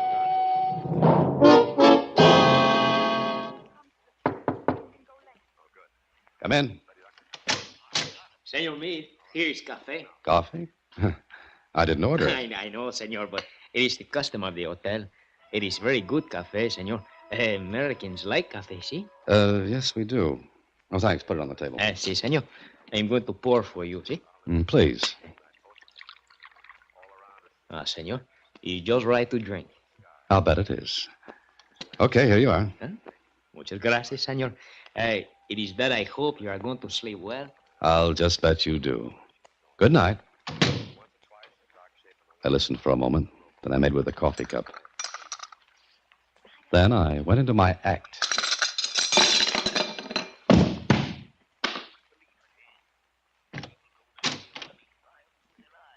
The bellhop came back in, put the note on the dresser, and then... Ándale! Ándale! Help! Help! The Senor Meade! He is dead! The Senor Meade! ¿Qué es, muchacho? ¡Policía! Señor Lieutenant, el Senor Meade está muerto! ¡Muerto! Silencio. What's the matter? Oh! Senorita, you know this man? Well, yes, it's Arthur Meade. And you, senorita? Marilyn Cooper. What is it? What's the matter? Good Lord. Meade. Come no closer to the body, senor. You know this man, too? Yes, I know him well, Arthur Meade. He's dead? Very dead, senor. It is... Oh, no. A note? I can no longer face the world after what I have done. This is the best way out. Arthur Meade. Oh. Poor Meade. Robert, please, take me away from here. Why so fast, Marilyn? What? Holiday. Lieutenant, grab him. Have your men get that bellhop. Un momento, senor Lucas. Senorita Cooper. I do not wish to fire this gun. You idiot! You said it was safe, you fool! Shut up, Marilyn. Well, this looks like a real argument. Not like the one you staged for me before, Lucas or Meade. No matter what you call yourself, your name's Mud from now on.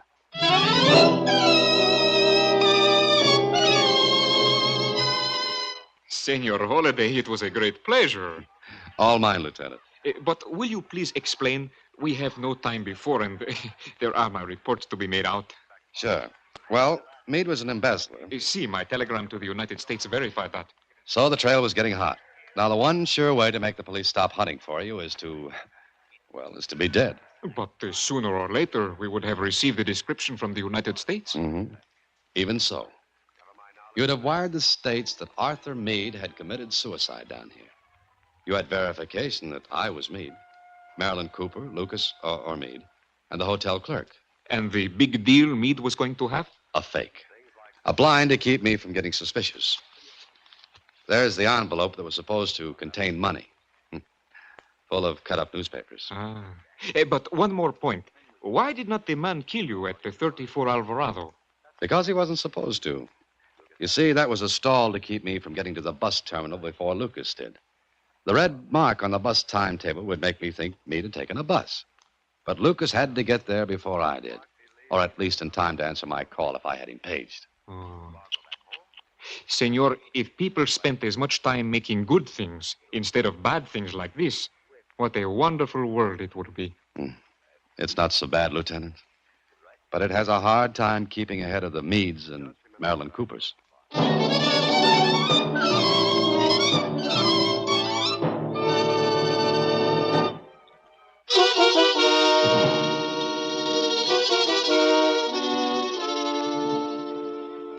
Gee, Mr. Holliday, I didn't know what to think when I got that wire saying you were going to take a vacation in Creosote.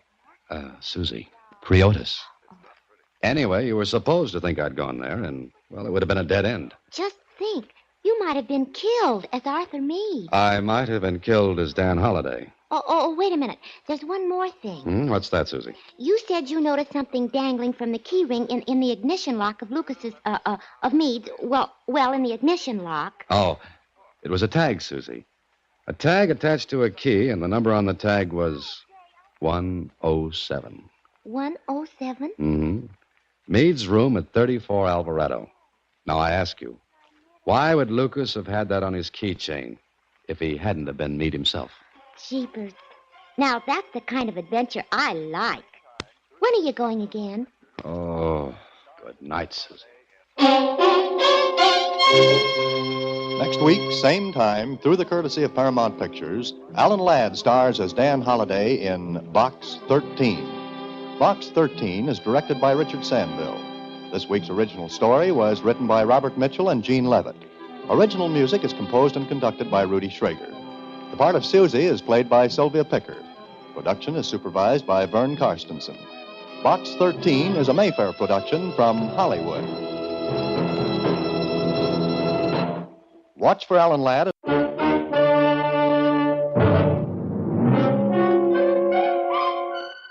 Box 13, with the star of Paramount Pictures, Alan Ladd as Dan Holliday.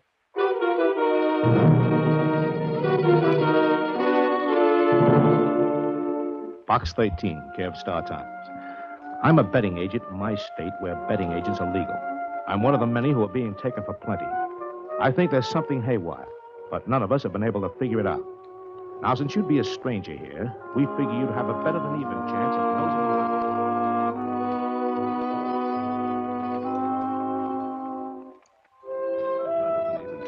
Nosing around and finding out how we're getting clipped. If you do, we'll pay. If you don't, maybe you'll have yourself an adventure anyway. My name is Bert Hendricks. Look me up at 6729 Sierra Way. Enclosed is enough money to take care of immediate expenses. Have a look, huh? Yeah, I had a look all right. Right into the muzzle of a nasty .25 automatic.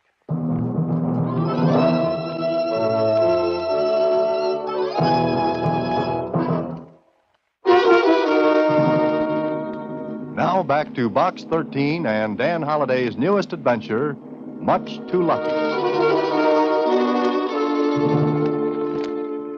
Are you going to be gone long, Mr. Holliday? Well, I don't know, Susie. That all depends On what? on what happens. Oh, what could happen? Where I'm concerned, anything. Oh, yeah. Sometimes I get worried about you, Mr. Holliday. Sometimes. Most times. It's just like a nomination.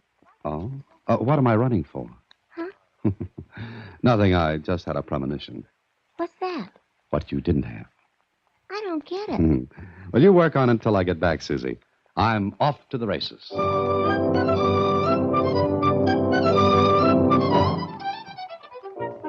plane trip was quick and pleasant. And 8 hours after I said goodbye to Susie, I was talking with Bert Hendricks, a big, nice-looking fella, but with a worried look on his face.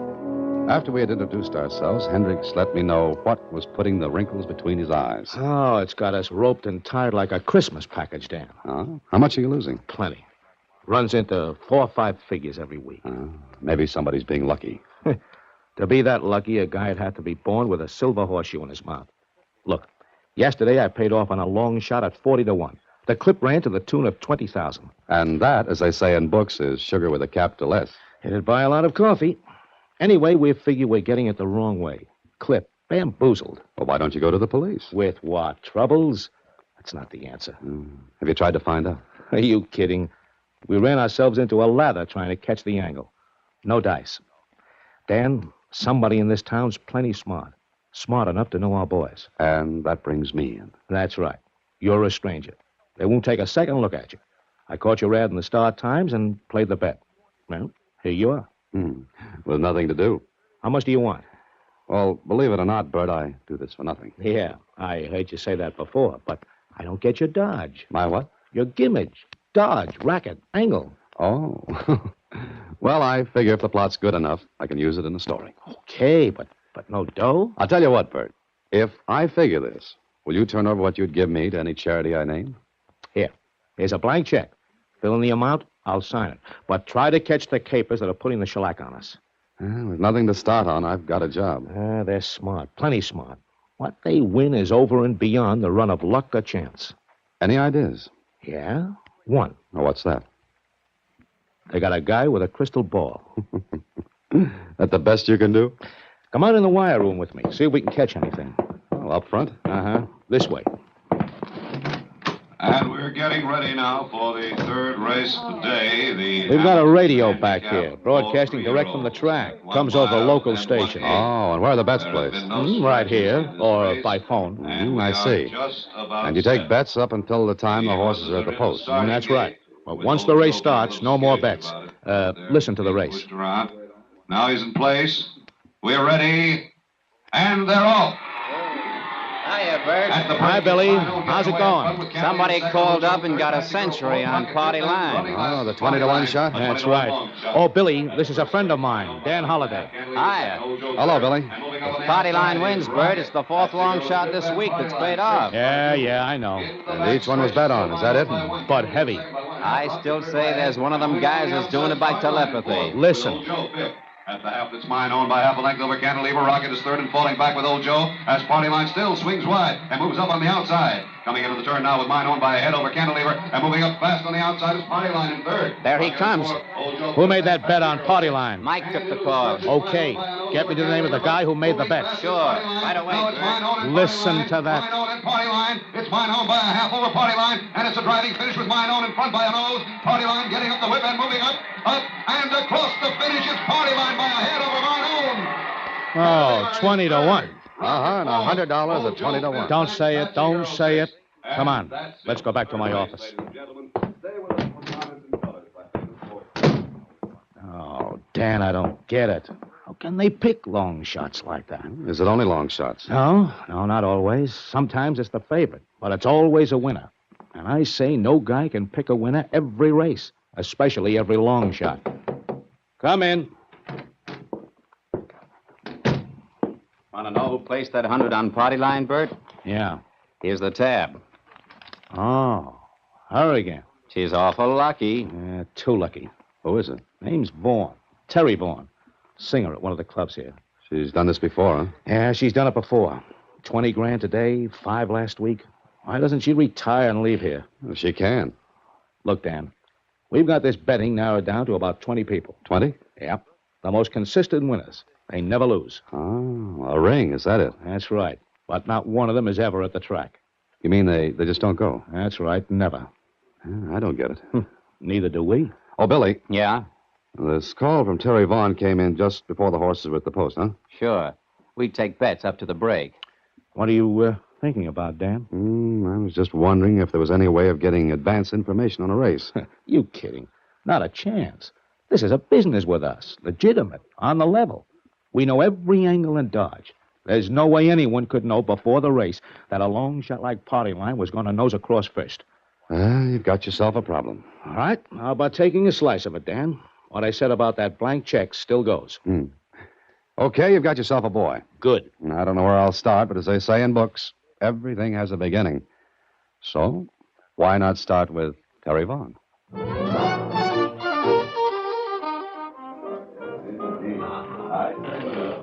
Waiter. Oh, waiter. Oh, yes, sir? I wonder if you'd deliver this note for me. Certainly, sir. Where to? Miss Terry Vaughn. I'll see about it, sir. Will this make you see any better? Oh, yes, sir. Thank you, sir. Oh, and tell Miss Vaughn I'm a journalist. Newspaper man? Yes, I guess that's it. You see, I'd like an interview. Well, I'll see what I can do, sir. I'll do my very best. I waited. I didn't know what Miss Terry Vaughn could tell me or wouldn't tell, but there was a chance. She didn't know me, so she wouldn't be suspicious. It was 10 minutes later that the waiter came back to my table. Miss Vaughn will see you, Mr. Holliday. Oh? How did you know my name? It was on the card you sent with the note. Simple, isn't it, Dr. Watson? I beg your pardon? Oh, never mind. Now, where's Miss Vaughn? Oh, she'll be here in a moment. Oh. Okay, I'll wait. Yes, sir. Glad to have been of service. I waited, and I'll admit the wait was worthwhile. Miss Terry Vaughn glided across the floor to my table, smiled $5,000 worth of teeth, tossed $1 million in red hair over her shoulder, and put $10 million of the rest of her in the chair across from me. You're Mr. Holliday. You're Miss Vaughn. Mm-hmm. Your note said you wanted to interview me. That's right. Well, I'm flattered. I imagine that's a fairly common situation with you. What paper are you with, Mr. Holliday? I have a connection with the Star-Times. Oh, you're a big city boy. I didn't know it showed. Why do you want to interview me? Oh, lots of reasons, Miss Vaughn. Name one. Well, I heard you were very lucky today. Lucky? How? Or do you win $20,000 every day? What does this have to do with an interview? Well, it's human interest stuff, Miss Vaughn. Very human and very interesting. I see. But why pick on my lucky streak?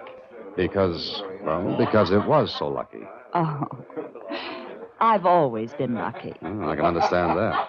Oh, how did you happen to pick party line today? I like long shots. Always? When I feel lucky. Do you ever lose? Sometimes. Why? Oh, I'm just asking. Mr. Holliday, this is a peculiar interview. Oh, I don't think so. Just pleasant. What paper did you say you were with? The Star-Times. And what are you doing here? Vacation. When is it over? Couple of weeks. I see. Well, Mr. Holliday, as far as I'm concerned, it's over now. Have a nice time. Oh, wait, I'm sorry. Please stay here. Why? I feel that I owe you an apology. For what? For being so curious. All right. We'll forget it. Let's do. Let's forget all about $20,000, long shots, and lucky streaks. And what shall we substitute? Terry Vaughn. Do you mind? I don't mind if I do, Mr. Holliday. Well, it was a pleasant way to spend an evening. But when it was over, I was just as smart as at the beginning, which was zero. Maybe Terry Vaughn was lucky, but how lucky can you be? The next day, I met Bert Hendricks, and he had more trouble. Well, somebody did it again today, Dan. Not quite as big as Terry's play yesterday, but enough. Enough. One of the same 20 people you've tabbed? Yeah, one of the 20. If it weren't for the fact that it's those same 20 people all the time, it could be just luck. Could be. You saw Terry last night? Yeah. Oh, yeah, I saw Terry. And? A very lovely girl. I wish I had her money. It's mine. That's funny. Oh, I'm sorry, Bert. I don't have to ask if you've watched those 20 people. Oh, sure we have. They don't talk to anyone connected with the track. As far as I know, they don't even know anyone there. There's got to be a gimmick. Yeah, that's what I keep telling myself in the head. Look, Bert, let's try to figure it out logically. You say every one of those bets is placed just before the race is run. And that's right. And each of those 20 people picks a winner. Yeah. Not only with me, but with all the other agents who have the same setup I've got. Then how could they get advance information? They can't. They've got to, Bert. Dan, we've been all over that. Yeah, maybe there's an angle you've overlooked. Okay, name it and I'll buy it. Is there any particular race or races they always bet? What races do you lose the most heavily on? Wait a minute. That is an angle. You think of something? Maybe. Wait a second. I'm going to check. I think I'm right, but I'll make sure. Hello? Hello, Billy. This is Bert. Yeah? What race is being run now? Time for the 6th. Do you have any big bets? No. Were there any of the 20 on this one? No. Which ones did they hit? 3rd, 4th, 5th. That's all? Yeah, why? Nothing. See you later. Well? 3rd, 4th, and 5th. That's what I thought. Never the 1st, 2nd, or the 6th, 7th, or 8th. Always the 3rd, 4th, or 5th. That's right. But where's the gimmick? I don't know. But hand me the phone. Here. Thanks. Now, what's the phone number of the club where Terry Vaughn works? No, I don't know. It's in the directory. But, all right, what's that got to do with this? Bert, I don't know yet. But I'm going to ask the lovely Terry Vaughn if she'll go out with me tomorrow afternoon. Afternoon? What are you getting at? Your money. I hope. Hand me the directory.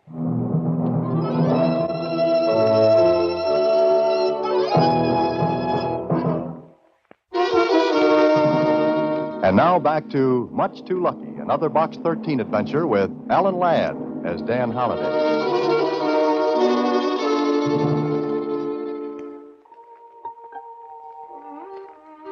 Well, I had an idea.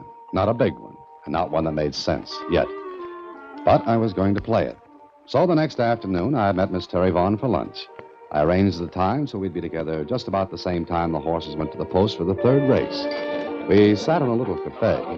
I was really surprised that you called me, Dan. Oh? Why, Terry? Oh, I don't know. Maybe because you seem more interested in my luck than in me. The two go together. I suppose so. Do you ever play the races? No, I never have. But there's always a first time. That's what they all say. Why do you ask? Got something good, as they say in the vernacular? Oh, I never get tips. Ah, but you win. Occasionally. Mm-hmm. What's your secret? What makes you think it's a secret? That was just a figure of speech. Let's talk about something else. Oh, what time is it? Oh, 2:20. Why? Thinking of leaving me so soon? No, but I have something to do around 3. Oh, important? To me, yes. I see. Well, shall we take a walk? Yes, I'd like to. Okay, that's it.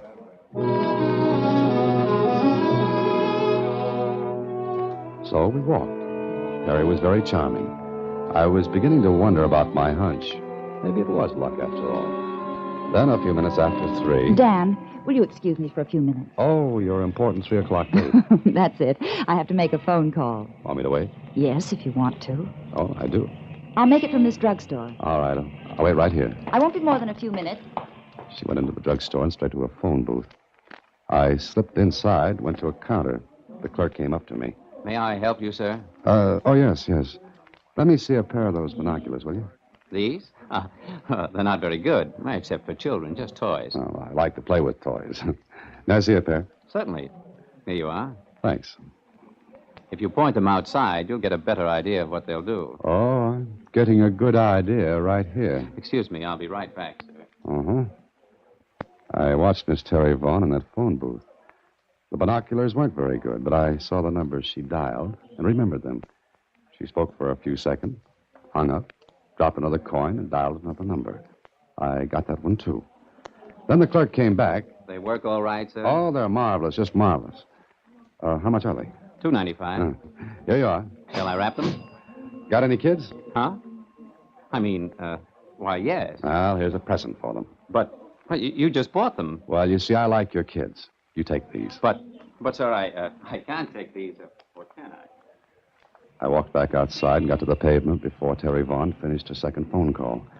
I was standing there when she came out. Well, there we are. All set. Make your call all right? Yes. Now, how'd you like to see the town? I'd love it. Come on, let's go.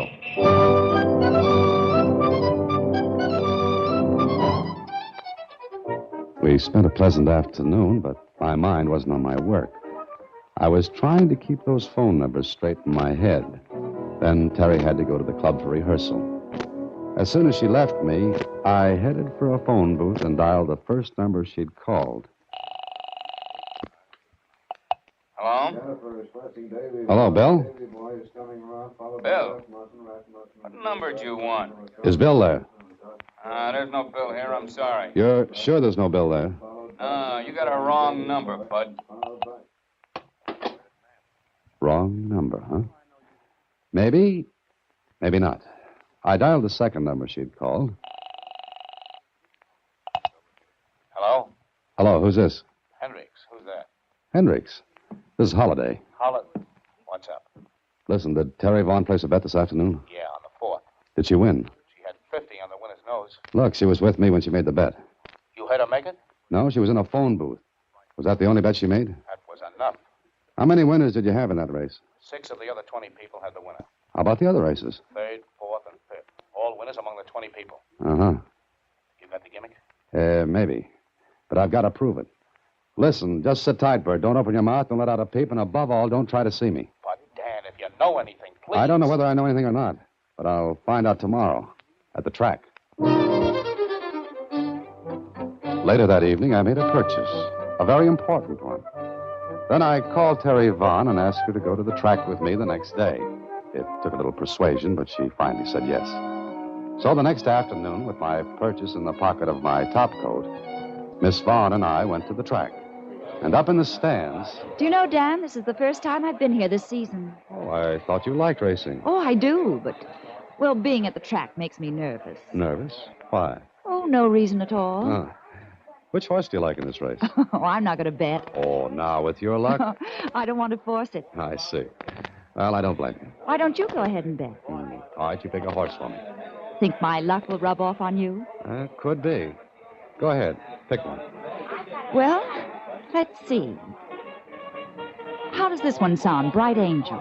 Bright Angel it is, in the third. It's almost post time. Uh-huh. Well, these are good seats. Yes, they are. I reached into my pocket and took out the important purchase I had made the previous evening and started to unwrap it. What's that, Dan? Oh, I just bought this, a portable radio. I wonder if I can hear the race on it. Don't turn that on. But why not? Put down that radio, Mr. Holliday. Put it down. Why don't you want me to turn it on? You're just a little too smart, Mr. Holliday. This is a gun in my purse. You're getting out of here. Go on. I carry radios. You carry guns. You're well equipped. Go on. Lead the way. Oh, okay.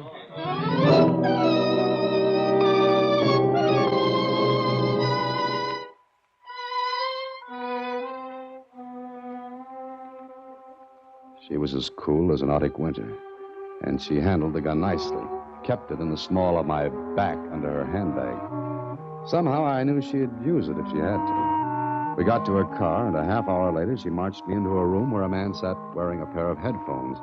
He looked up as we came in. Oh, hello, Terry. Who's this? A smart boy, Tim. I'm leaving him with you. Smart boy? Mm-hmm. He's wise. How he got that way, I don't know. But after the 5th race cleanup, we're leaving town. Well, it's about time. We couldn't run this racket forever. You know, Mr. Holliday, you're lucky you didn't come along sooner. Yes, I know. Before you made your take. That's right. How did you figure it? Through a .295 pair of binoculars. I saw the numbers you dialed yesterday. Oh, you should be with us. Let's see. That thing there is a wire recorder. You tap into the broadcast line that runs from the track to the radio station without the station's knowledge. You record the broadcast, then play it back into the broadcast line 2 minutes after the regular airtime. You are smart. And those 2 minutes give you enough time to place bets on sure things. You already know the winners, but the bookmakers don't. Correct. But you only pull this on the middle 3 races of the card, so that latecomers and those who leave the track early won't catch wise by listening to their radios. Right again. The broadcast is delayed 2 minutes. The race is already over before the bookmakers even think it started. Sit down, Mr. Holliday. Watch him, Tim. Yeah, okay. I'm going to clean up a few odds and ends. Goodbye, Mr. Holliday. Oh, we'll see each other again. Oh, I doubt that very much. Goodbye. And be very happy that some of my luck did rub off on you. Smart dame, smart dame. Knows angles. Yes, I can see that. Yeah, we make a take here and then move on. Now, you just sit still, Bub. I got some work to do, but I can still watch you. I watched him, too. The wire recorder was spinning. He flipped a switch, and I knew what happened. The 3rd race at the track was over, but the broadcast of it was going over the air now, 2 minutes later. Then... Now we sit tight for a while. Say, that wire recorder, I've never seen one before. Great gadgets, yeah. Great. I make recordings of my own voice all the time. Oh? You mean all you do is talk into that little microphone and your voice is recorded right away? Mm-hmm. Hey, you want to say something? Hey, you're obliging. Oh, sure. Anything to pass the time. Gets dull in here. Go on, say something, and we'll play it back for you. Go on. Well, what'll I say? Oh, anything. First thing comes to your mind. Well, my name is Dan Holliday. I'm being held prisoner at 758 Condo Street at the point of a gun. Please help. Oh, great. Just great. Don't you wish someone on the outside could really hear that? Yeah, I guess I do. Now, you mean that thing will play it right back, huh? Sure. I just got to switch from the record to playback, that's all. He turned his back for a second, flipped the switch. I flipped the switch, too, and waited. Well, my name is Dan Holliday. I'm being held prisoner at 758 Condo Street at the point of a gun. Please help. See? That's all there is to it. Well. What do you know about that? Isn't science wonderful? Yeah, sure is. Too bad you had to come along and spoil this racket, mister. But I guess we made a big enough take, and keep your hands up, mister.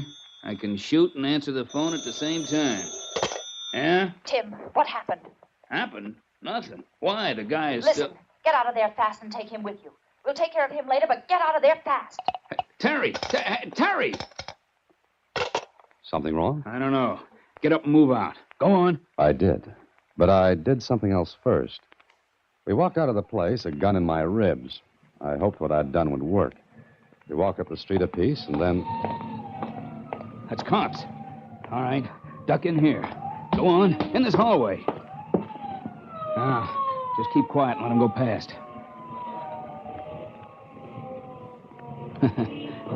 Guess they won't find nobody there, will they? No, I guess not. Well, what now? Well, wait for a minute, and we go. All right. Now get in front of me and stay there. Go on. Drop that gun. What? Who? Better drop it. There are a lot of cops. Okay, don't shoot. Dan Halliday. You all right? Sure, Hendricks. Did you hear my broadcast? Yeah. Your voice cut in right in the middle of the regular broadcast. Huh? I don't get it. How'd they find us? How'd they trail us? Oh, look on your coattail, Tim. You didn't know it, but when we left that room, I hooked the end of the wire from the recorder on your coat. You see, Tim, you were wired for sound.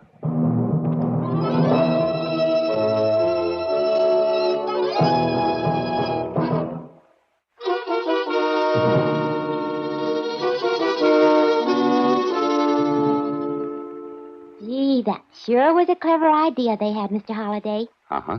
And you were clever, too. That wire left a trail right to you and that man. Yeah, he was wired for sound, Susie. Uh-huh. Oh, and I'll bet you got a racy story out of it. What, Susie? No, don't you get it, Mr. Holliday? I made a joke. Racy story. Get it? Yeah. Yeah, I got it. Good night, Susie. Next week, same time, through the courtesy of Paramount Pictures, Alan Ladd stars as Dan Holliday in Box 13. Box 13 is directed by Richard Sandville, with this week's original story by Robert M. Light and Mr. Sandville. Original music is composed and conducted by Rudy Schrager. Part of Susie is played by Sylvia Picker, and production is supervised by Vern Karstensen. Box 13 is a Mayfair production from Hollywood. Watch for Alan Ladd and his latest Paramount picture.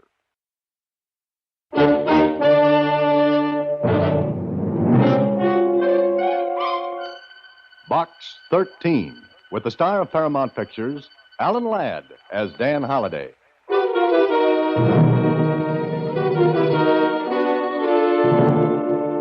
William. Yes, sir, Mr. Mallory? We're ready to leave at a moment's notice, aren't we? Yes, sir. Very well. Please put this in the mail for me. Very well, sir. Oh, you'd better take it ashore and post it there. I'm rather anxious to see who this Box 13 is. The letter I received was short and to the point. Enclosed with it was a plane ticket and another ticket. First class on the biggest luxury liner afloat. And the letter read, "Be at the end of Pier 9 tomorrow night at 8. Please be prompt." That was all. A command, not a request. When I received it, I wondered who'd written it. Well, I found out.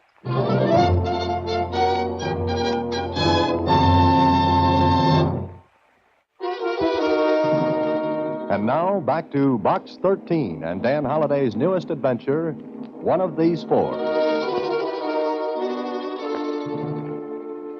But, Mr. Holliday, do you want to go on another trip? Oh, not if I can help it, Susie. But someone paid for these tickets. First class on the biggest liner afloat. And no name or address. You can't send it back. But I can bring it back. You mean you're going to Pier 9 tonight? Like it says here, Susie, I'm going to Pier 9 tonight.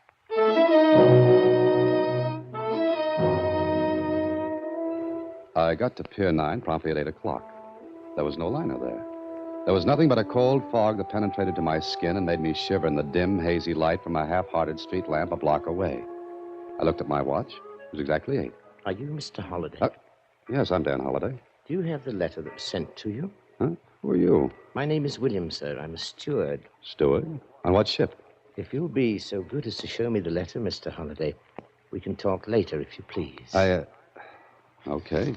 Here you are. Very good, sir. If you'll come with me. Where? There's a boat waiting, sir, to take you out to the yacht. Yacht? What yacht? Look, what about this ticket? That will be explained later, Mr. Holliday. Now, will you come with me, sir? He stood there waiting for me to follow him.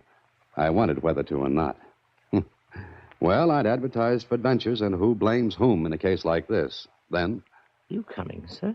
I think you've talked me into it. Okay, William. Lead the way.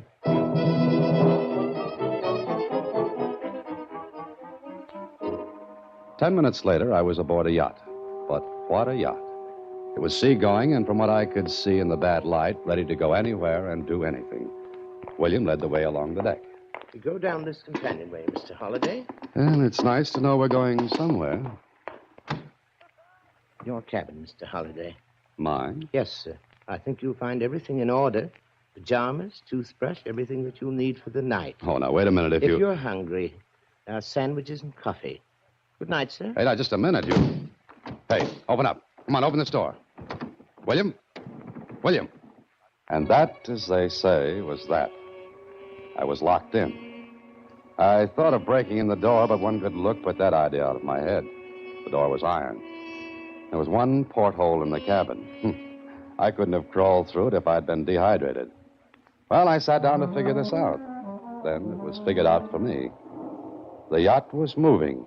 I ran to the porthole. The lights of the city had already been swallowed up by the darkness. Mr. Dan Holliday was going on a trip. But where? And why?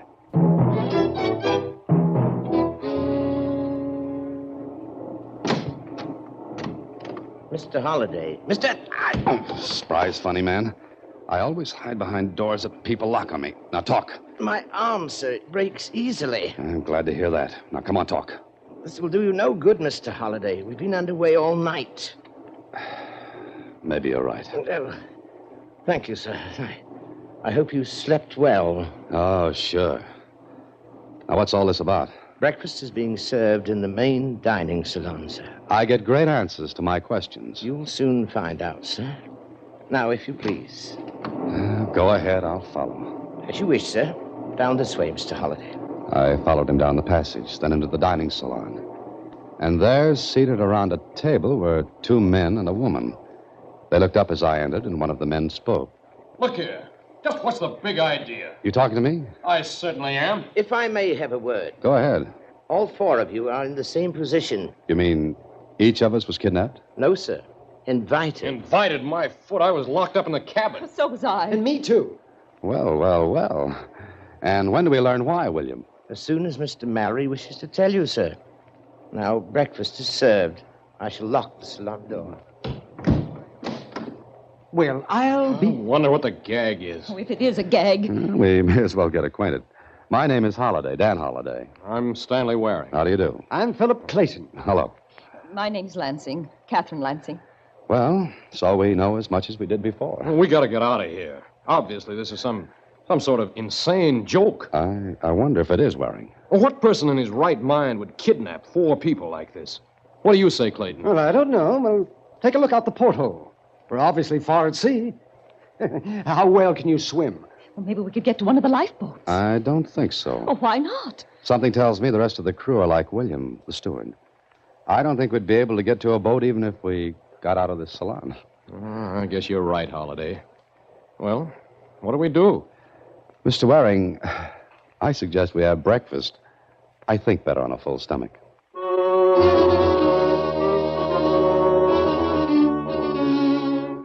1 hour later, William came and unlocked the salon door and took us back to our cabins. I caught sight of some of the crew. They paid no attention to us, but went on with their work. Lunch was a safe, locked in the salon, then back to the cabins. But at dinner time...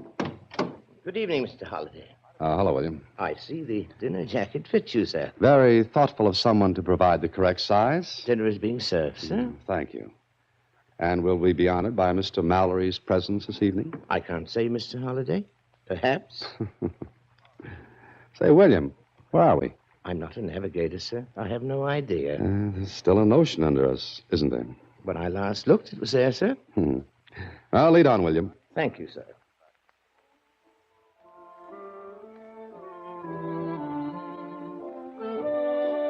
Oh, good evening, Holiday. Hello, Waring. Miss Lansing. Good evening. Say, look, we've got to do something about this. We've got to.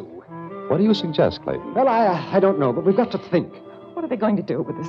Why did they bring us here? Dinner is served. Why, I'll choke it out of you. Let him go, Clayton. Come on, let him go. Let him go. Choke something out of Let him out. What good will that do you, Mr. Clayton?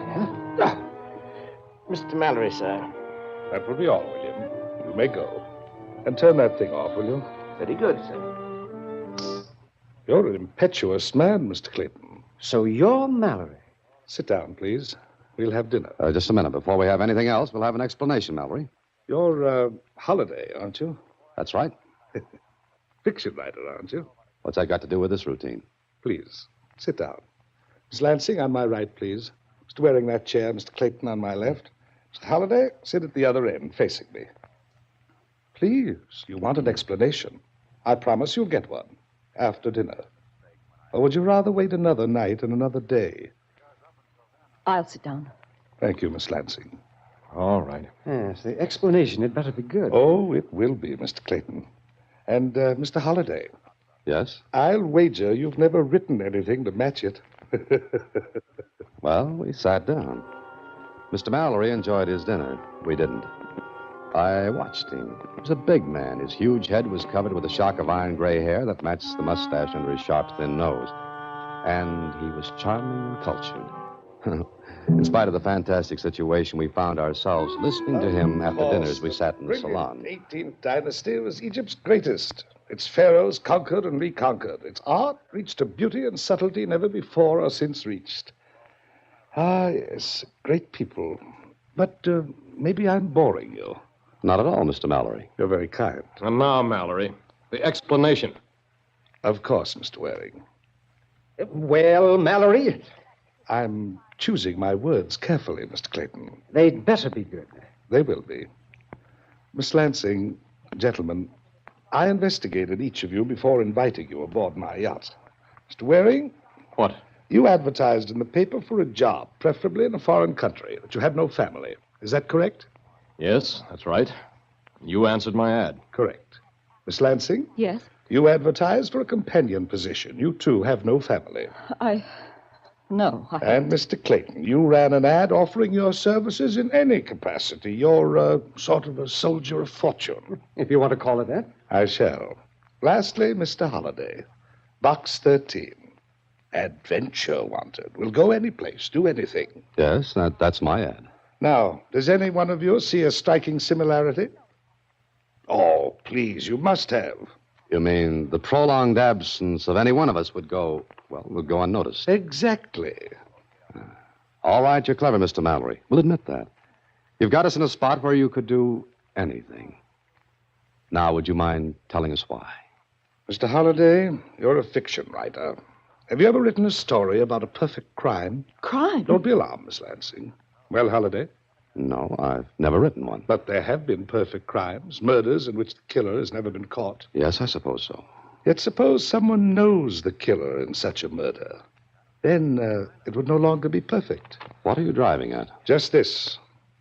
One of the four of you is a murderer. What? A murderer? I use the word murderer in the sense that it can be either masculine or feminine. You know that? I do. One of you here is a killer. 12 years ago, a man was killed, a friend of mine.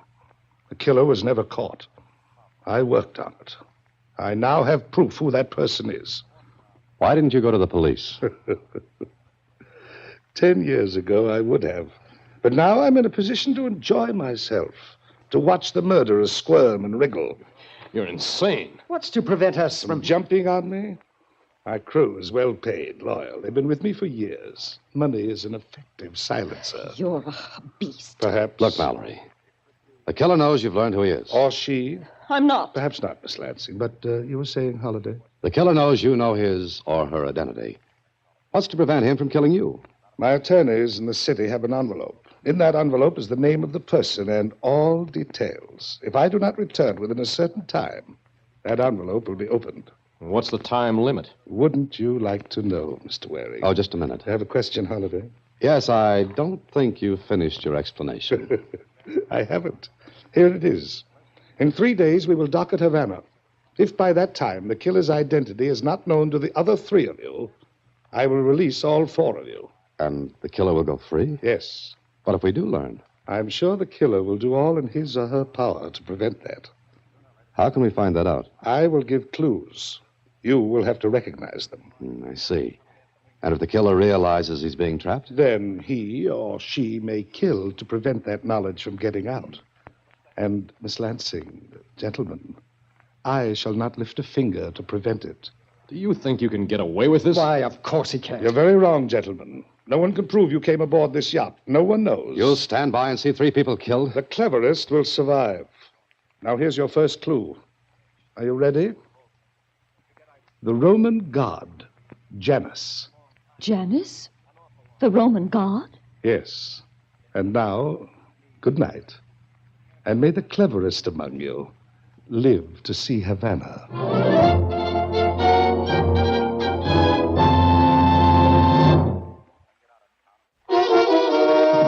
And now, back to One of These 4, another Box 13 adventure starring Alan Ladd as Dan Holliday. So there we were, the 4 of us, and one of us a murderer, or so Mallory said. Was he lying? If he wasn't, then he'd cooked up a fantastic situation. After dinner that same night, I went to my cabin and sat down trying to figure out what the Roman god Janus had to do with a killer when... Come in. May I come in, Mr. Holliday? Oh, please do, Mr. Mallory. It's your yacht. Mind if I sit down? It is also your chair. I like your sense of humor. I like yours. It's just like an open grave. Don't you think you could get a story out of this, Mr. Holliday? What else will I get out of it, Mallory? Do you believe my explanation? I don't know. Here, take this. What? Here, What? take it. Take it. It's loaded, too. Why the gun? To protect yourself. Against what? Or whom? Against the murderer. It is loaded, isn't it? Yes. Yes, and it's pointed right at you. So I see. But strangely enough, I'm not worried. What's to prevent me from forcing you to order the shot back to land? Your sense of adventure, your own willingness to see this through, your desire for a good story. Aren't you placing too high a value on your ability to judge people? I made no mistake in you, Holliday. That's why I gave you the gun. You mean you're actually going through with this incredible thing? Yes. One of the other 3 is the killer. Miss Lansing, Mr. Waring, or Mr. Clayton. Suppose none of us learns who the killer is. I intend to keep my yacht on the high seas until you do. But you said we'd be in Havana in 3 days. We don't have to be. You had better be. Holliday, I have my own reasons for this incredible thing. I've come to you because I've watched you, listened to you. Of the 4, you are the one who seems the most resourceful. You alone acted with calm and sense at dinner. Thank you, Mr. Mallory. Not at all, Mr. Holliday. Now I'll leave you alone. And, Mr. Holliday, the cabin doors are no longer locked. They cannot be locked because the keys are gone. Good night.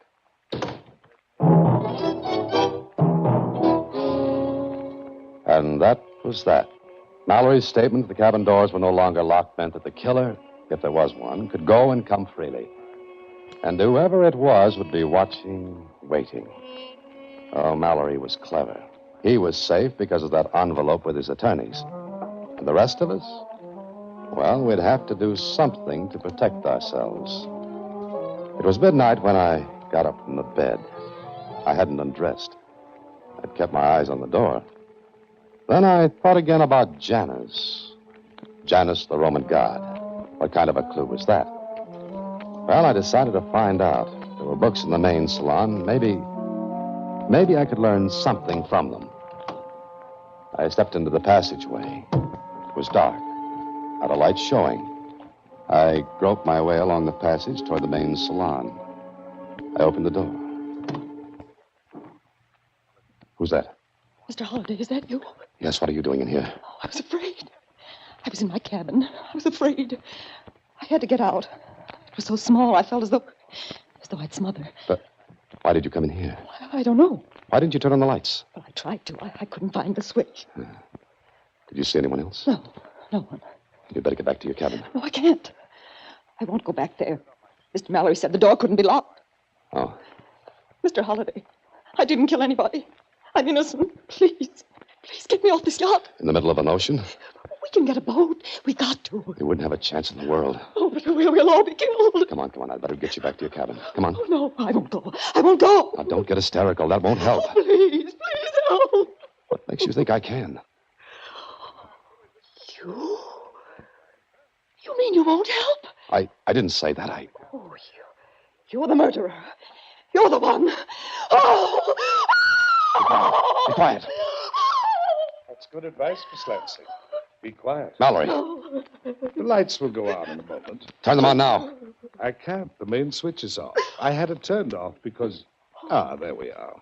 All right, turn off the main switch, Mallory. Added protection and... What's the matter? Who's that screaming? Mr. Waring. Did Mr. Clayton come with you? Yes, I'm here. What happened? Well, it seems that Mr. Holliday and Miss Lansing... Holliday? What about it, Waring? What were you doing in here? Yes. What were you doing in here? Perhaps he couldn't sleep. Just a moment. I walked to the bookshelves, hunted for a moment while they all watched. It's still there, Mr. Holliday. What's still there? A book of mythology. Mythology? What are you talking about? Mr. Mallory gave the Roman god Janus as a clue. Now, Janus would appear in a book of mythology. Here it is. You're very clever, Mr. Holliday. Would you mind looking in the index for Janus, Janus? I can spell. Here you are. Page 86. Turn to it. There's no page 86. That's right. Someone tore it out of here. Exactly. And that's the only book of mythology on board. It's obvious the killer took it out to prevent the others from finding the clue. In other words, the killer knew that reading that page would give him away. Yes, provided the reader was sufficiently acute. But the killer forgot one thing. Yes, forgot what? He or she is the biggest clue of all. What do you mean by that? I mean, Mr. Waring, there's something about him or her that gives away the show and ties in with Janus. What is it, Mallory? Find that out and you'll have the person, Mr. Clayton. Look at one another and remember what I said. Good night. Which one of us took that page from the book? He did. Mallory did, deliberately. So he could go on with this preposterous game. I wonder. There was someone in here when I came in. You don't know who it was? No. I left the door open when I came in. I couldn't find the light switch. I think someone slipped out when I came in. And you, Holliday? You were here? Yes, I was. What of it? What do you think? What were you going to do here, Holliday? I came here to... He's turned off the lights again. I don't think that anyone should move. We'd better get back to our cabins. I don't like being in the dark with a killer. The next morning on deck, I saw Waring standing at the aft rail. I stopped because he looked around as though seeing if anyone were near. Then he raised his arm and threw something into the sea. I wondered what it might be. Then he turned quickly and came toward me. Oh, hello, Holliday. Hello, Waring. Nice day, isn't it? I hadn't noticed. Has anything happened? I don't know, has it? What's the matter with you? What did you throw overboard, Waring? Throw overboard? Me? Nothing. Look, Waring. We're all in this together. We've got to cooperate. One of us is a killer. I won't cooperate with anyone. Now, let me get past. All right. All right, go ahead. He left me standing there. I walked toward my cabin down the passageway and opened the door. Clayton. Well, Holliday. Well, I thought you were on deck. Well, I'm not. What are you doing in here? Well, I wanted to see you. You can't find me in that drawer. Well, it was open when I came in. It was not? All right, it wasn't. So what? That's my question. What were you looking for? The missing page from that book. Stop lying. Where did you get that gun? What are you going to do now? Please, don't. Get out of here. Go on, get out. I'm going to tell Mallory that you have a gun. Sat down. Things were moving fast. I thought about Catherine Lansing. She'd been in the salon. I thought about Waring, who had thrown something overboard. And what he had thrown hadn't been paper, so it wasn't the page from the book.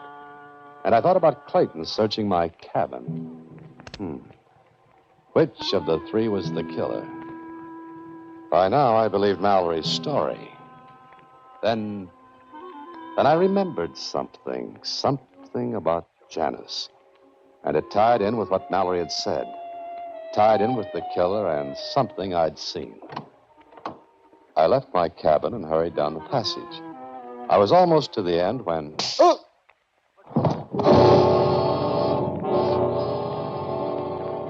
Feeling better, sir? Who hit me? We don't know, Holliday. Well, whoever hit me took the gun you gave me, Mallory. You, Mallory? You gave him the gun? What was the idea? Well, where is it now? That's what I'd like to know. Obviously, Mr. Holliday, the killer has it. That's right.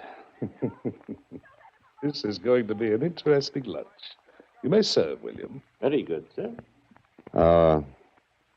Mallory, I know who has that gun. Of course you do, Mr. Holliday. Who is it? Miss Lansing, when were you born? What month? Month?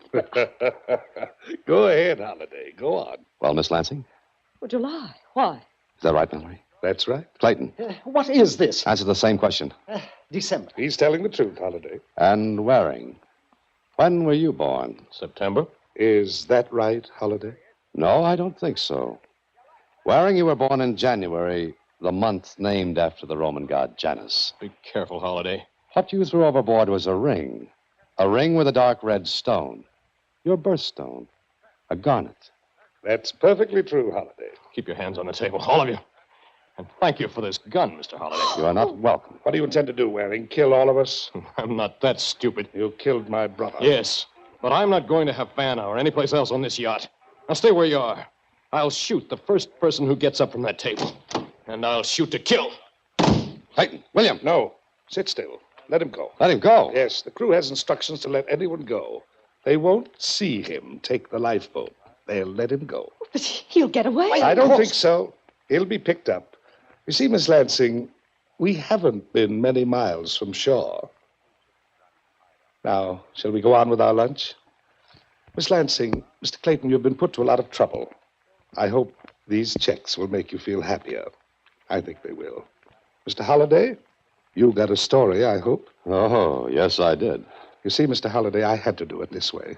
I had no proof that Waring was the murderer. I spent 10 years getting evidence, but no proof. I had a hope that he would break, put him under tension. But that envelope with your attorneys. Mr. Holliday, there was no envelope.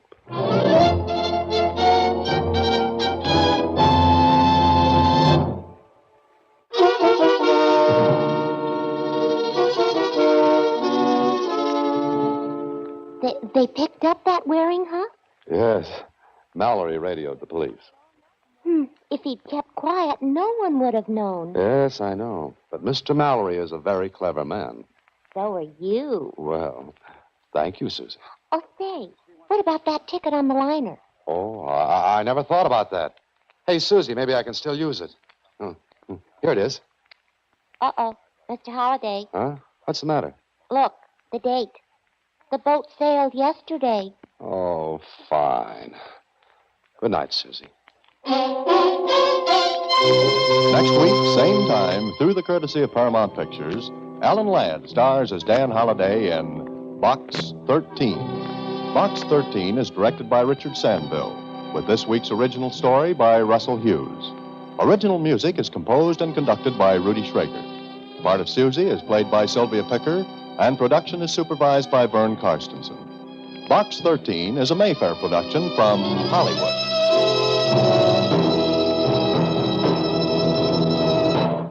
Watch for Alan Ladd in his latest Paramount.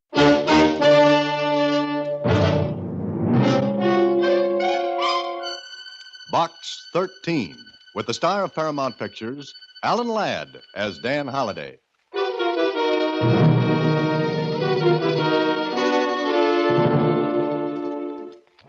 Box 13, care of Star Times. 2 days ago, I saw your ad in the Star Times. I want you to do something for me. Find someone who I know is in this city. You see, I think the man I want you to help me locate will be killed unless I find him first. If you're free tomorrow evening, we can meet at the corner of Robertson. We can meet at the corner of Robertson and 35th at 8 o'clock. Carry a top coat and your hat in your hand. I'll speak to you. Anxiously, Dorothy Simmons. Sure, it sounded like 100 other letters I get through box 13. But when the thing was over, I wished the mail carrier had taken a detour somewhere on his appointed rounds.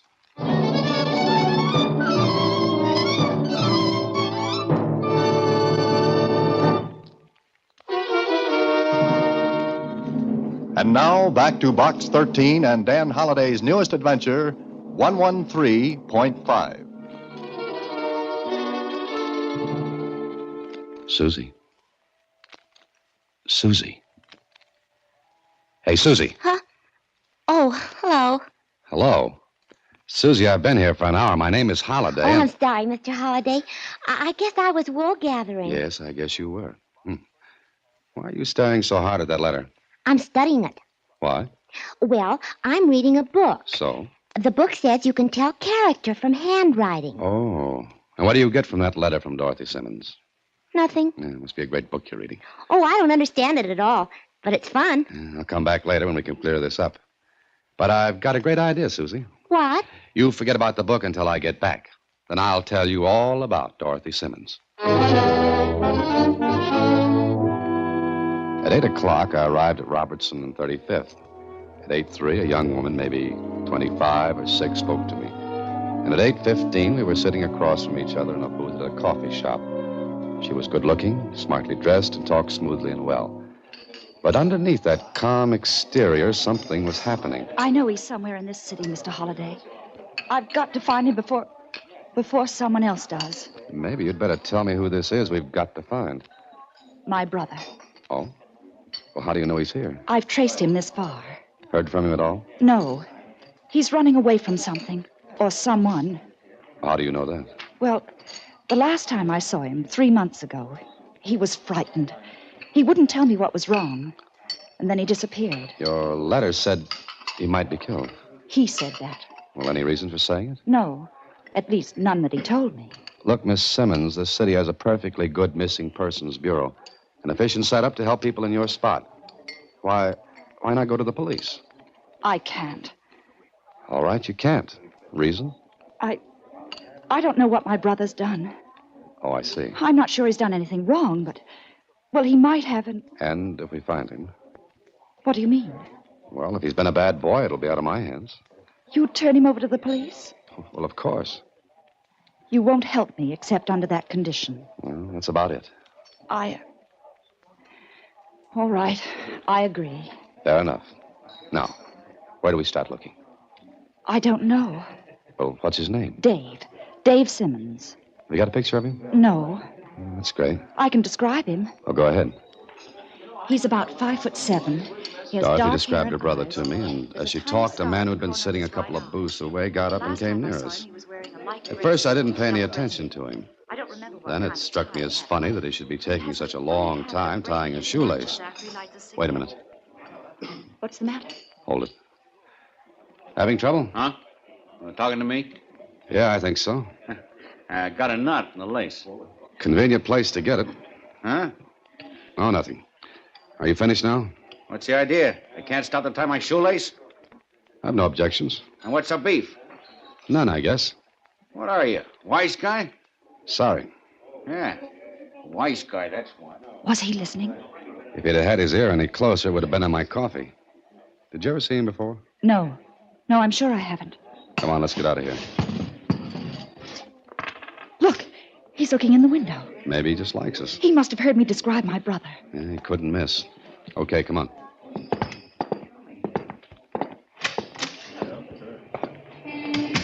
He's gone. Uh-huh. You sure you've never seen him before? Oh, I'm positive. Must have been following you. Following me? Couldn't have been me because there was no reason for him to tail me. But why should he be after me? I don't know. Yet. Where are you staying? Oh, the Wilmington Hotel. Mm-hmm. Okay. Cab! Hey, cab! What are you going to do? Put you in a cab and see that you're not followed. Oh, But what about you? Mr. Shoelace doesn't know it, but he gave us a lead.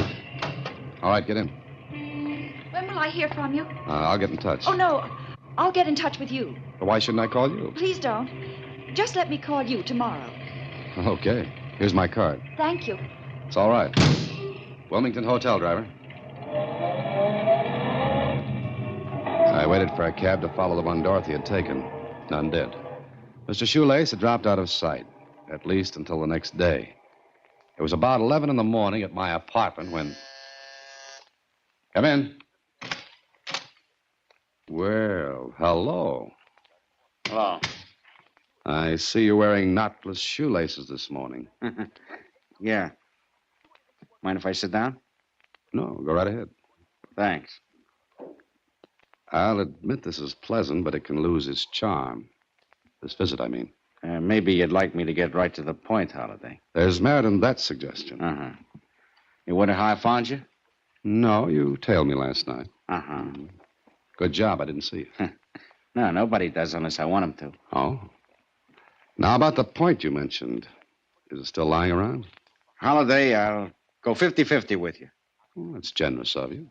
50-50 on what? 20 grand. Now, look, we both beat our brains out if we work alone.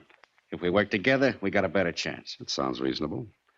But if I knew what you were talking about, we could make more sense. She didn't tell you? Tell me what? What are you trying to do, play coy with me? No, not at all. What should Dorothy Simmons have told me? Who? Dorothy Simmons. What a funny man I am. Yeah, ain't you? What's the big laugh? She said that was her name. That's right.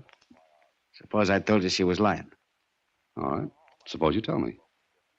No, I think you're on the level with this. All right, let's stop the funny business. Nothing doing, Holiday.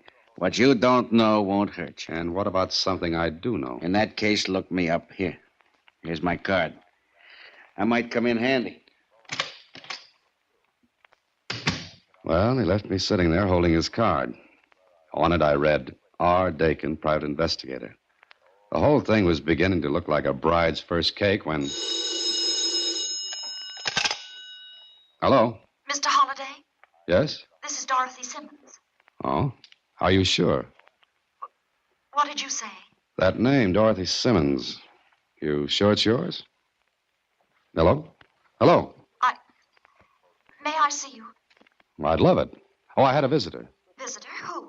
Our friend last night. Seems his name is Dakin, a private investigator. Private investigator? Yeah, that's right. Now, does he mean anything to you? Can't we talk about it? I mean, not over the phone. Okay, I'll come to the hotel. No, I don't want anyone to know I'm here besides you. That man might follow you. Oh. All right, you name the place. Well, there's a drugstore down the street from the hotel. I'll meet you in there in half an hour. Better make it an hour. All right, an hour. Goodbye. Goodbye. Whatever was going on, it was going in a circle with me riding the edge. But it looked interesting. A girl who said her name was Dorothy Simmons. A man who said her name wasn't Dorothy Simmons. A missing brother and a 50-50 cut in something that would bring $20,000. Yeah, it had possibilities. But before I went to meet Miss Simmons, I found out about Dakin from Lieutenant Kling. Dakin was a shady operator. He'd come within an ace of having his license taken away from him on more than one occasion. But he'd always managed to slip the noose and stay in business. Okay, this looked good. So an hour later, I was with Dorothy Simmons in the drugstore. I don't know him. I've never even heard the name Dakin before. All right. How about your own name? It isn't Dorothy Simmons. Well, what is it? I can't tell you now. Please don't ask me why. When we find my brother, I'll tell you everything. Meanwhile, I've got a ticket on a merry-go-round, and I get dizzy easily. You said you'd help me. Mm-hmm. But I can't fight a mist or hunt for someone in a city that's... Dakin must know something about my brother, or he wouldn't have followed me. He must have thought I'd lead him to Dave. You've got something. Please find out from Dakin what he knows. I don't think Mr. Dakin is the type that dishes out information just like that. Make him tell. How? Use thumb screws or the Iron Maiden? I've got to know why he's after my brother. I'd like to know that myself. And why you won't tell me your real name. Oh, there are a lot of things I'd like to know. Let's go to see Dakin. And if he tells us anything, I'll tell you anything you want to know. All right. That's a deal. Come on.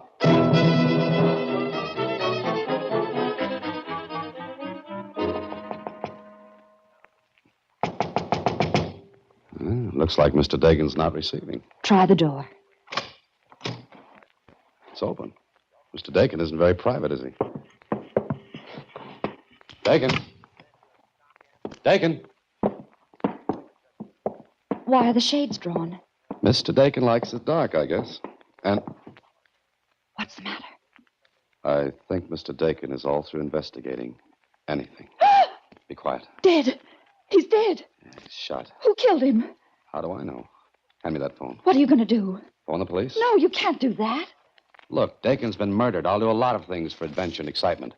But hiding a murder's not one of them. But my brother, suppose he... I told you twice. If your brother's... Please don't call the police. Not yet, please. I said hand me the phone. Come on, look out. Get out of the way. All right. Here. Well, that's better.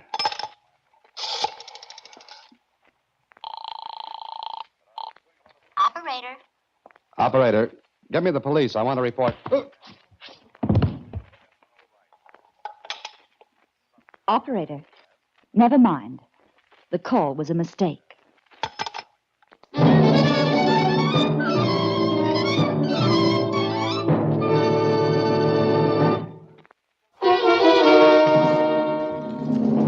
And now, back to Box 13 and Dan Holliday's latest adventure, 113.5. Whatever Dorothy Simmons used to hit me, it was a lot harder than my head, and something had to give way. So I did. When I opened my eyes, Lieutenant Kling was bending over me. Well, it's nice to know you're still with us. Yes, I wake up to the strangest things. Uh-huh. Hey, why are you here? The operator reported a call from here. 2 minutes later, another tenant passed here and saw this lovely tableau. You always lie down and go to sleep with murdered men. Always? Ooh, what did she hit me with? This great, big, nice, heavy paperweight. And who's she? Dorothy Simmons. I still ask, who's she? Well, I told Kling the whole story, beginning to end. And when I'd finished, I realized how silly it sounded. He looked at me and... Your name should be Alice. This is no Wonderland, and... Did your boys turn this place upside down? No. Sergeant. Yes, sir. Check on Dorothy Simmons at the Wilmington Hotel. You heard her description. Now, Holiday. She hit you and ransacked this room, looking for something. What? You know as much as I do. That gives me a whole lot to go on. As much as I had. Oh. Brilliant. Brilliant observation. Yeah, and you're in a good spot to notice it, I don't think. Look, why don't you go to Tibet? Can I go now? Home, Tibet? Oh. Yeah, get. Thanks. And when you find out about Dorothy Simmons, give me a ring, will you? Yeah, sure. Now, beat it. I left the room and walked downstairs into the street. My head was still buzzing like a party line in a crowded neighborhood. But it was clear enough to let me see a big limousine that was parked just across and down the street from Dakin's office building. It hadn't been standing there when Dorothy and I went in to see Dakin. Besides, a face looked out at me from the rear window. Then the face vanished, the car drove away. Well, this was getting better. A limousine, complete with chauffeur. I caught the license number, jotted it down in my head in between a couple of aches, and went back home. Later at my office, I had Susie check on that license number. I've got it for you, Mr. Holliday. The car belongs to a Mr. Josiah Kettering. Huh? Are you sure? Sure. Why? I don't get it. Kettering's one of the richest men in the state, a recluse.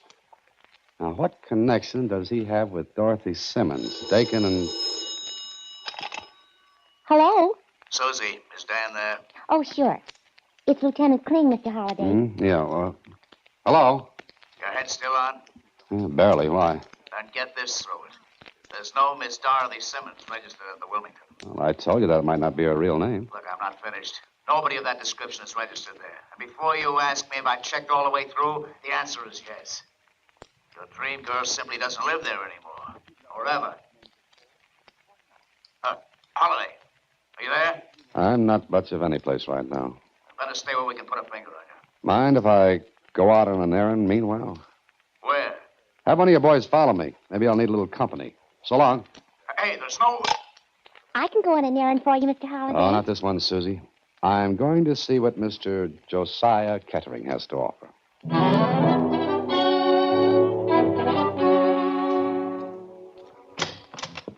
Yes, sir? Is Mr. Kettering in? Do you have an appointment, sir? Yes, tell him I've come from Mr. Dakin. If you'll wait in the foyer, sir, I'll give Mr. Kettering your message. The butler disappeared down the hall, went into a room, and a few seconds later... This way, if you please, sir.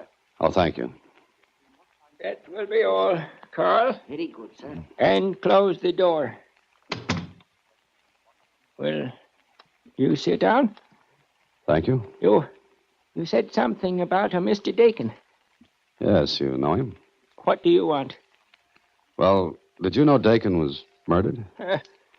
Mr. Dakin was the type of person who invariably ends up that way. Some people do, you know. And some people do the killing. That achieves a nice balance. But that's neither here nor there. What have you come to tell me? Nothing. What are you looking at? Books. Quite a collection you've got in here. Yes. Do you know books? Rare ones? I don't have the money necessary to enjoy them as much as you do. Meaning what, sir? Nothing. You said you came from Mr. Dakin. Have you anything to tell me? I didn't answer the old man who sat there leaning forward, watching me like a bright but aged robin. I could swear he thought I had something. Something he wanted. I decided to play along, stall for what I could learn. His hands yellow and thin trembled, and then... Well, answer me, man, answer me. Have you got it? Did you get it back? No. Don't, idiot, you incompetent fools. I paid you to get it back. I paid you. Now I want it. Bring it back to me, do you hear? Bring it back. Well, I don't know where it is. Then why did you come here?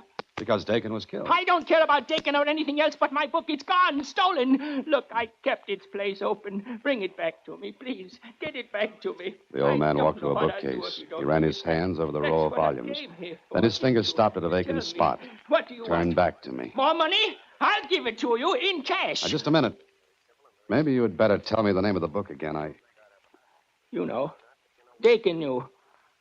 Dante First Folio. Now, please get it back Well, why for me. didn't you go to the police? Eh? Police? Why did you say that? You're not one of Dakin's men. You're not, are you?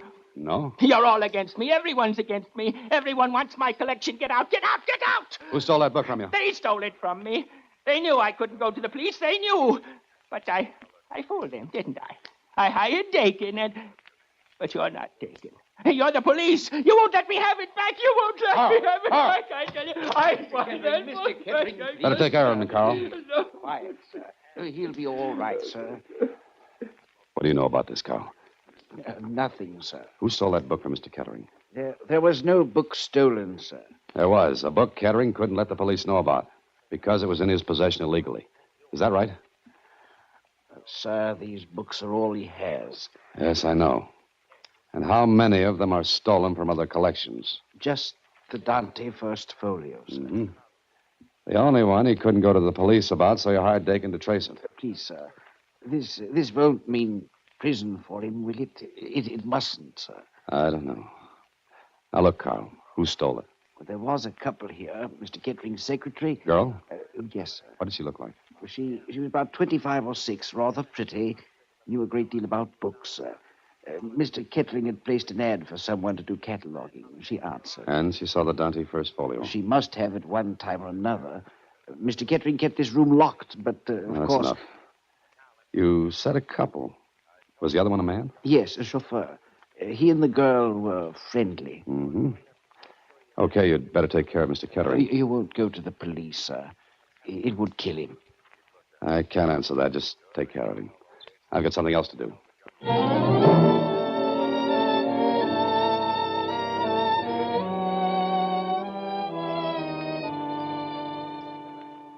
Sure, Clang, it adds up.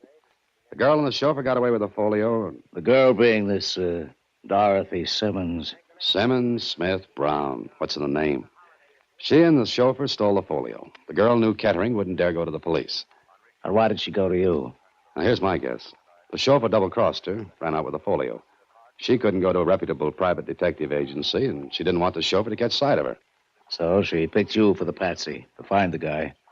The guy she said was her brother. And it's got to be it. Okay, I'll buy it. But what about Dakin? Either she or the chauffeur killed Dakin. The chauffeur because Dakin was on to him, or the girl because she didn't want to be trailed? That makes sense.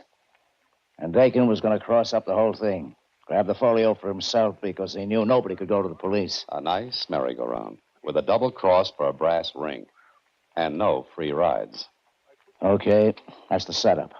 But where does it leave us? Find the girl or the chauffeur. Okay. But something tells me that's going to be tough. And it was. For 5 days, the police dragged the city. It was dead end until Kling came to my office and... The man answering the chauffeur's description was picked up about 200 miles from here in a cheap rooming house. He made a run for it, used his gun. And? He was killed. And the folio? He didn't have it. And he didn't sell it either. Well, how do you figure that? If he had, we'd have heard about it. And even if we hadn't, the guy wouldn't have been holed up in a joint like that. He'd have had dough. Yeah, so where's the folio? Girl? Uh-uh. The chauffeur must have hidden it. You got any ideas? No. What was found on him? Just this. Slip of paper. What's this? You can read. It says 113.5. 113.5. This all there was on him? That's all. What's it mean? Your guess is as good as mine. Kling, some place in this city is a folio worth $20,000. 2 men have been killed because of it. Yeah. All we've got is 113.5. Just those numbers. Code? That could be. It's beyond me. Mm-hmm. Anyway... Oh, hello, Mr. Holliday. Hello, Lieutenant Kling. Hi, Susie. Oh. Gee, you're both looking sad. Uh-huh. Mr. Holliday, remember what I told you I was reading about handwriting? Please, Susie, Well... not now, please. Oh. What's that note? 113.5. Huh? 1. Susie, What's the matter? what have you got there? Books on handwriting. Kling, look at those books. Look at them. Huh? What's eating you? What about them? Look at them. Just look at them. Kling, I know where that folio is.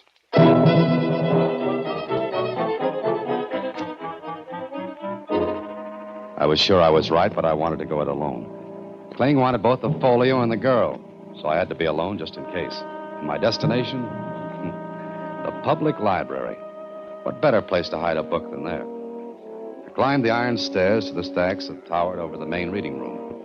I read the index numbers on them. 111, 112, 113, decimal point. I reached out my hand for a little volume that stood between books that probably hadn't been taken out since the library was built. Thank you, Mr. Holliday. Oh, Miss Simmons, I believe. I hoped you'd lead me to it. May I have it? Good hiding place, isn't it? Way up here in the stacks, hidden between books that nobody had asked for. But let's talk about you, Miss Simmons. You've changed. Hair a different color, dressed shabbily, dark glasses. No wonder you couldn't be found. I'll take that folio, please. I guess you would. After all, you killed Dakin to keep him from finding the chauffeur. That's right. And I'll kill again. I'll kill again and again to get something that will mean the end of watching other people enjoy life. Hand it to me. Miss Simmons, if you shoot, wouldn't the shot be heard? Wouldn't you have to explain? Give it to me. You have great patience. You followed me probably every day. Now, a little more patience won't hurt. Stay away. Don't come any closer. You want this, don't you? Give it to me. All right. But you will have to get it. Don't. Don't drop it over. If you do, I'll kill you. That wouldn't do any good, Miss Simmons. If I drop it over this rail, it'll drop 3 stories into the reading room below. Now, still want to shoot? Please. Please, give it to me. Put down that gun. No. Then shoot. But when you do, this book drops. There are about 50 people down there. Which one of them would you like to pick up $20,000? Take a look, Miss Simmons. Let go of me. Let go.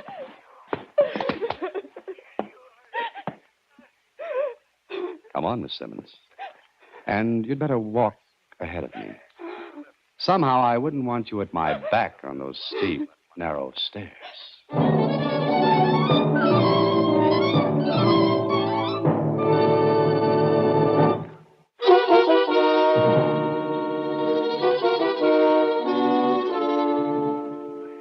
But weren't you afraid she would shoot, Mr. Holliday?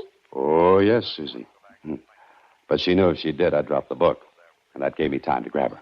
Gee, And to think you discovered where the folio was because I brought library books here to the office. Mm-hmm. See what reading will do for you, Susie? Uh-huh. But I've given up those books on handwriting, Mr. Holliday. Oh, why? Because I analyzed one sample of handwriting, and it said the person was loyal, kind, unselfish, generous. And who is this paragon of virtue? Miss Simmons. Oh, good night, Susie. Next week, same time, through the courtesy of Paramount Pictures, Alan Ladd stars as Dan Holliday in Box 13. Box 13 is directed by Richard Sandville. This week's original story was written by Arthur Boley. Original music is composed and conducted by Rudy Schrager. The part of Susie is played by Sylvia Picker, and that of Lieutenant Kling by Edmund MacDonald. Vern Karstensen is in charge of production. Box 13 is a Mayfair production from Hollywood. Watch for Alan Ladd in his latest Paramount picture.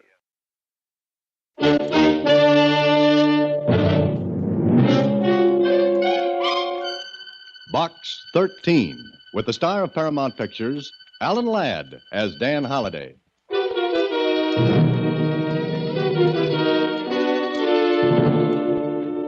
Box 13, care of the Starred Times. If you want adventure plus a little payoff, register at the Morris Hotel as John Johnson. As soon as you've done that, take a seat in the lobby and wait to be paged.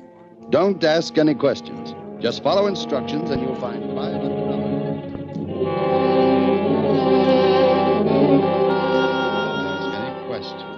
Just follow instructions and you'll find $500 waiting for you. Don't ask any questions, the letter said. I didn't. Not at first. But there were plenty that needed answering before this was wrapped up.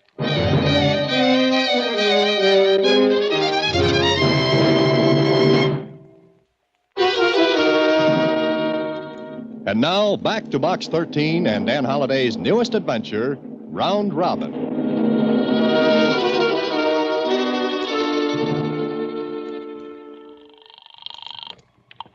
Good morning, Morris Hotel. I'd like to make a reservation, please. Certainly double or single room. Oh, just a minute. Mr. Holliday, What, Susie? do you want a double or single room at the Morris Hotel? Oh, make it a single. Okay. Hello? Yes, madam. That's a single room, please. It's for Mr. John Johnson, and he'll be in this afternoon before 2. Thank you. We'll hold the reservation until that time. Thank you. Goodbye. Well, that's that, Mr. Holliday. Mm-hmm. What a phony name. John Johnson. Why not Smith or Brown or Jones? You know, Mr. Holliday, it could just be that name is genuine. 5 will get you 10. The name is a phony. Well, maybe. Anyway, there'll be a reservation for you. Oh, do you want me to wait here till you get back? Susie, how many times have you said that? And how many times have you waited a long, long time? Lots of times. Oh, Mr. Holliday, I only hope that someday the wait isn't forever. That makes 2 of us. Okay, Susie, I'm off to the Morris Hotel, thinly disguised in name only as Mr. John Johnson.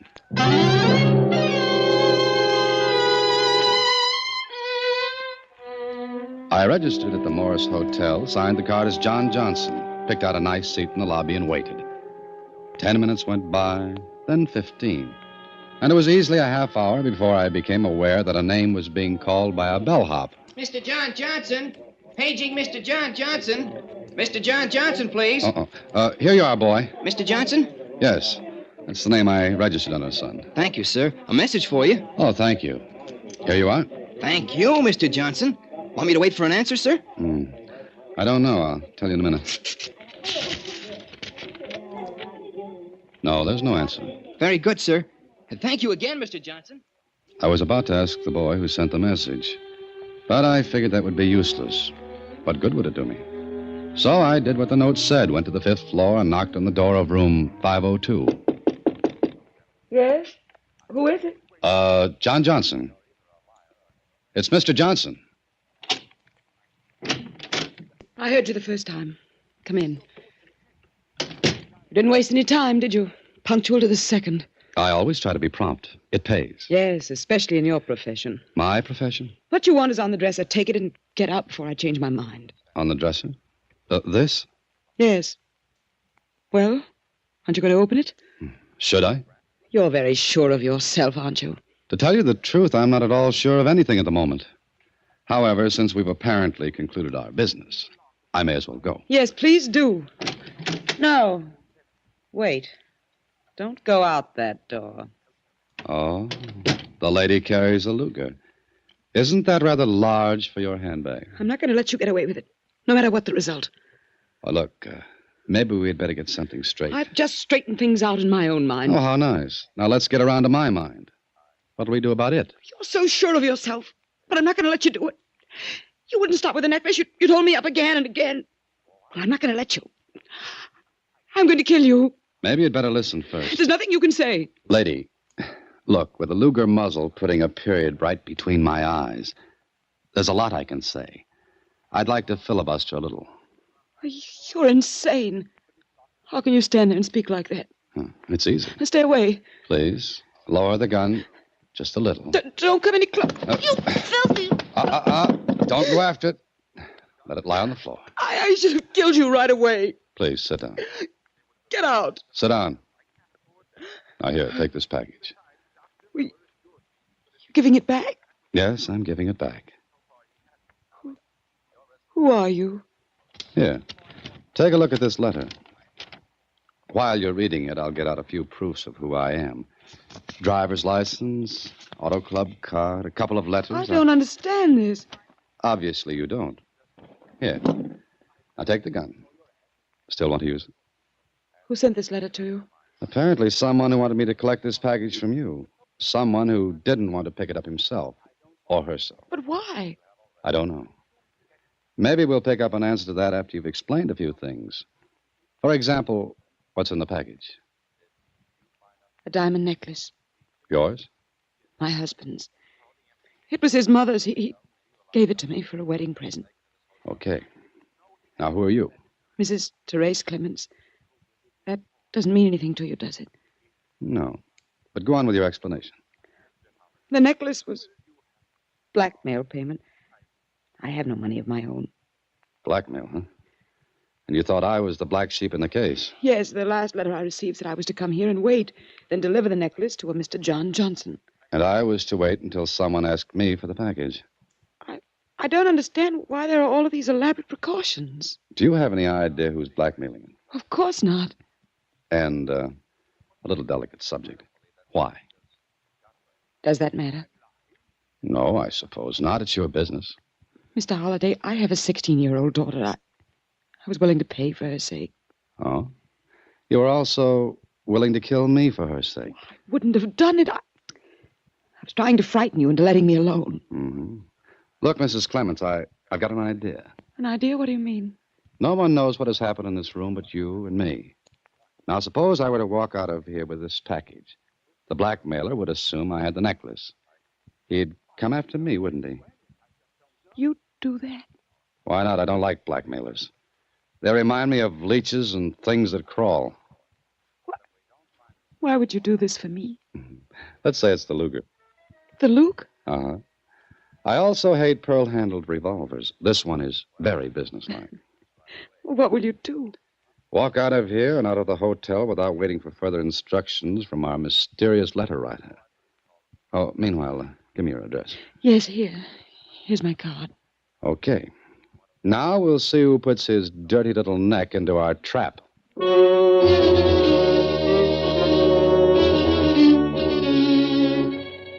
So I walked out of the Morris Hotel with a fake package tucked under my arm. I hurried away, jumped into a cab, and had the driver double back and forth through the streets while I kept looking back. Yes, there was someone following in another cab. And whoever it was thought I was trying the old trick of shaking a shadow. Well, that was fine with me because I was going to let him keep right on me. So I got out of my cab, ducked into a coffee shop, and sat at a table, waiting. Not for long, though. My boy got out of his cab and walked in. I waited until he passed my table and... Sorry. I guess I stuck my feet out too far. Did you hurt yourself? No, not at all. It's okay. Forget it. But I don't want to forget it. I'm fully covered by insurance. You might have to be treated for shock. Look, mister, I said it was okay. Let's forget the whole thing. Have some coffee with me. No, thanks. But I insist. Coffee's a good stimulant. You look a little pale. Maybe you're hurt worse than you think. What are you, a wise guy? No, you can think of something better than that. That crack went out with high-button shoes. Let go of my arm. Sit down. I'll call the cops. Please do. Right out the window, there's a large blue policeman. Tap on the window, get his attention. Okay, you're a lunatic. I'll sit down. Oh, good. Cream and sugar? What's the idea? I was going to ask you the same thing. This what you're looking for? I don't know what you're talking about. This package for Mrs. Clements. You're nuts. I gotta go now. No, I think I'll call a cop. Okay, mister, call a cop. That one right outside. You wouldn't mind? Not at all. Here, take a look at these. What are they? Credentials. I'm a licensed operative for a private detective agency. Are these on the level? Why don't you check and find out? I will. Okay. Now, if you don't mind, I'll take off. With me? Why don't you get lost? With you. Come on, lead me to your private detective agency. I'm a very curious man.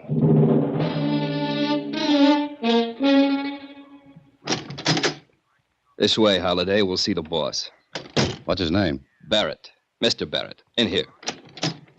Mr. Barrett? Yeah, Phil.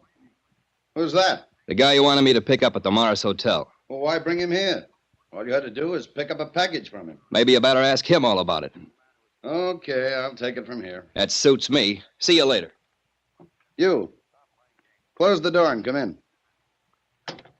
I assume you meant me. Mm-hmm. All right, let me have the package. First, did you write this letter to me? Yeah, I did.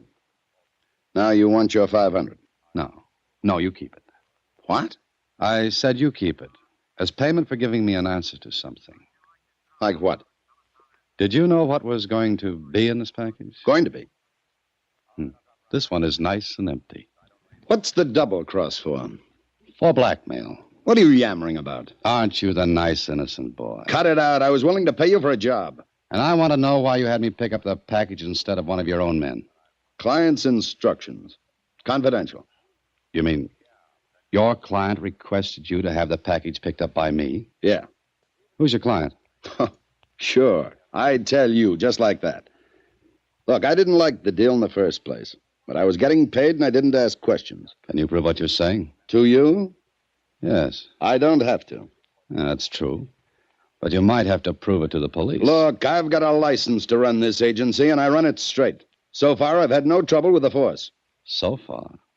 So far. What's that crack for? I don't believe you're telling the truth. No? Yeah, take a look at these, and then say that again. Here, a letter telling me to get you to pick up the package at the Morris Hotel. Your ad cut out of the Star-Times. And you won't tell me who your client is? No. Not even if I told you that package is worth about $100,000? Not even then. Aren't you even curious? I never get curious. Not even about blackmail? What? Now you're going to tell me you didn't know your client was set up to squeeze a blackmail payment. No, I didn't know. Well, it's true. There was a diamond necklace. It was blackmail payment. Or it was to be. Oh, now you get hysterical. Is blackmail so funny? No, it's not.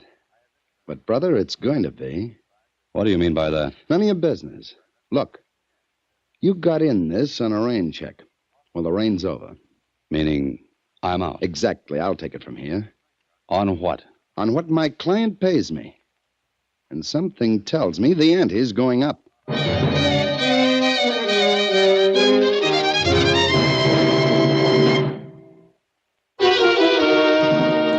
Now back to Round Robin, another Box 13 adventure with Alan Ladd as Dan Holliday.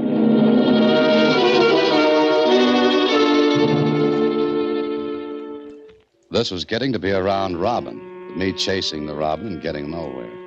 It was obvious that Barrett's client didn't want to come out in the open. Barrett told me he had never seen the client but worked through mailed instructions. Well, there was another way to go at this. See Mrs. Teresa Clements and try to find a lead from there. And if there was none, to bow out and let the police take over. So later that evening, I sat with Mrs. Clements in the library of her home. No, No, I don't know who it is. I've no idea who's doing it, Mr. Holliday. Look, why don't you go to the police? I can't. For a few moments in the hotel, I've had a little courage. We'll have some more. Don't you see, Mrs. Clements, a blackmailer never stops. Once he gets his hooks in, he keeps them in. What will I do? Go to the police, I told you. And have the whole nasty thing come out? My daughter, my husband? I can't. It's the only way. You'll have to risk it. Mr. Holliday, I want to tell you something. I don't love my husband, but I do love my daughter. It's only for her sake. All right. But you're making a mistake. And I don't want to be in a... Shh. Wait. Who's that? Charles, my husband. How will you explain me here? I'll take care of it. Now, please don't say anything, please. All right. Therese! Therese! Why, dear? We're in here, the library, Charles. Therese, I want you to... Oh, Charles, this is Mr. Holliday. Mr. Holliday, my husband, Charles. how do you do? My pleasure, Mr. Clements. Am I intruding? No, Mr. Holliday's an old friend. Oh, of course. By the way, Therese, there was a letter for you on the table in the hallway. I brought it for you. Thank you. Here you are. Will you stay for dinner, Mr. Holliday? Oh, no, thank you, Mr. Clements. I dropped in for only a few minutes, just to say hello. Well, if you'll excuse me. Glad to meet you, Holliday. Thank you. I hope to see you again. Mrs. Clements, what's the matter? Look, this letter, it's from... The blackmailer. Yes, my last chance, he says. Mail the necklace to general delivery, box 18. Your last chance. I've got to do it. The envelope's postmarked 2:30 this afternoon. Send special delivery. What will I do? Mail the necklace if you want to. Is there anything left for me? Okay, if that's the way you feel about it. It has to be. All right, Mrs. Clements. Goodbye.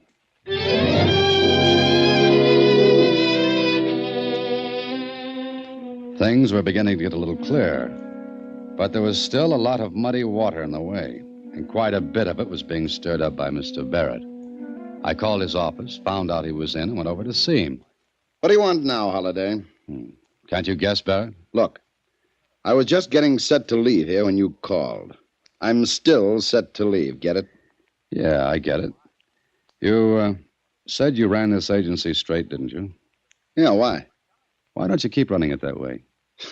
What are you talking about? I think you know. You just think. Now, look. Your part in this business is finished, over. Why don't you back out and forget all about it? I'm only trying to keep you honest, Barrett. Meaning? I'll give you one more chance to tell me who your client is. That is confidential. That's good for you, isn't it? Yeah, it is. It gives you the chance to do a little squeezing yourself. Beat it, Holliday. Barrett, you guessed who your client was, didn't you? Look, I'm closing the office now, Holliday. If you want to stick around here and twiddle your thumbs, okay, but I'm going. All right. Mind if I use your phone? Help yourself. Mind handing me your phone directory? You want to split the rent for this place with me. Here. Is this a private call? You want me to leave my own office? No, stick around. Mm-hmm. Here we are. Are you sure you don't want me to leave? After all, a man has to have some privacy, or don't you know that? No, it's okay, Barrett. You'll enjoy this.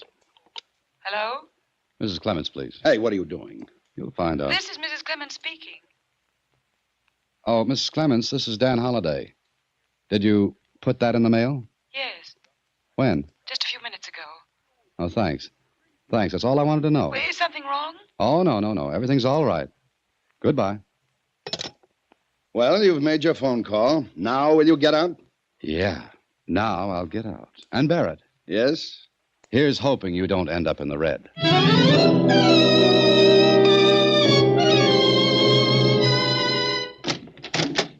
Well, good morning, Mr. Holliday. This is the first time you've been to the office early in weeks. Mm-hmm. I had to make a trip to the post office, an early one. Oh, I could have done it for you. I don't think so, Susie. I wanted to watch for someone. Watch for someone?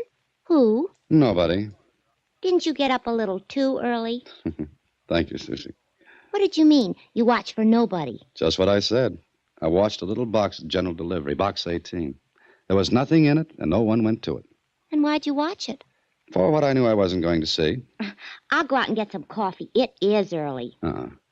Just hand me the phone book. Oh, which one? The yellow one. Does all this have to do with Mr. John Johnson? Here we are. Susie, I want you to do something for me. What, Mr. Holliday? Find out all you can about Mr. and Mrs. Charles Clements. Here's their card and their address. Well, how'll I do it? Call Lieutenant Kling at headquarters. Also these numbers. Oh, what are they? Places where you can lose money heavily. Hello? Hello, Barrett. Yeah, who's this? This is Holliday. What do you want now? Look, Barrett, you can lay off now. I told you to keep your nose out of this. You'd better do as I say, or that little private agency of yours will do the most beautiful and complete fold in the history of mankind. What kind of a bluff do you think you're pulling? It's no bluff. Just see that you lay off. Goodbye. Want me to start calling these numbers, Mr. Holliday? Start calling them. And if they don't want to give you any information, get Kling to do it. He owes me a couple of favors. Where are you going now? I'll be at the number and address on that card. The Clements? The Clements. I don't like what I've got to do, but maybe it'll turn out for the best.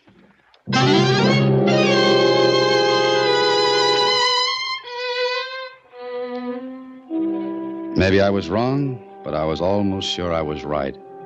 It all depended on what Susie found out.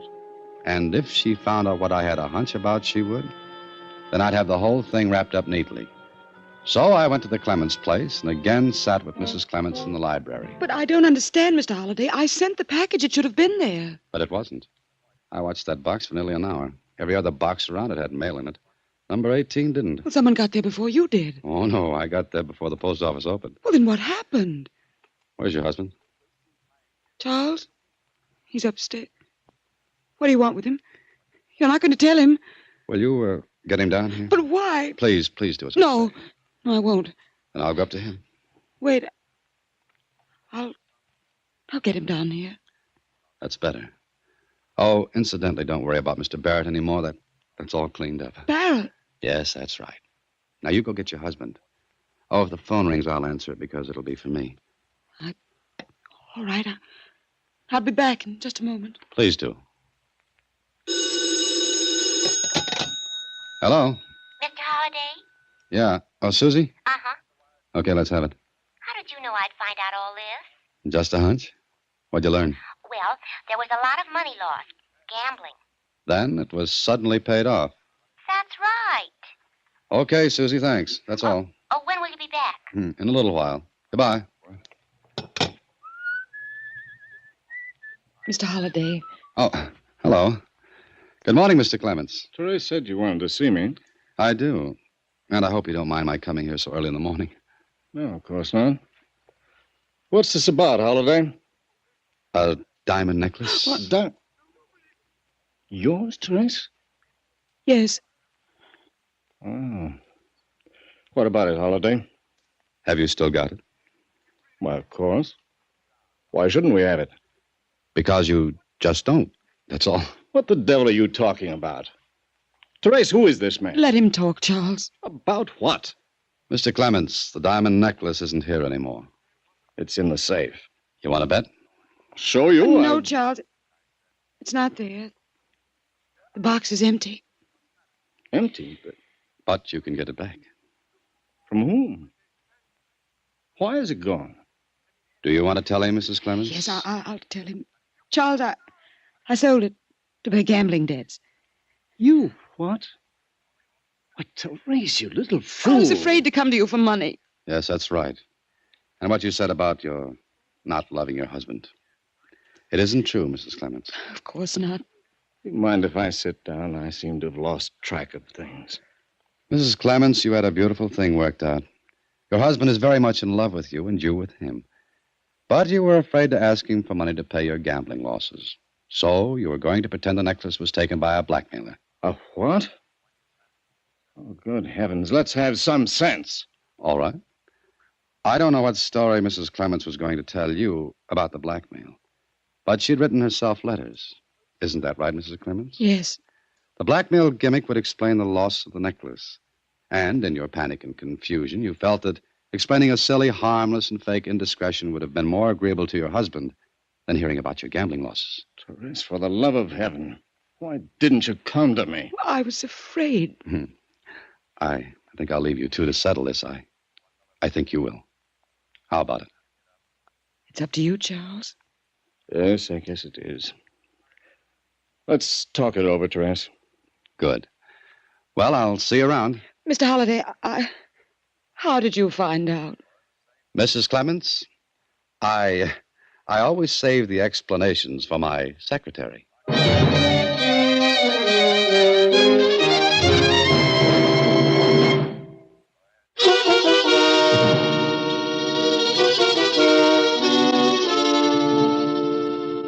how'd you find out, Mr. Holliday? Mrs. Clements told me herself. She didn't do anything of the kind. Well, not in so many words, Susie, but the business of getting me to pick up the necklace, that was phony. Why? Well, she was afraid of one of Barrett's men would recognize her. So she was going to have me pick up the package, and then one of Barrett's men pick it up for me.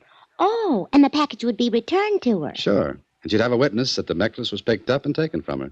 But she stopped you with a gun before you even got out the door. Sure.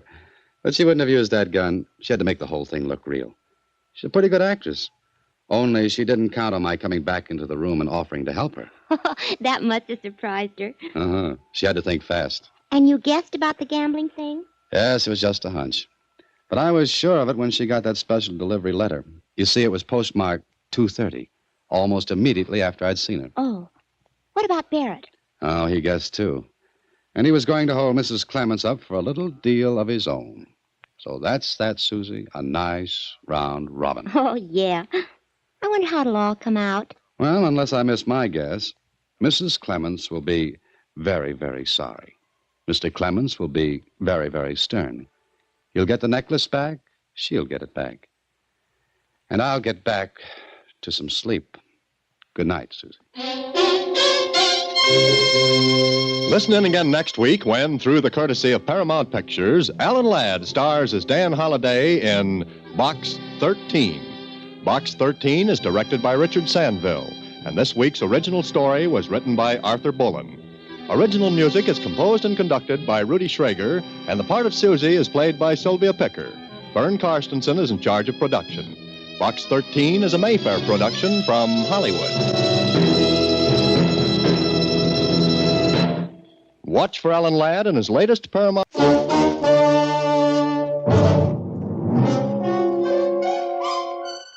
Box 13, with the star of Paramount Pictures, Alan Ladd as Dan Holliday.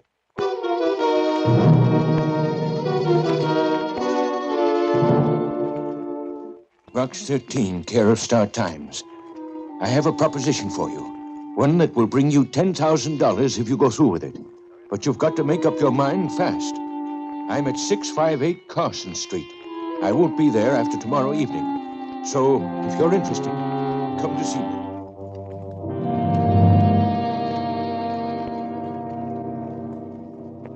If you are interested, come to see me. Bring this letter to identify yourself and come to flat number 6. Remember, you've got to hurry. That was it. No signature to the letter. Just that sense of urgency that made me feel as though the writer were afraid. He was. And later, I was.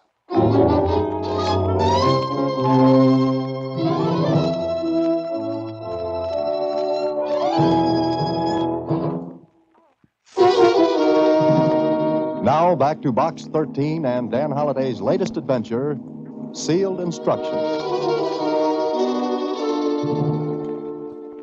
Well, Susie, what do you make of it? He's in an awful hurry, Mr. Holliday. That he is. And he mentions $10,000. Uh-huh. And that, as they say in books, is a lot of gold watches. He doesn't even sign his name. I bet he's an income tax invasion. What? He's an income tax evasion? Susie, evader. Well, one or the other. He's got $10,000. Uh-huh. Okay, Susie, it looks like the best letter of the bunch for this week. So my address for the next hour or so will be 658 Carson Street. Carson Street ran through one of those neighborhoods where the houses sat one on top of the other. Crowded, dirty, and teeming with people, trucks, and more people. I found number 658, knocked on the door of flat number 6. Yes? Who is it? Who is it? Box 13. Oh. You got the letter with you? Yes, I've got it. Hey, put it under the door. Okay. Here it comes.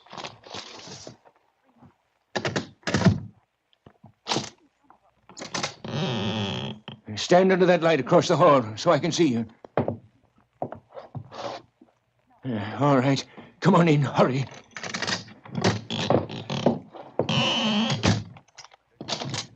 Sit down. Hey, no. Keep away from the window. The shade's down. No one can see you. Keep away from it. You've got enough bolts and chains on that door to hold off a tribe of Indians. I know what I'm doing. Now, let me get a good look at you. In the yellow light that came from the one globe dangling from the ceiling, the man looked at me. And I looked at him. He was about 50. His face was drawn and pinched. His hands shook and his eyes, squinty and sharp, slid over me. I didn't like him. Then he seemed to be satisfied and sat down on a chair opposite me. So, you're after adventure, eh? That's right. Did you see anyone follow you here? Not that I know of. Why? Expecting someone else? I'm always expecting someone. No, I'm not. What do you want with me? Are you free to go anywhere? That's what my ad says. We'll go any place, do anything. I usually do. Would you be willing to go as far as the Philippine Islands? It's a man-sized errand. Would you go? That's all I want to know. Would you go? Well, that all depends on what I've got to do. If there's anything crooked, the answer is no. There's nothing crooked. I want you to go there and bring back something that belongs to me. Something I've got to have. What's stopping you from going yourself? Look at me. I'm sick. Oh, it could be. But you're sure there's no other reason? What do you mean? Well, the bolts and the locks on the door. That fact that you said in your letter you wouldn't be at this address after tonight. The shades drawn.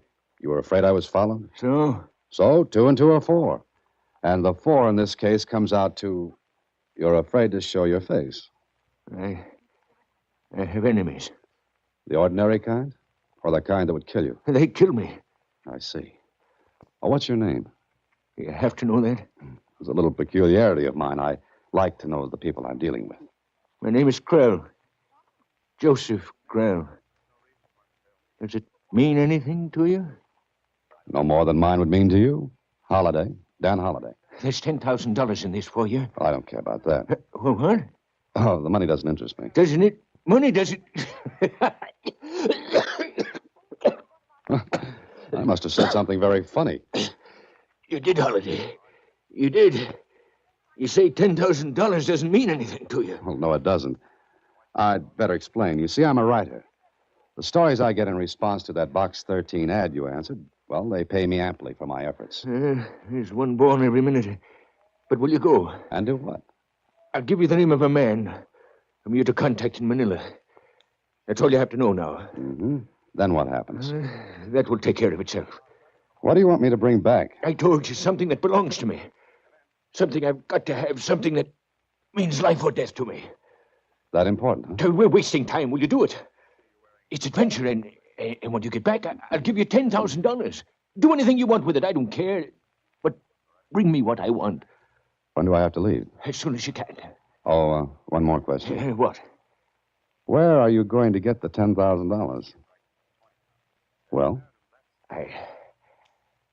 I'll have it when you get back. I see. Do I come here? No, I won't be here. I've got to keep moving because he... He? Never mind. When you get back, put another ad below the one for Box 13. To see you back, I'll get in touch with you. And the name of the man I'm to meet in Manila?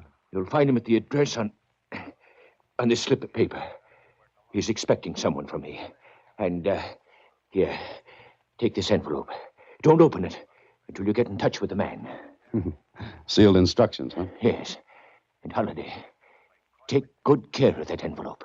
Hide it. If he knew you were carrying it, he might kill you.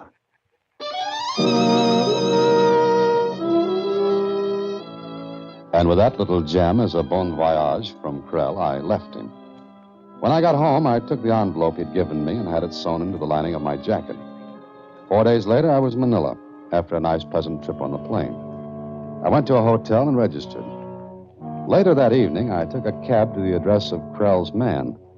It was a tiny, ramshackle place in a street that was so narrow the cab couldn't get through. So I had to get out and walk. And right there is where I should have said quits to the whole thing. That old familiar feeling began tingling my spine. As usual, foolishly, I paid no attention to it. I got to the house. There was no answer. I tried the door.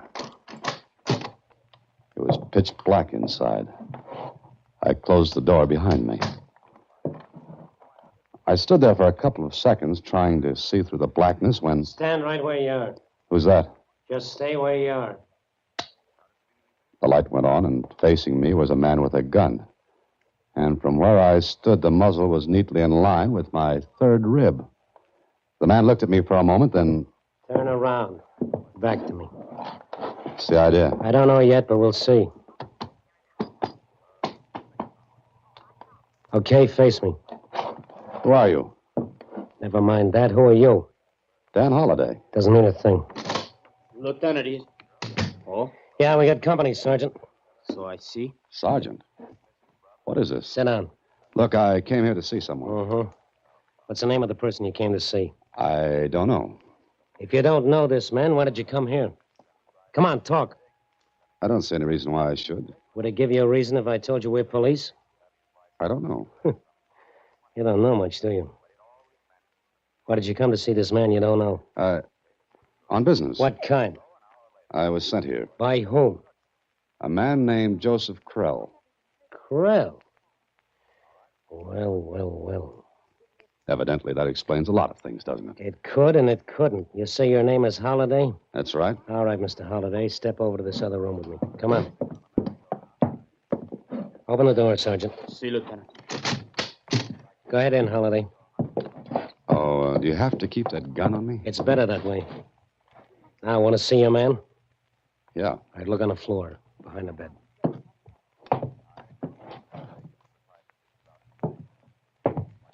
Now you've seen him. Who killed him? We'd like to know that, too. You didn't think I did? Maybe you'd like to talk now. Tell us why you came here, why you had to see Carlos. Carlos? Yeah, the name of the deceased. All right, Lieutenant... Lieutenant Keith, Manila Police. This is Sergeant Enrique Cotis. Okay, I was sent here by Joseph Krell. I was to see this Carlos. Why? I don't know. I was to give him an envelope. Where is it? At the hotel. And we'll find out about that later. Now, this Krell, why did he send you? He couldn't come himself. But whatever it was he wanted me to bring back, he said it meant life and death to him. He offered me $10,000 to get it for him. Oh. What was in the envelope? I don't know. Is that your stock answer? Now, look, I'm telling the truth. If you don't believe it, check with the police in the States. Verify my identity. We will. But first, let's get something straight. Well, that would be a pleasure. Krell sent you for something that was worth $10,000 to him. Did anyone else know about it? Well, hardly. Why hardly? Because Krell said I might be killed. Mm-hmm. And you didn't talk to anyone on the plane about it? No. Okay, we'll go back to your hotel and check on a few things. Sergeant? See, Lieutenant. Stay here. No one in or out. Meet me at headquarters as soon as you can get away. See. Now, Holliday, we'll see how much trouble you're really in.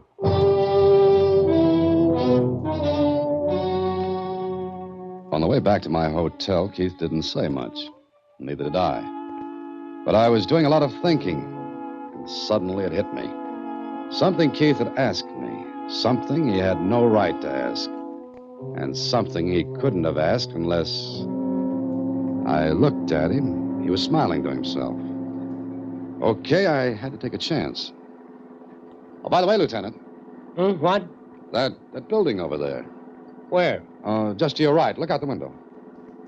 What building are you talking about? Driver. Driver, stop the cab. What is it? What's the matter? Oh, My friend, he met with an accident. he's hurt. We should maybe go to a doctor. No, I don't think so. But when he comes to, ask him a question for me, will you? Question, but Yeah, just ask him how he knew I came to Manila on a plane.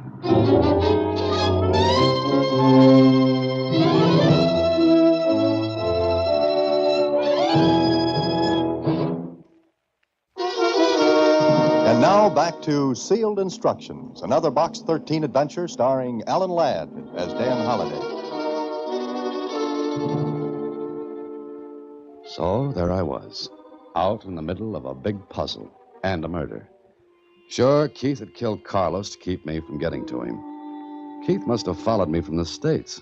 Oh, it was smart of him not to play his cards on the plane or as soon as I got to Manila. He waited until I tried to contact Carlos. Then he planned to get the envelope away from me without any more fuss or bother. Now, I had to get back to the hotel and get that envelope before Keith came to. Because when he did, he was going to be very, very nasty. So back at the hotel, I had a bellhop go to my room and bring down the jacket. Is this the right one, Mr. Holliday? Oh, yeah, that's the one. Here you are. Oh, thank you, sir. Will that be all? Yes, sir. Uh-oh. Oh, wait a minute. Yes, sir. Come here behind this pillar. Something wrong, sir? Yeah, there is. Look over at that entrance. Do you see that big man standing there? White hat, gray suit? Yes, sir. I don't want to meet him. Oh, I see. Look, you go through the lobby paging me. He'll follow you to see where I am. Lead him a merry chase, got it? I got it, Mr. Holliday. Okay, get going. Paging Mr. Holliday. Mr. Dan Holliday. Paging Well, Mr. the bellhop Holliday. did it up good. Mr. Dan Holliday, Keith fell for the gag and followed the bellhop, just far enough behind him so that he could surprise me, if he saw me. But he didn't. I ducked out of the entrance and took a cab to police headquarters. There. Let me get this straight, Mr. Holliday. You say this Keith pretended to be an officer? That's right, Lieutenant Marinos. But why? So he could get this envelope away from me. He'd already killed once to get it. But maybe he thought killing me would attract too much attention. But this envelope, where is it and what is in it? We're going to see that right away. Oh, have you got a knife? Yes. Here. Oh, thanks. Well, this was a good jacket.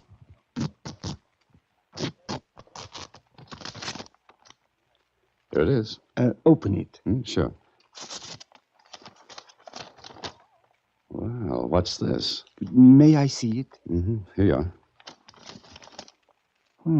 This is very curious, Mr. Holliday.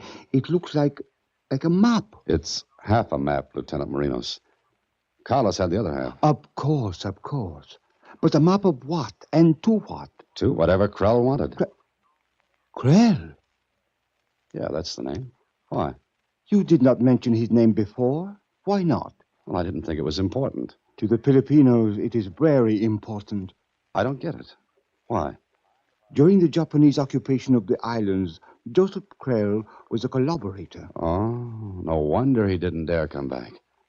But the rest of this business, how does it fit in? I do not know as yet. However, I think I have an idea, Mr. Holliday. Yes, what's that? Before the war, before the Japanese invasion, Krell was a gambler. It was known that he ran a gambling house with a partner. Partner? Keith? That could be, although Keith was not his name then. So, what's the rest of your idea? The partner fled when the Japanese came. Krell did not. Now, I think the partner would like to find Krell. Mr. Holliday, we must find the other half of this map. Well, Keith has it. I know that. Then find Keith. That will be much easier said than done. Unless, Lieutenant? Unless you help, Mr. Holliday. I do not think that Keith will suspect that you have come to the police. If he followed me from the States, he must think I'm in with Krell. If he thinks that, then he'd think I wouldn't dare go to the police. Exactly. So? Oh, I see. You want to tie me out as live bait, is that it? It is the only way to get him. Because he will come after this half of the map. Uh-huh. Of course, you can refuse. And I do not say that I will blame you. No, I guess not. But, well, you've got yourself a piece of live bait. And I hope it stays that way.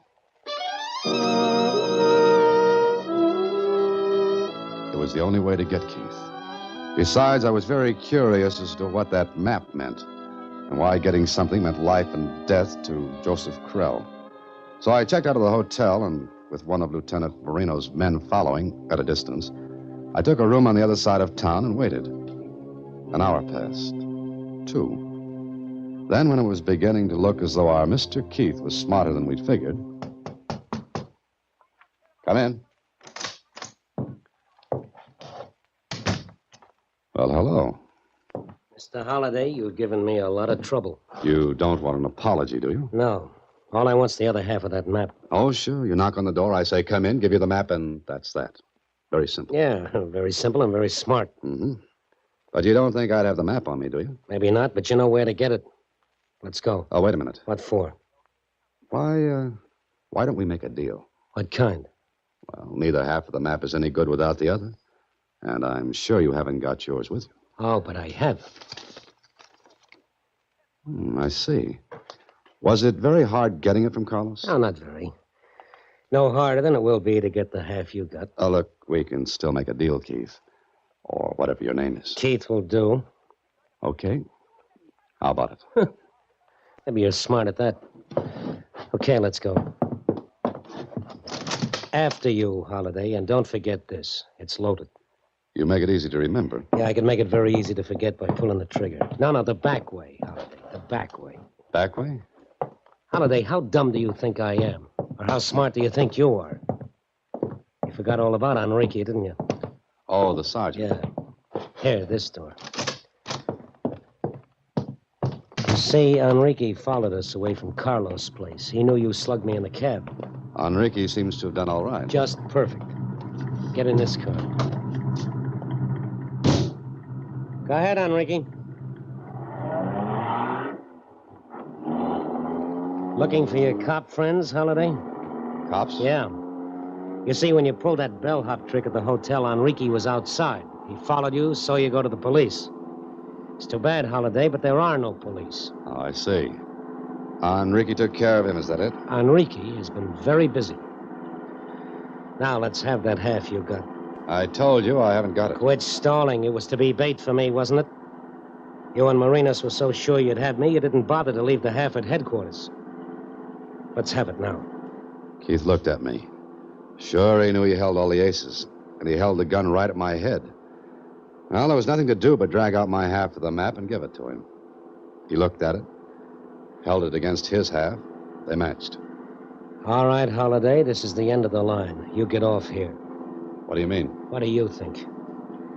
Take the next turn right, Enrique, and slow down a little. Mr. Holiday is leaving us. For good. Keith meant it.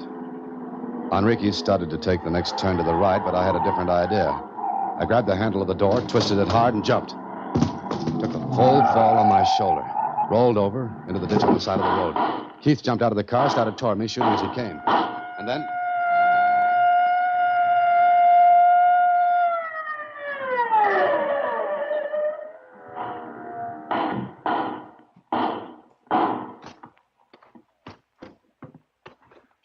You are not hurt, Mr. Holliday? No, I'm not, Lieutenant. Oh, I am glad. We are a majority of two, Lieutenant Marinos. But Keith... He is taken care of. How did you get here? By putting two strings to my bow, Mr. Holliday. The one man I had follow you was, how shall we say, a decoy? Well, let's say it and be very happy. Is he all right? Oh, a little lump on his head, but all right. You know, this was very close. Oh, yes, I am very sorry, Mr. Holliday, but I did not expect Mr. Keith to have a car. However, all is well that ends well. Yeah, sure.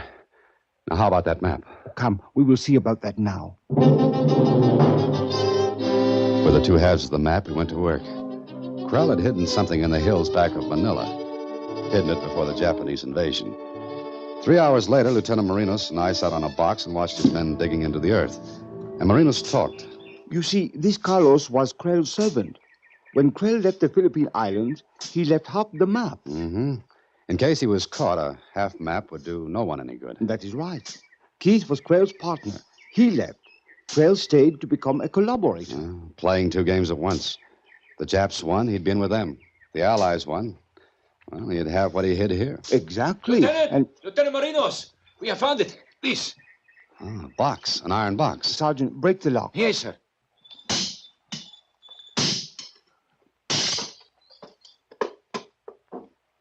Mr. Holliday, you may have the honor of opening it. Oh, thanks. I lifted the lid and unwrapped a large package done up in waterproofed oiled silk. It is quite a lot of money, yes? Quite a lot of money. Perhaps $500,000, Mr. Holliday. From the looks of it, yes. And it all belongs to Mr. Krell, a man who betrayed my people and his country. We shall be happy to hold it in trust for him until he cares to come and claim it. Yeah, I think I'll take him back something else, though. Something else? What? That. What? That over there. Mr. Holliday, you are a poet.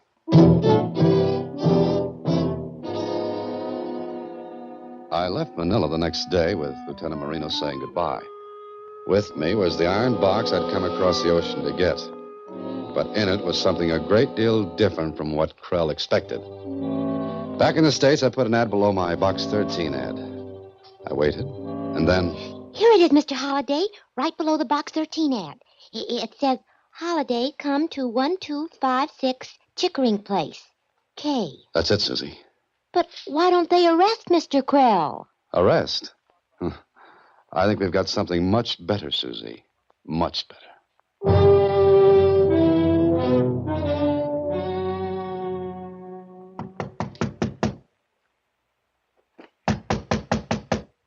Who is it? Holiday. Let me in.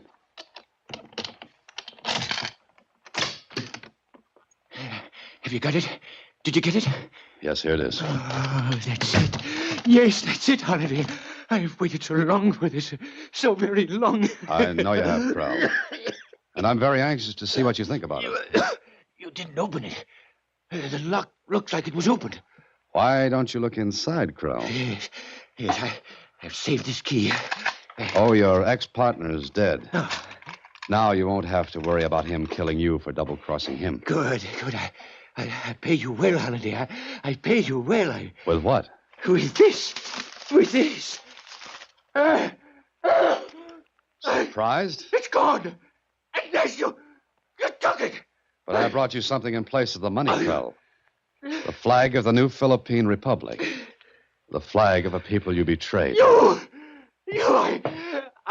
kill you. You're very sick, aren't you, Krell? Very sick.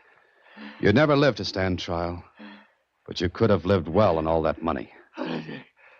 Please, give it to me. Certainly, Krell. Oh, here's the other half of the map, which is why you wrote to me originally. I've not double-crossed you.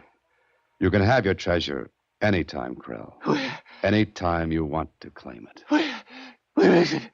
In Manila. And anytime you want to go back and claim it. I think the people there will be very glad to see you.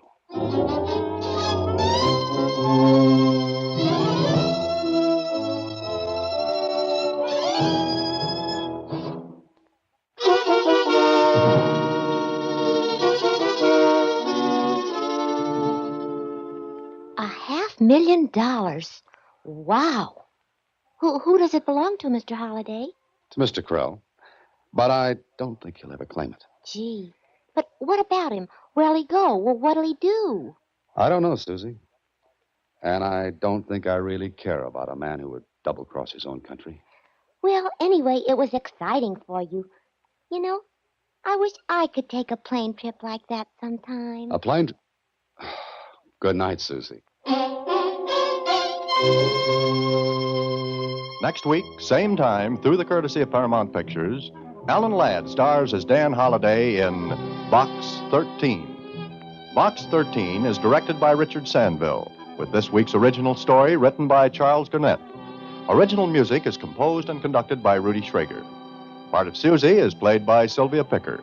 Production is supervised by Vern Karstensen. Box 13 is a Mayfair production from Hollywood. Watch for Alan Ladd in his latest Paramount picture.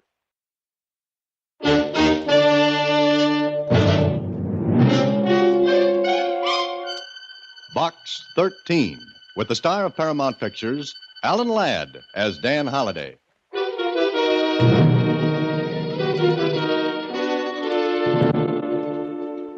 Box 13, care of the Star Times. I've read your advertisement asking for adventure. I think this will be it. I'm asking you to solve an impossible situation, but one that must be solved. Next Wednesday, drive out on Route 36 at exactly noon. You'll come to a 5-mile speedometer check. Maintain a speed of 72 miles an hour over the distance. You will be passed by a 1938 car going 100 miles per hour. The car will sound its horn. When you hear it, pull over to the side and stop.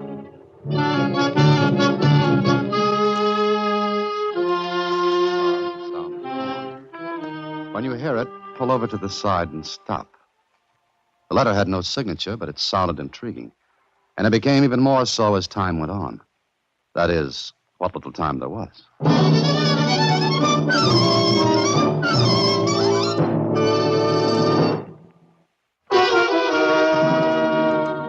And now, back to Box 13 and Dan Holliday's newest adventure, Speed to Burn.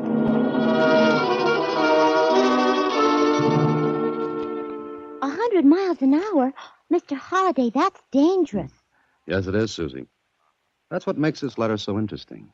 I'd like to see a 1938 model do 100. Why? Isn't it possible? Possible, yes, but not probable. Why not? Susie, in the course of time, things wear out. Even a car has to give up sometime.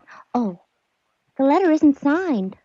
And that's another thing that tells me to take this on. An unsigned letter, a 1938 car doing 100 per, and an impossible situation that has to be solved. Now, I ask you, Susie, wouldn't that make anyone pick up his ears?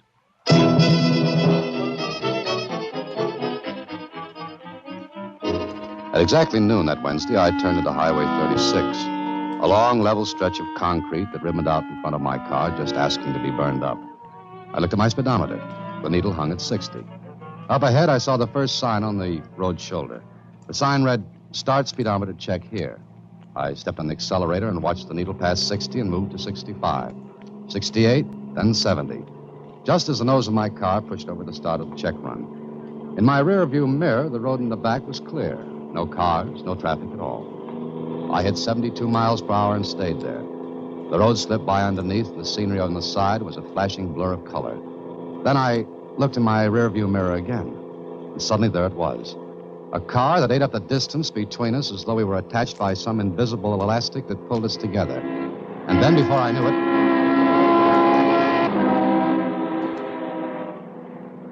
it was past me. I pulled up and stopped. Ahead, the car that passed me slowed down, and it also stopped. Then turned around and came back toward me.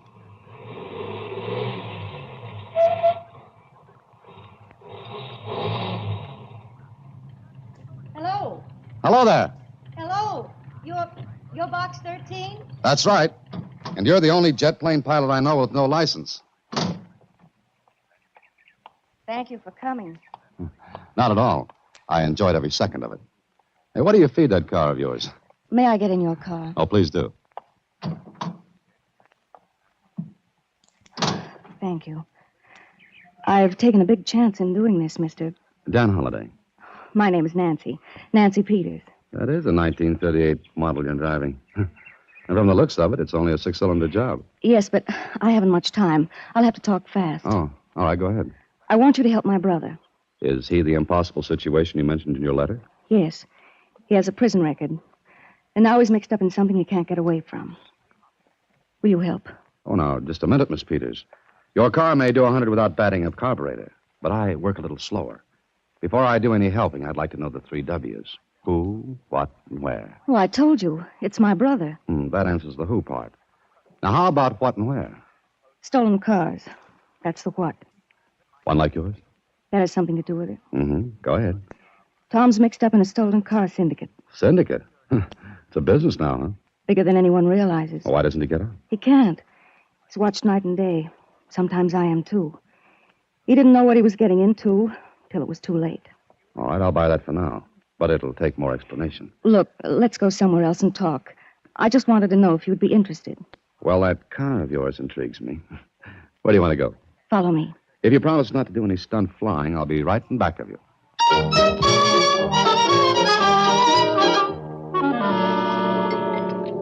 More coffee, Miss Peters? No, thanks. Are you interested, Mr. Holliday? Yes. All right.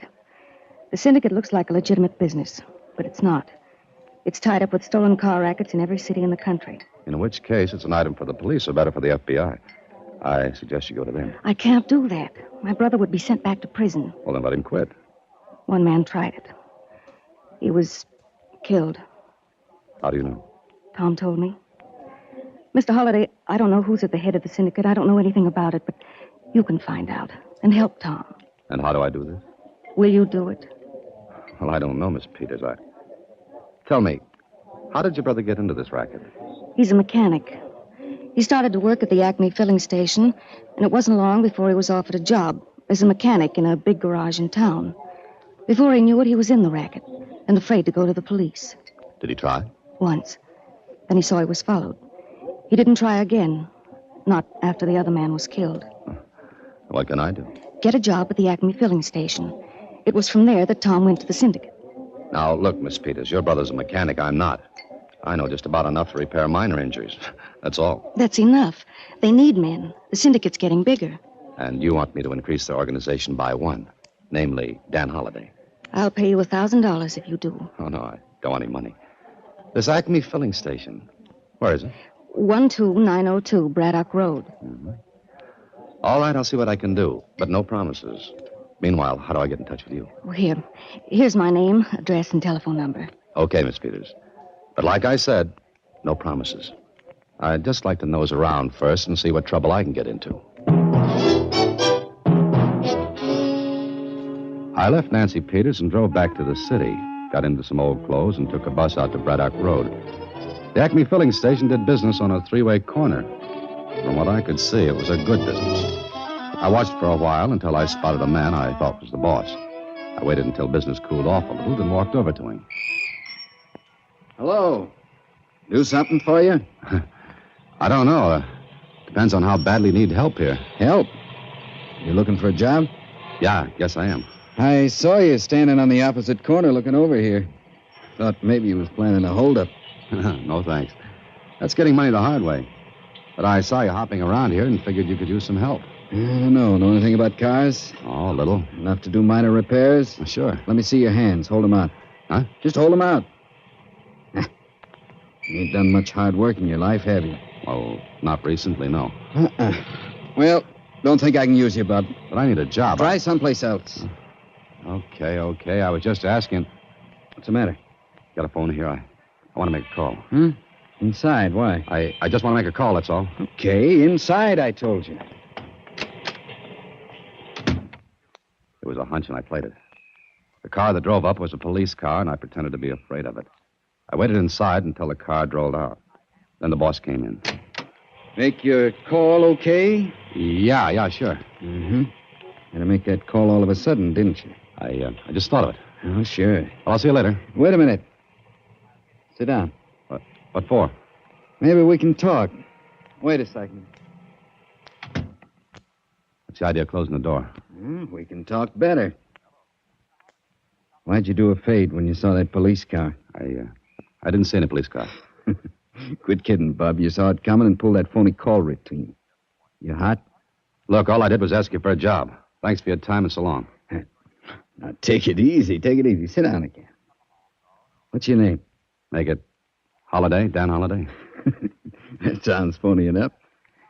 Want a job? A minute ago, you were tight about that. Now you loosen up. Why? I like to help people. Uh-huh. Got a kind face. You want a job or not? Doing what? Handling the pumps, working on the grease rack, lubrication, wash rack, maybe doing some repair work now and then. How about it? Sounds like a full-time job. That's what you want, isn't it? Yeah, it's exactly what I want. Well, pick up some coveralls in the lockers out back. You start as of now.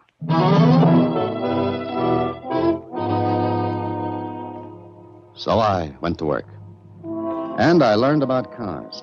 I rented a room near the station at night, read books on automotive repairs. And I waited. Waited for the next move, which came one morning just after I'd reported for work. Holiday. Hey, Dan. Yeah? Come inside a minute, will you? Right away. Pull the door shut. What's the trouble? No trouble at all. You know, you're getting to be a pretty good mechanic. Well, I learned fast. There's not quite enough work around here for a good mechanic. I thought maybe you'd like to make more dough. Do I get a raise? Not from me. But I can send you to somebody who needs mechanics. Needs them bad. Thanks. Who's the guy and where is he? You go to 714 South Elm, to the Southern Auto Works. And here, give him this card.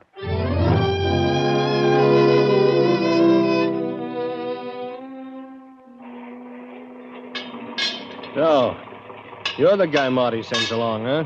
That's right. He gave me this card to give you. Yeah. Okay. My name is Mike. Follow me. Sure. Kind of busy in here, aren't you? We keep going. Hey, this way. I can see why Marty says you need mechanics. Yeah, you can always use a good one. People crack up their cars or do a million things. Here, go in this door. Good luck, fella. Have a chair, Halliday. Well, thank you. So you're a mechanic. Well, that's what Marty says. And you live at 678 Bender Avenue, and you do a lot of reading at night. I know a lot about you, Dan, more than you think I do. Like what? Like the fact that you're a little shy of cops. I'm not afraid of them. I didn't say that. I said shy. Say like a guy who's just put in a little time would be. Now, don't be afraid, Dan. There's nothing to be afraid of. Look, I took the job at Marty's place because I needed it. But I don't have to be needled by you or anybody else. Maybe I did a stretch. And again, maybe I didn't. It's got nothing to do with the job. So long, Mr. Swanson. Stay right where you are. What's the idea? No idea, Dan. I'm just in need of good mechanics. Marty tells me you're pretty good. Not top-notch, but good enough. Okay, you want a job here? Doing what? Automotive repairs. What else? That's what I asked. What else? My, you're suspicious. Look, you can take the job or not as you like. Pay is $75 a week on a percentage basis for anything over that in time and work. I'd look like a chump if I turned that down. That's right. So I guess you're in, huh? Like you say, Mr. Swanson. I'm in.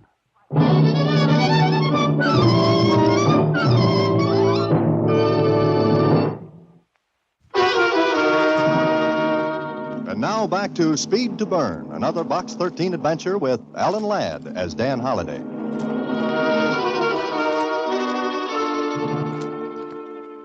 Like I said, I was in. But in what? It looked like a legitimate business. The big garage did a roaring trade, and it seemed on the level. Mike, the man who took me to Swanson's office, stuck close to me, so I had no chance to snoop around. Then one day I was called into Swanson's office. Well, Dan, everything all right? As far as I know, everything's fine. Why? Got any objections to working at night? No, not at all. As long as the pay is time and a half. It's better than that. It's double. Special job? Yeah, you might call it that. How good are you at keeping your mouth closed? Well, I'm not the talkative type. I suppose you know you've had a tail on you ever since you've worked here. No, I didn't know. What's the idea there? Well, you're an ex-con. I thought that was gone by the boards, forgotten. It is. But it's a funny thing. I've had a check made on you, and I can't find a record of any Dan Holliday serving time anyplace. Got anything to say? Nothing, except maybe you looked under the wrong name. Yeah, that's what I figured. Anyway, you've been watched, and so far you're clean. Look, Mr. Swanson, you got me in here to talk about overtime work. Then you switched to my record. What's your pitch? Come around tonight at 10 o'clock, the back way. Just suppose I say no. Mike's a big guy. Maybe he could persuade you. Oh, I see. In other words, now that I'm in, I'm really in. In what, Dan? Maybe you can answer that better than I can. Maybe I can. Be here tonight at 10, the back entrance. Mike will see that you get here. Until then, so long, Dan. Well, it was a tight spot. I couldn't tell whether Swanson knew anything or not. I hadn't made a move to contact Nancy Peters or her brother Tom. But that night, I was to be at the garage at 10 o'clock. At 9:30, Mike came to get me, and 20 minutes later took me down in an elevator, down into the cellar below the big garage. And what I saw made me blink my eyes. Brother, this was a racket on a big scale.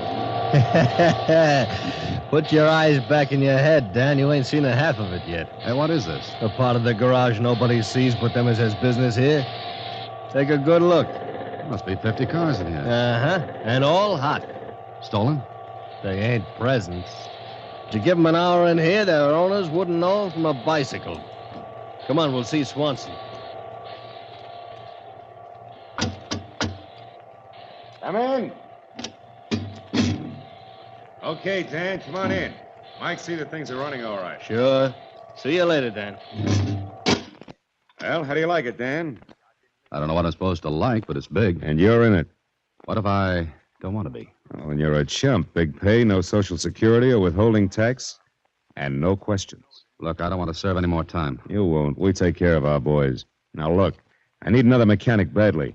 There are enough hot cars floating in here in the next 2 weeks to make itself a pile of dough. Yeah, but Mr. Swanson... Holiday, you haven't got a choice. Either take the job or you'll never work again. Any place, any time.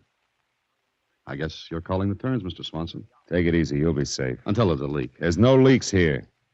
We're big enough to have our own police force to watch the men who work for us, understand? Yeah, I think I do. Okay, Mr. Swanson, you've got yourself another boy. And from then on, I was watched closer than all the gold in Fort Knox. It was over a week later that I finally made contact with Tom Peters. Mike took me to him because Tom was to break me in on a new job. Mike wants you to work on the jalopies, huh? Yeah, that's right. Okay. I'm Tom Peters. I know you're Dan Holliday. Yeah. What do I do? Well, we got 10 hot cars rolling in tonight. They got to be pulled apart for shipping out tomorrow. That's a little fast, isn't it? That's nothing. One night we put out 18. Come here. See this paint? Yeah. Special stuff, huh? That's right. Washes off with caustic soda. Plain water won't touch it, only caustic soda. We spray a coat of this stuff on the car. And then what? What about the license plates? You kidding? Look here. Over 500 license plates from different states. With a new paint job, different plates, even different tires, you wouldn't be able to recognize your own car if you sat in it. I see. Pretty tight organization, isn't it? Brother, you don't know how tight. Make a bad move and you're material for a hearse. Well, you're to work on the manufacturer's numbers. Serial numbers of the motors, huh? Manufacturer's numbers. Never in the same place twice. Sometimes it's in the carburetor, sometimes in the block. Any one of a dozen different places. I see. And you tear down the engine, get rid of the number, and there's no chance left for positive identification of the car. Right. Okay, start tearing this baby down. It's got to roll out on the street by midnight. Let's go to work. And I worked. And all the while I did, I knew I was being watched. And I think I was even followed when I went home. For 3 nights we kept at it. There wasn't a chance to break loose. Then on the 4th night, Tom Peters came over to me. Shake loose from that job, Dan. We got a special to do. Special? Okay, what is it? Look here. Are you kidding? This got to be a hot car. No, it's not. What's it look like? Like a broken-down model of 10 years ago. Who wants a crate like this? Wait a minute. Now, take a look under that hood. Look at that power plant. The engine's from a British tank. There's enough power under that hood to make this baby climb right up the side of a building. I don't get it. Why put that motor in this old job? Look underneath at the springs. The springs are upside down. Sure, for a low center of gravity. And the body of the crate's lined with armor plate, and it's got bulletproof glass throughout. What are these things inside? Oh, extra gas tanks. This is a getaway car, special built. You park this in front of a bank and no cop would take a second look at it. But no other car made can get near it for speed or power. Now that's real neat. Well, looks like the boys think of everything, don't they? They don't miss. You know, I'll bet anyone could take a 1938 car and hop it up with one of these motors. Sure, why not? Year don't make no difference. Even a girl could drive one. Sure, why? One her brother put together for her before he got into this racket. Girl? 1938? What'd you say that for? Take it easy, Tom. What are you driving at? Nancy, your sister? What about her? She got me in here to get you out. Oh, look, she's crazy. You're crazy. This is a tight box. You want to get out? Cut it out, Dan. You're asking for trouble. Look, together we can break this racket. Look, there's not a chance. Hold it. Here comes Mike. Hey, what are you guys gabbing for? Just looking over this job, Mike. It's pretty sweet. Yeah. Well, get it in shape. Some of the boys want it for a heist job tonight. You got an hour to work it over. Heist job? Yeah. They're knocking over a bank. Okay, help me, Tom, and I'll help you when we get out of this. Listen, don't you think I'd have made a break before now? They got me going and coming. And I'll do it. They're watching you every minute. That's the chance I have to take. Where's your lunch pail? Lunch pail? Have you gone nuts? Just give it to me. You drink coffee, don't you? Sure. With cream and sugar. You happy now? Tom, that makes me very happy. Later that night, when I was through working, I left the garage. I tried to phone Nancy Peters 3 times, but she was out. The last time, I left a message for her to meet me in the lobby of a movie. I went there hoping I'd shaken my shadow off my trail. Fortunately, she got my message. And I told her to call the FBI. to give them the address of the garage, 714 South Elm, and to make it fast because there was no time to lose. Then I walked out of the lobby and into the street. I looked back. Nancy Peters was going toward a phone booth in the theater lobby. I was about to walk to my room when... Enjoy the picture, Holiday? Mike. Yeah, Mike. Funny about you. You bought a ticket, walked in, talked with that dame, came right out again. I remembered I'd seen the movie before. Sure. Who was the dame? What are you talking about? The dame. Who was she? What did you say to her? Look, Mike, that's my personal business. Then it's mine, too. She went to a phone booth inside. Can I help it if some girl wants to use a phone? Yeah, I figure you can. Now, come on. We're going to Swanson.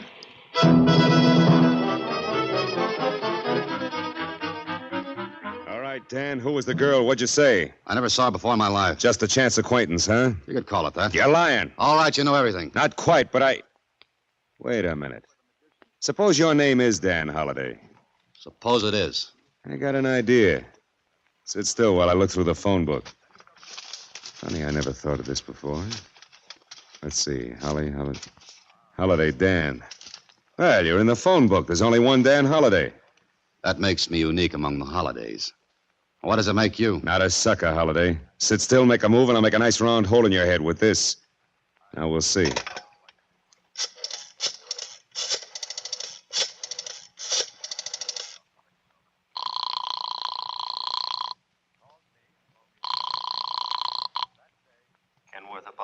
Mr. Dan Holliday, please. Mr. Holliday isn't in. Oh? Is he out of town, do you know? Who's calling, please? An old friend, Mr. Swanson. Oh, well, Mr. Swanson, Mr. Holliday's been gone for almost 2 weeks. Is that so? Well, thank you. Thank you very much. You've been gone 2 weeks, Holliday. It just about ties in with the time you've been here. Okay, Swanson, so I'm in the phone book, and you found out I'm not at my apartment. What does that prove? That's what I'm going to find out. And if I... Boss, there's a raid coming our way. The tip-off boys just flashed the red. All right, move the hot cars out back. Get all you can. Notify all branches we're shipping a load tonight. Tell the drivers to take the ones that aren't ready and run them in the river. Right. Holliday, you're going with me. Get going. That dirty thing do the job? Yeah, come on. Getaway car in shape? Yeah, it's all set. Now, Holliday, you're going to see why we're never caught. What's wrong, Mr. Swanson? We have a stoolie with us, Peters. Stoolie? But... That's right, Peters. A stoolie. Clear out. There's a raid coming. Mike, warm up the car. Sure. Yeah, she's okay. Nothing to worry about. In, Holliday. Get in. Okay, you're the boss. Let's go, Mike. Up the ramp. Right.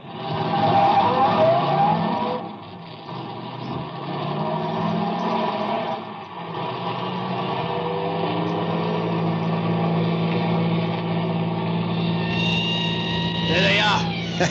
Play with them, Mike. Let Holliday see how good we really are. But, boss! You heard me. And I'm almost catch up to us. And Holliday, don't duck when you hear shooting. They can't touch us in this. Besides, I want to save you from myself. They're right on our taillight, boss.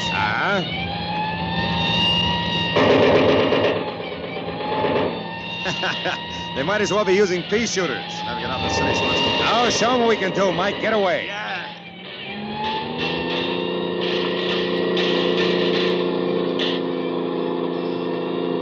See, Holliday, they're almost standing still. Okay, Mike, head for the state line. Hey, something's gone haywire. What's the matter? You said this car was in shape. Yeah, it was. Get going, you idiot. I can't get me started. The engine's going dead. Run on the curb. We'll make a run for it. Pull in, Mike. Pull in. Oh, no, you don't. Hey, Mike, help me. You dirty rat, you.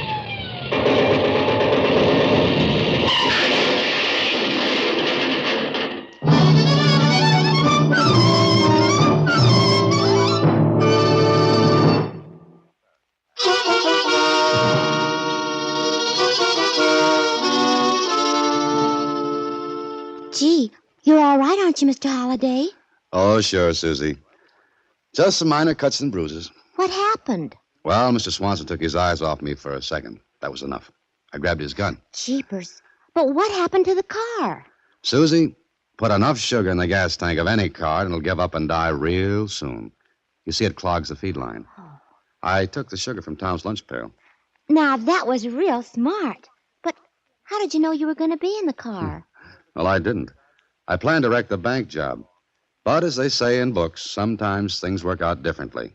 And for the best. What about Tom Peters? He's all right. He was roped in. Fear made him stay. Hey, Susie, how about some coffee? Oh, sure. Right here. Cream? Thanks. Sugar? Lots of it, Susie. Lots of it. I just love sugar. Listen in again next week when, through the courtesy of Paramount Pictures, Alan Ladd stars as Dan Holliday in Box 13. Box 13 is directed by Richard Sandville, with this week's story written by Albert Wagner from an original story by Bernard Fines. Original music is composed and conducted by Rudy Schrager, and the part of Susie is played by Sylvia Picker. Vern Karstensen is in charge of production. This is a Mayfair production from Hollywood. Watch for Alan Ladd in his latest Paramount picture.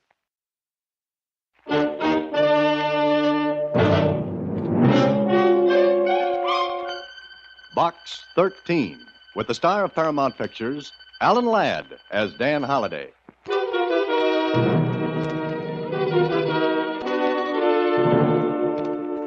Dear Mr. Box 13, care of newspaper Star Times, I am Nick Nerekios. For 20 years, I own a restaurant, and there is no trouble, and that is good. Now, I got trouble, and that is bad. One day, I look through paper, I see Box 13, that you go any place, do anything, you want adventure. All right, Mr. Box 13, you come to Nick's place, 2129 10th Street. You have no trouble finding it because it is only Nick's place.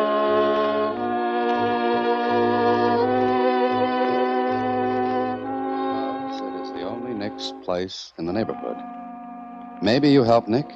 Yes? Maybe I help Nick, sure. At first I was laughing, and later I was laughing. But I was laughing with tears in my eyes.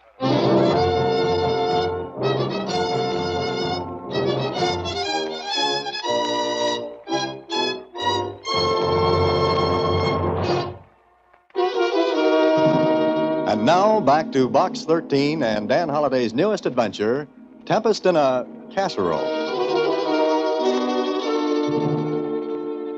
Nick, what's his last name, Mr. Holliday? Nerekios. Oh, Doesn't seem like anything interesting could come of it, does it, Susie? well, I think you ought to go and see him. Hmm? Why? I've had better letters than this, and you've thrown cold water on them. His place is on 10th Street. Keep going, Susie. What's your point? Well, I thought you could do me a favor at the same time. Uh-huh. What? Look, What's that? I ordered an earthenware pot from Caldwell's department store on 10th Street, and look what they sent me. It's cute. A little merry-go-round. A toy. I know, but it isn't what I asked for. What did you ask for? I told them to send me a carousel. You got it. I didn't. I got this. If you ordered a carousel, you... I do not think this is very funny. Susie, did you by any chance mean a casserole? Oh, I guess I did. The customer at Caldwell's is always right. You ordered a carousel, and a carousel you got. Will you take it back for me? No, sure. And even if Nick doesn't have anything interesting, I can do you a favor. So long, Susie.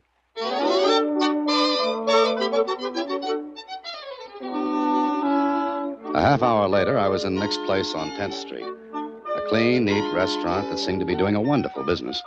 Every table was filled, and the counter was loaded and crowded with people. I asked for Nick, and a waitress guided me to his office in the rear. Yes, sir. Yes, sir. I can do you something, sir? Well, the question is, what can I do for you? What are you selling? My services, free. Oh, I'm sorry, I do not understand. Mr. 13? Mr. 13, I am so glad. Please, you sit down, please. Eh? Oh, thanks. I have a name as well as a number, Nick. It's Dan Holliday. Oh, good, Mr. Dan. My name, Alexander Nerekios. Alexander? But I thought... Oh, sure. My name, Alexander, but when I first come this country, everybody call me Nick. One name, she's good like any other. But that is not here or any place, yes? Yes, I suppose not. Mr. Den, you see my restaurant, you come in, yes? Yes, and you're doing a roaring business, Nick. Like Shakespeare says, it's a rob. What do you mean? Oh, Mr. Den, you look here. I open the door. It's still crowded out there. Yes, but each one have coffee, just coffee.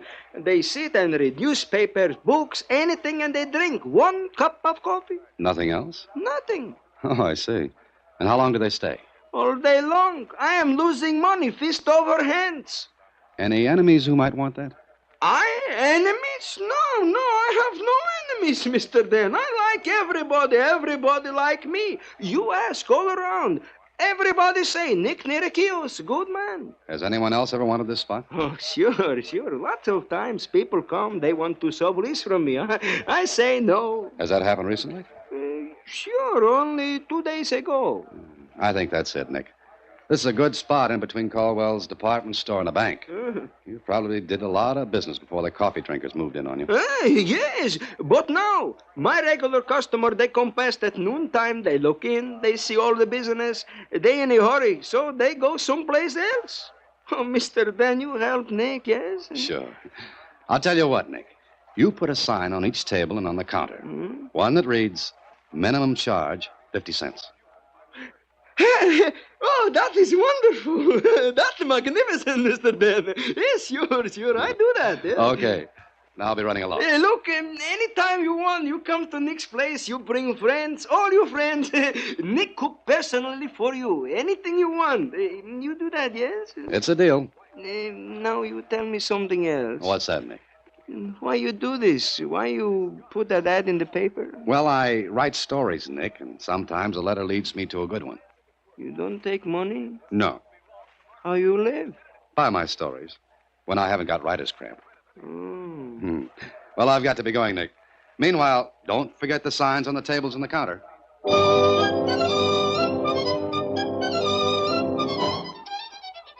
So, marking that little visit off to profit and loss, I went home. Then the next day at the office. You forgot, didn't you? Huh? Forgot what, Susie? You didn't take my carousel back for a casserole. Oh, I'm sorry, Susie. I put it in the back of my car and forgot all about it. I'll do it for you, though. When, Mr. Holliday? Maybe today. All right. Hello? Please, you let me talk to Mr. Holliday. I want to talk to Mr. Dan. Please, I know, hurry. I'm very important. Wait a minute. I don't know who this is, Mr. Holliday. Yeah, I'll take it. Hello? Mr. Dan Holliday, I want to talk to Mr. Dan Holliday, the writer. Well, this is Dan. Oh, Nick? Yes, Nick. Oh, Mr. Dan, I am in trouble once more again. What's the matter? My idea, didn't it work? Oh, sure, fine. Work fine. Then what's the matter? My credit, it is ruined. Your credit? Go slowly, Nick, and tell me all about it. For years I buy on credit, same as big business. All the time I pay my bills sharp on the dash. Now, all of a sudden, no credit. Sounds like someone fixed that for you. What do I do now? No wholesaler send Nick food he need for business. I cannot open my restaurant. I am ruined. Now, calm down a minute and listen to me. I listen. Did you make money last month? Always I make money. Well, have you got a bank account? 4 of them. All right, then. Have one of your banks call the wholesalers with whom you do business. Just reestablish your credit. That's all. That is all I do, Mr. Dan? That's all. What a wonderful man. Mr. Dan?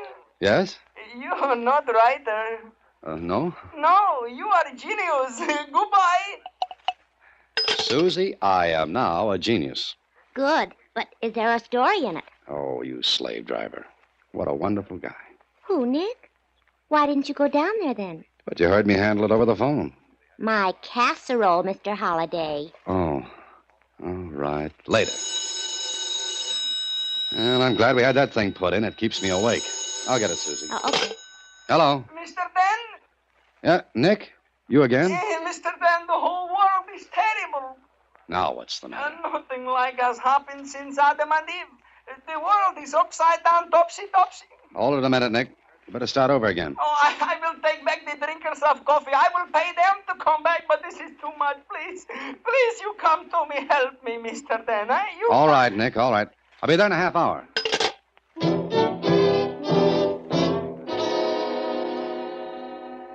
I hurried down to Nick's place, and before I could drive up in front, I knew something was wrong. The street was crowded with trucks and the drivers. The place was a bedlam. Horns tooting, drivers yelling at each other to get out of the way, and right in the center of it all, Nick. His hair was standing on end, his face was as white as a sheet, and his arms were flying around like a lunatic windmill. I parked in an alley a half a block away and walked toward Nick. No, these are not mine. I did not order 10 radios and jig boxes. Now, look, you're Nick Nera. Are you Nick? I am Nick. I wish I was not Nick. Hey, Nick, what's this all about? Oh, Mr. Den, my friend. Look what has happened to Nick. Hey, mister, you know this guy, this Nick? Yes, I do. What is all this, driver? Yeah, just look at this bill here. It says deliver 10 radios and 3 jukeboxes to Nick's place.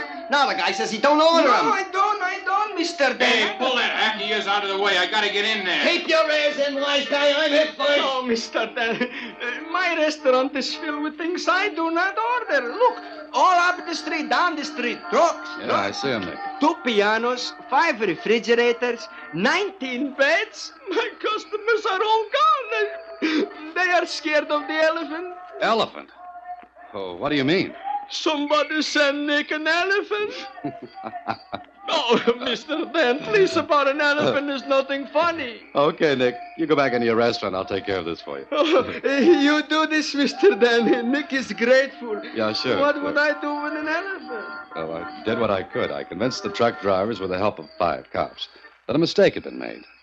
It took over an hour, but at last the tangle was unsnarled. Radios, refrigerators, jukeboxes, razor blades, pianos, beds, whatnots, and the elephant. Well, they were all sent back where they'd come from. Then I went in to see Nick. Oh, Mr. Dan, Nick does not know what to say. Nick is spokeless. Sit down, Nick. Oh, sure. You want some coffee? Not right now, thanks. Look, Nick, you said someone had asked you to sublet your restaurant. What reason was given? They say Nick does not know how to run a restaurant. They say they make a gold mine. Yet you've been making a comfortable living. Oh, in America, I am very happy. I come here a long time ago now. Mm-hmm. All right, Nick, here's what you do. You sit tight. Sit tight? Stay right where you are. Don't sublet to anyone. Understand? Oh, I never give up my place. Never. That's the ticket. Whoever's doing this to you will have to give up sometime. Mm-hmm. And if anything else happens, you let me know, Oh, huh? sure. I call my good friend, Mr. Dan. Swell. Why you think they do this to me, Mr. Dan? I don't know, Nick. But it'll be interesting to find out. I went back home, and the more I thought about Nick and the trouble he was having, the more curious I got. Why should anyone want a restaurant badly enough to go to all that trouble? Why? I was still wondering when... Hello? Mr. Dan? Is this Mr. Dan? Yes, who is this? I am Mrs. Nick Nerakios. Mrs. Nerakios. Yes. Mr. Dan, Mrs. Nerakios, what's the matter? It's about Nick, my poor Nick. What about him? He wants you to come to him. Where? Home. You come, please. Please come, please. Right away. What's the address? 789 Borden Street. Please, you hurry, please. Something terrible has happened to my Nick.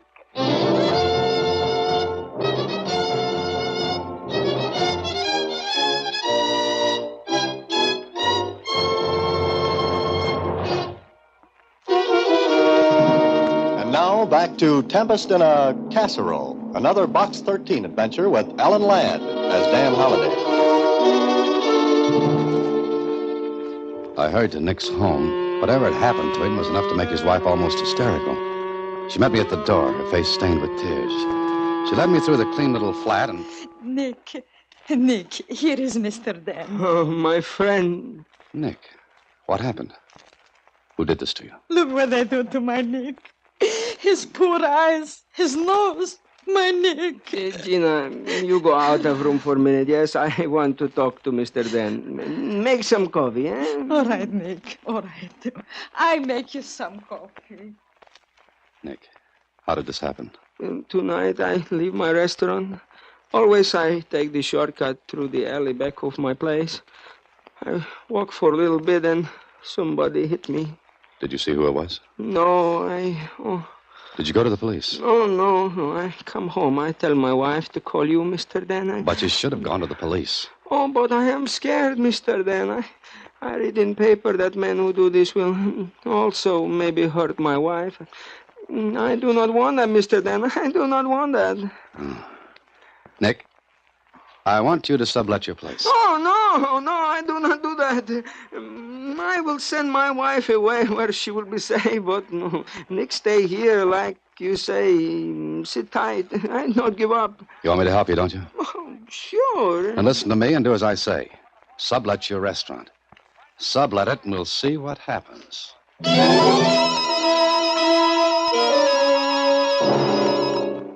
After I left Nick, I went to see Lieutenant Kling. He listened to what I had to tell him, and... But, Dan, he should have come to the police. He was scared, Kling. Besides, what could he prove? The men who beat him up were hired by the person or persons who want Nick's place. Why? There's a bank next door, Kling. I know that, but you're not thinking those guys will drill through the walls in that restaurant to get to the bank. It's been done before. Yeah, I know. So you told Nick to go ahead and sublet. That's right. Look, Kling, here's the way I figured. They want Nick's place badly enough to commit mayhem. They counted on his being scared enough to keep him away from the police. But what they didn't know was that Nick had written to me asking me to help. So? What's your idea? Let them have the place. Let them do what they want. But watch that bank. Well, Nick sublet his place to the men who had been after it. And Kling and the police watched the bank. Special alarms were set in the walls. Night and day, the restaurant was watched. And what happened? And exactly what happened to Simple Simon's fish hook and the pail of water. Nothing. Absolutely nothing. One day, after a couple of weeks of this game of watch and wait, I was in my office. Mr. Holliday, What, Susie? did you ever look in the back seat of your car? Back seat of my car? Why? Who's there? Not who, what? Well, what's this? 20 questions? My carousel is still in the back seat of your car. It's been there for weeks now. Oh, I'm sorry, Susie. I'm sorry. I hope I haven't held up your cooking. If you'll give it to me, Mr. Holliday, I'll take it back and exchange it.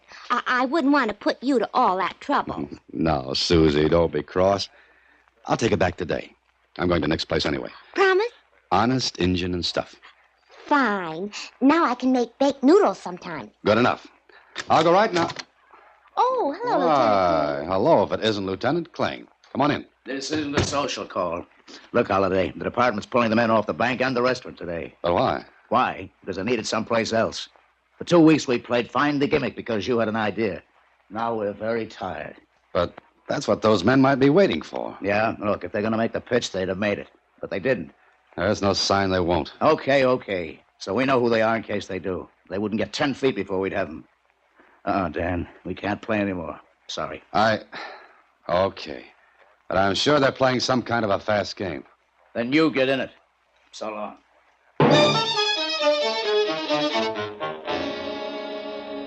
Maybe Kling was right. But then again, maybe I was right. I hadn't been in the restaurant since the last time with Nick. I wanted to keep out of the way in case I'd been spotted then. So I thought I'd drop in before going to the department store. A waiter came up to me. Yeah? What'll it be, mister? Where's your menu? We ain't got any. No menus? Our customers can't read. It's a funny way to run a restaurant. Okay, it's funny, so laugh. Well, what have you got to eat? Hamburgers. And? Onions. Nothing else? Our customers ain't that hungry. Okay, bring me a hamburger. No onions. And a cup of coffee. Take a while if you don't want to wait and leave. This was a great restaurant. Not like when Nick had it. I was the only customer, and from the waiter's attitude, the lack of business was understandable.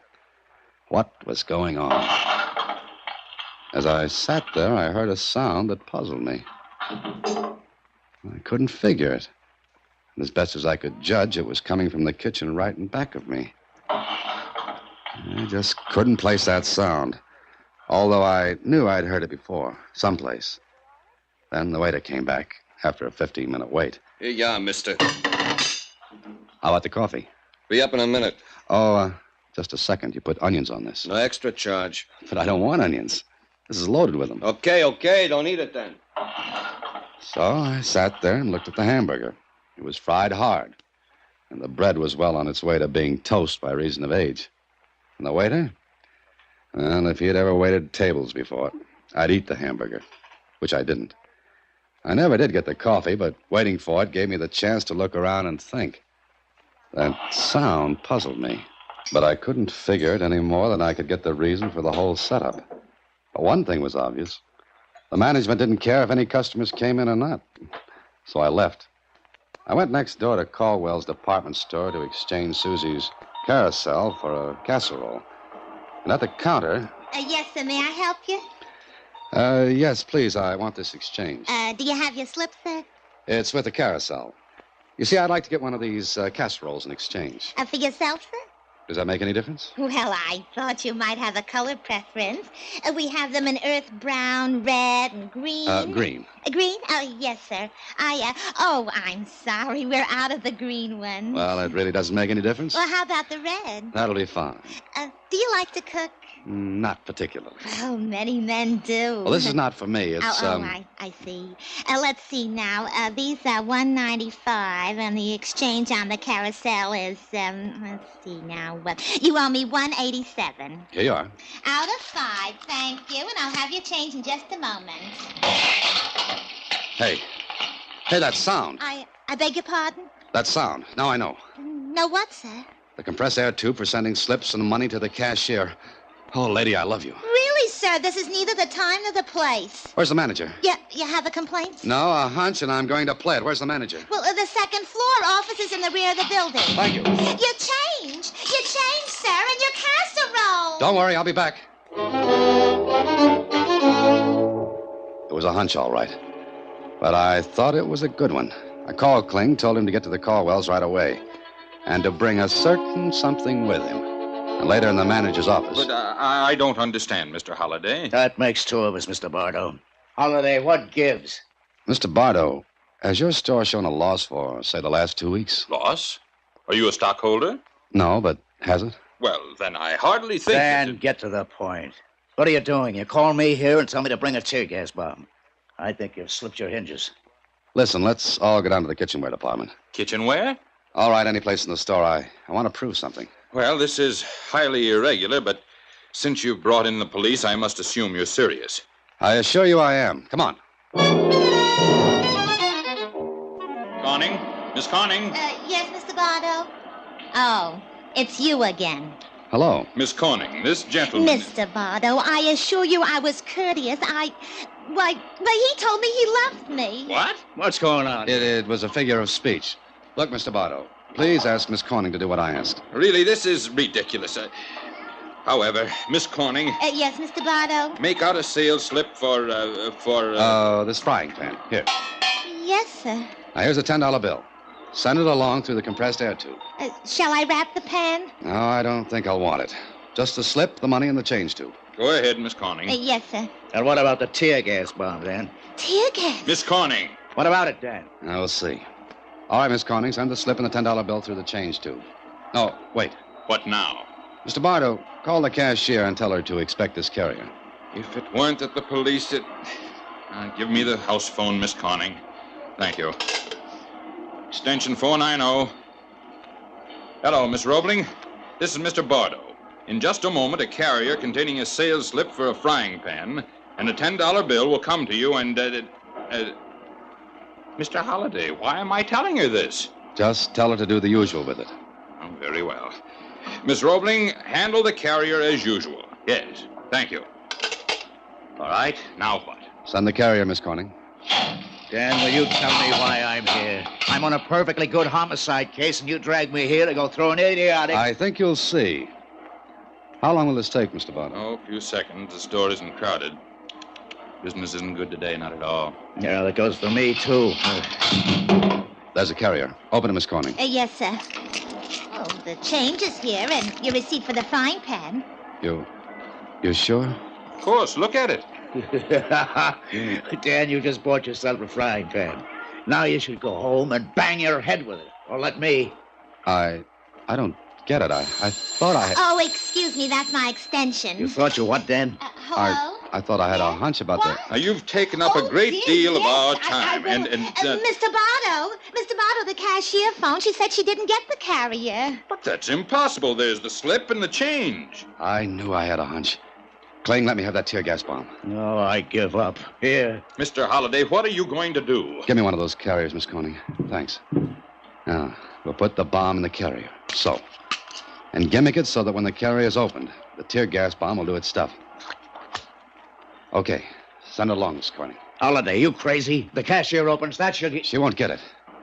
Go ahead, Miss Corning. Send it on. Mr. Bardo, should I? Yes, send it.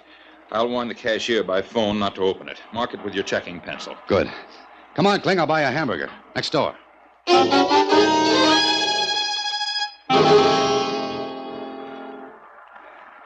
think we made it? Sure. Now just keep an eye on the front door of the hamburger place. Here they come. Grab him, Kling. Grab him. Hey, what's the matter? Ah, the waiter with tears in his eyes. I told you there were too many onions in that hamburger.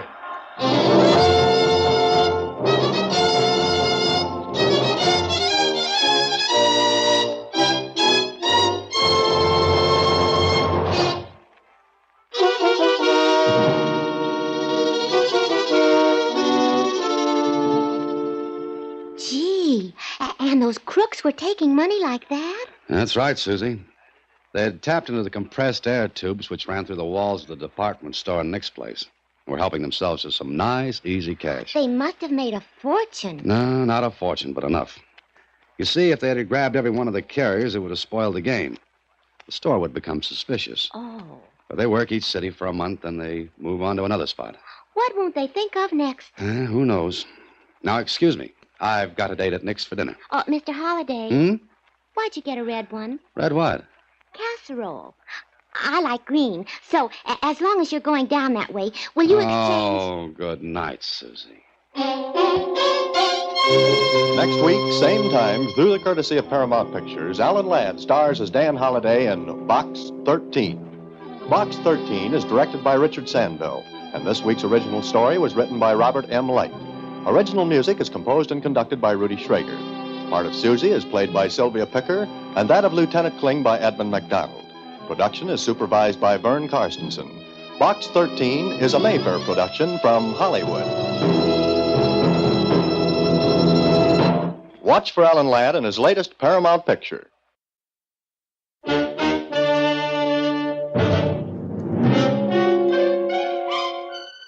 Box 13, with the star of Paramount Pictures, Alan Ladd as Dan Holliday.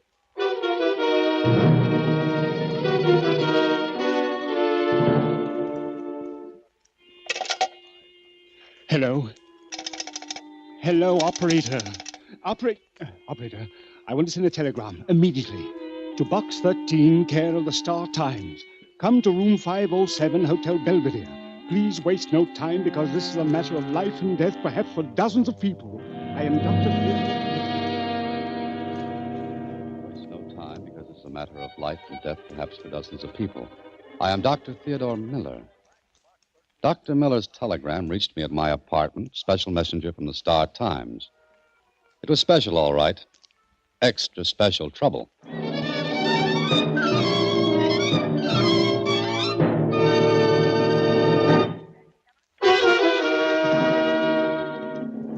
And now, back to Box 13 and Dan Holliday's newest adventure, The Biter Bitten.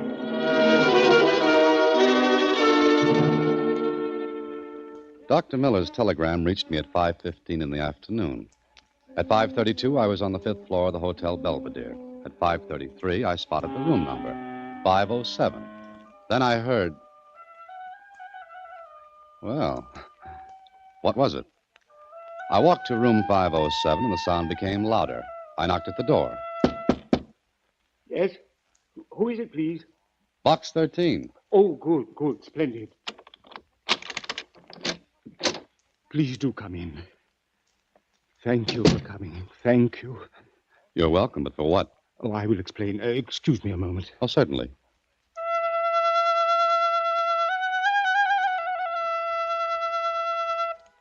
Oh, it's no use. Oh, you're so right, Dr. Miller. Music like that does seem a little out of place. You're joking. I think you're the joker, Dr. Miller. No. Please forgive me, but I am desperate. Why don't you settle down and explain your telegram and this weird little concert? I am Dr. Theodore Miller. Yes, I know that. I'm Dan Holliday. Mr. Holliday, do you know what a herpetologist is? Yes, I know what it is. A snake expert. Exactly. So? Mr. Holliday, someplace in this hotel, perhaps on this very floor, there is a dangerous snake loose. Are you kidding? No. I'd better explain. Yes, you'd better. I'm in town to address the medical society on the use of snake serums in the treatment of hemophilia. I brought a king cobra along. It has escaped. Here in this room? I don't know where it is. Dr. Miller, thank you for the telegram and the music. I'm going. Wait, please. You're either a liar or you're crazy. No. Look here. My credentials. The hotel manager will verify them. You yourself can check. You will see that I am who I say I am. That doesn't stop you from being insane. Yes, I know how all this sounds, but please believe me, we must find that cobra. I can understand your concern, but you've got to understand my position, which is one I don't like. If you want adventure, this is it. Granted, you but... still think this is a joke, yes? Yes. Wait a moment. Hello. Will you have Mr. Larkin come to my room? Oh, this is Dr. Miller, 507. Thank you. Larkin? Who's he? The hotel manager.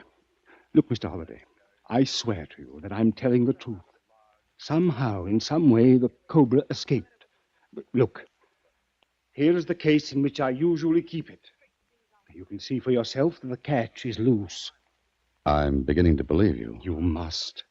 It might be in this room? I don't think so. I've trained the snake. Well, what? Yes. When it hears the little pipe I play, it comes, because I always feed it immediately after the music. Oh, but this time it hasn't come back. No, Come in. Ah, Mr. Larkin. Have you found it? No, I have not. But, Mr. Larkin, this is Mr. Holliday. He is the man from Box 13. How do you do? How are you? Terrible. Mr. Holliday, I beg you to help us. But how? I don't know anything about snakes. When Dr. Miller told me what had happened... Well, you should have gone to the police. If we had, they would have evacuated the hotel. I can't afford that. Business isn't too good. And besides, Dr. Miller assured me he could entice the snake back with no trouble. So far, he hasn't. Now, wait a minute. You're risking the lives of guests in this hotel. That's a little more important than the hotel itself. I know. But what guests we have on this floor are not in their rooms. And I'm sure the cobra hasn't gone far. Then you think he's on this floor? I'm positive. Then, for heaven's sake, find it. Who suggested sending for me? I did. I saw your ad. It was just a thought. And it's one you can get out of your mind right now. The police ought to be told. But the publicity. You'll have to risk it. Mr. Holliday, I don't want to lose that snake. Well, you have already. I'm sure we can get him back. For 5 or 6 hours, he'll be somnolent. He ate just before we learned he was gone. Did you find out he was gone? No, the cleaning maid did. Yes, that's right. She saw the empty case. You mean to tell me you allowed Dr. Miller to bring that snake into this hotel? I didn't know he had it. That is so.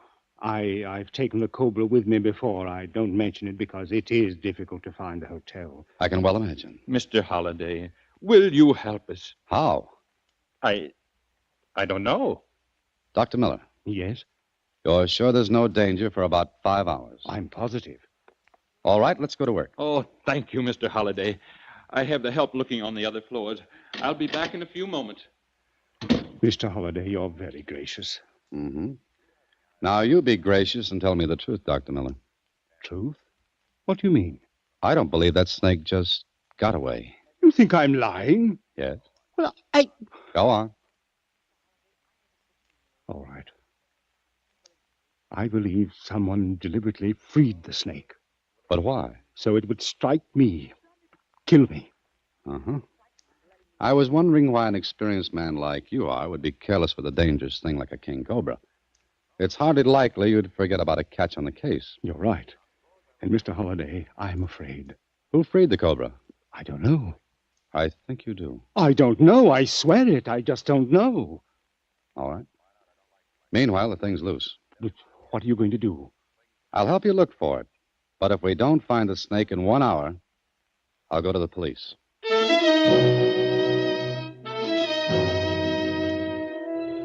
Well, I should have gone to the police right away, but there was something that told me not to. Anyway, we hunted. No snake. So I put in the call to the police and then went back to my office. There was something bothering me, but I I didn't know what it was. But I took the trouble to do a little research with Susie's help. Here's what you're looking for, Mr. Holliday. This article right here. What does it say? I'll read it to you. Miller, Theodore E. Noted Herpetologist?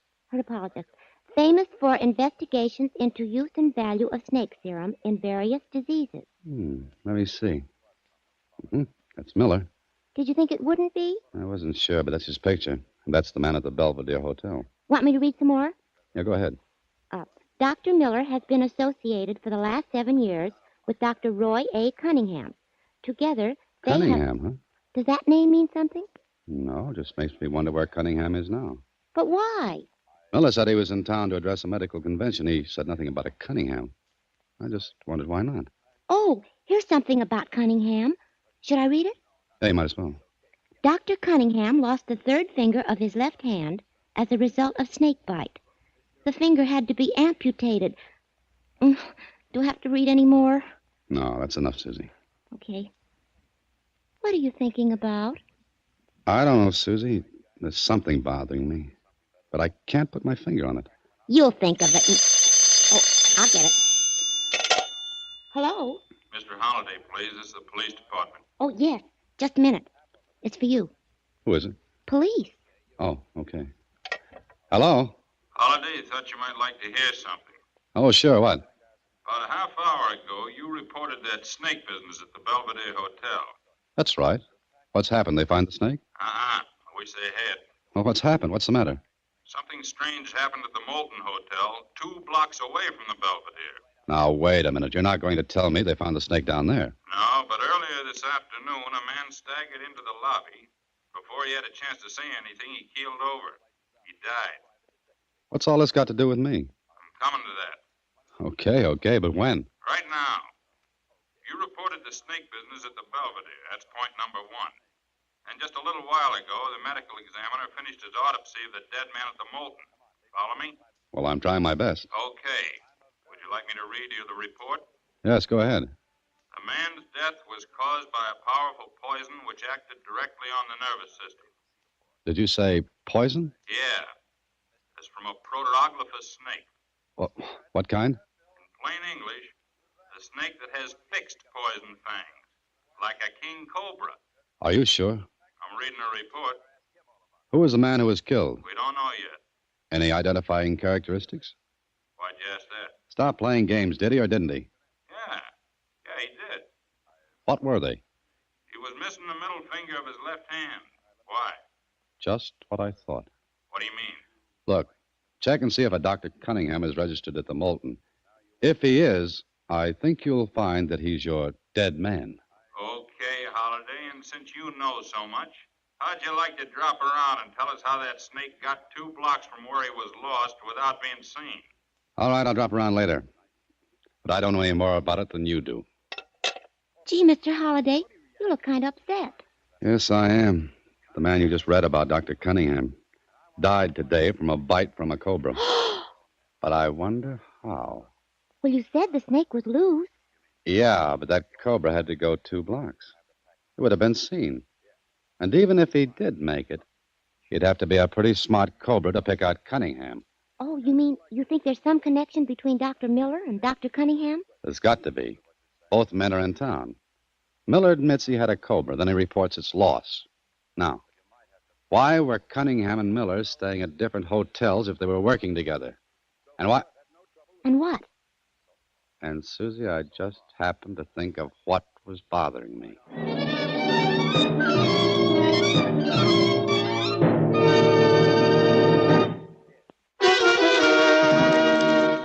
And now, back to The Biter Bitten, another Box 13 adventure with Alan Ladd as Dan Holliday.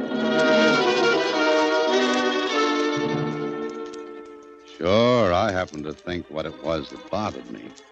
But it didn't tie in with anything. At least, not right then. So my first stop was police headquarters for a chat with the medical examiner. Yes, it's correct, Mr. Holliday. The autopsy on Dr. Cunningham showed definitely that his death was caused by venom. Possibly that of a cobra. Uh-huh. But no trace of the cobra itself. The Moulton Hotel's been searched. I have interns from the city hospital standing by with anti-venoms. Anti-venoms? Yes, yes. They're made from the venom itself, often efficient in the treatment of snake bite. I see. Okay, thank you, Doctor. Where are you going now? I thought I'd go back to the Belvedere Hotel. Uh-huh. Be careful. I don't want to go through another autopsy. Doctor, I'll do my best to keep from being the next subject. Oh, by the way, this Dr. Cunningham. Know anything about him? No, not much. His specialty doesn't interest me, but I know he was a famous herpetologist. Worked with Dr. Miller? I believe so. They developed a serum for the treatment of hemophilia. Miller said he was to address a medical convention here. Know anything about that? Yes, yes. As a matter of fact, Cunningham was to speak, too. Oh? What about? Well, I made some inquiries when I discovered the dead man was Cunningham. It seems he was about to present the medical profession with the results of his researches. Present? You mean give them away? Yes, why? Would those discoveries be worth anything? Well, if they're what I think they are, there's a fortune in them. I see. Why do you ask? I'm just curious. In fact, I'm very curious. Well, thank you, Doctor. If anyone here wants me, I'll be at the Belvedere Hotel. All right. And remember what I said. That cobra is dangerous. And sometimes the anti-venoms can't be administered in time.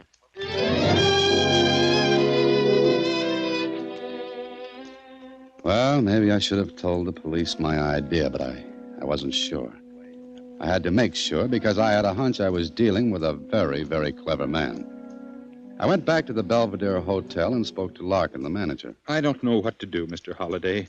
There are police all over the hotel. The guests know there's something wrong. Oh, this will ruin the hotel. Maybe not, Mr. Larkin. Maybe we can prove there's no cobra loose in here. What? But Dr. Miller, the death at the other hotel and... Yes, the death at the Moulton Hotel. But I've got a couple of ideas. Now, listen. Could Miller have left the hotel without anyone seeing him? Why, yes, of course. All right, let's say he did. But what does that mean? Look, Miller's telegram to me was delivered at 5:15 today. The medical examiner placed Cunningham's death at some time before 5, no later. The Moulton Hotel is only 2 blocks from here. Get it? No. Unless you're implying that Dr. Miller had something to do with Dr. Cunningham's death. Maybe I am. There was a motive. Cunningham was going to announce the results of the discoveries and give them away. Those discoveries were worth a fortune. It's just possible that Dr. Miller isn't quite the idealist Cunningham was. He murdered him? I don't know. In Cunningham's room at the Moulton, the police found 2 snakes, cobras. Oh, well, then one of them bit him. Maybe, but I don't think so. Cunningham knew how to handle snakes. Also, he would have had antivenom ready. Now, doesn't it strike you as peculiar that a man like Cunningham would rush down into the lobby? Panic? Mm-hmm. No, that wouldn't hold water. All his life he'd handled snakes. If one bit him, he'd move quietly, get the antivenom, and use it, not rush around in a panic. But what you're suggesting is that Miller deliberately... But it'll be hard to prove. We've got to go to the police. With what? My story? No, I've got a better idea. Well, what is it? You have a pass key to Miller's room, haven't you? Yes, of course. Well, you phone him. Get him out of there on any pretext. Why? Please do it. You want this cleared up, don't you? Well, yes, of course. But what'll I tell him? Get him into the basement. Tell him that one of your employees has seen the snake. That'll hold him down there at least until you and I are through in his room. His room? Mm-hmm. I've got an idea we'll find something very interesting. The ruse worked. While Miller went into the basement on a wild snake chase, Larkin and I searched through his room. What are we supposed to be looking for, Mr. Holliday? I'm not sure. Look. A case of antivenom. Miller has one. Cunningham would have been sure to have one. Well, now that you've found it, we'd better get out of here before he comes back. Not yet. Let's see what's in that closet. Well, please hurry. Well? Well. Maybe I found something I've been looking for. This leather bag. Well, what's in it? Well, it's rather heavy. And there are holes in the bottom. Now, why would a bag have holes in the bottom? Holes? 3 guesses. But take only one. That's all you need. The cobra. Yeah. Larkin, take a pillowcase from the bed, quickly. What are you going to do? Hurry up, get that pillowcase. Here you are. Now what? We're going to dump the snake from the bag into this pillowcase. You're crazy. It'll bite us. No, it won't. It has to coil to strike. It won't be able to in the bottom of this case. Now, hold the pillowcase by the edge, where the mouth is wide open as you can get it. You're a fool. You're risking our lives. Snake won't strike. Now, get ready. Please, be careful. I'll do my best. I'm here too, remember? All right, ready? I'll open the catch of this leather bag. Now, here we go. It was a snake. Hold that pillowcase as far away from your body as you can. What do we do with this? Is there a linen closet close by? Yes, in the corridor outside. Okay, tie it out on the top of that pillowcase and put it in the linen closet. And lock the door. Yes, of course. And warn your employees not to go near that closet. Mr. Holliday, What now? it's Dr. Miller coming back. I won't be able to get to the linen closet without being seen. Get back in here. Close the door. He has the house detective with him. Well, things couldn't be working out any better than they are. Mr. Holliday, I'm still holding this. Toss it under the bed, fast. Under the bed? Don't repeat everything I say. Just do it. Straighten the bed while I put this leather bag back in the closet. Go on. If I ever get out of this alive, I'll personally search all baggage coming into this hotel in the future. There. Okay, now we're all set. Sit down, Mr. Larkin. Pretend as though we're just waiting here for Miller. I don't feel like sitting down. Then stand, but try to look as though nothing's happened. You asked the impossible, but I... Wait a minute. Tear that extension cord loose from the baseboard. And hand me that staple that held it. You're crazy. All right, get out of the way. What are you going to do with that U-tack? Put it right here on the chair. Points outward, just about the height of Dr. Miller's ankles. There. That'll hold it, I hope. Oh, Mr. Holliday. Oh. Any luck down in the basement? No, some hysterical maid thought she saw the snake, but it was not. Well, what now? We must think. Mm-hmm. That's a good idea. The house detective here says there is no other way but to get everyone out of the hotel. We can't do that, Miller. I'm trying not to. Dr. Miller, did you hear of Dr. Cunningham's death this afternoon? Yes. Yes, I did. I would have gone to him, but I cannot leave here. Strange that a man of Cunningham's experience should have been so careless. Bitten by one of his own cobras. It's the chance we take. But he rushed down into the lobby. Doesn't he carry anti-venom with him? Yes, of course. Well, then why didn't he use it? I don't know. He died at approximately 5 o'clock, just 15 minutes before your wire to me. Yes, that's probably so. But we're wasting time here. We should be looking for the cobra. Yes, I suppose we should be. But to get back to Dr. Cunningham, suppose now I'm saying suppose, someone went to him, someone who knew him. Suppose that someone took a cobra there and allowed it to strike Cunningham. Who would do a thing like that? Oh, someone who hated him because of what he was going to do. Throw away a fortune for the sake of humanity. You're crazy. Maybe. But it would be natural for the police to assume that Cunningham was bitten by one of his own snakes, not by yours. You know that mine is gone. Sure, to make it look as though it escaped here. You sent the wire to me, so I'd be your alibi. Also, Larkin here was part of your alibi. This is fantastic. I admit that.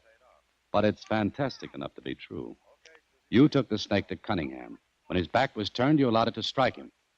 But first you took his antivenom. This is preposterous. I say the cobra you've been looking for is right here in this room. Get out of here. You're a madman. That description fits you better than it does me. Where are you going? We looked everywhere but in this room. This closet. Keep out of there. What's this leather bag? Keep away from that. Why, it's just a bag and... Don't open it. Why not? It's empty. Look. Empty. You're a liar. No. No, I'm not. Look for yourself. The cobra. Don't you understand? It really is loose. Sit down, Dr. Miller. Sit down. You fool. What did you do with that snake? What snake? There was a cobra in there. Trying to kid me, Doctor? You told us it had escaped. Even helped us look for it. No, will you please believe me? There was a cobra in there. No, I don't believe you. And I said, sit down. What's the matter? It was under this chair. It struck. Look, the marks on my legs, fangs. Holliday, please, hand me the antivenom. The case on the dresser. Did you hand it to Cunningham? You fool, I'll die! Cunningham's dead. Please, the case. I'll get it myself. Oh, no, you won't. Just a minute. Please hand me the case. What about Cunningham? Yes, I killed him, the fool. Hear that, Larkin? Yes, I heard it. Good. The case, please, the case. You won't need it, Miller. If you look down at the leg of the chair, you'll see I backed you into this. Tack. Uh-huh. Just a U-tack. You know, Miller, you worked up a pretty good crime. But when you sent for me, you set me thinking. You should have been more careful with your story. Look, under the bed. The snake. It's loose. Larkin, don't move. Well, Mr. Holliday, it looks as though we're all hoist by our own petard. You, house detective, get your gun out. If you move quickly, that cobra will strike. What will we do? I'm the only one used to handling snakes. Would anyone else care to try it? Larkin, look. Right at your elbow on the dresser. What?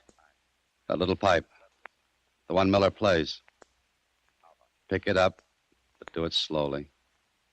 Slowly. I can't move. You've got to. The cobra's moving toward you, Holliday. You're in the same boat, Miller. If you move, he'll go toward you. Think your way out of this one, Holliday. Larkin, do as I say. Take that pipe. Reach for it slowly. Go ahead. Now what do I do? Play it. I don't know how. Go ahead, Mr. Larkin. You've got to, Larkin. Distract the snake's attention so the house detective can get his gun. Go on. You'll have to do better than that. I can't. I don't have any breath. Stand still. Try it again. That's it, Larkin. Keep it up. He stopped crawling. Miller, stand still. Good boy, Larkin. You've got him coming toward you. Keep it up. Keep it up. Go on. Now, you. Get your gun.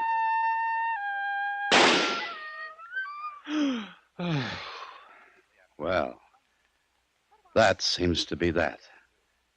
And Dr. Miller, suppose you and I and the house detective take a little walk. And I'll tell you the first mistake you made.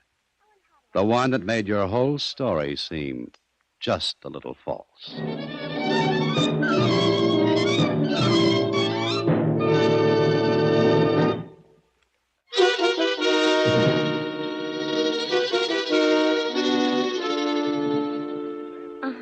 So he told you something that set you to thinking.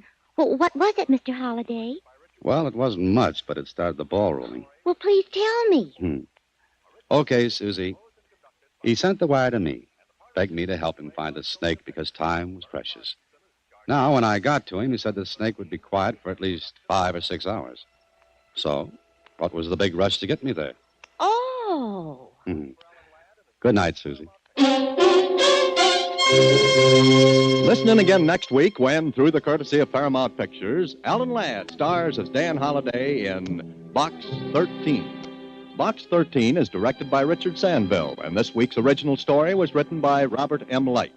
Original music is composed and conducted by Rudy Schrager, and the part of Susie is played by Sylvia Picker. Vern Karstensen is in charge of production. Box 13 is a Mayfair production from Hollywood.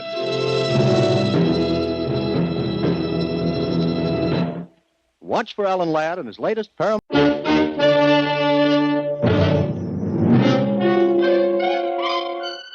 Box 13, with the star of Paramount Pictures, Alan Ladd as Dan Holliday.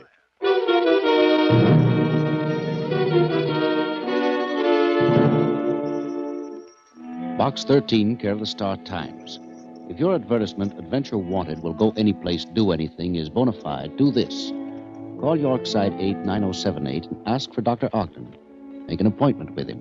Then phone Madison 9548 and ask for Mr. Alexander. When you've done these two things, you will receive further instructions. I will wait until 3 tomorrow afternoon. I will wait until 3 tomorrow afternoon for your call. If you want money, I can arrange that. If you want adventure only, This will give it to you. There was no signature, so I assumed the letter was from the mysterious Mr. Alexander, who liked telephones. I was right. It was his nickel and $1 million worth of trouble.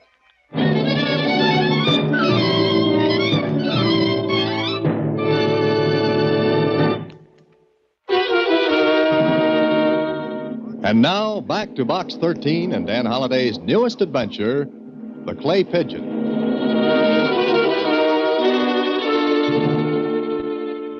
I wonder why you're to make an appointment with a doctor, Mr. Holliday. I don't know, Susie, but it's a very interesting letter. I'll tell you what, suppose you dial the first number for me, and we'll get in touch with Dr. Ogden. Uh-huh. Let's see, that was Yorkside. 89078. When you get the number, ask for Dr. Ogden, Susie. Mm-hmm. Hello? Hello. Dr. Ogden, please. This is Dr. Ogden speaking. Oh, thank you. Just a minute. He's on the line. Answered the phone himself. Oh, thanks. Hello, Dr. Ogden. Yes. I'd like to make an appointment to see you. Today? Well, let's say at your convenience. Would tomorrow be all right with you? Fine. What time? 2 o'clock sharp. 2 o'clock sharp. Fine. You know the address? Well, no, you'd better give it to me. Certainly. 7869 River Lane Terrace. Oh, just a second. Susie, Uh-huh. take this down. That was 7869 River Lane Terrace. Yes, that's it. Okay, tomorrow at 2 then. I'll be waiting for you. Oh, just a second, Doctor. Yes? Don't you want to know who I am? No. I prefer to find it out my way. Goodbye. What'd he say? I don't know, but it sounded like I prefer to find it out my way. Well, what's he mean by that? I wish I knew. Let's call that other number, Madison 9548. Want me to get it for you? Might as well. There's no fun being on first base if there's a chance of scoring. Go ahead. Now, what kind of a doctor prefers to find out the names of his patients his own way? Hello? Mr. Alexander? Yes, who's this? Just a second. Here he is, a party of the second part. Oh, okay. Hello, this is Box 13, Mr. Alexander. Oh, yes. Did you call Dr. Ogden? Yes, I did. I have an appointment with him for 2 o'clock tomorrow afternoon. Good. Will you keep it? Well, that all depends on what's going to happen next. I think you'll like it. Now, can you remember a name and a message? Well, I think so. I've remembered my own name for a long time. Good. Here's the name. Listening? I'm still here. Matthew Carey. Did you get it? Matthew Carey, right? Yes. Now, remember this. The dead shall not stay dead. Did you hear it? I thought you said the dead shall not stay dead. That's correct. It's not difficult to remember. You're right, Mr. Alexander. But now that I have the name Matthew Carey in the message, what do I do with him? I think you'll know what to do when you see Dr. Ogden. Goodbye. Hey, Alexander. Hey. He hung up, huh? Yeah, he hung up. Susie, this is either a big rib or it starts out as one of the craziest chases I've ever had. Well, all you can do is see Dr. Ogden tomorrow at 2. Yeah, see Dr. Ogden tomorrow at 2. Okay, Susie, hung for a sheep as well as a lamb. Dr. Ogden will see me tomorrow. So, the next day at 2 o'clock sharp, I pushed a bell button underneath the neat little brass plate that said Dr. Ogden. I waited, and the door clicked and swung open by itself. I stood in a dimly lighted hall. I was getting accustomed to the lights when the door closed behind me. Then I heard, Please come down the hall. Where are you? Second door to your left as you walk this way down the hall away from the front door. Please come in. Oh, thank you.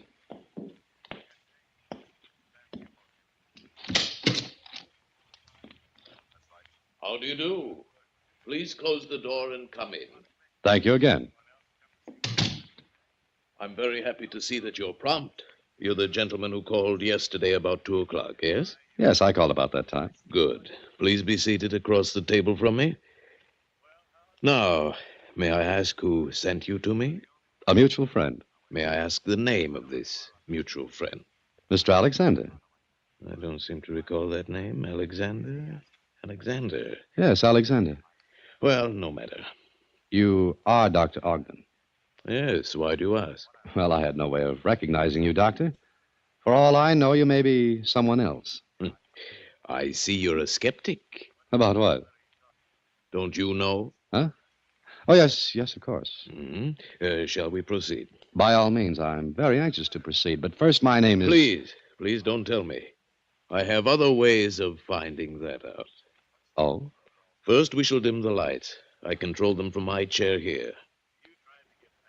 You can still see me? Very dimly. Your eyes will become accustomed to this light in a moment. Now, there's a drawer on your side of the table.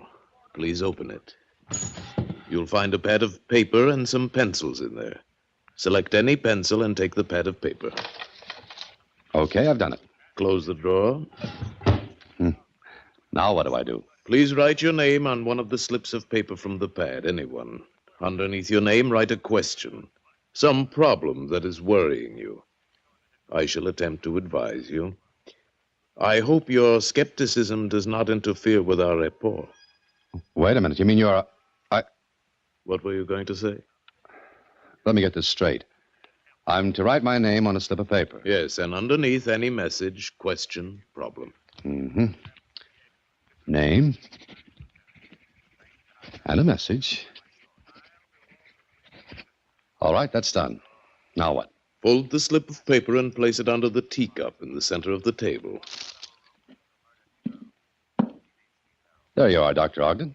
Good. We shall have to dim the lights a little more. I am trying to establish contact with your mind. I am trying to feel the psychic rapport between us. Think of your name and the message.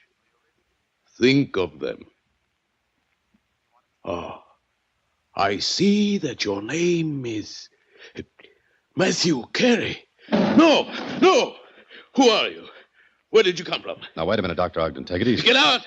Get out, you're crazy! You know nothing! Get out! Calm down a minute, will you? Why should my name make you jump out of your chair like It's that? not your name. Please, you don't know anything. You can't know. What's the matter with you, Doctor? Please get out of here. Go! Well, all right. But how did you know what name was on that slip of paper under the teacup? I said get out or I'll have you thrown out.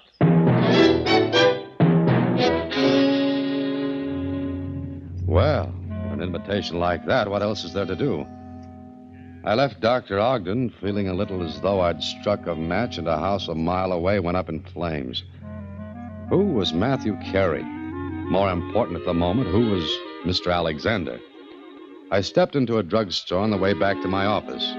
Dialed Madison 9548. No Mr. Alexander. It was a payphone in a market.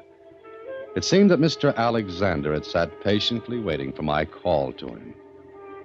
Later in my apartment... Hello? Mr. Holliday? Mr. Alexander. Yes. Which market are you calling from now? So you called back, eh? Yes, I called back. Look, Alexander, if it was your intention to frighten Dr. Ogden out of his next 10 years, you did. It was my intention, Mr. Holliday. Wait a minute. You know my name, my telephone number here at my apartment. How come? I saw you going to Dr. Ogden's. When you came out, I followed you. Very simple. Elementary. Okay, suppose we go to a little higher learning now. Who is Matthew Carey? And why did that name and message frighten Ogden out of his wits? Are you interested, Mr. Holliday? I think so, Mr. Alexander. But I'd like to know what the game is. Will you go on with it? I'll admit it has its points. Good. Well, then, you saw the reaction the name and message got from Dr. Ogden. The electric chair would have been a little less irritating to him. Then play along. He'll undoubtedly come to see you or try to contact you in some way. See him, talk with him. But whatever he says or does, don't let on what you're doing. Mr. Alexander, that is the simplest thing in the world for me to do because I haven't the least idea what it is I'm doing. When he contacts you, be mysterious. Pretend you know something. What makes you think that I'm that good an actor? Please do it. You won't be sorry. I still think it's a rib, a joke. Oh, it is, Mr. Holliday. But the joke is on our friend Dr. Ogden. Oh, he's not laughing. He doesn't have a sense of humor. But will you play along for just a little while longer? If you'll tell me one thing. And what's that? Where does it all end? And what good is it doing you? not sure where it will end. As for the good it does me, it will keep me from being killed. Good night.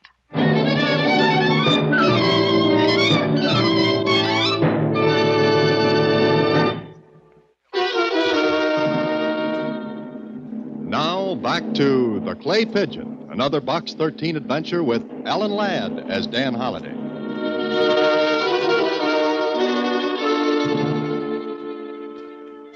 Well, Mr. Alexander's last words sat me up straight. I wanted to go to the police, but with what? I'd never seen Mr. Alexander, and as far as I knew, he had a lot of nickels to put in phone slots.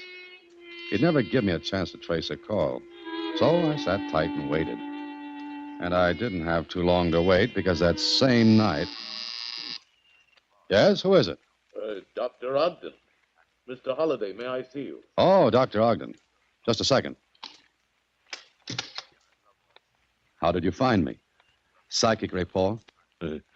No, I followed you earlier this afternoon. Oh, did you have company? Company? Skip it. There's something on your mind, Dr. Ogden? Yes.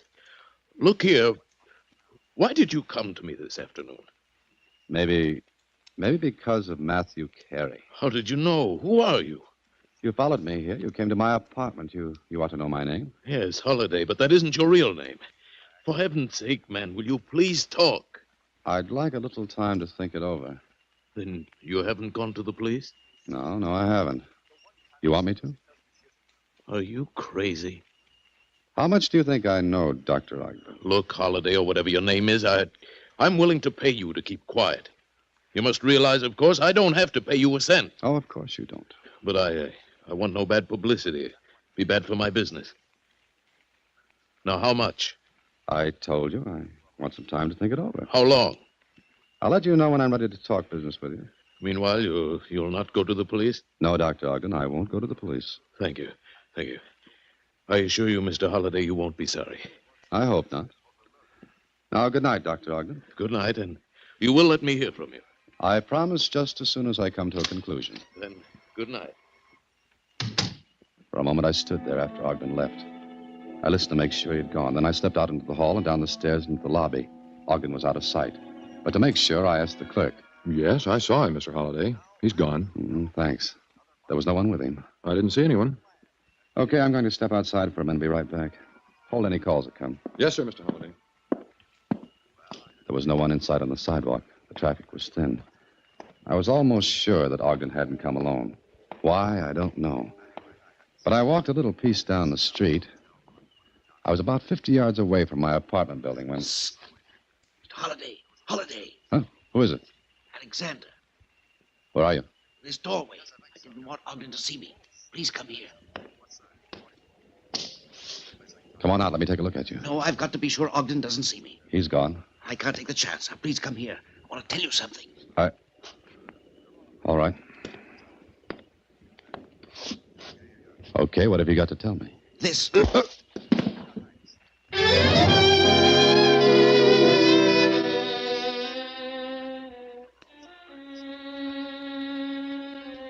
better now, Mr. Holliday? Oh, how'd I get back in the lobby? I found you. How did you happen to be looking for me? Well, there was a call for you. I stepped out on the pavement and saw someone lying in that doorway. Yes, and there I was, all tucked away. The original Clay Pigeon, Dan Holliday. Shall I call the police? No, wait a minute. You've got your wallet. Mm-hmm. My watch, my change, my ring. There's nothing missing? No, not a thing missing. Well, that's funny. The word you want is peculiar. It's anything but funny anymore. But I would like to know why he slugged me and then left me with all my money and... Your keys. Have you got all of them? Yeah. Yeah, they're all here, but look at this one, Charlie. You see anything? Well, yeah, there's some green stuff on it. Mm-hmm. Modeling clay. Looks like it. So Mr. Alexander wanted to make an impression of this key to my office. Why? Charlie, someday I'm going to catch up with Mr. Alexander and get an answer to a lot of questions.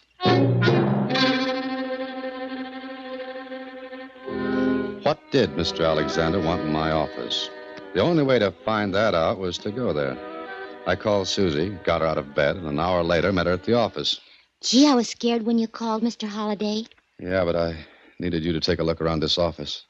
See if anything's missing. You take that side of the room, Susie. I'll come over here. But there's nothing here worth stealing. File cabinets are still locked. None of them forced? They don't look like it. Open them and look inside. All right. Not a paper disturbed, not even a pencil out of place. Okay, I'm crazy. I give up. How about the cabinet, Susie? Gee, they're just like I left them when I went home. I remember straightening them today because I wanted to find that... Okay, let's forget it. You know what I think, Mr. Holliday? No, what do you think, Susie? I think Mr. Alexander is a lunatic. Well, tell him to move over. He's getting company. The guy slugs me, makes an impression on my office key, and now what? You know, Mr. Holliday, I think you ought to find out about that Matthew Carey. Hey, that's an idea, Susie. Okay, pack up and go home now. Tomorrow, you and I are going to the morgue of the Star-Times, and we'll see what we shall see.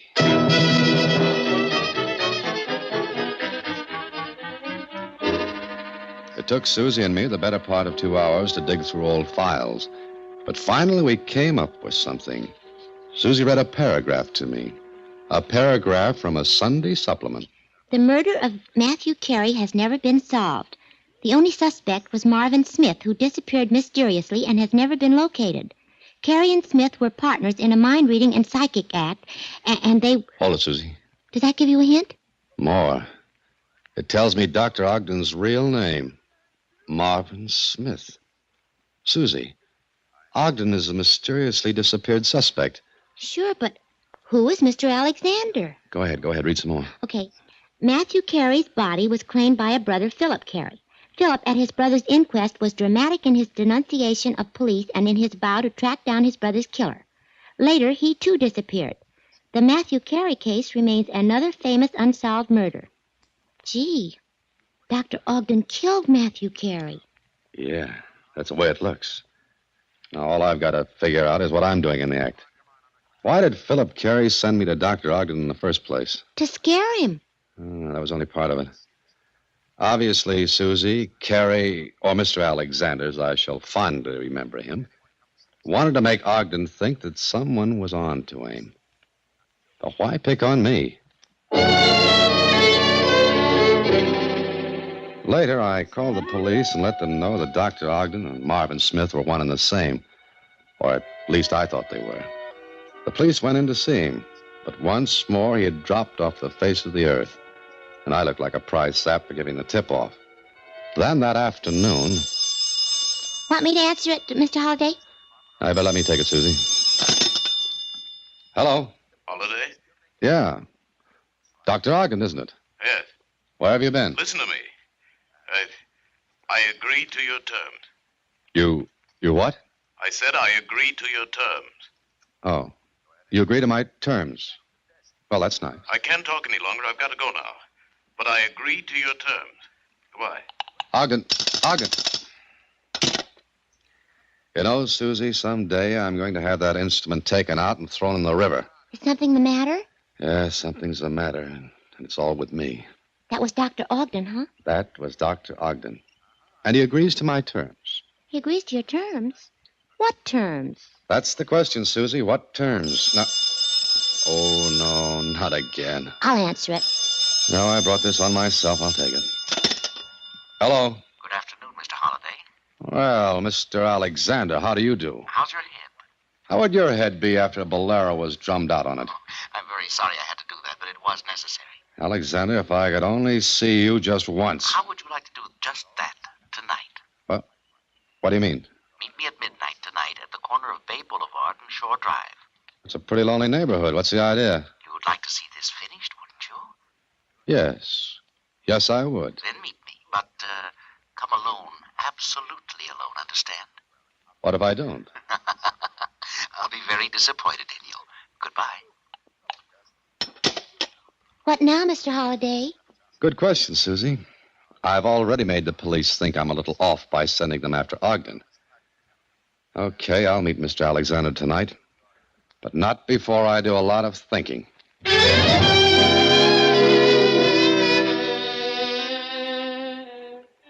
So I thought, and made up my mind to meet Alexander. But I also made up my mind to get there ahead of time.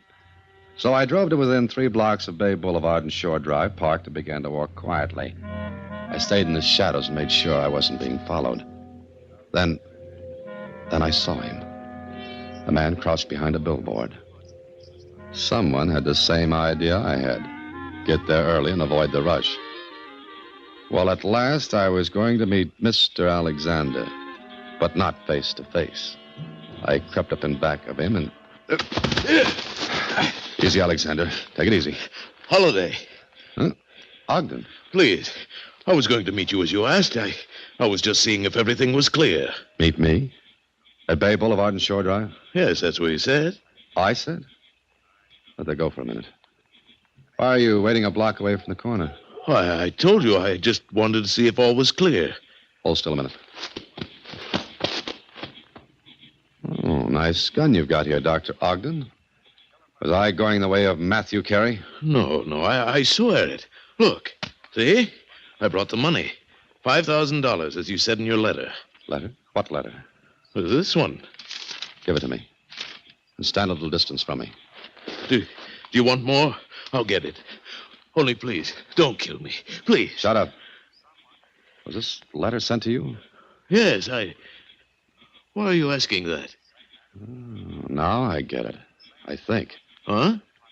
Look, Ogden, it's still 20 minutes before midnight. You're going to do what I say. Walk to the meeting place. I'll join you at midnight, and you pass over the money. But I'll keep your gun just in case. What are you talking about? You'll do as I say. We'll go to the police right now.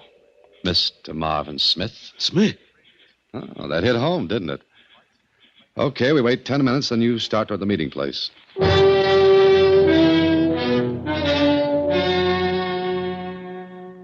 At midnight, I walked toward the corner. It was very dark, and I could just make out Ogden's silhouette.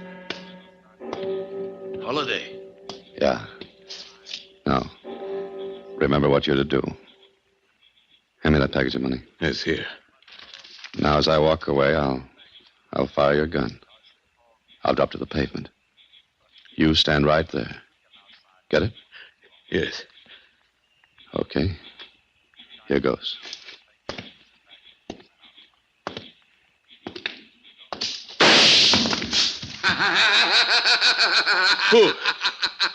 Who is it? Hello, Smith. Philip.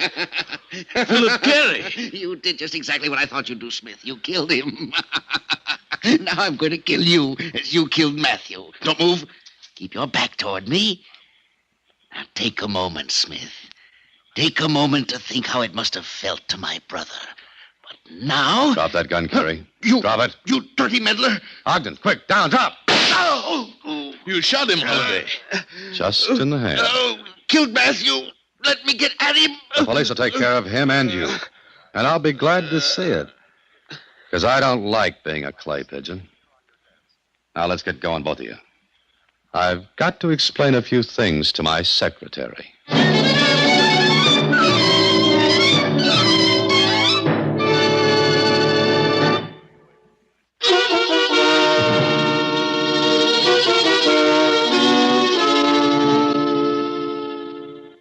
So Mr. Alexander, or Philip Carey, took just one piece of stationery and wrote Ogden a blackmail letter on your typewriter.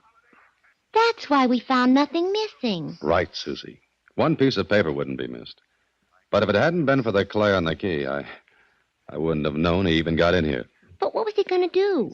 Yeah, it was a beautiful setup, Susie. He sent Ogden the blackmail letter. Ogden thought I sent it and was blackmailing him. Ogden was set to kill me, which is just what Alexander or Carey wanted. Okay, so Ogden kills me. Then Alexander steps in, kills Ogden, puts the gun in my dead little hand, and goes away for good. And then? And what did the police find? $5,000 in my pocket, a blackmail letter to Ogden written on my stationery, my typewriter. It's an open and shut case. Shut right on my neck. Aha, but there's one thing wrong. What? I could have testified differently. I knew the whole thing. Alexander wouldn't have gotten away with it. I don't like to keep things from you, Susie, but I was going to. What? Mr. Alexander would have come after you. Mr. Holliday, Let's take the ad out of the Star Times for a while. Then what will we do for excitement? Good night, Susie. Listen in again next week when, through the courtesy of Paramount Pictures, Alan Ladd stars as Dan Holliday in Box 13. Box 13 is directed by Richard Sandville, and this week's original story was written by Russell Hughes. Original music is composed and conducted by Rudy Schrager, and the part of Susie is played by Sylvia Picker. Vern Karstensen is in charge of production. Box 13 is a Mayfair production from Hollywood. Watch for Alan Ladd in his latest Paramount picture.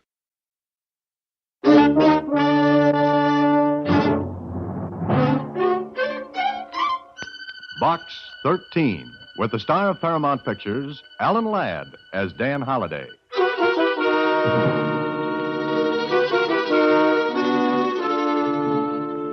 Box 13, care of Star Times. I saw your ad in the paper, and I wondered if you'd help me. I can't go to the police, and I have no money for a private detective. But my father is in trouble, I'm sure, and when you find out who he is, you'll know why I can't go to the police and why I must have Find out who he is, you'll know why I can't go to the police and why I must have help. Mrs. Sheila Corbett, 356 Waring Avenue. It didn't sound like much, this letter, but I did find out who her father was. I found him dead, then learned he was alive. Sure, it sounds impossible, but that was it.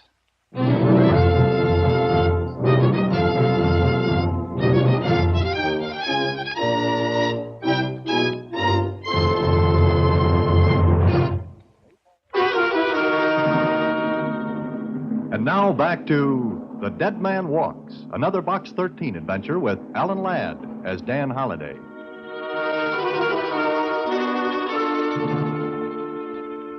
I wonder why she can't go to the police. Susie, if I knew that, I wouldn't have to go to see Mrs. Corbett. Gee, Mr. Holliday, it sure sounds like a wild goose chase. It'll probably turn out to be a dub. Oh, is that the word I wanted? Susie, only you can give the answer to that question. Well, once in a while I get a word right. Well, don't I? Oh, sure. That's what makes it so interesting. When you do get one right, I don't know what you're talking about. Kind of makes it the slice of life, huh? 2 strikes, and before you foul tip the next one, I'm leaving for... What was that address? 356 Waring Avenue. 356 Waring Avenue. Mm-hmm. So long, Susie.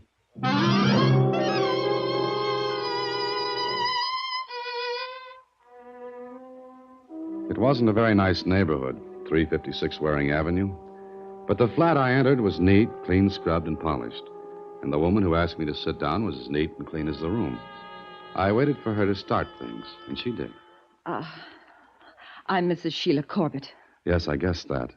And I'm Box 13. My name's Dan Holliday. Well, I don't know how to start, Mr. Holliday. The beginning's always a good place, Mrs. Corbett. Saves time and trouble. I want you to find my father. You said you couldn't go to the police about it. Why not? Because my father is a paroled convict. Do you understand? Are you afraid he's done something? No, I know that's not true. He swore he'd go straight when he came home. But you think he hasn't. I didn't say that. But the fact that you're afraid to go to the police says so. Look, Mrs. Corbett, if he's done nothing wrong, there's nothing to be afraid of. Yes, I know. But there'd be questions. I have 2 children, Mr. Holliday. A husband who's wonderful to me. No one in this neighborhood knows about my father, so... Well... All right, Mrs. Corbett, I'll give it a whirl. But first, when did you last see your father? The day after he was released on parole. He came here. Was he all right? I don't know. You don't know? Well, I'll tell you what happened. He'd come home. He was here maybe 2 hours when the phone rang. Sheila, telephone. Answer it, will you, Dan? All right. Hello? Oh, yeah, it's me. Why'd you call up?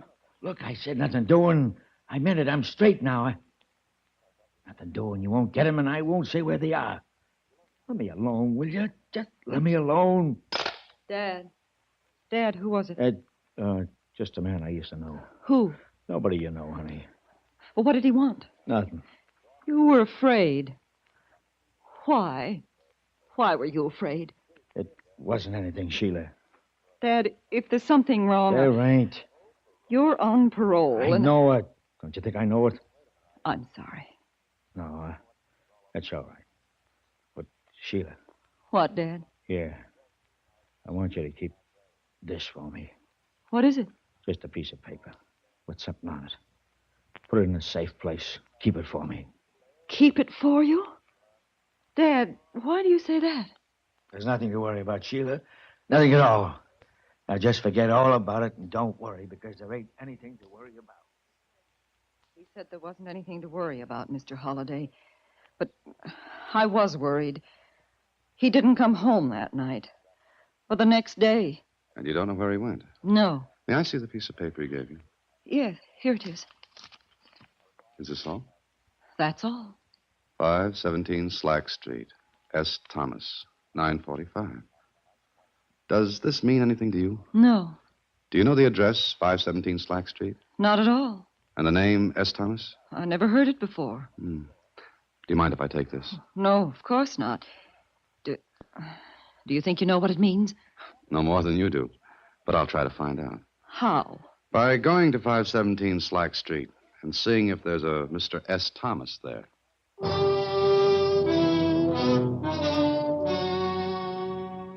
The piece of paper with a message on it seemed like it might be a reminder to meet Mr. S. Thomas at 9:45 at this address. But when? What day? Why? Was S. Thomas the man who called Mrs. Corbett's father on the phone? You know, a guy can ask himself a lot of questions and get no answers. So I drove to 517 Slack Street. It was a pawn shop with everything from gold toothpicks to elephant heads. And clocks. Lots of clocks that ticked off little punctuation marks into the silence. Hello? Hello? Anybody here? Holy mackerel. Holy mackerel. Hey, what the...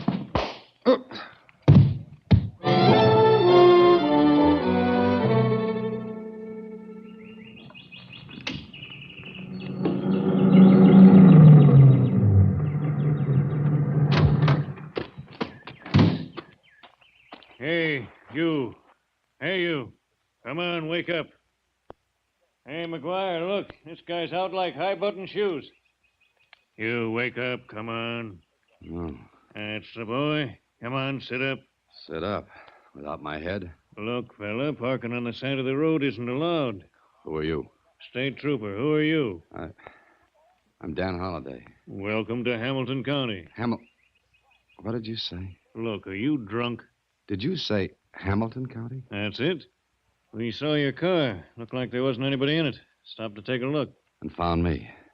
You're no Easter egg, but, brother, all that lump on your head needs is a shell. How far is it to the city? About 70 miles. Well, thanks. I'll be going now. Oh, no. Maybe you better come with us. All right. Get in touch with Lieutenant Kling. I'll identify myself and tell him a nice story. He won't believe it, but I've got a lump on my head to back me up. All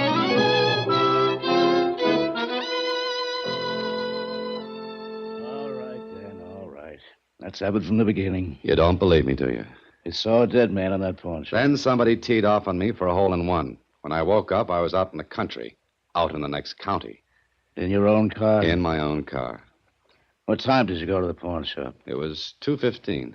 Yeah, it's 5 now. That's better than 3 hours. And no dead bodies have been reported. I keep in touch with them. I tell you, I saw one. Whose? I didn't ask. What did he look like? Medium height, gray hair, blue suit. Go on. Well, that's about all I can tell you. Gray. Nothing else? I didn't get to count his teeth because the roof fell in. Look, I've got a knot on my head. Doesn't that prove anything? Yeah, I guess it does.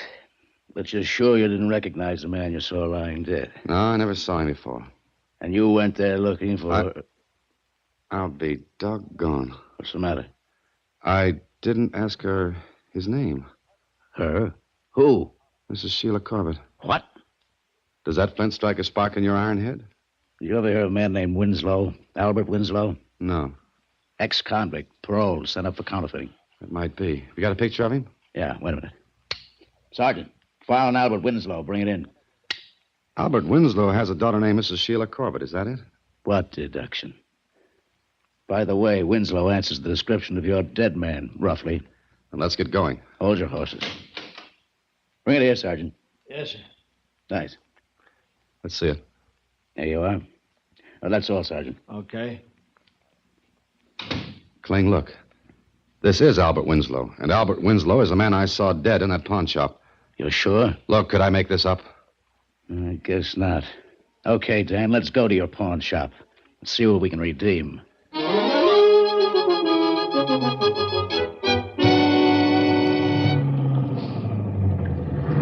This is it. 517 Slack Street. Come on.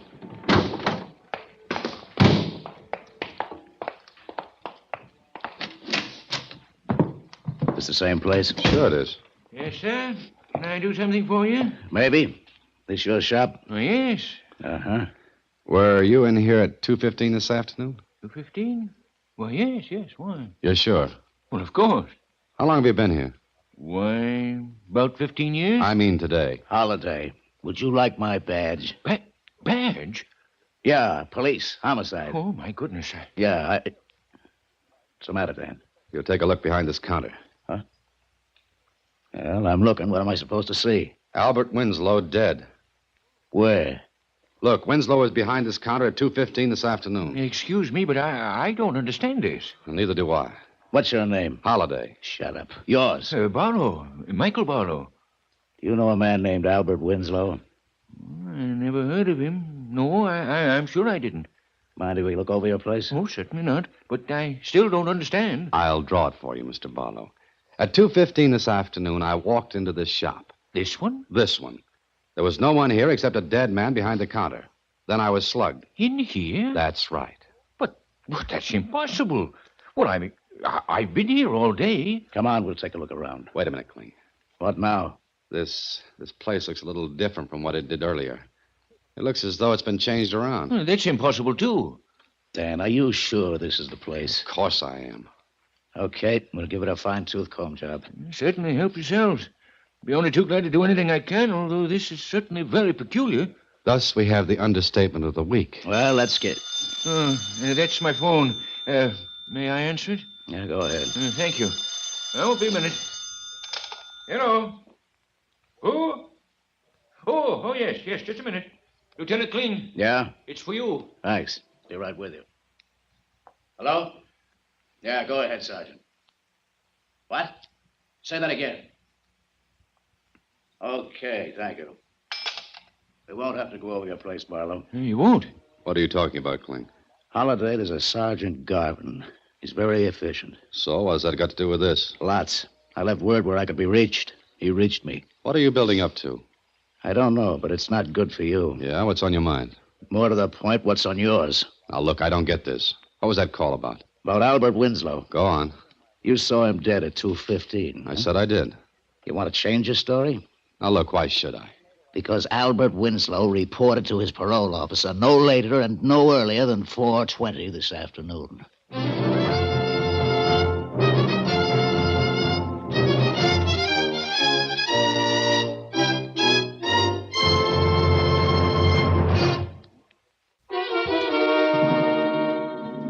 And now back to Box 13 and Dan Holliday's latest adventure, The Dead Man Walks.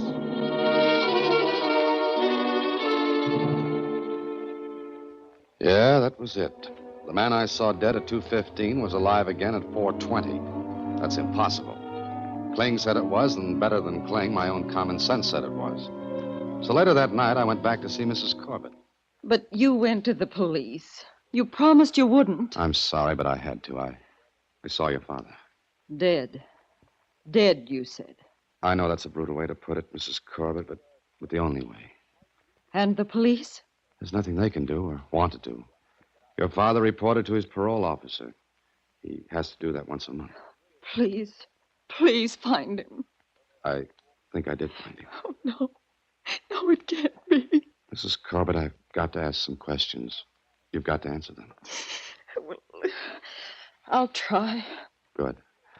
Now, look, your father talked to someone on the phone. He didn't mention any names? No, Not even the name Thomas? I'm sure of it. One dead end after another. Do you know the names of any of your father's, well, Accomplices? yes. I don't remember any names, but I can tell you the place where they used to meet, where he was arrested. Where was it? A house in Brennan Square. 618, I think. Now, you said your father spoke to someone on the phone and said he wouldn't give them something. I don't know what he was talking about. And you haven't heard from him at all? No. You're sure you'd get in touch with him? Oh, I know it. Okay, Mrs. Corbett. I'll try the lead you gave me. 618 Brennan Square.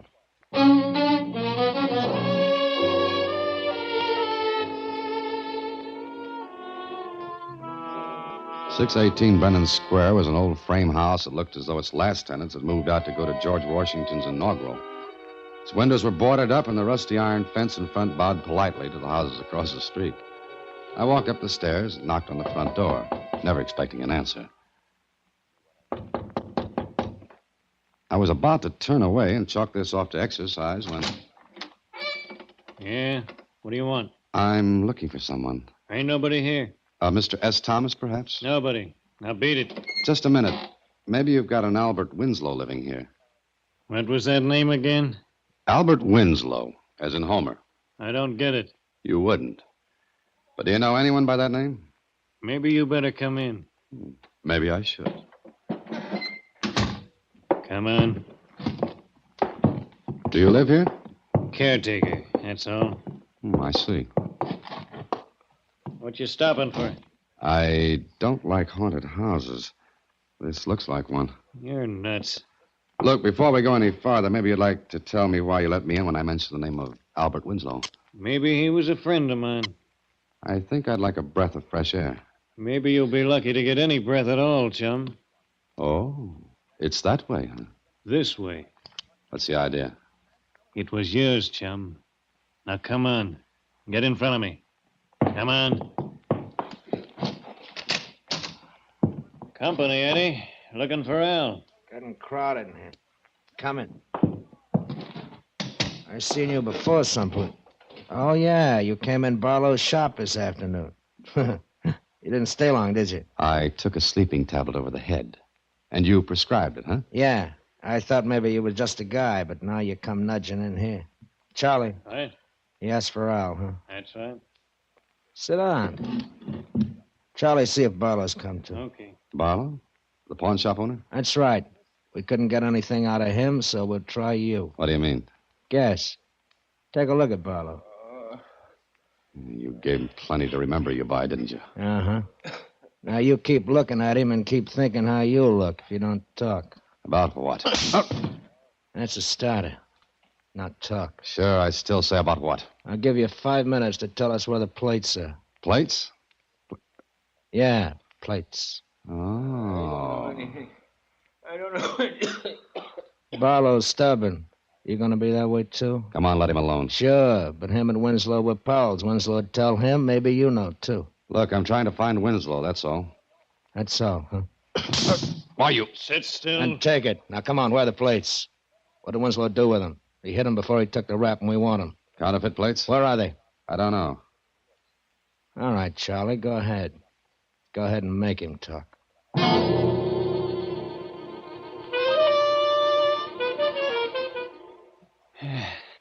That's no use, Eddie. He won't spill. Get rid of him, then. No, either he or Barlow knows where Winslow's plates are. Barlow doesn't know, neither do I. I think he's telling the truth, Eddie. Go through his pockets. Okay. Identification cards.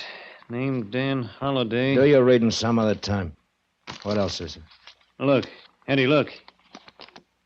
517 Slack Street, S. Thomas, 945. That's the pawn shop, Barlow's place. Yeah.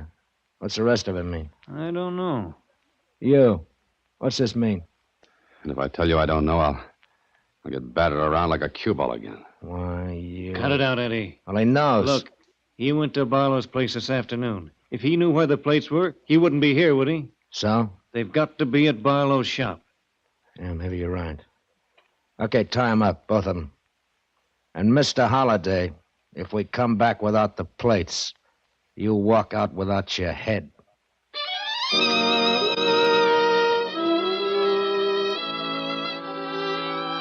They did a good job of tying Barlow and me to the chairs. Then, when they were gone, I talked with Barlow. Barlow? Barlow, are you all right? Yeah, I think so. What happened? Who were those men? They knew Albert Winslow years ago. He engraved counterfeit plates. What happened in your shop? I was in my shop early this afternoon. I hadn't seen Albert since he was released. Then he came into my shop. First, I didn't recognize him. Then he spoke to me. You remember me, don't you, Barlow? I seem to. Take a good look. Al Winslow. How are you? Fine, but you? Paroled. Oh, I see. It's all right, Barlow. I'm going straight. Well, of course. Here, sit down, back in the shop. Wait a minute. I want to take a look around. Yeah, what are you looking for, Al? Things didn't change much around here, did they? Well, what do you mean? Nothing. Look, Barlow, I want to go straight, so there's something I got to tell you, Mm-hmm. What's the matter? Oh, customers. I'll be back in a minute. No, not customers. But I... Hello, Al. Eddie. This is Charlie. You remember Charlie? Sure. Hi. Sit down, Barlow. Take it easy. What is this? Sit down, Barlow. Do what he says. That's right. Okay, Al, where are they? I told you on the phone you can't have them. I'm going straight. I'm going to turn them over to the government. Sure. Beautiful plates like those? Not much, you are. Now, where are they? No, I won't tell you. Don't be a sap. We'll take them and get out. When I be picked up again, the feds know my work.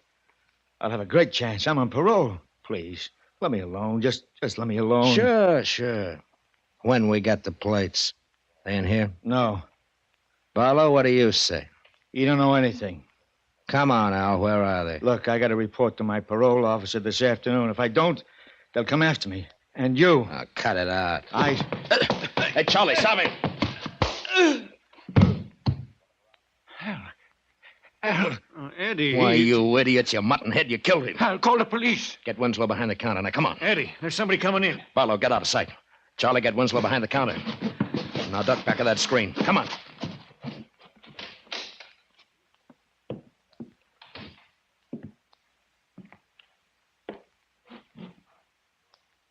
Hello? Hello? Anybody here? That was you, Mr. Holliday. Eddie hit you when you saw Winslow's body. Uh-huh. That's where I came in. But later, when I went back with Lieutenant Kling, what about that? Well, I had to do what I did. They were upstairs. My wife was there. They threatened to... I see. But Winslow reported to his parole officer that afternoon, after he was dead. It was a telephone call they made from my shop. Charlie pretended to be Winslow. He told the officer he'd report in person in an hour. Then he hid Winslow's body in the basement. It's there now. Oh, nice, clever people. Now, what about those plates? Do you know where they are? No, but Winslow frequently came to see me. He was often in the shop alone and... Barlow, I've got it. I know where those plates are. Where? Come on, let's get out of here first. Yeah, but how? Look, there's a drinking glass on that table. I'll square my chair over there and knock the glass on the floor to break it. But I... Hold it. Here I go.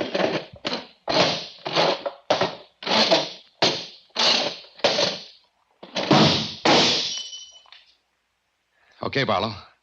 Scrape over. Overturn your chair and get a piece of glass. Cut these ropes on my hand. I've got a date with a boy named Eddie. And he who slaps last slaps best.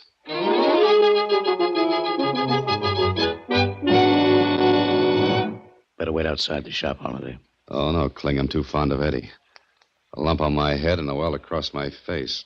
Please, don't shoot him. No, take it easy. Kelly, Macklin, take the back. Go ahead. You ready, Dan? Yeah, let's go. Cops! Back door, Eddie, come on! Kling, there they go. Why, You! Hello, Eddie. Dan, you need any help? Just pick him up and steer him in my direction. That's enough, boys. All cleaned up. Eddie disappointed me. Yeah, me too. He didn't hit you once. All right, out you go. Kelly, take Pretty Boy here and slap some jewelry on him. And, what are you looking at, Holiday? Me? Why, I'm looking at Mr. S. Thomas. Huh? I thought his name was Eddie. I'm not looking at him, Kling. I told you I was looking at Mr. S. Thomas and 945.